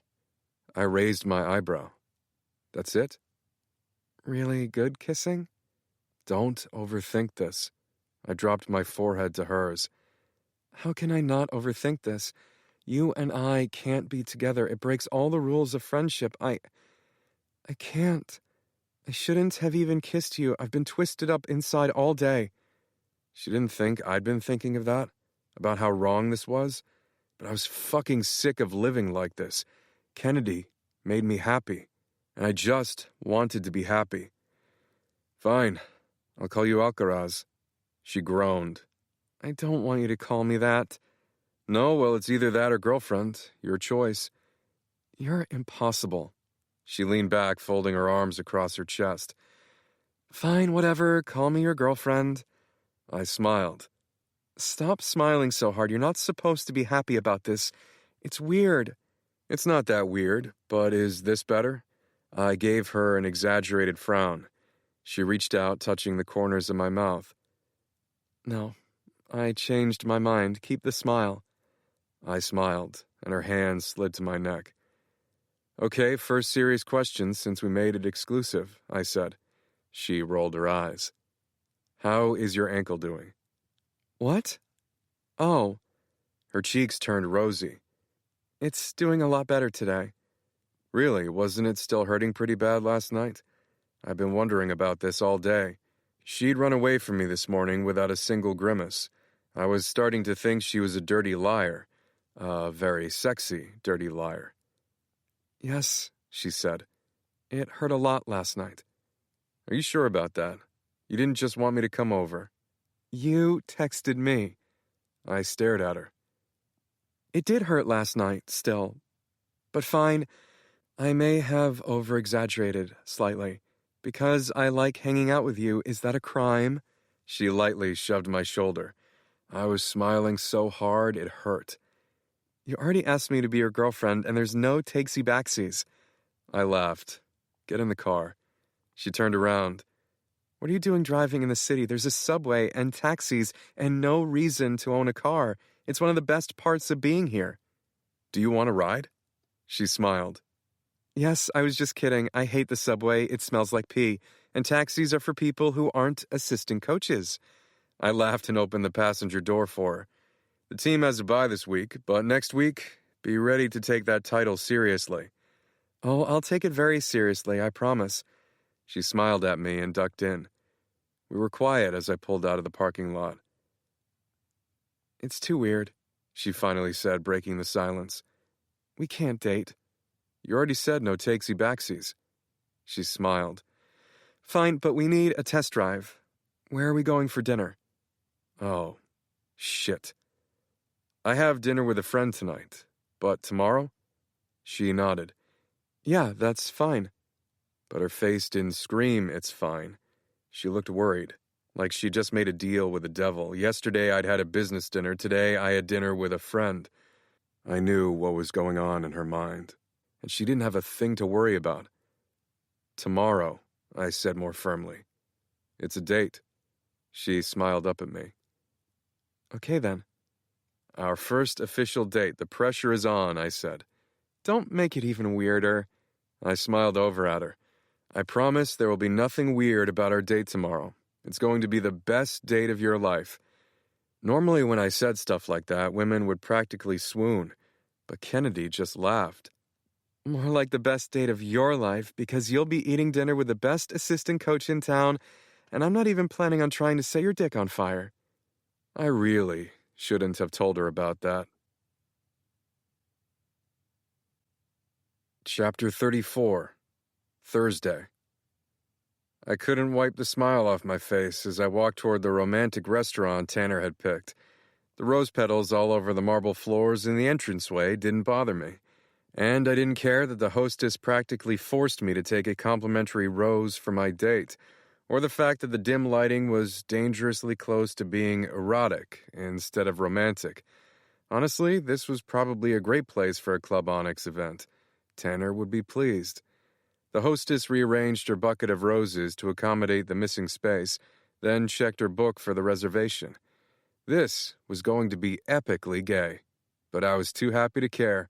I'd play along with Tanner's restaurant scouting tonight to apologize for making him worry 2 nights in a row, and he could celebrate my good news and commiserate with me on my bad news. I just couldn't stop smiling. Fuck Poppy. I didn't even care about that.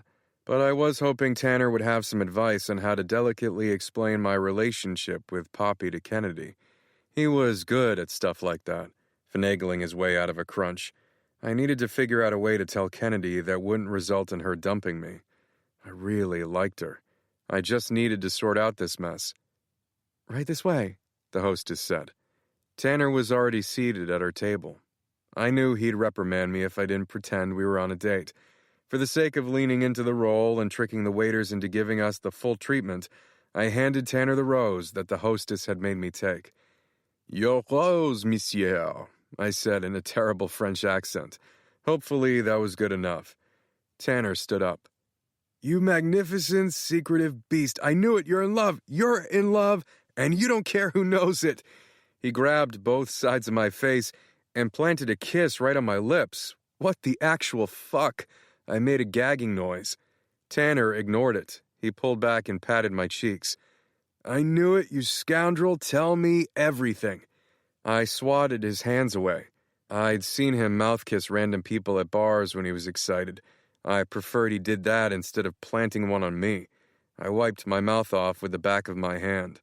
Sometimes I forgot that he grew up overseas, or went to school overseas, or did something overseas for some vague period of time he'd never tell me about.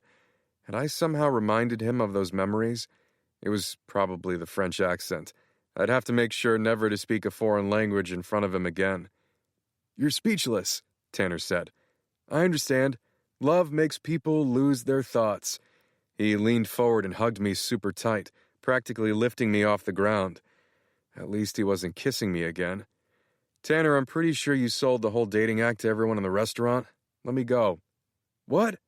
He released me from his embrace. Sold what? Matt, we're celebrating the fact that you're officially in a relationship again. He picked up a magazine off the table and waved it in the air. I grabbed it to see what he was talking about. Poppy and I were making out on the front page, or at least it looked like we were. I'd gagged as much during that kiss as I had when Tanner just planted one on me. It's not what it looks like.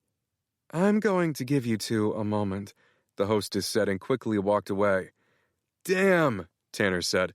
Now she's going to think we're not together. Tanner, everyone in the fucking restaurant thinks we're together. You just kissed me. I didn't kiss you, he said, and sat down like he hadn't just put his lips directly on mine. I sat down too and leaned forward, hoping that a lower voice would make everyone stop staring at us. What the fuck do you mean you didn't just kiss me? I spoke in French, and you literally tried to put your tongue down my throat. He laughed. Gross, I don't want my tongue anywhere near your tonsils. I was simply congratulating you with a platonic celebratory peck, and I feel sorry for you for never having received one in your few years on this earth. You are so weird. You're weird, he said, even though he didn't look very insulted by my comment. Americans are so basic. I laughed and shook my head. He was technically an American too. Next time I won't congratulate you then. I'll just sit here brooding, eating my pastrami and bagels, he said in an over-exaggerated New York City accent that sounded very mobstery. Actually, I don't think they have either of those things. Maybe a New York City-style cheesecake for your basic ass. Okay, I get it. I'm basic. Don't kiss me again? Tanner sighed. Don't make it sound so gay. It wasn't a gay thing. Now, pretend we're on a date so the waiters treat us the right way. So don't be gay, but be gay. What? No, you're just not getting it. We're straight men on a fake gay date. Now let's talk about your actual kiss. I thought you said you didn't like Poppy, but you're on the front page of a dozen tabloids right now giving her an uncongratulatory kiss. I need to meet her immediately. Please tell me you haven't sealed the deal yet. Gross, she made me do it. Are you telling me she put hands on you without permission? He looked very concerned as he leaned forward. You can tell me. No, what? Are you seriously asking me if I got raped? If you don't want to talk about it, but it's true, blink twice. If you're in a fragile state, I don't mind talking to the police on your behalf, but if you could at least write down the details, it would be helpful for the statement. I didn't blink at all. Poppy and I just made an arrangement. Of the sexual variety? What was the contract like? I'd love to see it just in case it gives me a few more ideas. No, not of the sexual variety. She agreed not to hurt Scarlett as long as I pretend to date her. Well, that's a boring contract. I didn't sign anything. It's just a verbal agreement. Poppy wants to take over the family business and doesn't think Mr. Pruitt will step down until she seems like she can handle the finances. She thinks dating me will show her uncle that she's serious about every aspect of the business, and the deal is only going to last as long as it takes for her to take over for Mr. Pruitt. Tanner just stared at me. So have you had sex with her yet or not? I'm not going to sleep with her. Oh, Tanner sighed. Well, what a waste of a congratulatory kiss. Yeah, if you ever try to kiss me again, I'll punch you in the face. He laughed. In your dreams, both the kissing and the punching. You couldn't punch me. I'm much too quick. I'd have you rolling on the floor in pain before you even lifted your hand. Yeah, right. Indeed, I am right. I reached out not to punch him, but maybe just to slap him to prove my point. But he grabbed my hand before I came anywhere close to him. He slammed it onto the table, twisting my arm so I was leaning over. He'd somehow grabbed a steak knife at the same time and was hovering it over my hand too. What the fuck? I said. He let me go, then twirled a knife in his hand and stabbed it into the bread on the table. Can't touch me. I rubbed my hand. Now I really did want to slap him, but I'd wait until I got a better opportunity. It would have to be a sneak slap attack. Shall we order? He asked and lifted up his menu. Where did you learn to do that? I rubbed my hand again. Do what? That kung fu shit you just did. Oh, I just picked it up over the years. Oh, wow, they do have cheesecake. Should I order you some? I'm good. I picked up the menu to look at the options. I'm just messing with you anyway, Tanner said and set down the menu. I hope you're hungry because I already know what I'm going to order for us. Of course he did. He'd want to know how delectable their specialties were. He waved over the waiter and ordered half the menu. When the waiter finally walked away, looking a little frazzled, Tanner sighed. They don't seem to handle stress here very well, he said. That's telling. They probably wouldn't like surprises either. He jotted something down in his notebook. Could you imagine one of those big cages over there with some models dancing in it? I looked over to where he was pointing. Sure, it would probably fit. Excellent. So, I let my voice trail off. I needed to word this as nicely as possible. I really appreciate you letting me stay with you during all this craziness with Mr. Pruitt, but now that I have that deal with Poppy, I should be safe to go back to my house. You're sure she's trustworthy? He asked. No, not really. Allow the music to steady your thoughts and soften your emotions as we prepare to return to the narrative.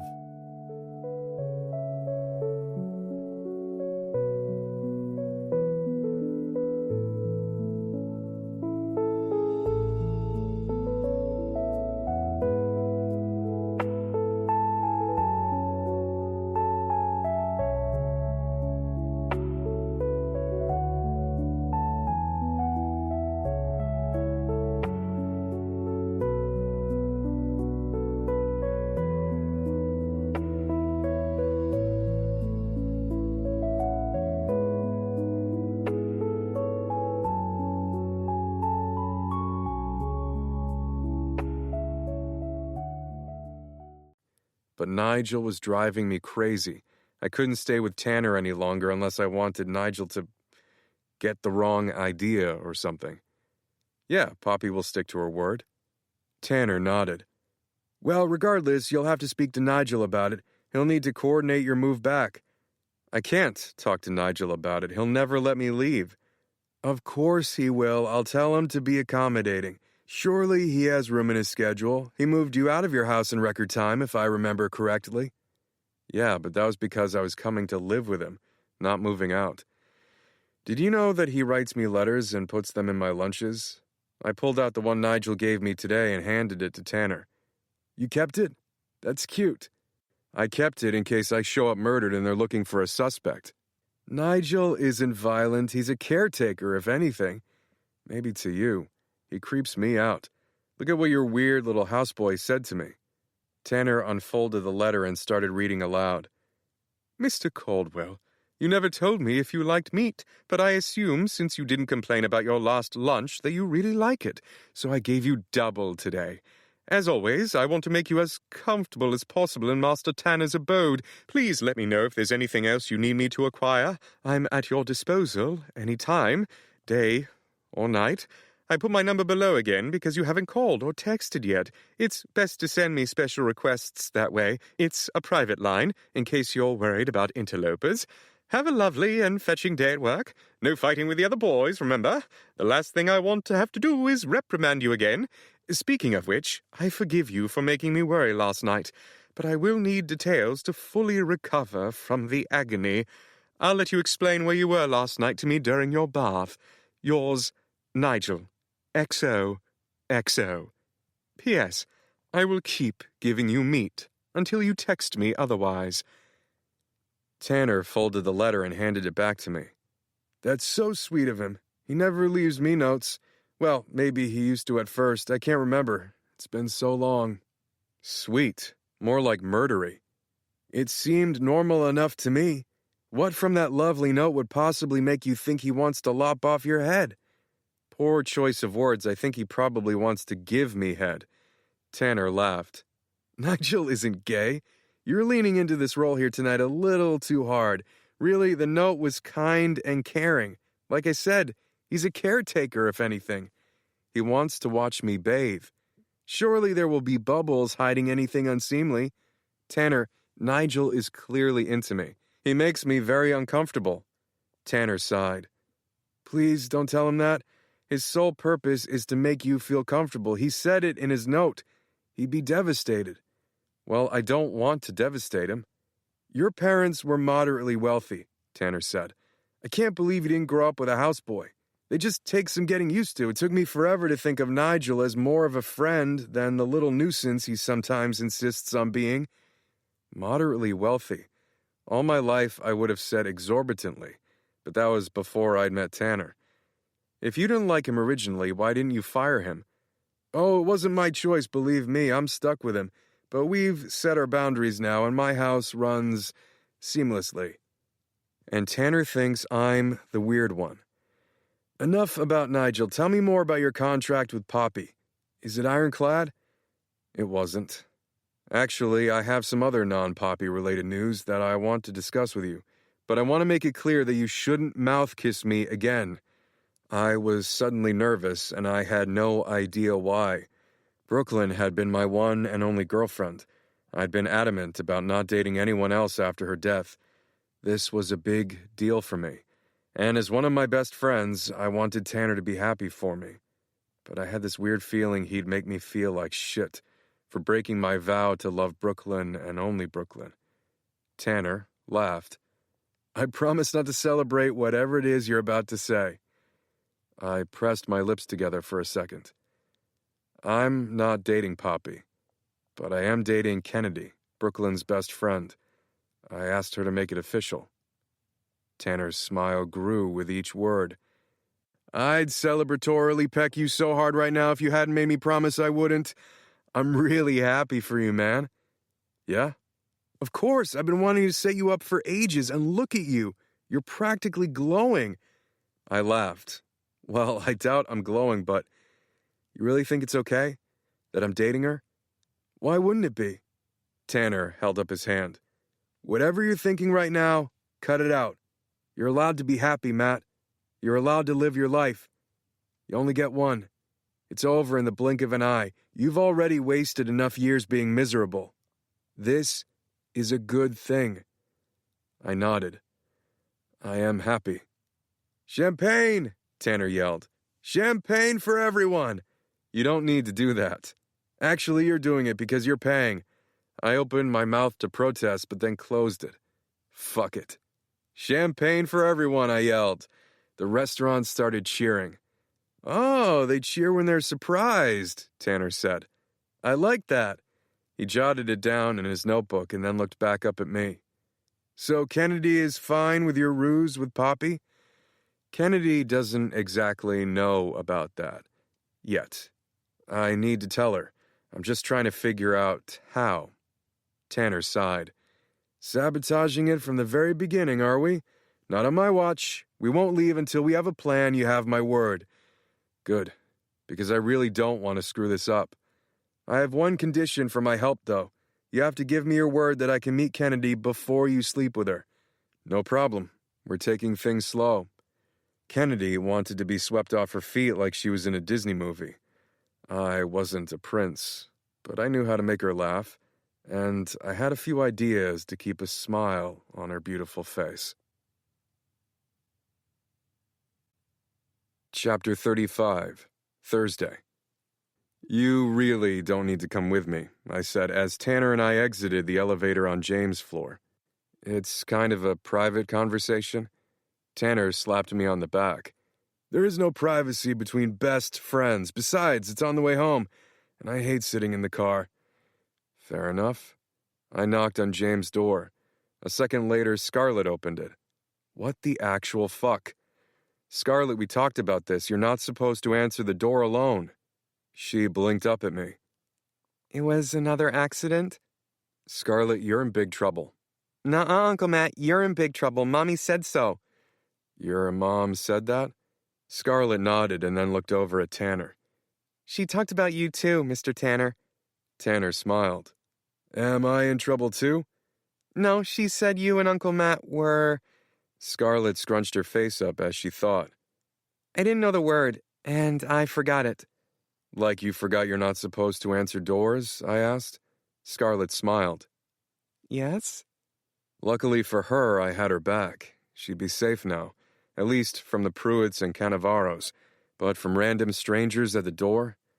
Scar, I said, and I crouched down to look at her. How many times are we going to need to have this conversation? Maybe once more? Stop opening the door, kiddo. I don't think you're allowed to tell me what to do, Uncle Matt. You're not my daddy. So you want me to tell your dad what you did? She stuck her hand out. Deal. I taught her about the art of negotiation a few months ago. She didn't quite get it, but I'm pretty sure she thought the deal was that I wouldn't tell her dad. Not the deal she'd actually just accidentally made, where I would tell him. And you won't do it again? Deal. I shook her hand. Is that present for me? She gestured to the gift bag I was holding. Not today. I patted her head. Who's it for? Your dad. Oh. She sighed. He's working. I'll get my mommy. She ran off. Mommy, Uncle Matt is here. Such a cute kid, Tanner said. Pretty terrible at the negotiation table, though. I laughed. Yeah, she could use some work in that area, and in the area involving telling the truth. Why does she keep saying she accidentally opened the door? You can't accidentally do that. Did you accidentally shove your tongue down this hard woman's throat? Penny said as she stormed into the foyer. She lifted up a tabloid with a picture of Poppy and me kissing before hitting me with it. She's a Pruitt. I grabbed the tabloid out of her hand. Technically, she's a Cannavaro. Are you kidding me, Matt? You know what that family's capable of. She just threatened my daughter and you're making out with her? This was a funny misunderstanding. Maybe that's why I couldn't seem to wipe the smile off my face. Or maybe it was because I hadn't stopped smiling since I asked Kennedy out. I can see how that looks, but Tanner started laughing. And you, Penny said, turning to him. Of all people, you should be upset about this too, Tanner. Why me, exactly? Tanner asked. I've never actually met the woman. He lifted the tabloid from my hand. She's rather attractive, albeit apparently insane. Penny looked back and forth between us. I don't know what the hell is going on or why you both look so happy, but Matt, I am so done with whatever mind games you're playing. Send me on a wild goose chase trying to set you up with people when the whole time you were... I honestly have no idea what you're doing, but you can't come into my house if you're seeing that woman. Penny, James said as he joined us in the foyer. I can handle this. I'm serious, Matt, Penny said, ignoring James. She'll never step foot in here. I don't trust anyone from that family, and if you do, you're completely insane. Penny, James said more sternly. I never heard him talk to Penny like that. His short temper was usually reserved for, well, me. And I understood why what she said upset him. He was worried that I'd be offended that Penny had said that family because of Brooklyn. But honestly, I was just happy tonight, and the Pruitts did suck balls. Good luck, Penny said to James. He's clearly lost his mind. Poppy, Cannavaro? What is it with you men and evil brunettes from crime families? She left the foyer as quickly as she had come in. Still a little touchy about what happened with Isabella, I see, Tanner said. It's best to let things go, I always say. Tanner, if you'll excuse us, I need to have a word with Matt in private, James said. Every word that left his mouth made him look more and more agitated. I'd been on the other side of one of his fists before, and I didn't feel like icing a black eye tonight. Kennedy would have too many questions about that. It's fine, I said. Anything you want to say to me, you can say in front of Tanner. Tanner nodded. Whatever you want, James said. Both of you come this way, then. He turned around and started walking toward his study. Tanner looked at me. I shrugged and we both followed him. The lights were off in James' study, and as soon as we stepped in, the door was slammed and locked behind us. Then the lights turned on. James, Rob, and Mason were all sitting in a semicircle staring at me. What's up, guys? I asked. They were all looking up at me awkwardly. It felt like I'd just walked in on something really weird. I thought guys' night was tomorrow. Actually, this was good. I could apologize to all of them at once. Wonderful. For fuck's sake, Rob said. Who invited Tanner to the intervention? Intervention, I asked. I stared at them staring at me. Oh, I should have expected this. I'd been a fucking mess recently, but not tonight. Not now. So I just did the only thing I could do and laughed. Why are you laughing? Rob asked. This is serious.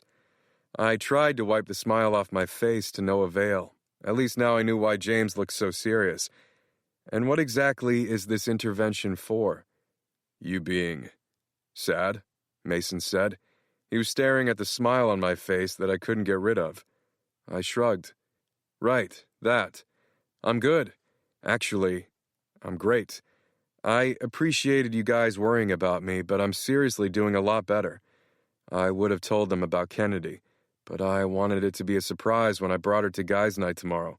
It was a silly idea for our first date. It would make her smile, though, and that's all I really cared about. She wouldn't be impressed by a fancy dinner or anything. Kennedy wasn't like that. Are you high or something? Rob asked. Nope. I've had a few drinks, but I'm sober enough to know that I feel amazing.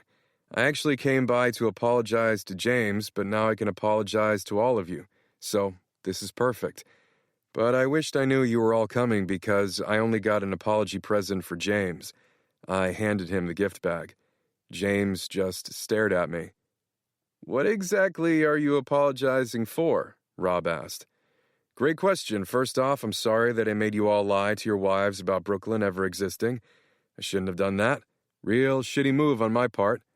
Mason nodded. And for really not letting any of you talk about Brooklyn for all these years. Not talking about something doesn't make those feelings just go away. I know she was a friend to all of you, too. I wasn't the only one that lost someone, and it was rather selfish of me to act like I was. Rob just stared at me like he still thought I was high. And I think I'm most sorry for the fact that I blamed you two for her death. I pointed at Rob and James. That was ridiculous. Yes, the last time I saw Brooklyn alive, I had a fight with her because of the prank you all pulled. I blamed you two for my last words to her, for making Brooklyn feel like she had no one on her side when she died. I just needed someone else to blame. Because I hate that I did that. I hate what I said to her. I hate that I left her. I promised her I would never walk away from us. I promised her, and I lied. I walked away and left her with Mr. Pruitt. I know it's not your guys' fault that she died. Because it's mine. It's my fucking fault. Mason shook his head. It's not your fault. It's Mr. Pruitt's, Rob said. I nodded, the smile suddenly gone from my face. But if I'd stayed by her side, Mr. Pruitt still would have found a way to get what he wanted from her, James said. You know that.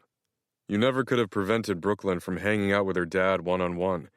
And I'm sorry that the two of you got in a fight because of what Rob and I did. I truly am. And I'm sorry I wasn't sober enough to make better choices back then. I'm sorry that you were worried I'd take my own life. I'm sorry I ever made you worry about that. Mason and Rob were quiet. All of you, James said. I'm sorry, guys. I was in a bad place, but I never meant to drag any of you down there with me. I didn't realize I was doing that. I was surprised James brought that up. I was supposed to be apologizing to him for snapping at him the other night, not the other way around. I'm sure we'd all been worried about James hurting himself over the years, but I was done holding grudges. You don't have to apologize. I tried to shake away that feeling in my stomach that talking about Brooklyn always stirred up. The guilt had been eating me away for 16 years. I needed to forgive my friends, but I needed to forgive myself, too. If I had any chance of giving Kennedy a life she deserved, I needed to let this go. It was time. Past time, really. Besides, I'd made Mrs. Alcaraz a new promise, And promises to the living were more important than promises to the dead. They had to be, because I couldn't keep going like this. I took a deep breath. "I'm just really fucking sorry, guys," I said. "For everything. And I don't want there to be any resentment between us.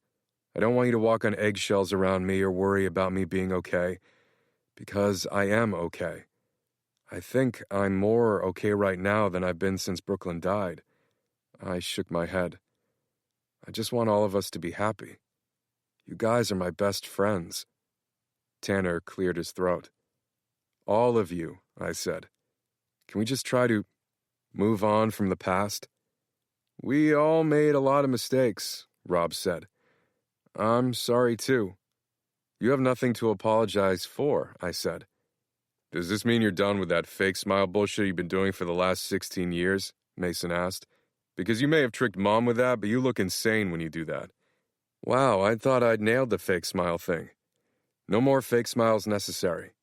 Mason looked relieved. "So you guys forgive me?" I asked. This conversation had been easier than I thought it would be. Mason and Rob both nodded. "Of course," Mason said. "We weren't looking for an apology. We just wanted to make sure you were okay." Rob nodded, but James stared at me. "When you were worried about me, you had my back," he said. "And I need to return the favor because despite everything you just said, I think we're all still worried about you, Matt." "I don't know," Rob said. "He looks pretty happy to me." "I promise you," I said, "I'm good. Better than good. I feel fucking fantastic." For the first time in years, I actually meant it. I was in a good place. I've been lying to myself for years, trying to put all this blame on myself when it came to Brooklyn. But I couldn't go back in time, and if I'd learned anything from her, it was never to take any days for granted. She'd instilled that in me. She'd be horrified that I'd been wasting my life away. And it was like seeing Kennedy had jump-started something in my heart. I was done being pissed and angry with everyone. I just wanted to be me again. "Well, that was easy," Rob said. "We kind of nailed this intervention thing, huh?" He started to stand up. "Not so fast," James said. "Matt, how on earth can you stand there and say you're okay? Is dating Poppy a cry for help or something? I don't agree with everything Penny said back there because I know Brooklyn was a Pruitt and she wasn't like the others. But Poppy, seriously, she's awful. She's just as bad as Isabella. Is this some kind of cry for help?" "It's complicated," I said. "You know how the Pruitts operate," James said. "Of all the people in this city, you had to choose her? Didn't you learn anything from my mistakes? There is no out with those people." "We have a deal." "Don't tell me you signed something," James said. "No, nothing like that." They all just stared at me. "I think I can help explain," Tanner said. "Matt and I will let you in on our secret, but you have to promise not to tell anyone. Everyone else in the city needs to believe the tabloids." Rob frowned, but all three of them nodded.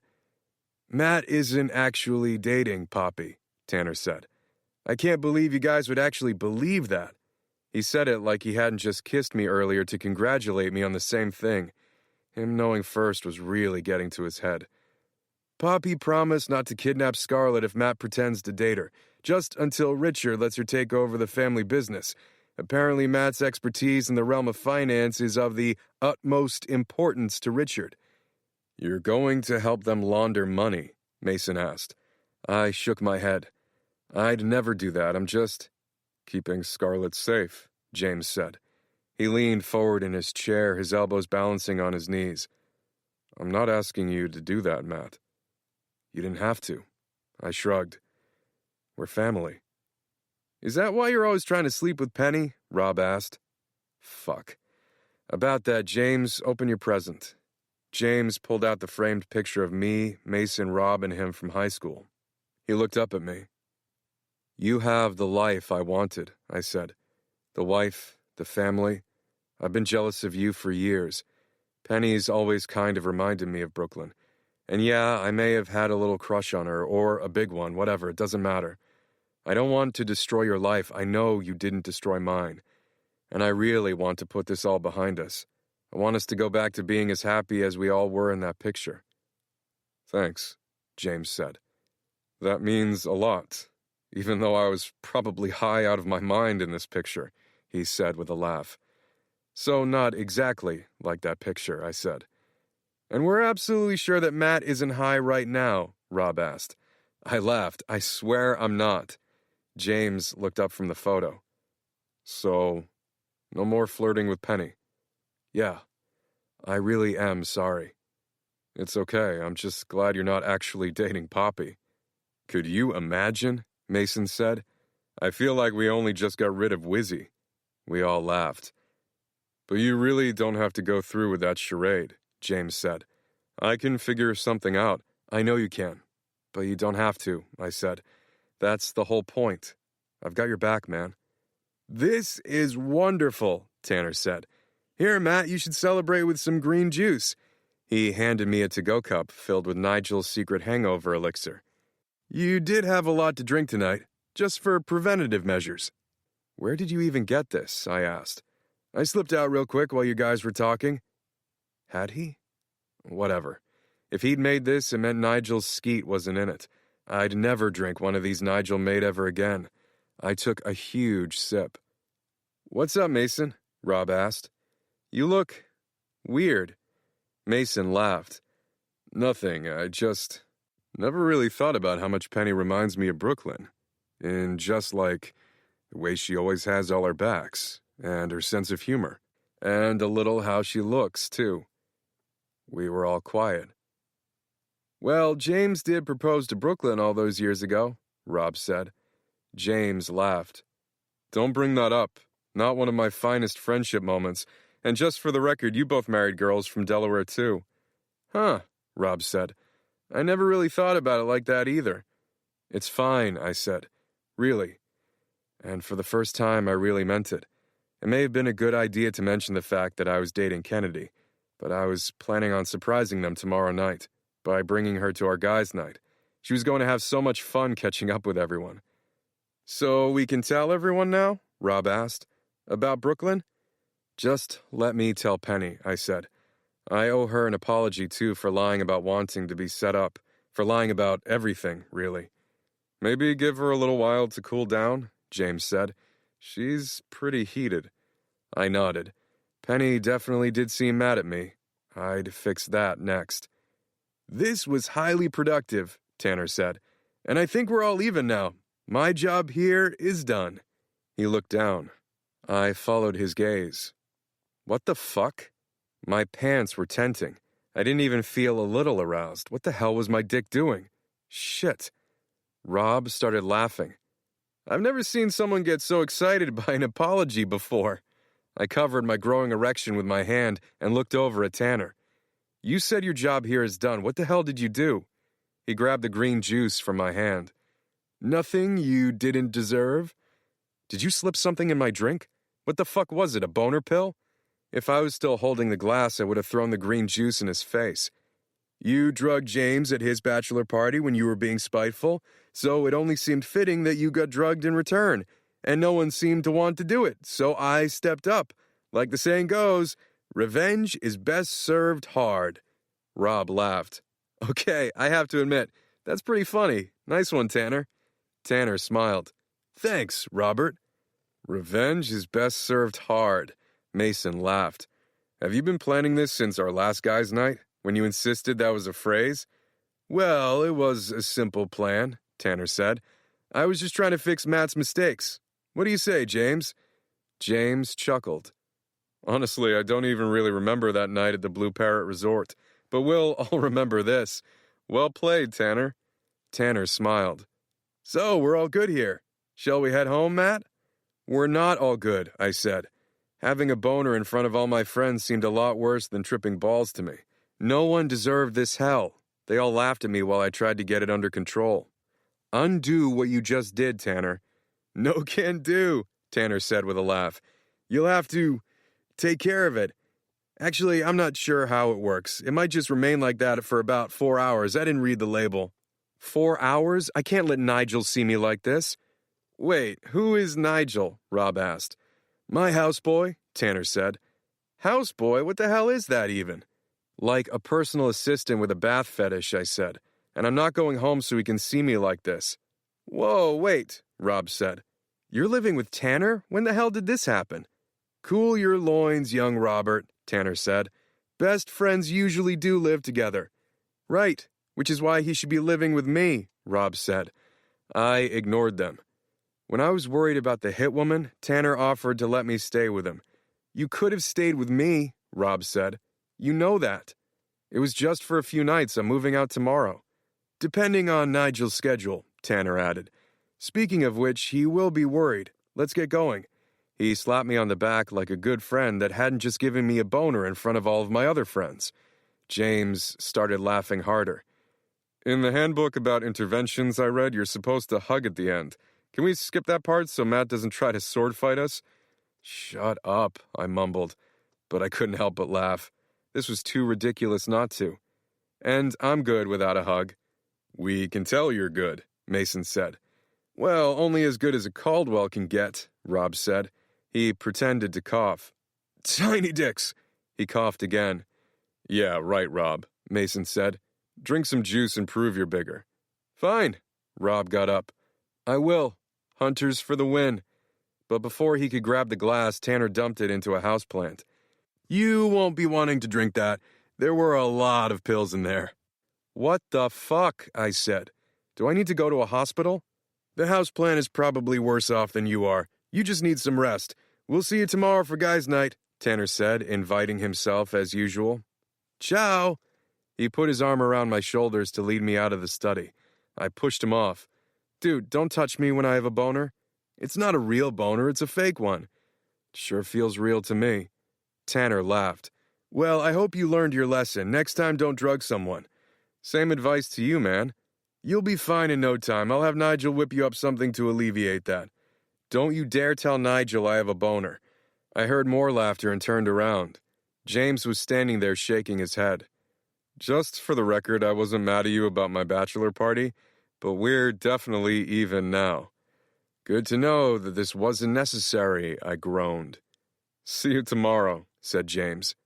"Daddy, Daddy!" Scarlett ran into the foyer. "Pumpkin, what are you doing out of bed?" Scarlett slid to a stop. "I was thirsty." Her eyes grew round. "What's in Uncle Matt's pants?" James started. I cleared my throat. "It's not—" "It's a snake," Tanner said. Scarlett screamed and ran out of the room. James shook his head. "I'm going to go deal with that. She has a thing about snakes. Later, guys." Tanner opened up the door. "I'm going to kill you," I grumbled. "Is it going to be a feeble attempt like when you tried to slap me at dinner? Good luck, Matt. You can't touch me, and I did you a favor. I fixed your relationship with your other, lesser friends. I had already done that by apologizing."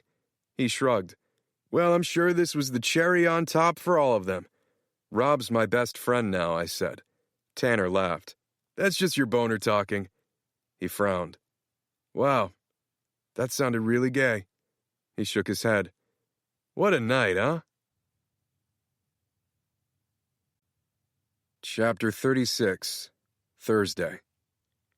Nigel stared at me as I held ice on my dick.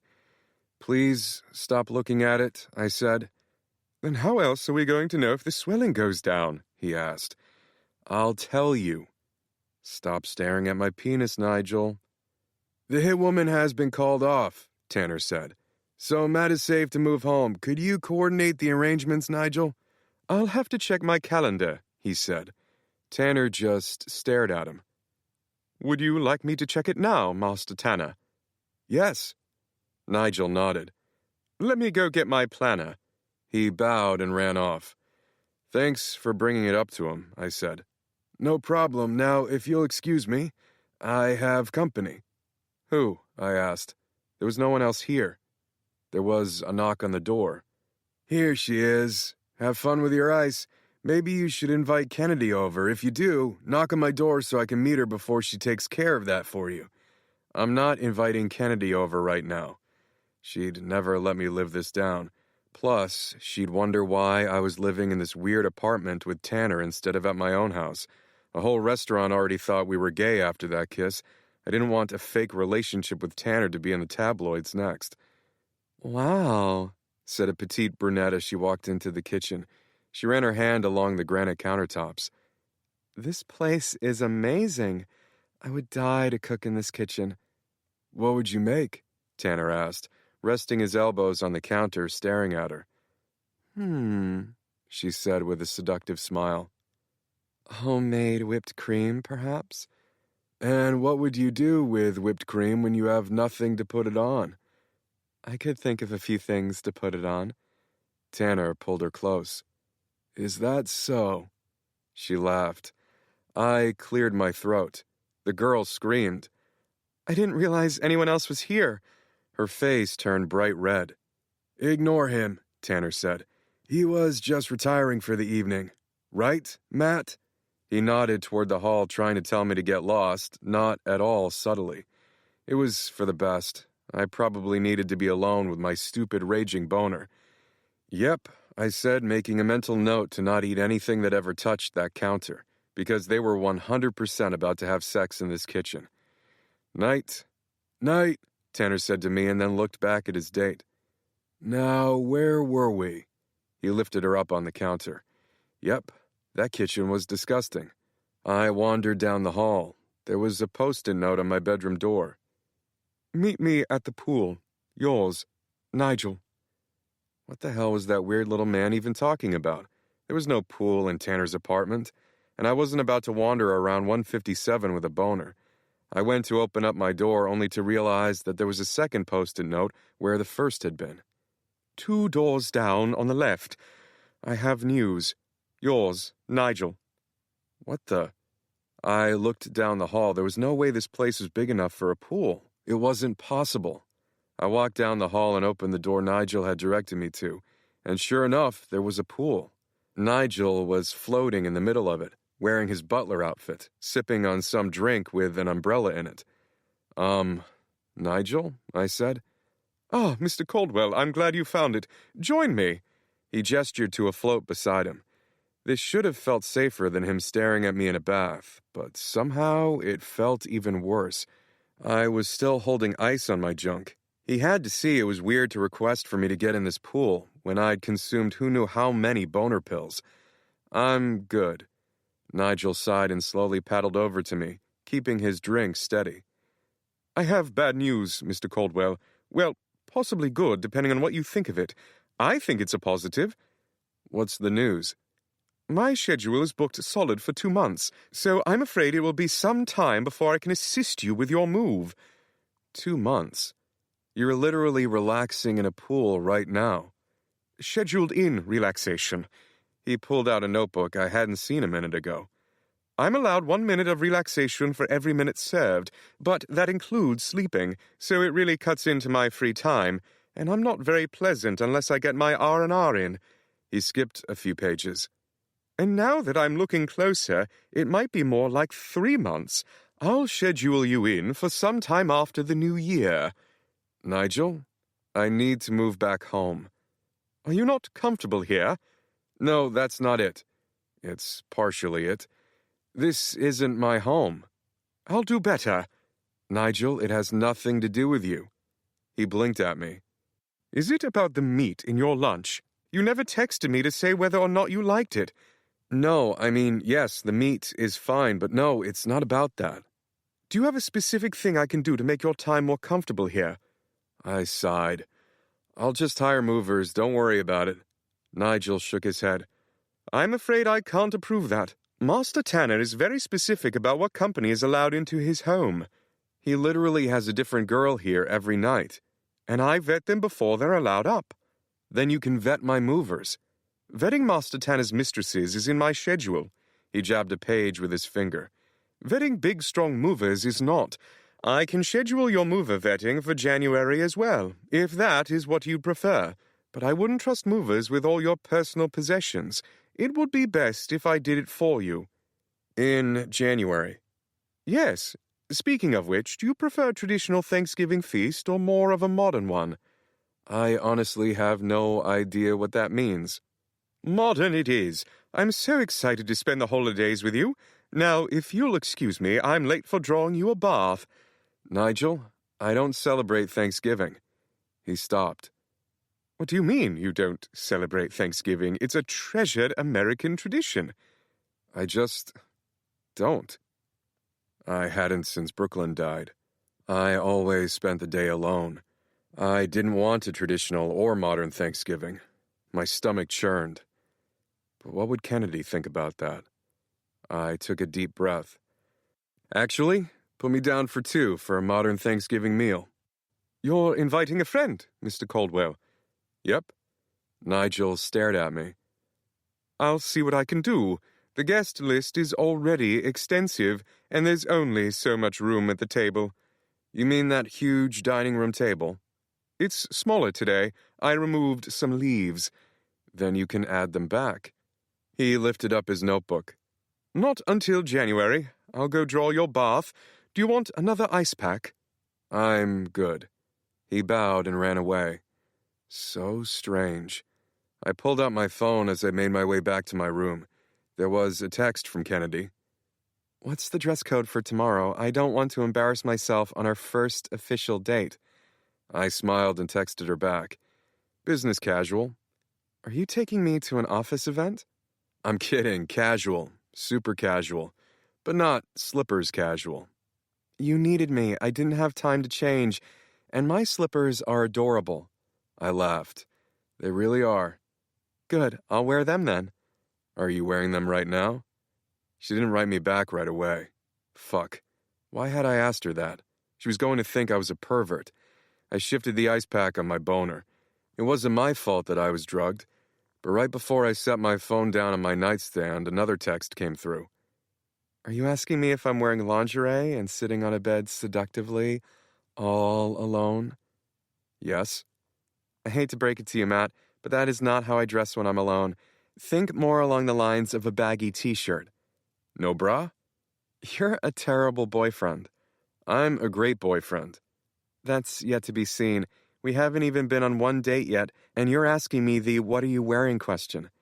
I'm taking that as a yes to the no bra. Good guess.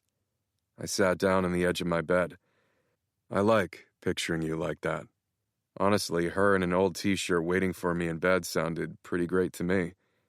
Oh, do messy updos turn you on? She asked. Well, I'm definitely turned on. I swallowed hard as another text didn't come through. Fuck. Too much.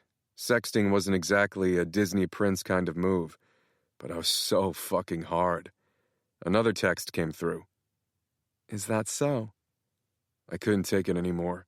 I unzipped my pants and wrapped my hand around my cock. It was cold from the ice, and my hand felt amazingly warm. I could imagine it being Kennedy's mouth around me. I wish I was with you right now, I said. Me too. I closed my eyes and ran my hand down my shaft. I imagined Kennedy on her knees looking up at me, her nipples hard against the fabric of her shirt. I pictured her leaning forward, running her tongue along my tip. Someone cleared their throat. I opened my eyes to see Nigel staring at me. Nigel, what the fuck? I pulled up my pants. I was drawing you a bath. You've been in here this whole time? Get out. But, Nigel, get out of my room. Yes, Mr. Caldwell, enjoy your bath. The water is the perfect temperature. I'll be back in a minute to check on you. He bowed and left. The image of Kennedy on her knees had disappeared as quickly as it had come. But the good news was that my boner was finally receding. Apparently seeing Nigel watching me stroke myself was the key to making my dick soft. I should have known. This was for the best. I've been masturbating to a ghost for years. I didn't need to imagine this with Kennedy. I could have the real thing. I just needed to wait until she was ready. Although, if her flirting was any indication, I wouldn't have to wait that long. But we couldn't go back to her mom's place to do it, and I didn't really feel comfortable bringing her here. I'd figure it out. I texted her. What do you think about getting a hotel room for tomorrow night? I pressed send before I could talk myself out of it. I always took women to hotels. Kennedy was different. I would have taken her home, but I didn't have a bed there anymore, and we were going to need a bed. Well, maybe. A bed wasn't entirely necessary. That depends on how our date goes, she wrote back. It's going to be a great date. So cocky. I smiled. Good night, Kennedy. Good night, Matt. I looked down at the tub full of bubbles. Honestly, it looked pretty relaxing. I looked over my shoulder to make sure Nigel wasn't watching, and then stripped and climbed in. I rested the back of my head on the edge of the tub. Tomorrow night was going to change everything. I'd had sex with too many women to remember, but I only ever loved one of them. I knew how that felt. And I'd be lying if I said I wasn't starting to feel that way again. Kissing Kennedy was intoxicating, and I just wanted more. All I could think of was more. My friends were right. I'd needed an intervention a week ago, but now I really was happy. I heard footsteps, but didn't bother to open my eyes. Nigel, I really don't need any assistance. Are you sure? He asked. I'm sure. I was also positive that I didn't want to hear the end of his sentence. See you in the morning. You don't want me to check on the swelling? Are you kidding me? No, Nigel, I don't need you to look at the swelling. I'm fine. He sighed. As you wish, Mr. Caldwell. I opened my eyes to make sure he was retreating. If I was being forced to stay here for 3 months, I'd need to set some boundaries. What am I even thinking? I wasn't going to stay here for 3 months. Tanner would sort it out. I sunk lower in the bubbles. Nigel was weird, but this place did have its perks. I lifted up the snifter of cognac that Nigel had promised. The life of a billionaire, I guess? Or was it? James was the only other billionaire I knew, and I was pretty sure he didn't have a weird little servant trying to examine his cock all the time. I'd have to ask him about it. When I crossed that line into being a billionaire, I wouldn't be hiring a houseboy. My phone buzzed, and I looked down, hoping it was another text from Kennedy. Poppy's name showed up. I pushed the phone away. I didn't want anyone to disturb my bath. Chapter 37, Friday. We were all hanging out at James' place tonight. I was waiting outside for my surprise guest. I've been looking forward to seeing Kennedy all day. We had a reservation at a hotel within walking distance of James' place, not at my usual hotel, because I knew she wasn't just some random hookup, and I'd never treat her like she was. Not that the hotel or anything about tonight mattered until I told her what was going on with Poppy. I didn't purposely keep Kennedy in the dark. I was just looking for the best possible way to explain the situation, because I hated how it was all tied up with Brooklyn. Kennedy and I needed a fresh start, and this was the exact opposite. Tanner had helped me with a good plan, though. A simple one that involved flowers and the truth. I looked down at the bouquet in my hand. I had no idea what kind of flowers Kennedy liked. Maybe this was a bad idea. I should have brought her French fries. Relationship advice from Tanner couldn't be that great. I'd never seen him with the same woman more than twice. My phone buzzed in my pocket. My mom was calling. I still hadn't called her back. Kennedy wouldn't be arriving for another few minutes. I could use the distraction. And I honestly owed my mom an apology, too. "Hey, Mom," I said as I answered the phone. Matthew. She sounded so relieved. I've been trying to reach you. I know, I know. We were both quiet. I thought about what Mason had said, that my fake smile may have fooled Mom, but not him. I wasn't so sure that was true. If it was, she wouldn't always be so worried about me during this time of year. I'm really sorry, Mom. For what, sweetheart? For lying to you for years about being fine. I don't even know if half the time I realized I was lying, but I realize it now, because I'm actually happy. I took a deep breath. I met someone. I heard her inhale. I didn't want to make her guess, or rather ran into someone I used to know. Do you remember Kennedy? Kennedy Alcaraz. She was so sweet. My parents never bothered with tabloids. They wouldn't know about Poppy, and I didn't want to go into that. I just wanted my mom to know I was okay. I really like her, Mom, and I know I shouldn't because... No. Her voice sounded so firm, like when she'd yell at Mason or me for fighting. Don't do that.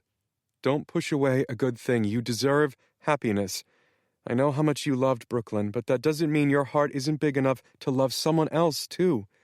Don't you think you've tortured yourself enough? I blinked fast, hoping I wouldn't start crying in the middle of a busy Manhattan sidewalk. So does that mean you like Kennedy? She laughed and sniffed at the same time, and I could tell she was laughing through tears. I liked her when she was a teenager, but I haven't seen her since you two graduated. You'll have to bring her by for dinner.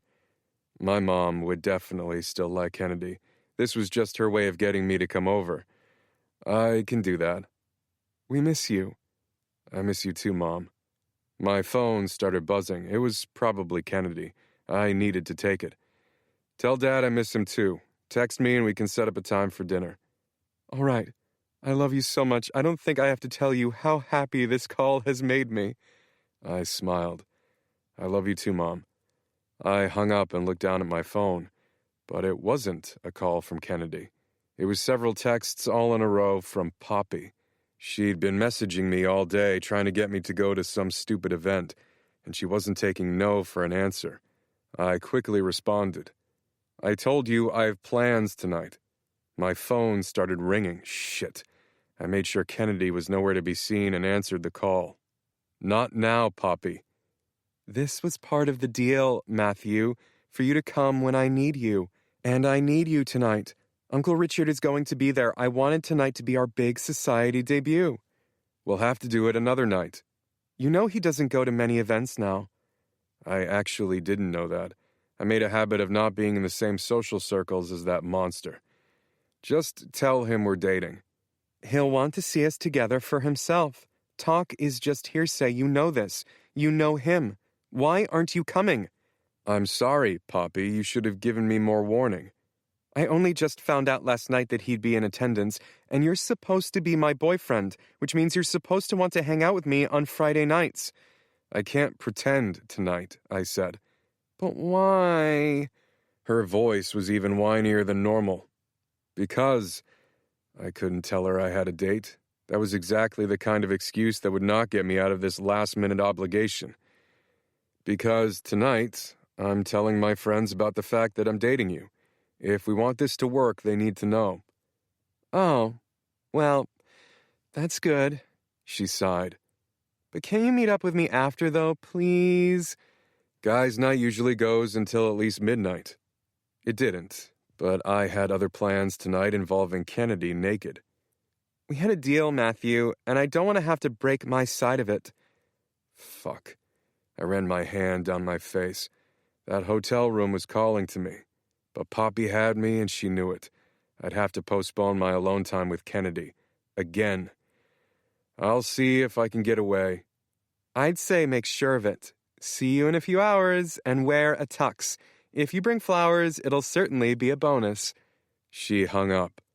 I looked down at the flowers I'd brought for Kennedy. What was I doing?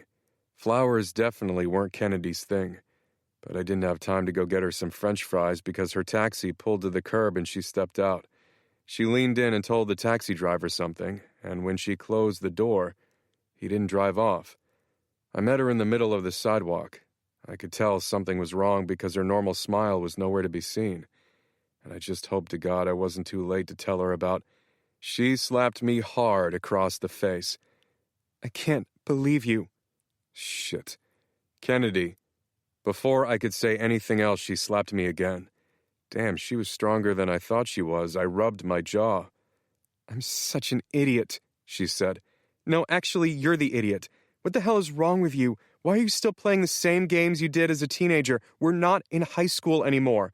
I can explain. You made Brooklyn feel like a dirty little secret, Matt, and I won't give you a chance to make me feel the same way. She turned back to the taxi. I caught her hand so she couldn't leave. Please, just let me explain. She turned around.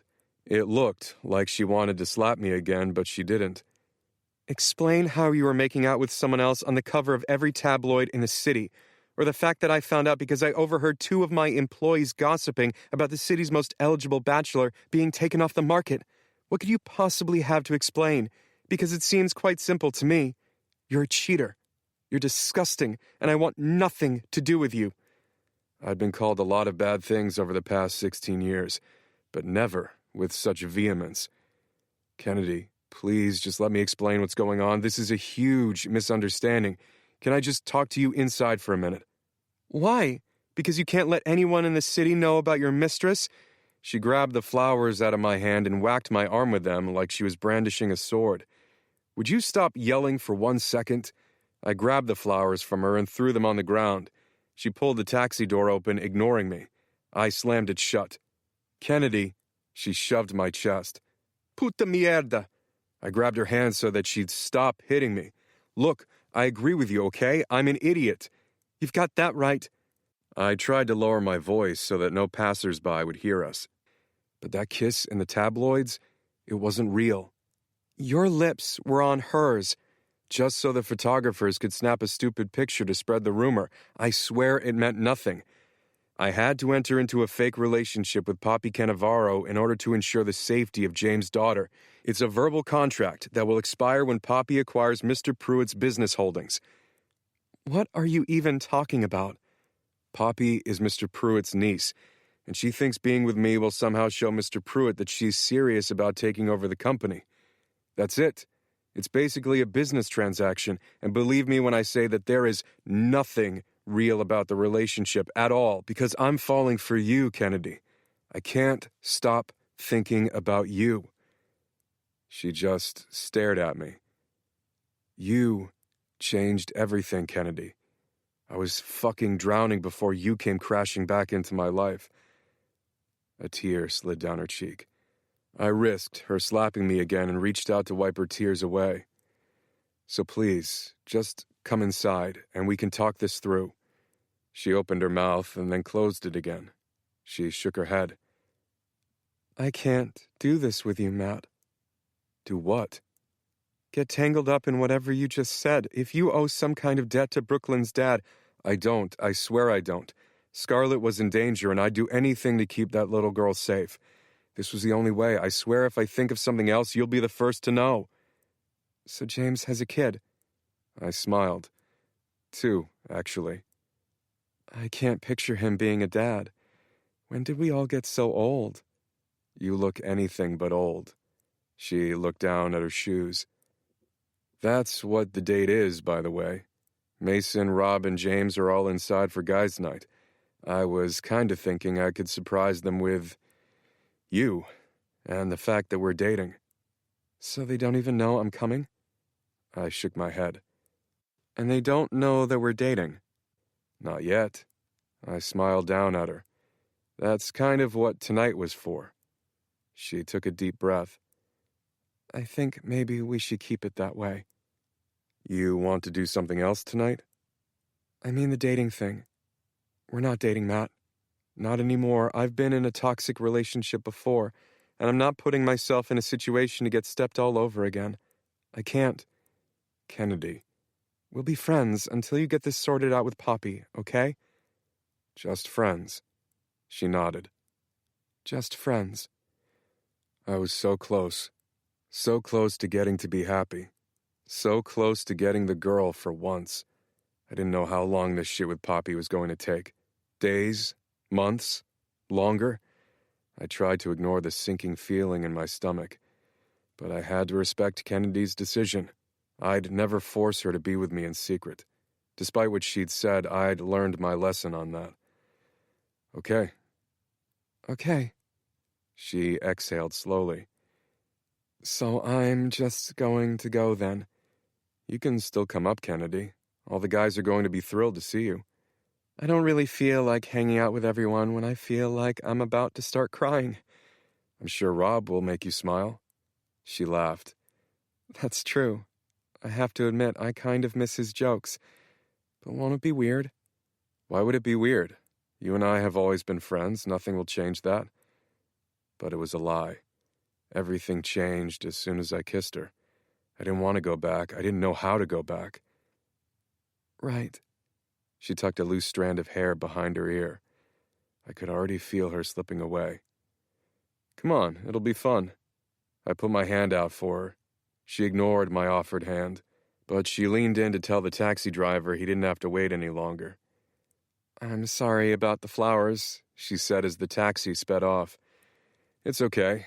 At the last minute I realized you'd probably prefer French fries anyway. She laughed. Very true. But for the record, when you've done something wrong and want to bring flowers, my favorites are tulips. I can't even remember where my mom and I were going, but we were on a trip and we passed by this huge field of tulips. It was the most beautiful thing I'd ever seen. I didn't say a word as we walked side by side into James' building, but if she thought she wasn't getting a tulip every day until she took me back, she was sorely mistaken. We got on the elevator and I could feel the distance between us. She leaned against the wall on the opposite side of me, and all I could think about was closing the distance between us. Chapter 38, Friday. Stop looking at me like that, Kennedy said. Like what? Like more than friends. I don't know how to not do that, I said. Kennedy shook her head. You're making this harder than it has to be. It's like you said earlier, we've always been friends. That was before I kissed you. I watched as her cheeks grew rosy. Cut it out, she said. I'm not doing anything. Yes, you are, she said with a laugh. You're over there looking all sexy, staring at me. I smiled. You think I'm sexy? Try harder to look at me like we're just friends, she said, ignoring me. I closed the distance between us in the elevator. She looked up at me. Matt. You can't deny that you feel this too. Of course I feel this. She put her hand on my chest and then quickly removed it. I didn't say this wasn't hard for me. I don't want to be with someone that isn't all in. And you can't be all in right now. I am all in. Except in public, where you're all in with another woman? I pressed my lips together. We're just hitting pause, she said, but her words didn't fit her actions because she drew a fraction of an inch closer. I didn't say a word. I just stared down at her. She leaned forward, her lips stopping by my ear. Her hand rested on my shoulder. It took every ounce of restraint I had not to hit the emergency button on the elevator to bring it to a halt. I couldn't remember the last time I wanted something so badly. Try harder, she whispered, and then took a step back. Kennedy Alcaraz was a tease, and I was pretty sure I was falling in love with her. Maybe you should try harder to keep your hands to yourself, Alcaraz. Don't call me that, she said with a laugh. You know the alternative. She rolled her eyes, and the elevator doors dinged open, ending our conversation, because Tanner was standing there. He looked at us standing on opposite sides of the elevator. I guess the conversation didn't go as planned, he asked. Kennedy stared at me. Not exactly, I said. I didn't try to take her hand as I stepped off the elevator. Kennedy, this is Tanner. Matt's best friend, he said. It's lovely to finally meet you. From one of Matt's friends to another, it's nice to meet you too, Tanner. Friends? Tanner looked at me. Oh, it really didn't go as planned then. I thought you said no one knew about us yet, Kennedy asked me. I smiled. Don't worry, only Tanner knows. Okay, well, Matt and I decided to just be friends until he sorts out whatever he needs to do with Poppy. So maybe just don't mention that we dated for all of 2 seconds to anyone else. Tanner smiled. Luckily for you, I happen to be an excellent secret keeper. Now, which apartment is James? She asked. There were only 2 doors on the floor, one for James' apartment, and one that led to his security team. I knocked on the closer door. Why hadn't you gone in yet? I asked Tanner. I was waiting for you two. You know how uncomfortable Robert makes me. Kennedy laughed. Please don't tell me Rob goes by Robert now. Only I call him that, Tanner said, because he hates it and we're sworn enemies. Why? He loves to claim that he's Matt's best friend when that title clearly belongs to me, and his jokes are rarely funny, and his haircut is stupid. Kennedy looked up at him. It kind of sounds like you're jealous of him. Of young Robert? Tanner laughed. Never. Young Robert, how old are you? Tanner cleared his throat. Age is only a number. So, Rob's actually older than you? It doesn't matter either way. What matters is that he certainly doesn't act like it. Kennedy said. What? What was the for? It's just, your sense of humor is actually a lot like Rob's. I feel like you two are more similar than you think. Oh, this wasn't good. I knocked on the door louder this time. We needed more people so that Tanner wouldn't flip out. Tanner gaped at her. Similar to Robert. If Matt wasn't in love with you, I'd tell you to wash your whore mouth. I didn't know what was more shocking, the fact that he'd dropped the L word when I hadn't, or that he'd told her to wash her whore mouth. Tanner, what the hell, I said. But Kennedy started laughing really hard. I guess it's a good thing Matt's in love with me then. I glared at Tanner. I take it back, Kennedy said to him. I think you're funnier than Rob. I can tell we're going to get along swimmingly, Tanner said and put his arm around her shoulders. What else has Matt told you about me? What hasn't he told me? Tanner said. Where do I even begin? Fuck my life. James finally opened the door, but he wasn't paying attention to me.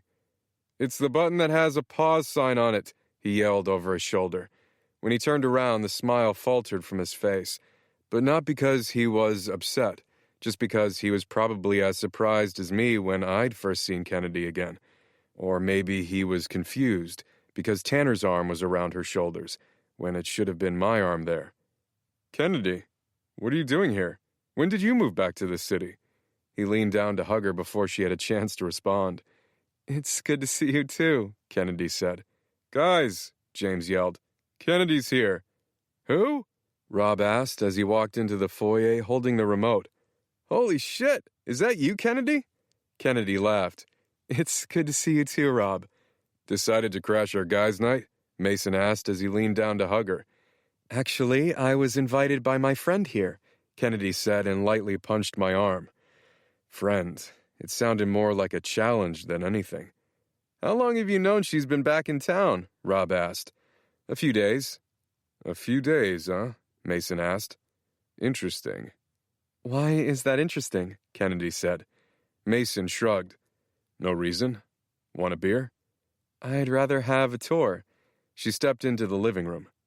What a view. She wandered over to the windows overlooking Central Park. Everyone started to follow her, but I grabbed Tanner's arm to hold him back. What the hell was that? I asked. What was what? You called her a whore and told her I loved her. No, I said I would never call her a whore because you love her. Same thing. Actually, it's quite different. Kennedy and I just had a fight outside. We agreed to be friends. The last thing I need is to scare her off by tossing out the L word. I don't know, he said and looked over at Kennedy with the guys. I followed his gaze. Kennedy was staring at me instead of the amazing view. She blushed and turned back to listen to what James was saying. It seems like maybe that was the exact word she needed to hear, Tanner said. Kennedy stole another glance at me over her shoulder. God, she was sexy. I smiled, and she smiled back.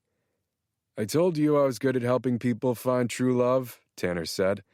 Just trust me. You own a sex club. That's a matter of interpretation, but this is all going according to plan. Quite perfectly, as a matter of fact. What plan? You and Kennedy falling for each other. You had nothing to do with that. Of course I did. I admit I was a little perturbed that you asked Penny to be your matchmaker instead of me, so I decided to interfere. I recently acquired the real estate company your agent Bill works for. I had the owner hire Kennedy's photography company. It was a huge contract. I knew she'd been considering moving back to the city and just needed one final push. What? How did you... And I hired a security team to follow you after all the Hitwoman nonsense, so they knew you went straight home the other night instead of coming to my place, which I'm still quite angry about, but it was a good opportunity, so I let it go. I arranged for Kennedy to show up to take your listing pictures that night, and bam! True love. You're welcome. But last night, you thought I was dating Poppy. You were all excited about it. No, I knew you weren't. It was all a ruse, because you hadn't told me about Kennedy yet and I was trying to force your hand. It worked, didn't it? You told me everything before you told Rob, by the way, just saying.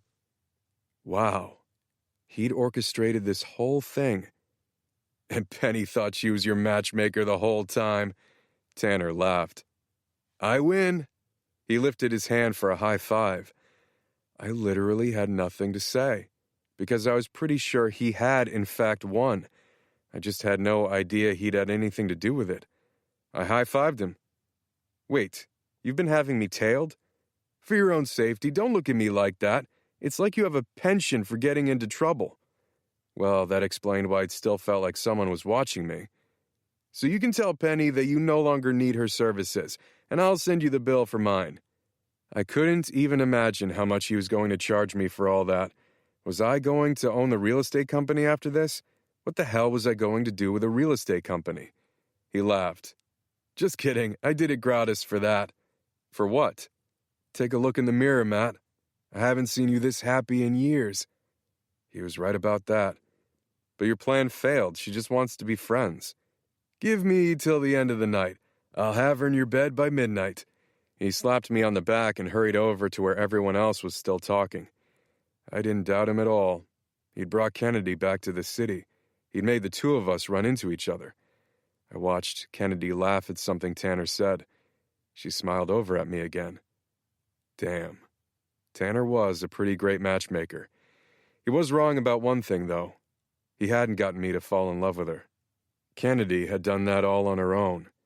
And I wasn't about to be put back in the friend zone. Chapter 39, Friday.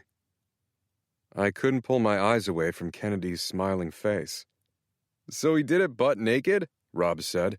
Kennedy started laughing again. No. You could barely hear the word through her laughter. You didn't. She put her hand on my knee. All night long she'd been doing things like that. Grabbing my arm, touching my thigh. I wasn't even sure she realized she was doing it. It was like her body just gravitated to mine. I smiled at her. They dared me to, of course I did. You could have gotten arrested, she said. Who runs butt naked into a convenience store for a bottle of water? One lesson you learn in college is that while breaking the law, you should break said law naked, Rob said. It's a lot easier to slip away from an officer when he's trying not to touch your junk. Kennedy shook her head. I didn't learn that lesson in college. Oh, well, it's different for girls, I said. I think police officers like when women are naked. They'll probably grab you even faster. There are girl officers too, you know, Kennedy said. Which I'm sure aren't all straight, Rob said. Kennedy laughed. Well, surely there were some gay officers that would have loved to grab your junk. Fair point, Rob said. I'm sure there are plenty of men that would like to feel me up. It's just a general principle that usually works. Kennedy shook her head. You're all ridiculous. Only Rob is ridiculous, said Tanner. And I have a much less ridiculous topic to discuss with you. Do you believe in true love? Who? Me? Kennedy asked. Yes, you. She eyed me for a second, but then looked back at Tanner. It depends on what your definition of true love is. Soulmates, two people that are perfect together. Tanner smiled. Destined to be together, even if it takes them a while to figure it out. Kennedy's cheeks flushed. Yeah, maybe. She locked eyes with me for a second, but quickly looked away. It's certainly a nice idea. It's more than an idea. Let's take you and Matt, for example. You were friends when you were teenagers. Who's to say you aren't destined to be more? We're still just friends, Kennedy said with a half-hearted laugh. Right, buddy? She elbowed me in the side. It took all my restraint not to pull her onto my lap and kiss her. Right.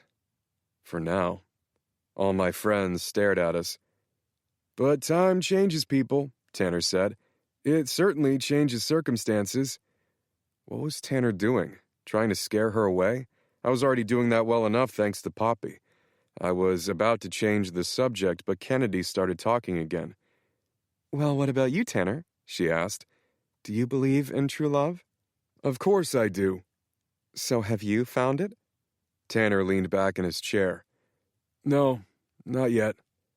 I knew that wasn't the whole story. He'd had it and lost it like me. Rumor has it that Penny's pretty good at matchmaking, Kennedy said. Maybe you should ask her for help. Tanner lowered his eyebrows. Maybe someday, but not right now. Trust me, James said. Penny's not a very good matchmaker. Her intentions are good, but her setup ideas have been a little out there recently. My dick, that was almost set on fire, could vouch for that. Kennedy laughed.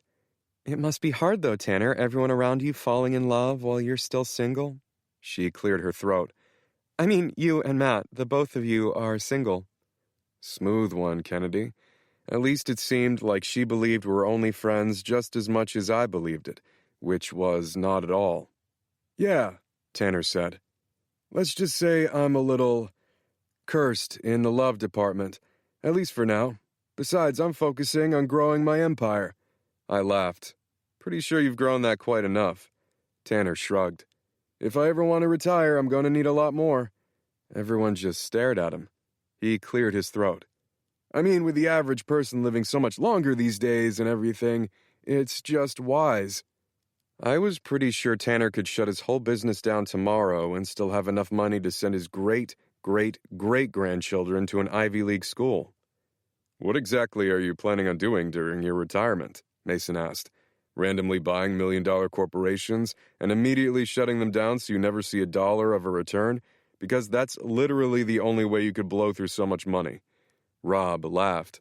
Or are you just worried that Matt's so bad at his job of handling your finances that you have to be extra careful? I'm great at my job, I said and threw a pillow at him. Rob caught it and stuck his tongue out at me. Actually, I have to admit it, James said. You are great at it, Matt. My portfolio is insane, and it's insane that I just said that sentence out loud. When did we get so old? Speak for yourself, Kennedy said. Matt, Rob, and I are practically still teenagers. Sorry, Tanner, I have no idea how old you are. Older than I look, he said. Kennedy scrunched her mouth to the side as she stared at him. Let me guess. 37? Tanner laughed. He's just messing with you, Kennedy, Rob said. Tanner's younger than all of us. He's only 28, which is why it's extra annoying that he calls me young Robert. Maybe if you acted a little more mature, young Robert. Rob pelted the pillow at Tanner's head. Tanner caught it in his hand before it collided with his face. Seriously, Kennedy said. Why don't the two of you get along? You have the same sense of humor. As Robert? Tanner asked. We've been over this. Never. Never, Rob said. Kennedy laughed. You two literally just agreed on something. Never, Rob and Tanner both said at the same time, and then glared at each other. Well, I certainly won't be using that word again, Tanner said. Just say nunca, I said. Kennedy smiled up at me. Anyone want another drink? Tanner asked. Kennedy, will you come help me? He wandered into the kitchen before she had a chance to respond. I feel like I've been summoned, Kennedy whispered to me. Just ignore him. She smiled. It's important for your friends to like me. Her face flushed again. I mean, just so that we can all be friends. I'll be right back. She followed Tanner into the kitchen. What the hell was he going to say to her? James and Rob's phones started buzzing at the same time. They looked at each other and sighed. Probably something with the kids, James said. I gotta take this. Me too, Rob said. They both answered their phones and wandered out of the room. So, Mason said as he stared at me. Does Kennedy have anything to do with your good mood last night? You heard her, I said. We're just friends. Huh. I laughed. What? Nothing. He folded his arms in front of his chest. It's just that the two of you were pretty close years ago. I always wondered if maybe there was something more there. There hadn't been before. She was just the only person who understood what I was going through. But now, it was actually exactly like Tanner had said. People changed. Circumstances changed. I was wondering if he had been talking more to me than he was to Kennedy. Can you keep a secret? I asked. Probably not. I shook my head. It didn't matter. I was pretty sure it was all over my face. And I'd already told my mom. I was surprised she hadn't called Mason yet with the good news. I think I'm falling for her. Mason didn't say anything for a long moment. Can you keep a secret? Better than you can, because B won't be bugging me about it. He laughed. I always thought you and Kennedy might get together. I was hoping you would, actually. She gets it. She did. I think there was a part of me that always realized that. And now that she was finally here, all I wanted was to be close to her. And she's a cool girl, Mason said. I've always gotten along well with her. I think B would like her too. Yeah, I think she would. I shook my head. Wait, that's your secret, that you've been secretly wanting me and Kennedy to get together all these years? No. My secret is that you should fall a little faster, because my kid's going to want a best friend, and he's going to be younger than all James and Rob's kids, so I need you to step up. B's pregnant? He laughed. Not yet, but we're going to start trying. That's awesome. A few weeks ago, this would have been the worst news ever, but it didn't feel like bad news tonight, because I wasn't stuck anymore. I knew what I wanted. I smiled as I heard Kennedy's laughter filter into the great room. I wanted her. Wait, but you said he. Yeah, I'm planning on having all boys. I don't think that's something that you can just decide. Just watch and learn. I'm much too masculine to have a girl. He raised his beer bottle. That's definitely not how it works. We'll see. Despite Mason's flawed logic, I was going to be an uncle. A real one. Not that Scarlett, Liam, Sophie, and RJ didn't count, but this was a big deal. That's going to be you soon, then, I said and gestured over to James and Rob, who were most likely talking to their wives. What do you think is wrong? He asked. I'm guessing someone has a tummy ache. Maybe. But I'm thinking Liam pulled Sophie's hair again. I laughed. The audacity of that little baby to pull pigtails. Mason shook his head. Want to bet on it? Loser drinks all those shots, he said. I looked over to see Kennedy and Tanner walking back into the room. They were each carrying a few shots in their hands. I had a feeling tonight was about to get significantly more interesting. Deal, I said to Mason. Chapter 40, Friday. Kennedy's eyes locked with mine as she put the shots down on the coffee table. I was wondering what she and Tanner had been talking about in the kitchen, but it couldn't be bad because she looked really happy. I found my gaze wandering to her lips. She sat down next to me, closer than before. What? She whispered. Nothing. She shook her head with a smile. Anyone want another drink? Kennedy asked. Tanner tried to convince me to play Spin the Bottle, but I had to explain the rules to him, because he didn't seem to realize that when there's only one girl, it'll end up being some boy-on-boy action. Tanner laughed. I've never played before. It's okay, Kennedy said. I never played before either. I was super lame in high school, too. Right, agreed Tanner. That's exactly why I don't know what it was like. I was just super lame. He laughed like the idea of him being lame at any point in his life was the funniest thing he'd ever heard. I had no idea what he was up to, but hopefully whatever he said to her in private would help. And I knew he'd only mentioned Spin the Bottle so I could make out with Kennedy. Or maybe he really was just misinformed. He didn't go to school in the States. Who knew what they did in Greece? I vaguely remember him saying he'd been in Greece for high school. Or was it Germany? But I can't imagine you being lame, Tanner said. Matt pretends he was cool in high school, and he told me the two of you were friends. Matt was cool, Kennedy said, and he only hung out with me out of obligation. That's not true. I lightly touched her back, and she didn't push me away. I always thought you were cool, Kennedy. She laughed. No way, you were just being nice because I didn't have any other friends my junior and senior years. You just didn't want me to have to sit alone at lunch. She patted my leg and let her hand linger. That wasn't true. I'd gotten used to eating lunch with her in Brooklyn, and I just didn't want to stop.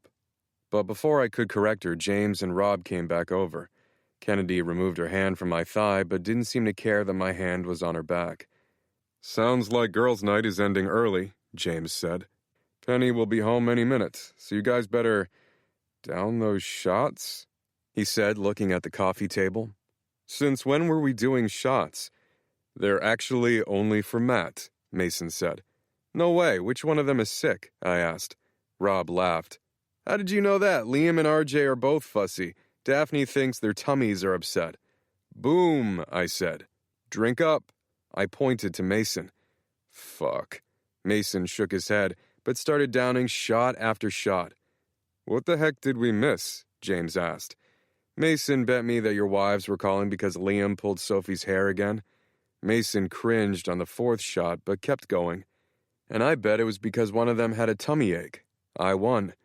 Mason slammed the last glass down on the coffee table. B's going to be so pissed that I'm coming home this drunk. Well, not this drunk. Drunk as in drunk me 15 minutes from now. He coughed. I'm pretty sure that tequila is in my veins. Kennedy laughed. In my defense, I thought we were each going to take a shot. I didn't know you guys were making a bet. The front door opened. Daddy! Scarlett called from the hallway. Liam's doing the burping thing. James laughed. Excuse me for a sec, Liam has the cutest burps. Gross, I said. James lightly slapped the back of my head as he made his way past me. After a few seconds, Scarlett came running into the room, heading right for me. Uncle Matt! Uncle Matt! She ran into the great room and climbed up onto my lap. I got to eat chocolate cake tonight. A whole piece all on my own. This big. She showed me with her hands how big the ginormous slice of cake she'd eaten was. She seemed very hyped up on sugar. You should have seen it. She turned to look at Kennedy and then ducked under my arm to hide from her. Who is she? Kennedy smiled. I'm a friend of your uncle's. Which one? Scarlett asked from her hiding spot. Matt. Well, all of them, actually. It's okay, kiddo, I said and ruffled her hair. Kennedy's really nice. How about you come say hi to her? Scarlett shook her head. For me? Please? Scarlett peered out. So you're my aunt? Oh, Kennedy laughed. No. But all my other uncles are married, so that means you're dating Uncle Matt, which means you're my aunt. It's nice to meet you. She sat back down on my lap, her fear of Kennedy completely gone. Your uncle and I are just friends. No. Kennedy laughed. Yes, we are. No, boys and girls can't just be friends. That's what Axel says. And who is Axel? Kennedy asked. My boyfriend. You have a boyfriend? Yes, and we're going to have 10 babies because he doesn't care that I like playing with dolls, and he's going to be on the TV with the football. Kennedy smiled. It sounds like you have it all figured out. Scarlett nodded. You too. She grabbed my hand and Kennedy's and put them together. You can have 10 babies too if you want. It's okay. Kennedy and I looked at each other. I knew Scarlett had no idea what was going on outside the world of her dolls and Axel, but to me, this felt like her blessing, like maybe she was telling me I should take a chance on being happy, that maybe it was worth the risk. Pumpkin, it's time for bed, James said and lifted Scarlett upside down. Kennedy pulled her hand out of mine. I didn't want to be put in the friend zone, and I didn't want to wait around being Poppy's puppet.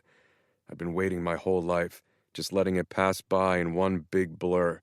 Scarlett wanted me to be happy, and James would understand. Hell, he'd already said he understood.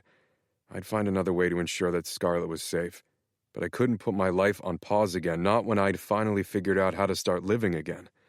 Scarlett laughed. Daddy, I had the biggest piece of cake. I can tell, James said as he righted her in his arms and peppered her face with kisses. She squealed. I grabbed Kennedy's hand and pulled her off the couch. What are you... Her voice trailed off as I brought her into the kitchen. I'm done, I said when we were alone. Kennedy shook her head. Done what? I'm not going to make the same mistakes I did before. I'm not going to keep how I feel about you a secret. I would never do that to you, Kennedy. You deserve more than that. So much more. Matt. I'm telling Poppy I'm pulling out of our deal. Kennedy took a deep breath. I can't let you do that. I stared down at her. Maybe if you had said this downstairs earlier, I would have agreed. But I just met that cute little girl. Scarlett's adorable. And the way she ran right over to you? She shook her head. I can't let you risk Poppy hurting her. I can't. I've already made up my mind. I'll find another way to keep Scarlett safe. You're a great uncle, and I'm not going to get in the way of that. She grabbed both my hands. I hope you do find another way to keep her safe. I will. And in the meantime, we can... No. In the meantime, nothing. We can't do anything until you have a backup plan in place. I couldn't bear it if anything happened to Scarlett, not because of me. I already live with so much guilt because of what I said to Brooklyn. Brooklyn knew you didn't hate her. Did she, though? A tear ran down Kennedy's cheek.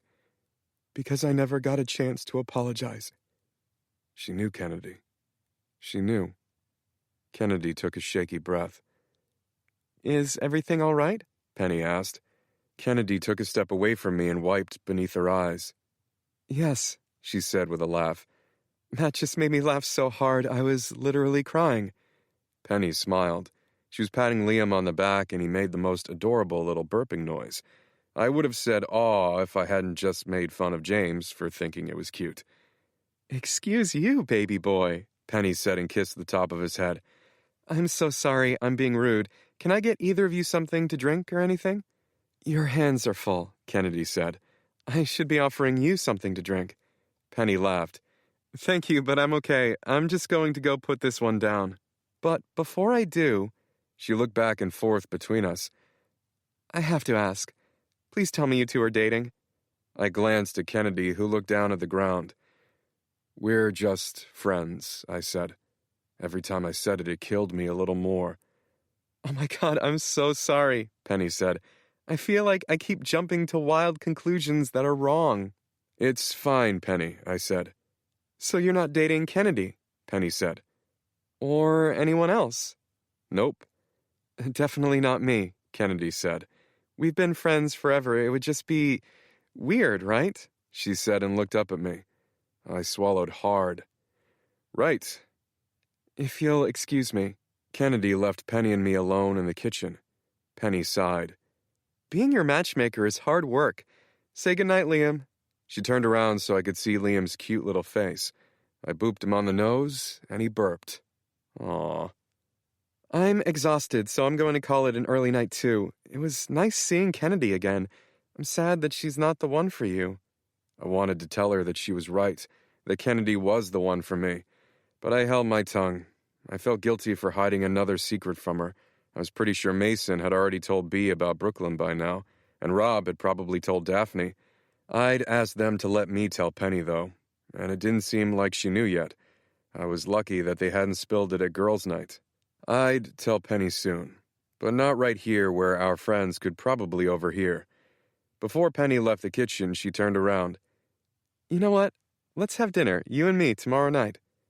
Well, that was easy. Tomorrow would be a perfect chance to tell her everything. Sure, that sounds great. I already felt a little relieved. Penny was right. Secrets sucked. She gave me a weird grin. Despite what James thinks, I'm pretty sure I have everything figured out. Wait, what? I have no idea what you're talking about.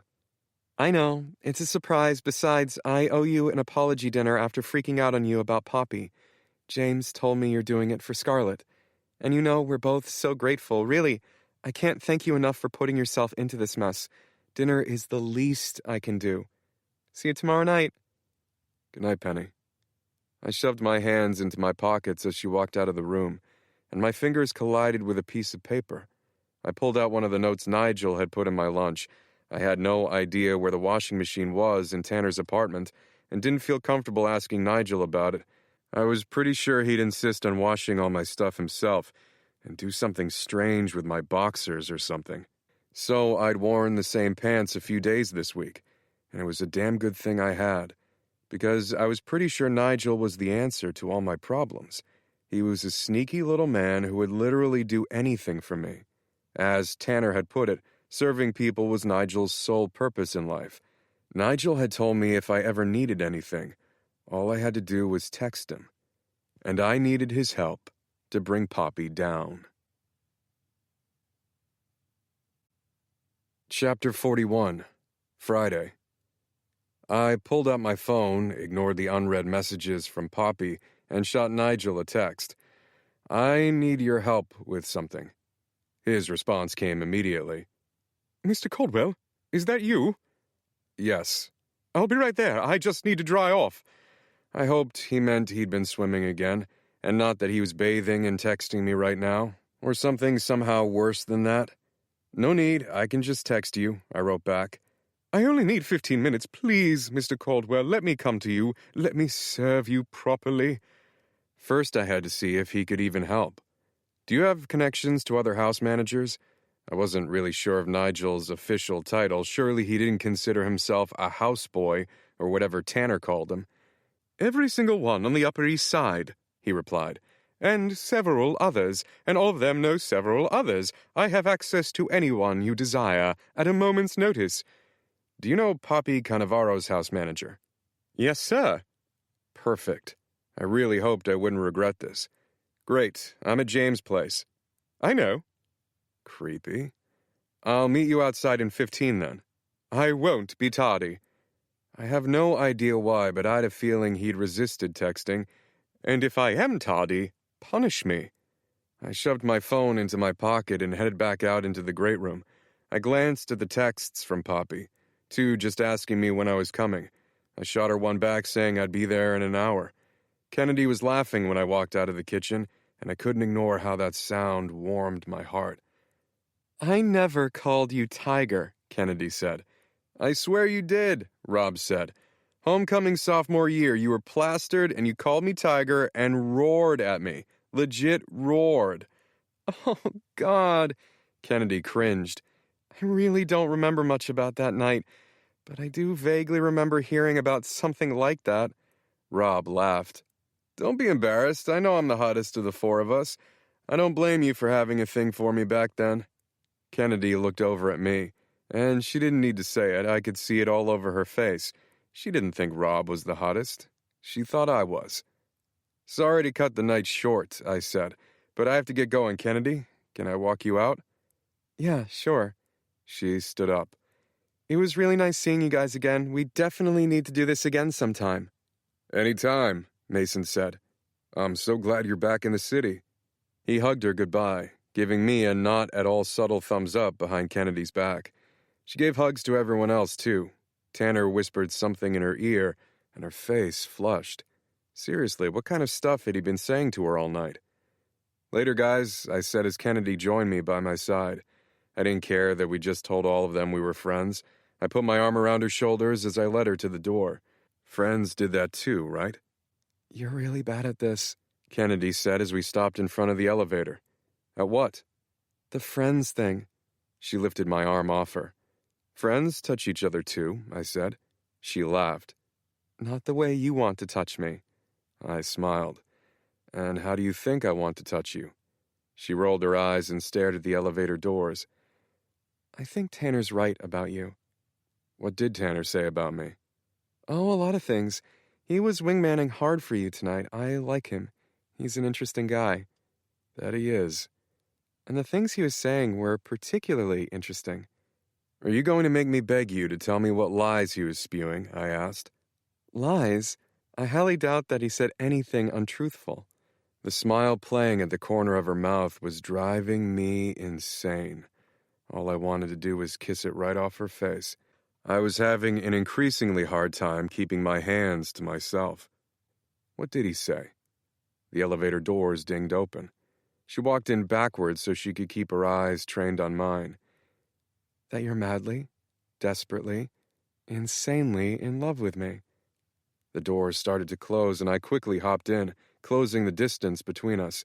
She stepped to the side, trying to move away from me, but I kept advancing until her back was pressed against the side of the elevator.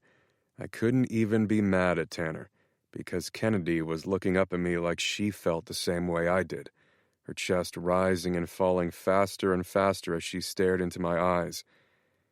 "And how did that make you feel?" I asked. "Terrified?" I swallowed hard. "Are you scared of me, Kennedy?" I reached out and touched the side of her face. "Or of what we could be?" "It's just, what if Tanner's right? What if it was always supposed to be me and you, and it just took us some time to find our way to each other?"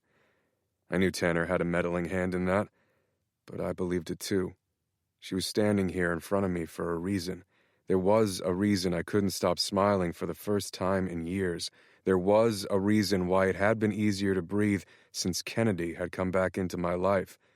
There was a reason for all of this. There had to be. My fingers slid to the side of her neck. What can I do to make you feel less scared? She stared at me. I don't know. Would it help if I told you I might have a way out of this thing with Poppy? I'm meeting up with a friend tonight. Since when had I considered Nigel a friend? He has connections all over the city. If anyone can help me dig up dirt on Poppy, it's him. I'm going to keep Scarlett safe, and I'm going to get to be with you. You have my word. Well, she bit the inside of her lip as she looked up at me. I mean, I guess that makes me feel a little less scared. What else? She didn't say a word. I smiled at her. It seems like all you really want is for me to get down on my knees and beg you for information tonight. She laughed as I got down on my knees in front of her. I leaned forward and kissed the inside of her thigh right beneath the hem of her skirt. Her smile faded and her lips parted with a sigh that made me instantly hard. I kissed a fraction of an inch higher.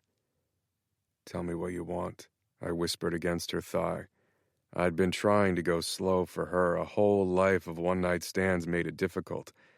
I'd been dreaming of this moment, waiting for her to say she was ready. She didn't say a word as I kissed higher, pushing her skirt up her hips. Tell me what you need. I kissed higher still. Or tell me to stop. I ran my thumb along the front of her lacy thong. Just say the words and I'll stop, baby. Please don't stop. Her voice was barely a whisper. I slowly pushed her thong to the side, letting my thumb brush against her clit. She shuddered. Do you ever touch yourself when you think of me? I whispered as I slid my index finger along her wetness. Yes, she moaned. I thought about you last night when I had my hand wrapped around my cock, about how your lips would feel wrapped around me. Have you thought about my lips on you? She gripped the back of my head, pulling me closer. I took that as another yes. I leaned forward and tasted her for the first time. Fuck. She was so wet for me. I pulled one of her legs over my shoulder to get better access to her, and I tasted and tasted until she was practically shaking in my arms. The elevator doors started to open. Kennedy stepped away from me, but instead of running out of the elevator, she hit the doors closed button, and then she hit the emergency button. I stared at her. With random women, this would normally be the moment I fucked them, where I told them to turn around and put their hands against the wall, where I'd try to focus on them for a few minutes instead of the woman who haunted my dreams every night. But Kennedy wasn't most women, and she'd be the only one in my dreams tonight.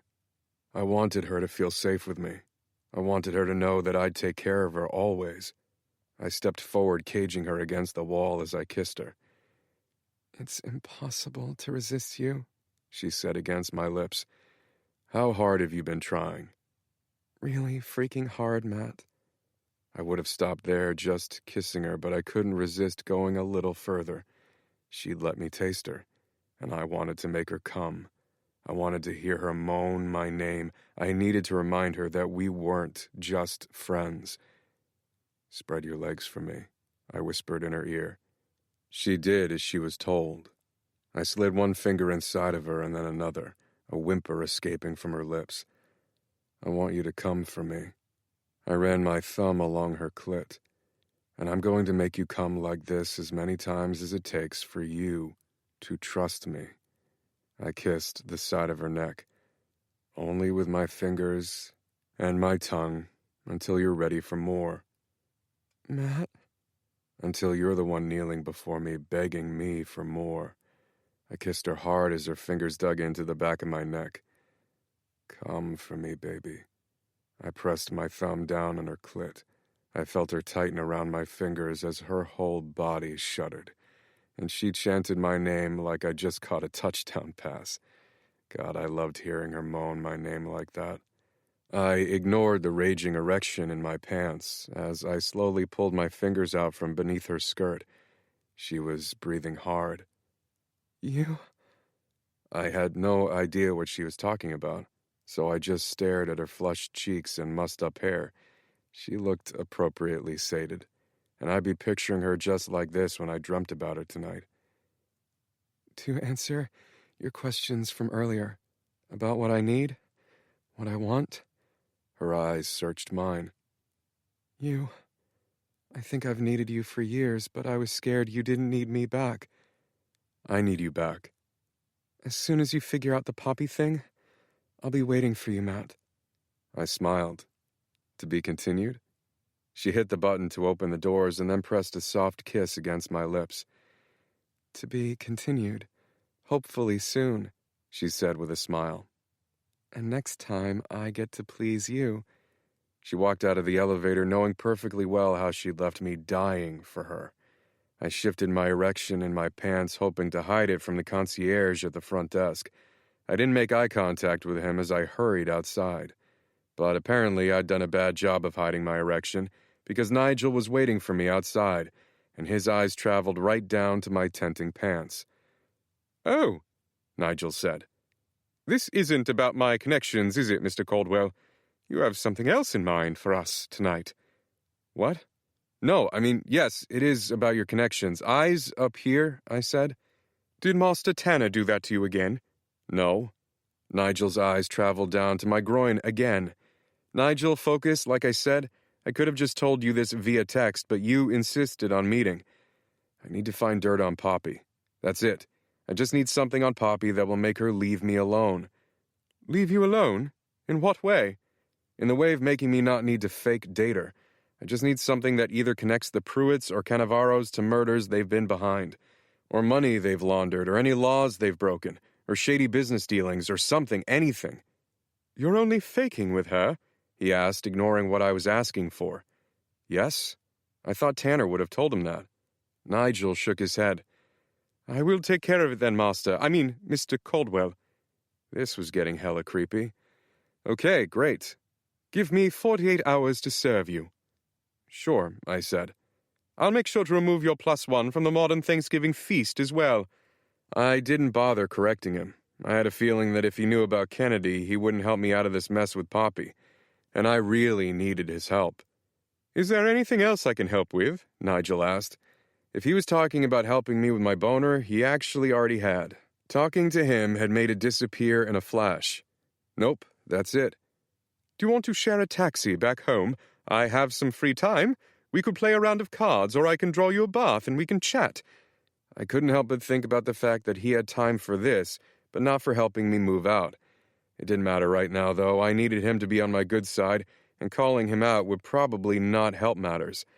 "I wish I could, Nigel." He looked so excited. "But I have a stupid date with Poppy tonight.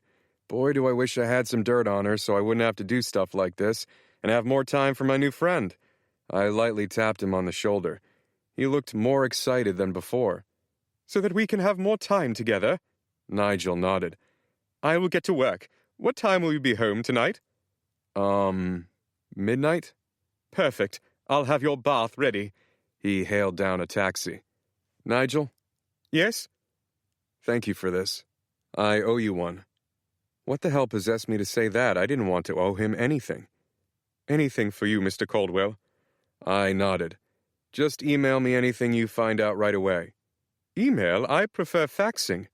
I just stared at him. Why? Faxing is the absolute worst.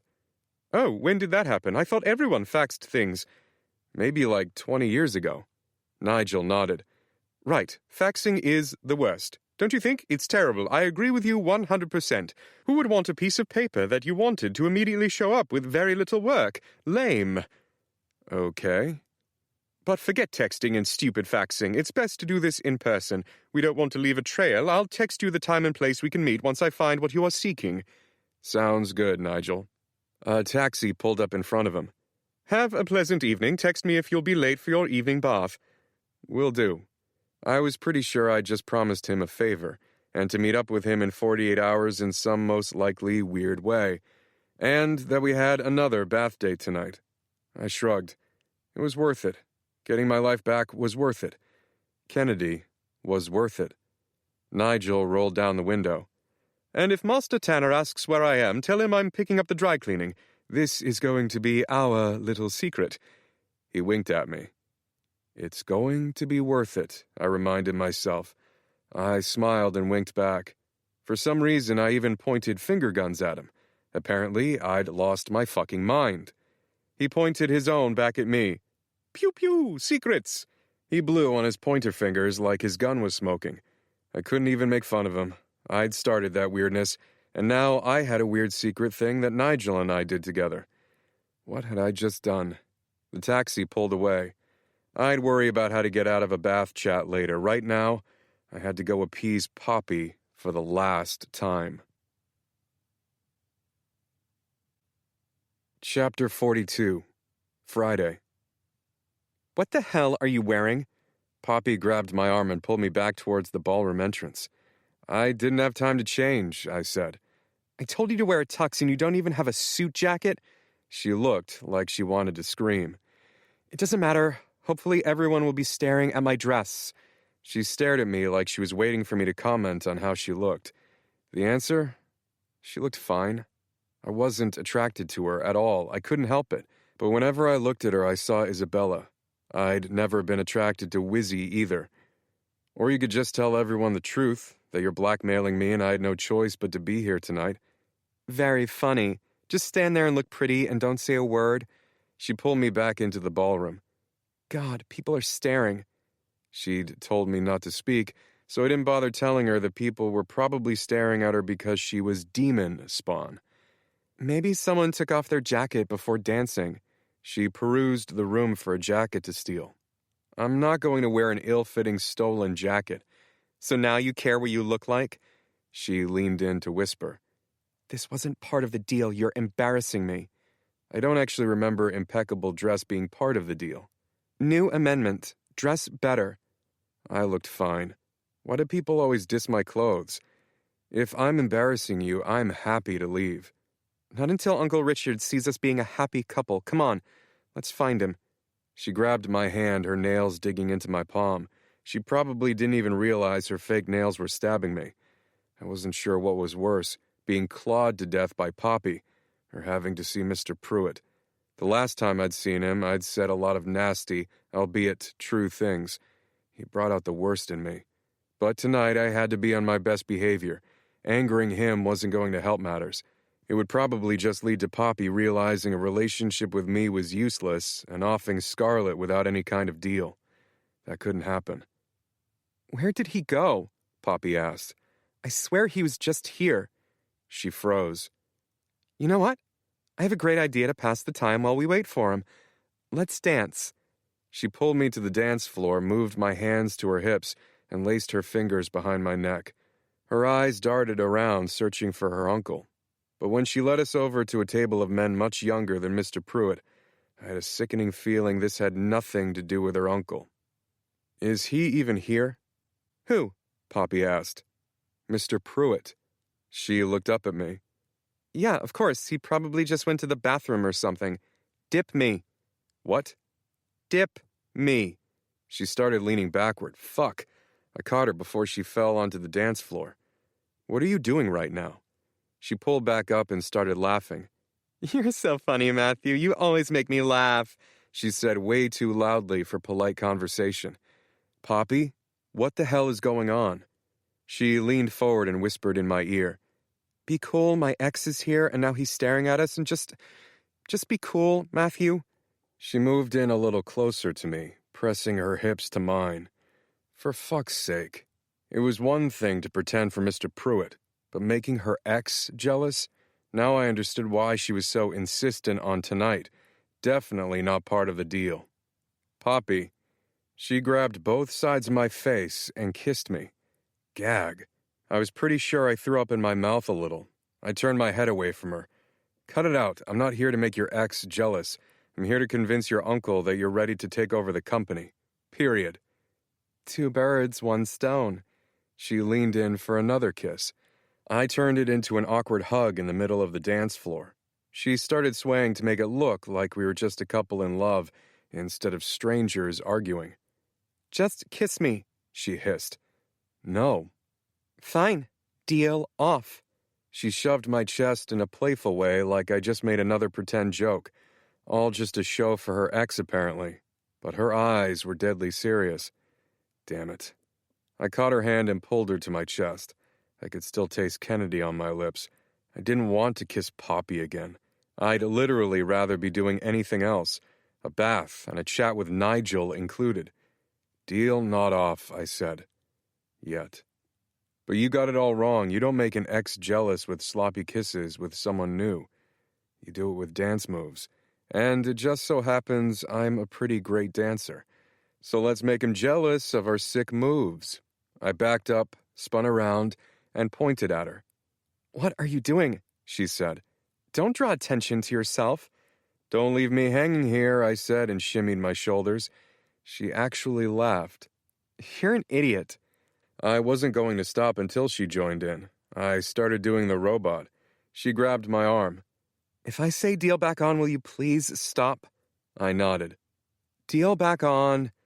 I froze on the dance floor, my arm still dangling down in the perfect robot. I moved it just an inch. She slapped my robot arm and then pulled me back in. Sorry, she said. I just figured since you were here, it wouldn't hurt to rub it in my ex's face that I'm so happy. You know what will probably make you happy? She looked up at me. Don't tell me you moonlight as a therapist. I hate therapists. Yeah, me too. No, but I do know that being in a real relationship is better than being in a fake one. That's the plan. We'll grow on each other. I clenched my jaw. That wasn't what was going to happen. It was hard enough to stand here with her, let alone thinking about being in a relationship with her. Please, Nigel, do your thing. Ah, there he is. She pointed over to Mr. Pruitt. Let's get him to believe we're in love. He's going to be thrilled. Look at me like you can't see your life with anyone else. I tried to picture her like Kennedy, but I couldn't. But the thought that Kennedy popped into my head made me smile. Perfect. She looped her arm through mine and walked us over to her uncle. Poppy, Mr. Pruitt said and leaned in to give her a hug and a kiss on the cheek. And Matthew, what is this? He looked back and forth between us. We're dating, Uncle Richard. Poppy reached out like she was about to straighten my tie, but then remembered I wasn't wearing one. She laughed and patted my chest. You're dating each other? He lowered his eyebrows. That's right. When I went to visit him the other day, we got to talking and talking. Talking at his office turned into dinner. She shrugged, like it had all happened without threats and bribery. We have so much in common. Plus, he's such a finance whiz. I know you mentioned that a while ago. She waved her hand through the air. But I'd completely forgotten. He's so smart. And I was telling him how I'm not so great with budgets and all that. He's been kind of tutoring me on the side when we're not busy canoodling. She booped me on the nose. Isn't that right, sugar tits? She batted her fake eyelashes at me. Sugar tits? What the hell kind of nickname was that for a grown-ass man? Mr. Pruitt just stared at her, and then his scrutinizing gaze landed on me. Is this true? Honestly, the last thing I wanted to do was lie to Mr. Pruitt, but I was kind of in a sticky situation here.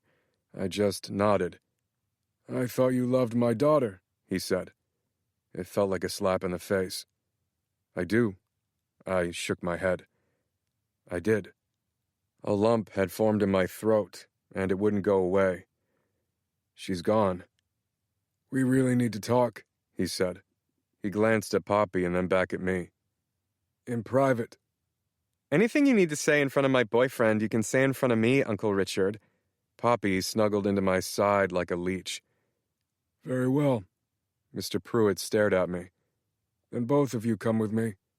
He turned around and walked toward a door marked Personnel Only. We started to follow him. Sugar tits? I whispered to Poppy. Really? I panicked. It was the first thing that popped into my head.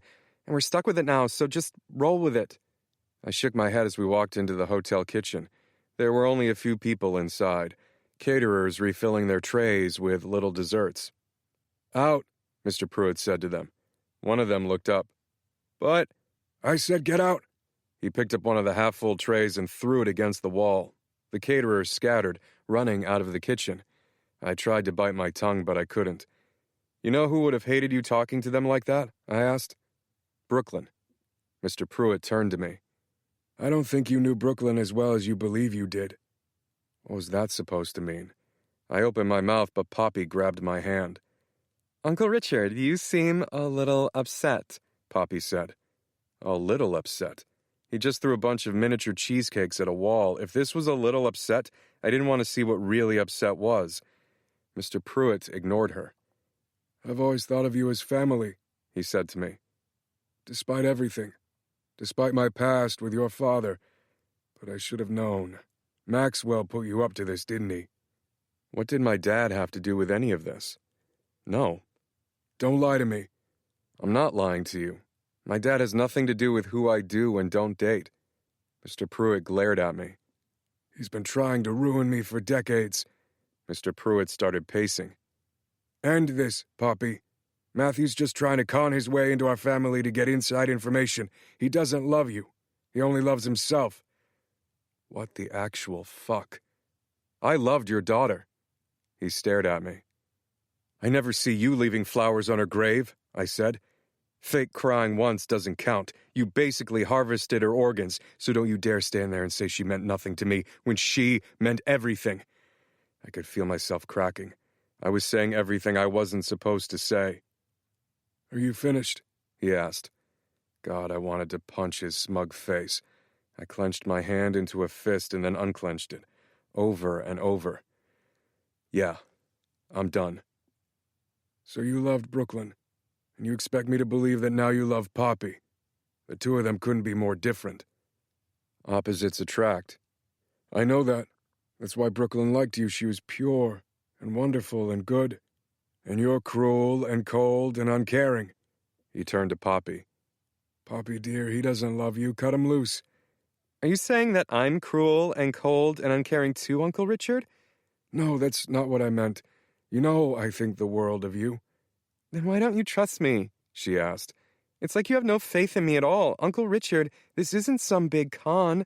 I'm in love with him. Love? I tried to smile and nod when all I felt like doing was throwing up. I didn't want to talk about Brooklyn. I didn't want to be standing here with her dad and Poppy. I wanted my fresh start.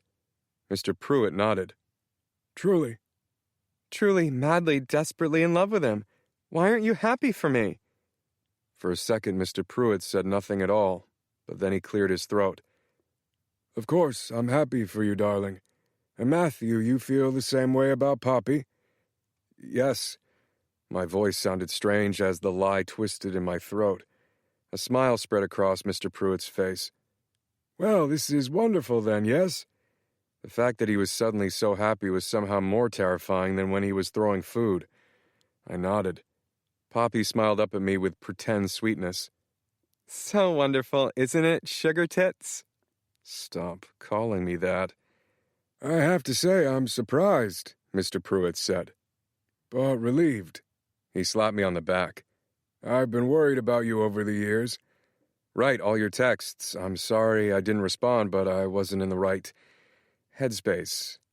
I hate you and I always will, murderer. You said you wanted to talk to me about something? Not necessary now. He shook his head. Not necessary at all. What did that mean? Not necessary now that I was dating Poppy? Happy? What? The last time we spoke, you mentioned that I was in danger. Ah, yes. A little unrest in the family again. But there's nothing to worry about now. It's been taken care of. Tit for tat, Poppy said. And I got to find out that car bombs are delightfully fun. Boom. My stomach rolled. I honestly had no idea what she was talking about, and I wanted to keep it that way. In less than 48 hours, I'd be out. I had to be. I couldn't be pulled into car bombings and evil plots. I didn't want any part of that. It warms my heart that you found happiness again, Matthew, Mr. Pruitt said. Warms my heart indeed. If the two of you lovebirds will excuse me, I don't want my absence to be noted. He hugged Poppy and then turned to me. Just so we're clear, if you hurt her, I'll kill you. Slowly, understand? I nodded. And I'll have a relationship contract sent over to your residence immediately. Please return the signed copy as soon as possible. Just like that, I'd been pulled back in. This was worse than just a lie with Poppy if I had to sign a contract. I couldn't let it get that far. Mr. Pruitt nodded and then strolled back out of the kitchen. As soon as he was gone, Poppy elbowed me in my side. What were you doing, purposely antagonizing him? And don't you ever bring Brooklyn up again in front of my uncle. The last thing we need is for him to think you're still in love with her. I'll always love Brooklyn. Keep saying idiotic things like that, and I'll kill you slowly myself. I'm sorry, Poppy. I didn't want to end up 6 feet under when I finally felt like I was living again. It won't happen again, but only because this would be the last time I'd be seeing her before I had a way out of this shit show. Good boy. How many times was she going to make me throw up in my mouth tonight? Shall we get back out there? She asked. Actually, you're right. I'm completely underdressed, and we already chatted with your uncle. I should probably just head out. She assessed my outfit again. You're probably right. You're certainly not making my ex jealous tonight. I'd take that as a compliment. But let's go out again tomorrow night. There's this new restaurant. I have dinner plans tomorrow with a friend. I wasn't going to put off this dinner with Penny. I've been putting off telling her about Brooklyn for years. Enough was enough. You can't keep blowing me off, Matthew. I'm here tonight, aren't I? She sighed. But you were late. Who are you having dinner with tomorrow? A friend. Be more specific, will you? Penny, Scarlett's mother. Is there something there I should know about? We're just friends, and you better add her to the list of people you're not allowed to hurt. All my friends, actually, and my family. I won't touch any of them, I promise. I need to get back out there. I caught her arm before she could leave. I want to be very clear here. I don't just mean touch, I mean harm in any way, including your newfound love for car bombs. She pouted. You're no fun. Promise me. I promise. She pulled her arm away from me. Make sure to clear your schedule next weekend for only me. Nope, I'll be out of your clutches by then. Sure thing, Sugar Tits. Don't call me that. It's your nickname, Sugar Tits. She pushed through the doors, leaving me alone. I rubbed the back of my neck. All this stress was really starting to mess with me. I thought about the bath that was most likely waiting for me back at Tanner's place. Honestly, a bath sounded pretty great right now. And I assumed I'd have to have a bath if I wanted any updates from Nigel. It was a win-win scenario, minus the whole him ogling me thing. At least he didn't call me Sugar Tits. Yet. Chapter 43. Saturday. Penny said she had a surprise for me tonight. I had no idea what that was about, but it didn't really matter. All that mattered was what I needed to tell her, and I'd be lying if I said I wasn't nervous. I handed the valet my keys and walked up to the restaurant. It had been a while since I'd been out to dinner with anyone other than Tanner, and it would be nice not to have to pretend to be gay for a meal. But there was still a sense of dread in my stomach. All Penny knew were my lies. For years, I told her I'd never been in love. Half the time, I was lying to myself about it. But I was done lying. In a lot of ways, Penny had been the closest person to me the past few years. Well, her and Tanner knew the truth about my past. Penny didn't. I owed it to her to tell her. She deserved that much for putting up with me. I also needed to apologize for flirting with her. I owed that to her and James. And I'd tell her about Kennedy, too. After tonight, everything would be out there. I'd be an open book. For once in my life. I took a deep breath and tried to get rid of my nerves. Penny would understand. She was very understanding, and that was one of the reasons why we got along so well. I got this. Instead of walking up to the hostess stand, I scanned the restaurant looking for Penny for a moment. She was usually easy to spot with her red hair, but I didn't see her. "Hi," I said to the hostess. "I'm meeting someone here. I'm pretty sure the reservation is either under Caldwell or Hunter." Yes, Hunter, right this way." It felt like I was just a few steps away from my fresh start, especially because Nigel had told me last night that he was pulling together some great dirt on Poppy. He refused to share any of it yet, but he looked really happy. And as Tanner liked to say, Nigel was happiest when he was serving others.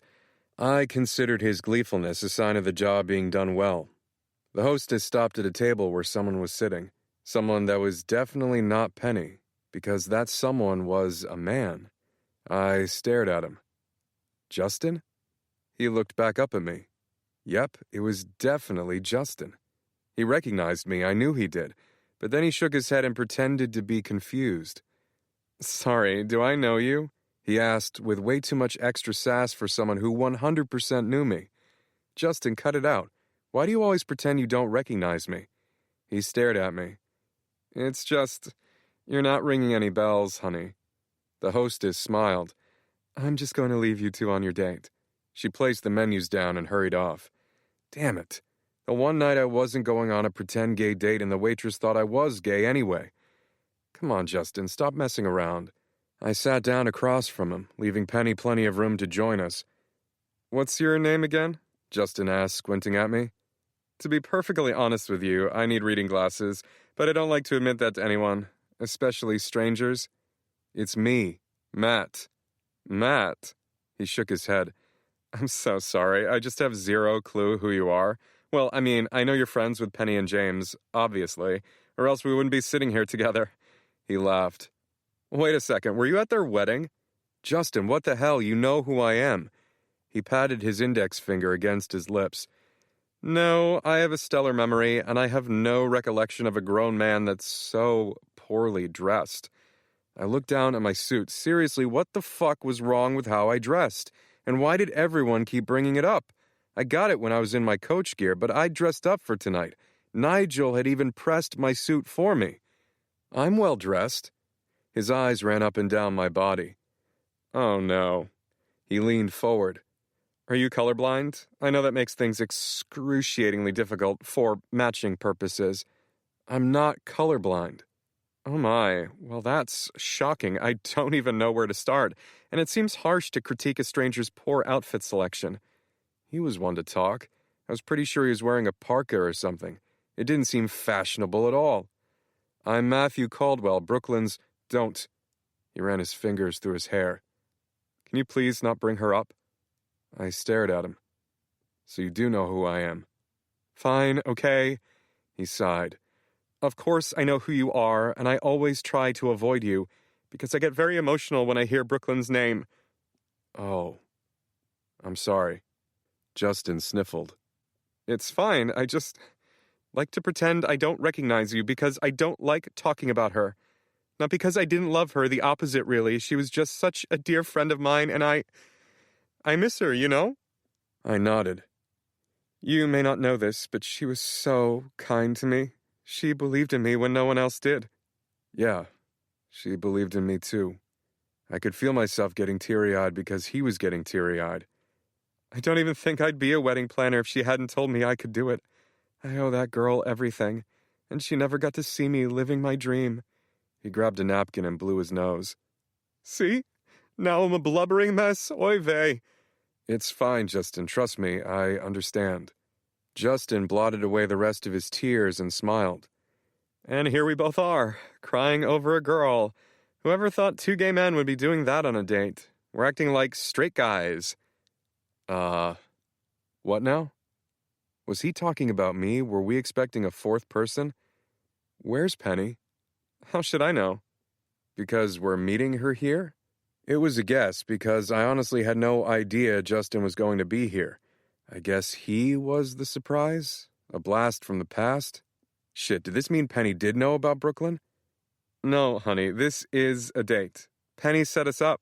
She told me all about how you've been hiding in the closet all these years. I haven't been hiding in the closet. Oh. Oh, no. You're not out yet? I swear to God that girl promised you'd be excited about this. I'm not gay, Justin. Of course you are. I mean, I totally get it. I heard what you said at the funeral, that you loved Brooklyn and only Brooklyn until you died, and hopping onto the other team doesn't really feel like breaking that promise, because at least it's not another woman, so technically it's kosher. We're all good. I'm not judging you. I'm actually really happy that you're here. Justin, I'm seriously not gay. Penny told me everything. He reached out across the table and grabbed my hand. She said she was out to dinner the other night with James, and she saw you kissing a man. I never kissed a... My voice trailed off. Fucking Tanner. I pulled my hand away from Justin. This is a big misunderstanding. That wasn't a kiss.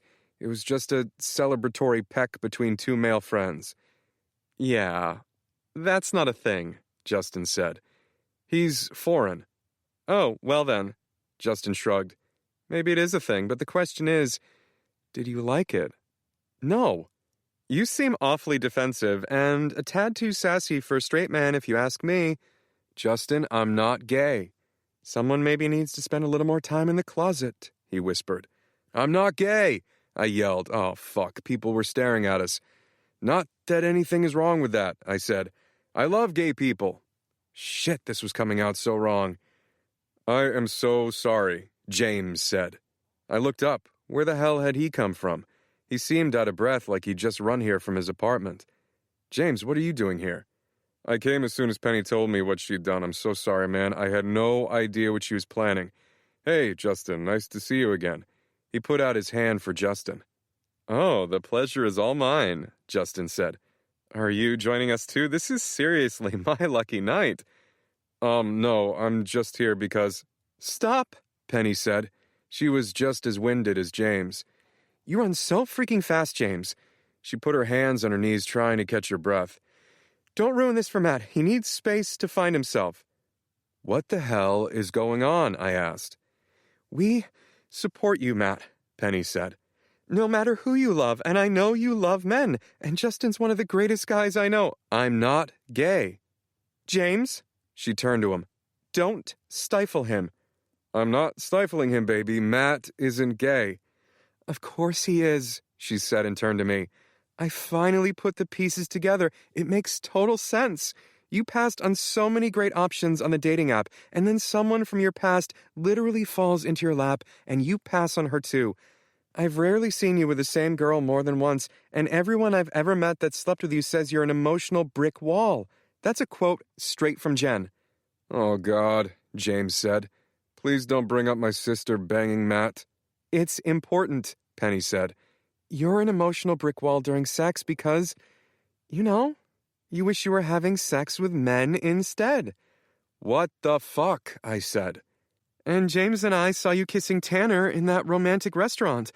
I'm so sorry he doesn't want to be more than friends. My heart hurts for you, and I know he cares for you, of course, but he's clearly not gay. Neither am I. Matt, it's okay. We're here for you no matter what, and I'm so sorry you never felt comfortable enough to tell us that you've been gay this whole time. We love you no matter what.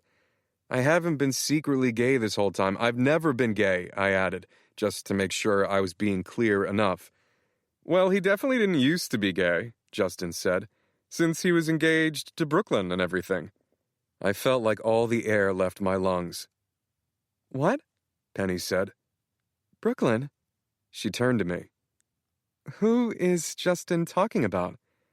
His fiancée, Justin said. They were high school sweethearts, but she passed away. Stop, I said. I felt like I was choking. Oh my God, Matt. Penny put her hand over her mouth. This wasn't how I wanted to tell her. It wasn't supposed to come out like this. I couldn't breathe. I got up from the table. I couldn't look at any of them. I couldn't do this right now. I couldn't breathe. Wait, Matt, Penny said. Penny, stop. James ran after me instead. Matt. He caught up with me outside the restaurant. I'm sorry. As soon as I found out she sent you on a blind date with Justin, I tried to stop it. I just need to be alone. I waved my hand at the valet. He went to get my car. Where are you going? James asked. I didn't respond. Matt. I ignored him as the valet pulled my car up and handed me my keys. You're not the only one that's ever worried about someone else, James said. I worried about you back then. After Brooklyn died, I worried that you knew what it felt like to not want to keep going too. You were right about me. I hated my life, I hated everything, and you looked out for me. And now I'm looking out for you. He grabbed the keys from my hand. Now where are we going? I wasn't going to fight with him. I need to go home. Okay. He unlocked my car and we both climbed in. He didn't say a word to me as he drove through the city streets. Not a single word until he pulled up outside my place and cut the engine. Brooklyn would have wanted you to be happy. I meant what I said last night. I am happy. You don't look happy, man, James said. I feel guilty for moving on. I can't help it. I am happy, but I feel like shit for being happy. We all like Kennedy, James said. I looked over at him. You weren't fooling anyone with that just friends stunt, except for Penny, I guess. I laughed. Yeah. I used to feel guilty, too, for being happy. For being with Penny when I broke the rules to have her. But I don't regret breaking the rules. I'd do it all over again in a heartbeat. I didn't say anything. You made a promise when you were 16 years old. You're allowed to break it. I know, I need to be alone for a few minutes. You can take the car back for Penny. I'll take a taxi. He tossed the keys at me. Call me if you need anything, okay? I nodded and climbed out of the car. I knew he was right. I'd told myself as much, but I just needed a minute to breathe. Chapter 44, Saturday. I was sitting in the middle of all the portraits I'd painted of Brooklyn. They used to make me feel close to her, but tonight she never felt further away. I wasn't sure how long I sat there staring, but I felt the wetness on my cheeks. I never did get the blue of Brooklyn's eyes right in the most recent painting, and I realized right then that I didn't really remember how her eyes looked. She was drifting away. I opened up the photo album that Kennedy had given me all those years ago, but instead of my eyes gravitating to Brooklyn like they always used to, they gravitated to Kennedy. I slammed the album closed. You paint? I turned around to see Penny leaning against the door jamb. I'm sorry your door was unlocked and... It's okay. No, it's not. She sat down next to me on the floor. I really messed up. I thought I was gay? Yeah, I got that. I loved all your evidence, too. I smiled over at her. She hit her shoulder against mine. In my defense, I literally saw you kiss Tanner. What was I supposed to think? It probably would have helped if I'd told you the truth about Brooklyn. You can tell me now. It's a long story. She shrugged. I've got time. I'm pretty sure I fell in love with her the first moment I ever saw her. I looked at the painting in front of me, with Brooklyn's smiling face. She stuck out. Not because of her worn uniform or anything like that, but because she was just a really good person. She wasn't tainted by this world yet. She was pure and perfect. And she was mine. I filled Penny in on the story, all the way up to the vows I never got to say to Brooklyn, the ones I said at her funeral instead. I even told her our bitter last words to each other. I looked over at Penny. She was wiping tears off her cheeks. My heart hurts for you. It was something exactly like Brooklyn would say. I had no idea, Penny said. I'm so sorry. How could you have known? I never told you. Why not? Because I didn't want you to look at me like you're looking at me right now, like I'm broken. She leaned over and hugged me. I don't think you're broken, Matt. I think you're in pain, and that's when you're supposed to let friends in. I'm sorry, I said, about everything, and while I'm at it for the past few years, I didn't think of you as a friend. I lied. You remind me of her, and I think I just liked being close to you. I definitely had a little crush on you. She pulled away from my hug. Wow, the guys were right. They're never going to let me live this down. She laughed, even though it was forced. She tried to wipe her remaining tears away. She's beautiful, Penny said as she stared at the paintings. She was. I needed to get used to talking about Brooklyn in the past tense. I needed to get used to talking about her at all. So that's it, Penny said. You're going to keep your promise to her and never date anyone else? Would you date someone else if James died? She pulled her knees to her chest and rested her chin on one of them. That's an impossible question. If I waited 16 years, our kids would be in high school and college. She smiled. God, 16 years is a long time. I don't know how to answer that. She looked over at me. My gut reaction is no. I can't imagine my life without him. And I'm sorry you're living your life without her. We were both quiet. I almost lost him before, and it felt like a piece of my heart had been ripped out, like I was slowly dying too. She cringed as if the memory was too painful. I knew the feeling. But James and I have lived a life that I'm proud of. We're a family. We have kids. Is that something you want? Yes. I was so sick of lying to myself. I really want that. You're not a bad person for wanting that, she said. Am I a bad person for wanting to love someone else? No, not even a little bit. She looked over at me. The emotional brick wall thing makes sense in this context, too. You were trying not to love anyone else. I've never loved anyone else. I've kept my promise. And now? I didn't respond. It's scary, she said. Facing the unknown, but what's the alternative? Not living? I didn't know what to say. You should see the way Kennedy looks at you. I knew how Kennedy looked at me. I'm sorry, too, she said. What are you sorry about? I gave you this huge lecture about how toxic keeping secrets was. And you were right. I had one, too. It's okay to be scared. I know what it's like to have the future you wanted pulled away from you. I pressed my lips together. And if you don't want to talk, that's fine. I know how to fill up the silence. You were wondering what I've been sad about, right? She shrugged. You thought it was about James. It has nothing to do with him, but also everything to do with him. He's given me this amazing life, more than I could have possibly dreamed of, and I just wanted to give him one thing in return. She closed her eyes. A house full of children. And I can't... Her voice cracked. I can't have any more children. Fuck. She wiped the tears that were trailing down her cheeks and opened up her eyes.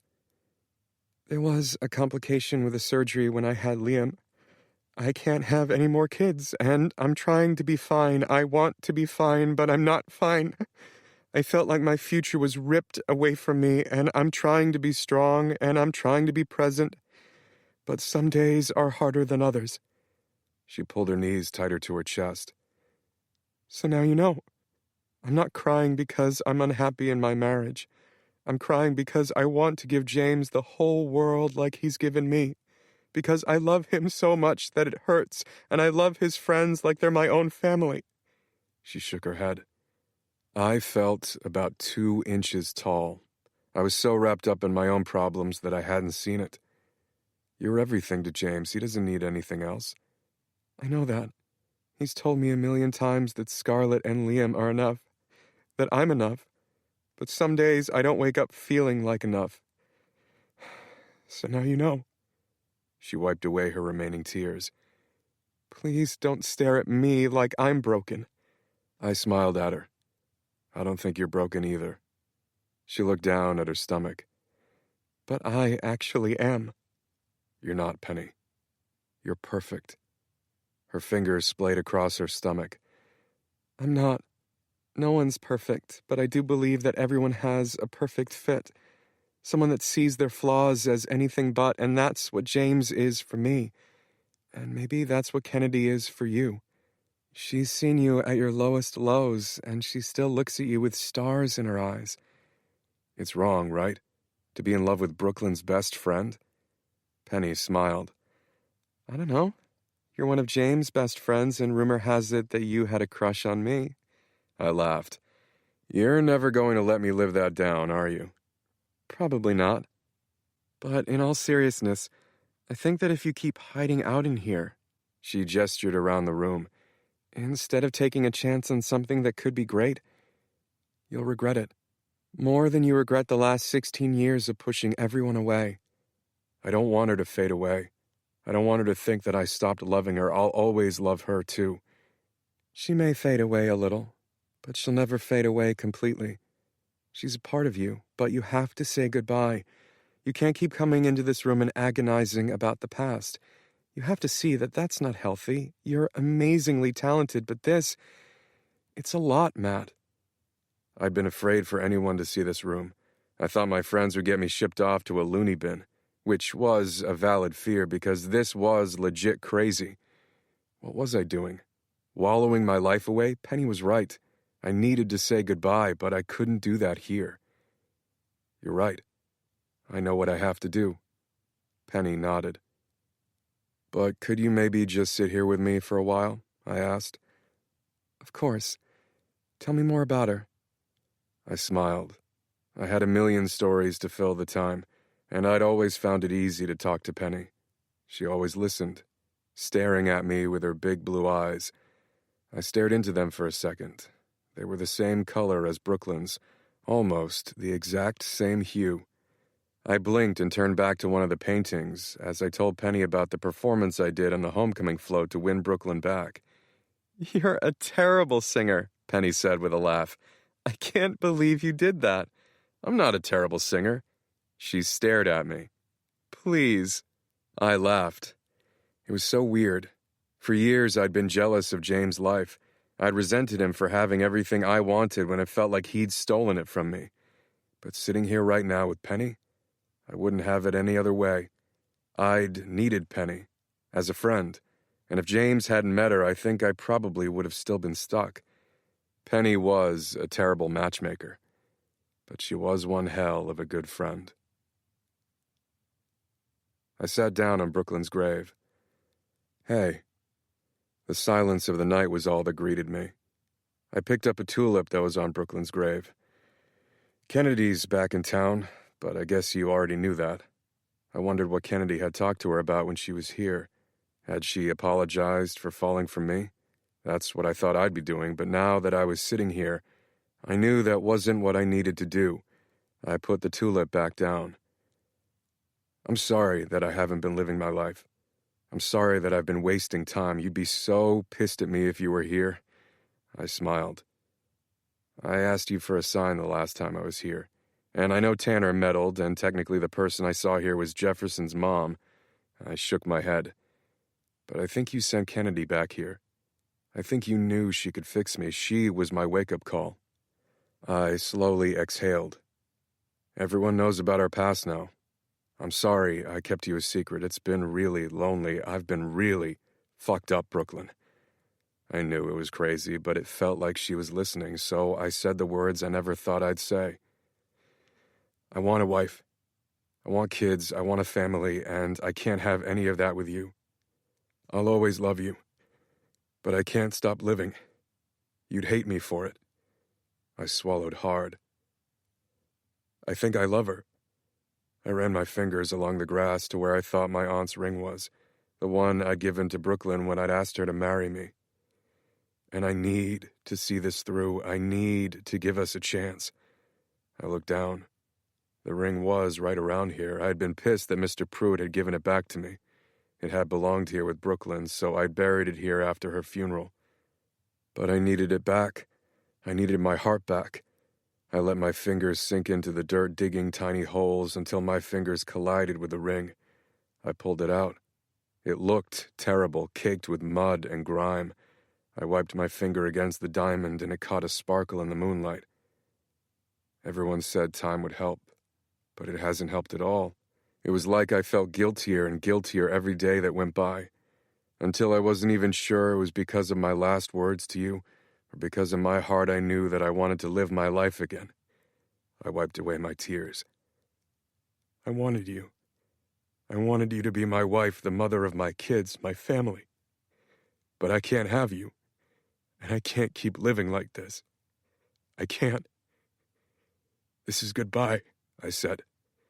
Not forever, I just need some space to give Kennedy and me a real chance. You understand, right? You'd want this, wouldn't you? I'd want it for her. I'd never want her to be miserable. She couldn't possibly want me to keep living in hell. I would do anything to go back in time and do things differently.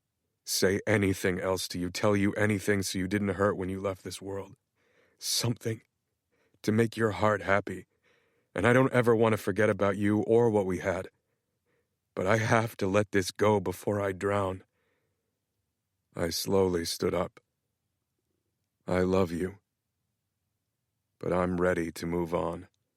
I touched the top of her gravestone. and then patted Uncle Jim's too before walking out of the graveyard. I wasn't going to waste another second of my life. I slid the engagement ring into my pocket. I needed to talk to Kennedy.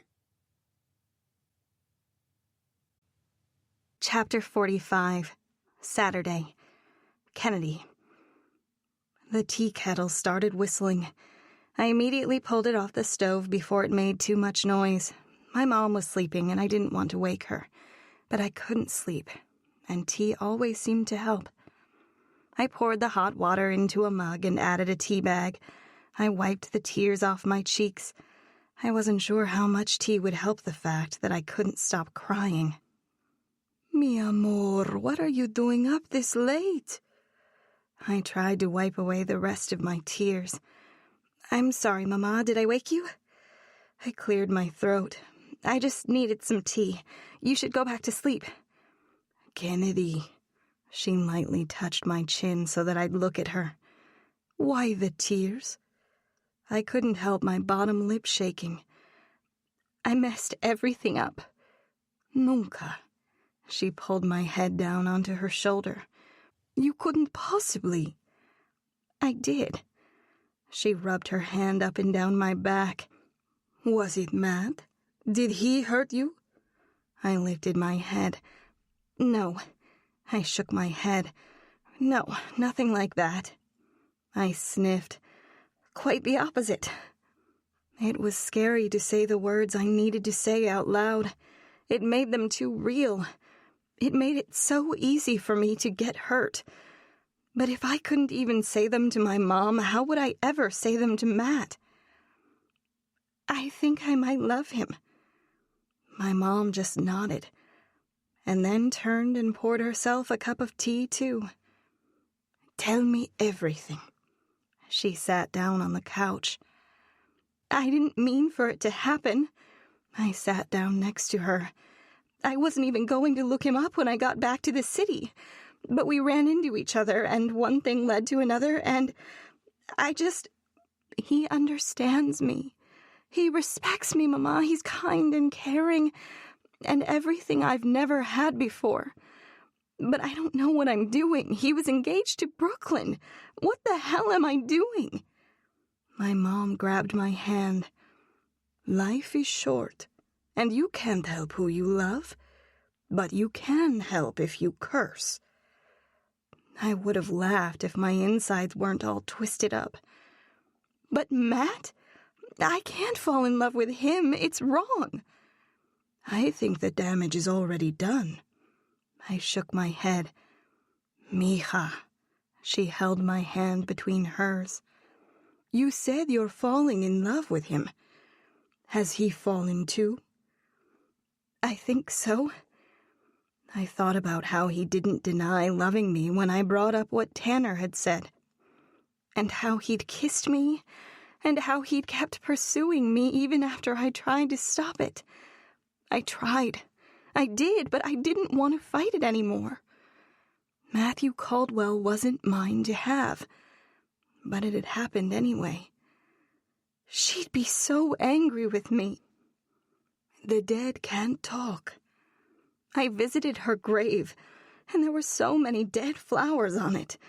I think he visits her all the time.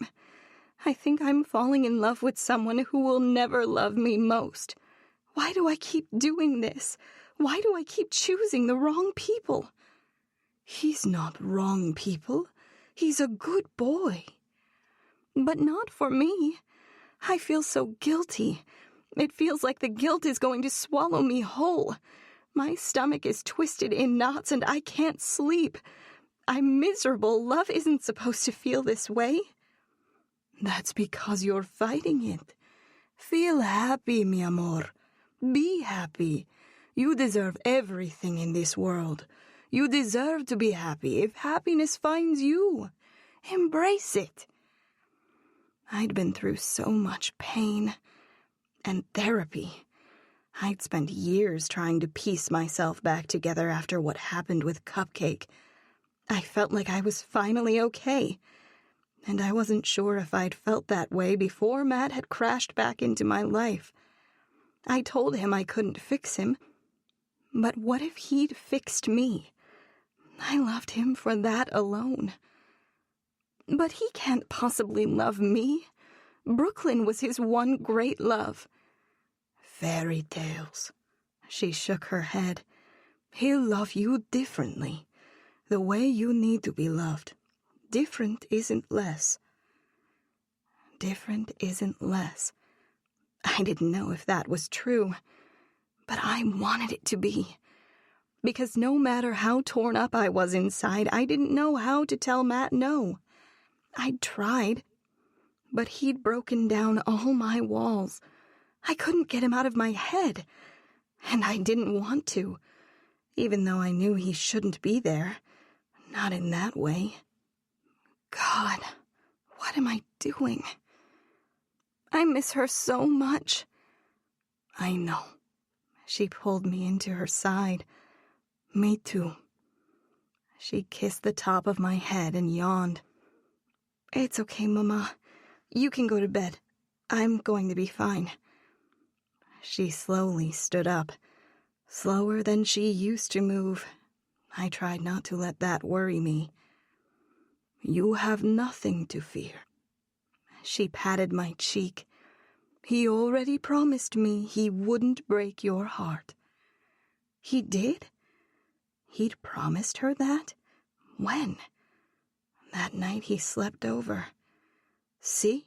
He loves you too. A mother knows these things. He loves me too. I wanted her to be right, desperately. And I didn't really have any reason to doubt it. He'd asked me to be his girlfriend. I was the one pushing him away, not the other way around. My mom kissed the top of my head. Good night, I said to her as she retreated back to her room. I leaned my head back on the couch.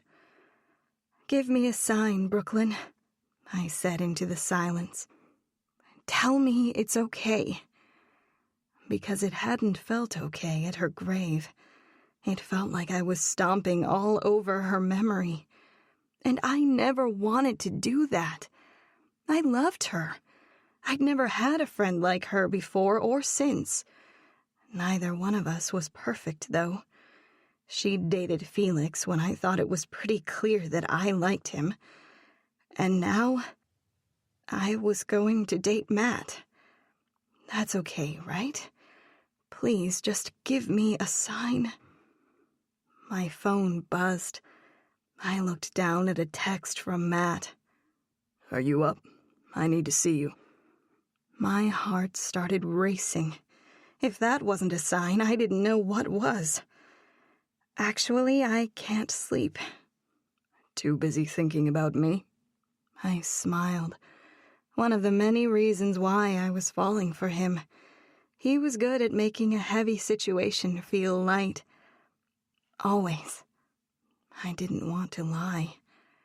I'm coming over now. Keep that train of thought. I have an important question for you. What kind of question? You'll see. I wanted to be able to push him away. I did. But my body had a mind of its own.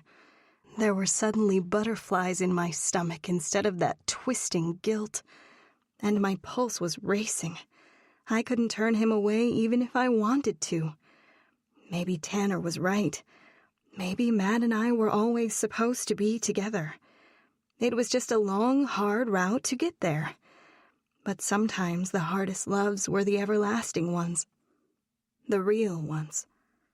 Another text came through. What are you wearing? I laughed out loud. The usual. A very sexy pair of sweatpants. I was crying a minute ago, and now he had me laughing. I ignored the way my stomach twisted. I wasn't just falling for him. I was in love with Matthew Caldwell. Perfect. Just the way I like you. Are you rocking that sexy bun, too? Don't you know it? I'm all ready for you. I was smiling so hard it hurt. Just for the record, whatever you're wearing won't be on for long. I felt my cheeks flush. Is that your question? Whether or not I'm ready to go all the way? I'd probably word it more on the lines of, are you ready for me to properly worship your body? I hope the answer is yes to that. But that's not my question, and it's okay if you're not ready. I was smiling so hard my cheeks hurt. What was he going to ask me? I'm ready. He sent about 10 eggplant emojis, which made me laugh again. It's a shame that we're just friends, Matt. He sent 10 more eggplant emojis. He was such a dork. Apparently I loved dorks. Could I have a side of fries with that eggplant? What kind of boyfriend would I be if I didn't bring fries and tulips with me? Well, that was that. He was officially perfect. The call button buzzed. I hit the button to let him up. I was ready for this. I was ready for him. I glanced in the mirror real quick to make myself look at least a little more presentable. I had no idea what Matt was planning. But I had a feeling it involved me repaying him for our little elevator shindig earlier. He promised he was getting out of the thing with Poppy. Maybe that was it. But honestly, I'd sneak around with him for a few days. Hadn't I already been doing that? That was probably the question. He wasn't hiding me like some dirty little secret. He wasn't the same guy he was in high school.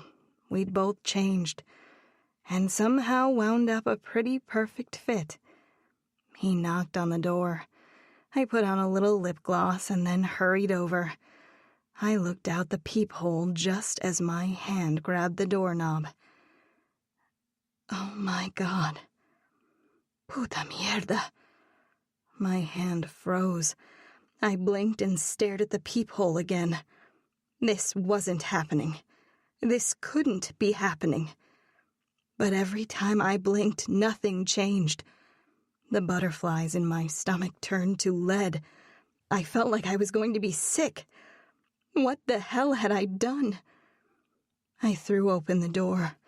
I wanted to curse and scream and cry. I wanted to hit the redo button.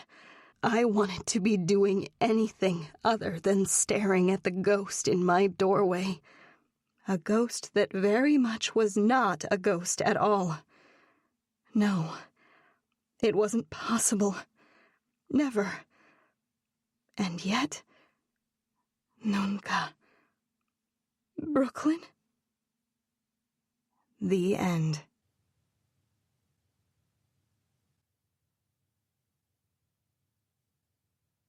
This recording of Empire High Matchmaker was presented by Dreamscape Media, LLC, narrated by Connor Crace and Laurie West, and produced by Dreamscape Media, LLC. Text copyright 2021 by Ivy Smoak. Sound recording copyright 2021 Dreamscape Media, LLC. This recording may not be copied or played for an audience without the written permission of Dreamscape Media, LLC. Thank you for listening. Please check dreamscapepublishing.com for Dreamscape's latest releases.